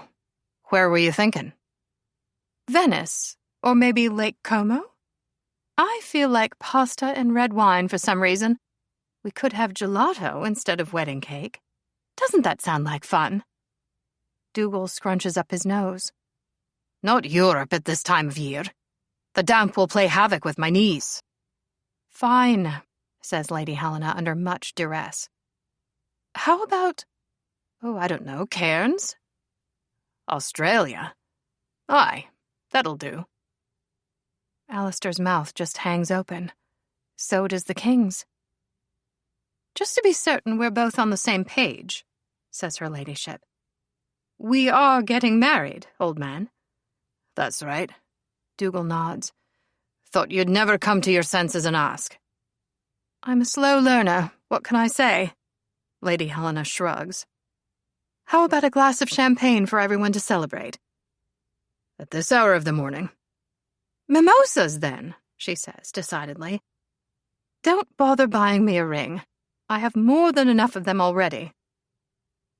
If I did, you'd just lose it anyway. Lady Helena's smile is huge. That's true. But you can't, splutters the king. He's your gardener or butler, or whatever the hell he's supposed to be. Dougal raises one brow. Aye, I am. And I'll be sure to do a fine job of being her husband as well. She's a high-needs woman, to be sure. But then, I'm a very giving man. Yes, you are. Which way is the kitchen again? Lady Helena asks, heading for the hallway. We're going to need juice and maybe some little snacky things. I can't decide between sweet and savory. What do you think would suit? Not sure, but there's bound to be something that'll do. Dougal follows his fiancée. Let's see what's in the fridge. Father and son both seem to be somewhat stupefied. At least, they're both staring at the newly betrothed couple as they leave the room. The expressions of disbelief for Alistair and horror for the king are rather comic. I just want to say right now, we are not having a double wedding. I also head for the exit. Do not let her talk you into it. No, agrees Alistair. Where are you going, if you don't mind me asking? To give you two some privacy. A line appears embedded between his brows. You could wait with Mother and Dougal. I'm not standing there watching those two make out. Don't ask me to do that. It's too much. Fair point. He holds out his hand. Stay with me, please. I trust you. There's nothing we're going to say that you can't hear. The king opens his mouth to no doubt disagree, but Alistair repeats, nothing. You're serious about her, his father says.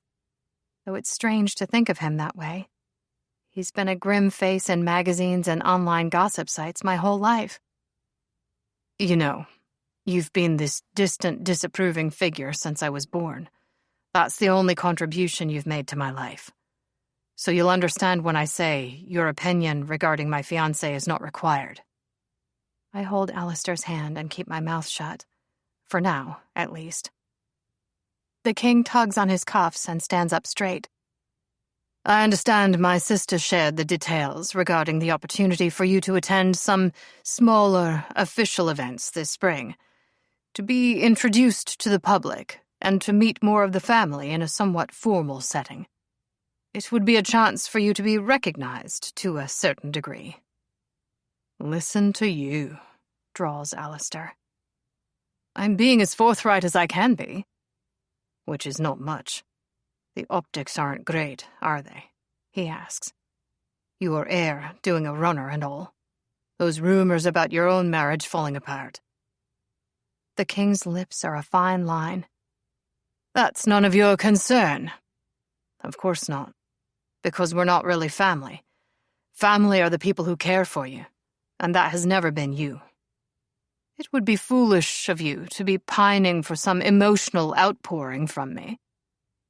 But when you use me to deflect attention with the media, you put Lila in the frame as well. I don't like that. The world knows who you are, Alistair. There's nothing I can do to remedy that. There have been many things you could have done over the years to try and ease the way for me. Whether it be encouraging your pet paparazzi to give me space, or to send a simple message of support and fatherly affection. But you chose to do none of those things. Alistair's fingers tighten around mine. I give his hand a squeeze, just to let him know I am with him. And his grip eases some. Now you decide I can be useful. The king's nostrils flare like a pissed-off stallion. There's every chance Alistair gets his temper from that side of the family, though he generally hides it better. I have no interest in attending your garden party, Father. Nor will I be marrying someone you choose for me. What I will be doing is spending time with my fiancé and working on my relationship with my mother. Someone who I can now see I have been a complete dick to for no good reason. You should be with someone suitable, the king argues. Someone who could handle the public demands of your position. I should be with someone I love who makes me happy. As if that lasts, the king scoffs. You have a position to uphold. Like it or not, you come from bloodlines that require things of you. I don't owe you a fucking thing. Marrying this woman would be a mistake. She is... It would not be wise of you to finish that sentence, Alistair says in a low tone. It would also be fair to say I have had enough of being insulted by royal assholes this week. Time for some fresh air. I'm going to go stand out by the pool. Right there where you can see me, okay? Alistair frowns. Keep the glass door open, please. I nod and give his hand another squeeze before heading out the front of the beach house. The king doesn't deserve any sort of acknowledgement from me. Let them look down on me all they like. I refuse to care what they think. Life is too short to worry about the opinions of assholes. Between the house and the beach is a large lagoon-style pool surrounded by assorted lounges and umbrellas. All the space Lady Helena could desire to loll about with a drink in hand.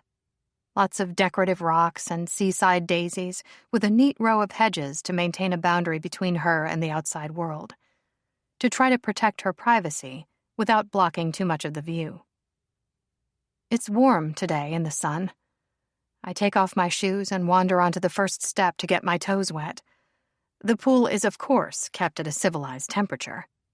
My reflection wavers in the water surrounding my feet. Out here, I can breathe better already. What a morning. The idea of cuddling up in the guest house with Allie for the rest of the day is growing more appealing by the moment. Just lock out the world and enjoy the peace. As promised, I stand where he can see me, by the pool with my back to the house, staring out at the ocean. On the off chance I don't die, I am due back at work tomorrow. I've missed the books and stacks and all the avid readers. It would almost be a relief to return to a normal daily routine again.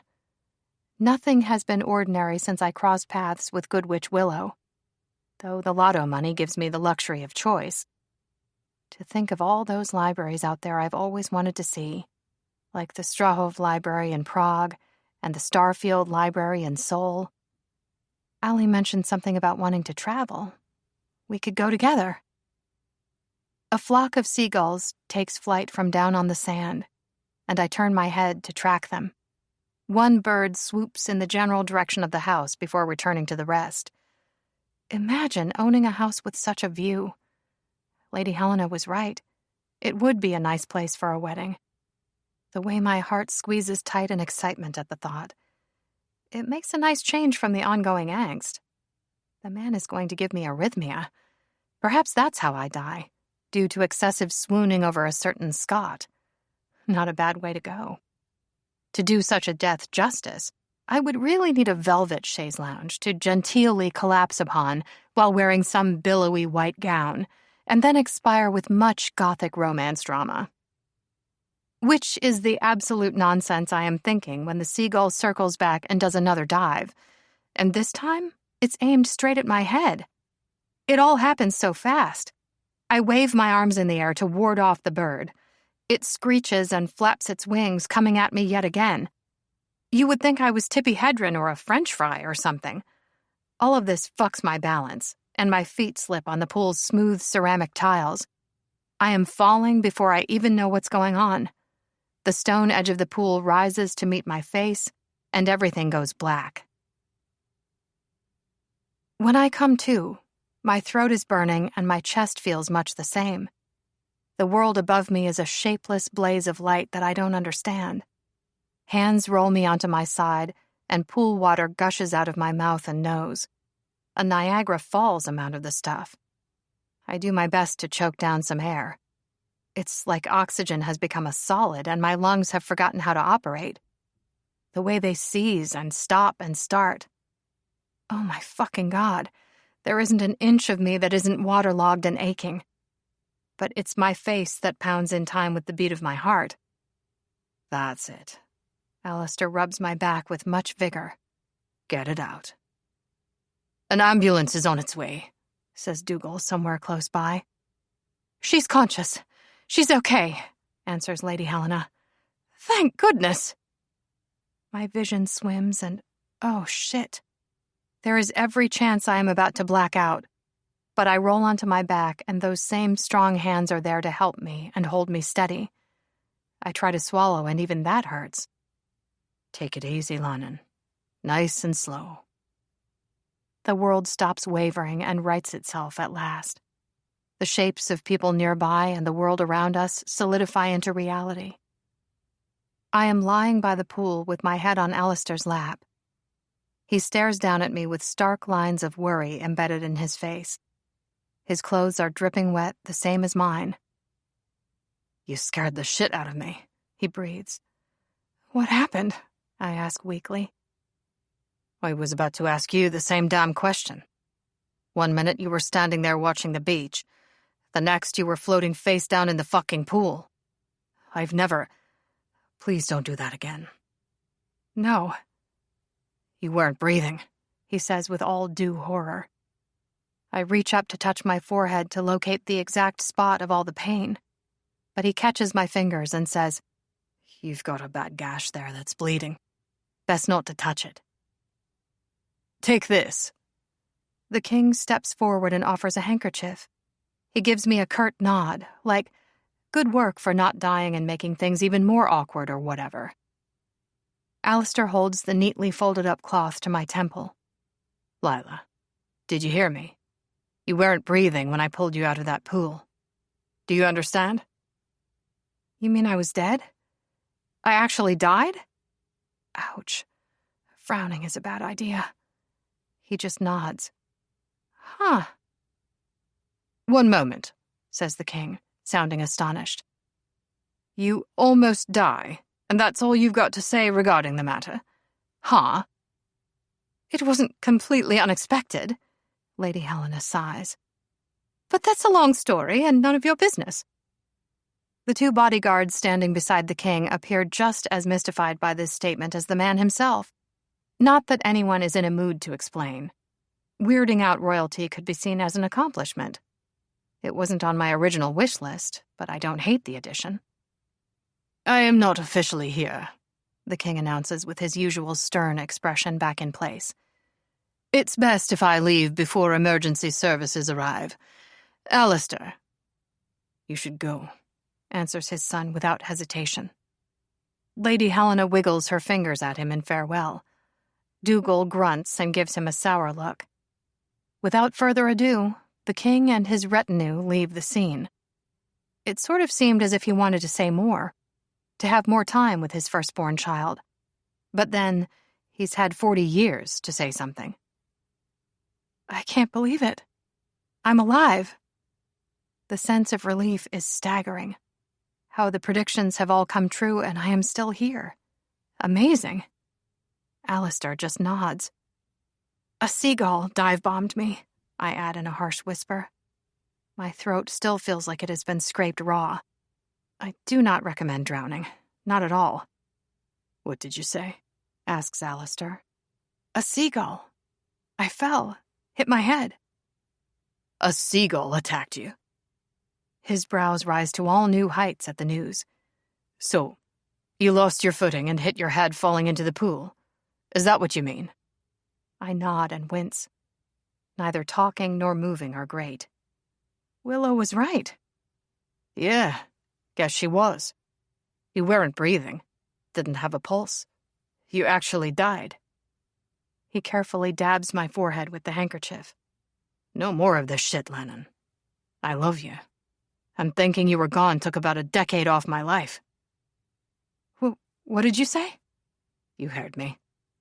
I am not going to cry. My eyes are just glitching or something. It's been a really big morning. Ugh. He presses a gentle kiss to the tip of my wet nose. I've been following your fine ass around town for a week now. How could you not have suspected? I love you too. Lucky for me, he says with a smile. Off in the distance, the sound of an ambulance draws closer. Lady Helena also sniffles somewhere nearby. Oh, that was so beautiful! You two really are the cutest. Then she gasps. You know what I just thought of? We could have a double wedding. Isn't that a great idea? Epilogue. We could always try swimming to the mainland. Alistair rubs sunscreen onto my back. He's been doing it for the past half an hour or so. No idea what's taking him so long. But there's no way I am complaining. Any day with his hands on me is a great day. Aren't there meant to be sharks out there? I ask, inspecting the stretch of blue over the top of my sunglasses. Another high-pitched scream of delight followed by a feminine giggle comes from inside the house. Yes, he says with a wince. But I am willing to take the risk if you are. I take a sip of my mojito. I could always ask Gale to send me the mermaid costume from his friend who owns the bar. Do you think that would help? Probably not. He leans down and busses the lobe of my ear with his nose. You're too tasty to let the sharks have you. I think I'll keep you to myself. A wise choice. It was Lady Helena's idea for us to accompany her and her new husband on this island getaway. Alistair is making up for years of misunderstanding and putting distance between him and his mom by having quality time with her now. Neither of us understood quite how small the private island in question was, however. There's a luxury beach hut with 2 bedrooms and bathrooms and a living space, a lush garden that wraps around it full of palms and plumeria, and a little stretch of white sand. It is absolutely beautiful and sits off the coast of Brazil. But it also leaves us with absolutely no chance of escaping the newlyweds. I asked her if they could perhaps be quieter in the bedroom, and she patted me on the head, says Alistair in a sorrowful tone. Said I was old enough to understand the powerful nature of sex between new lovers. But if I wanted to discuss it further with her, she was open to having that conversation with me. Thinking of taking her up on the offer? I was actually considering walking into the sea, never to be seen again. I snort. It's not funny, Lennon. She's out of control. Has she ever actually been in control? No, fair point. Get back here, lass. Dougal's voice carries just fine in the tropical quiet. You've work to be doing. That's it. Alistair stops rubbing my back and reaches for his phone. I am booking us a boat ride out of here. Mother and Dougal will just have to understand. They'll be fine here without us. It won't hurt to get to London ahead of schedule. Sounds like James could do with the support. Whatever you say, dear. I snap a shot of me poking my tongue out and text it to Rebecca. It's a suitable reply to her request to be knighted. Then I slowly rise with a smile on my face. I'll go start packing my bag.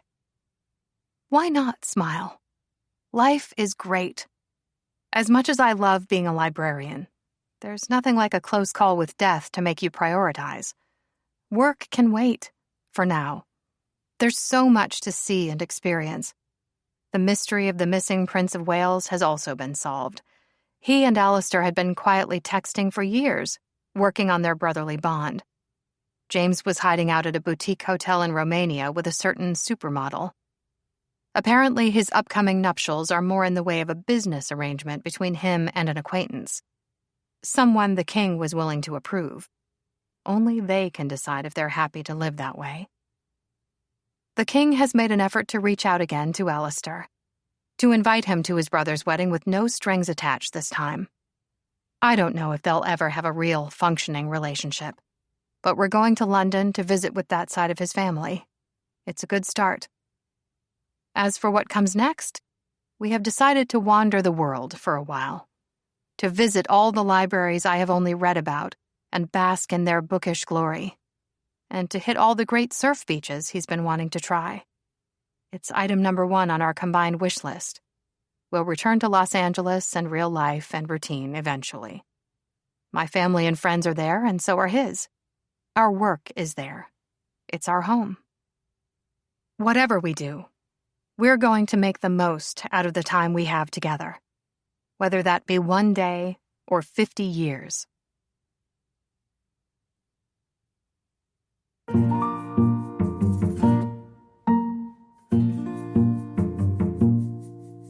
This is Andy Arndt. We hope you have enjoyed this unabridged production of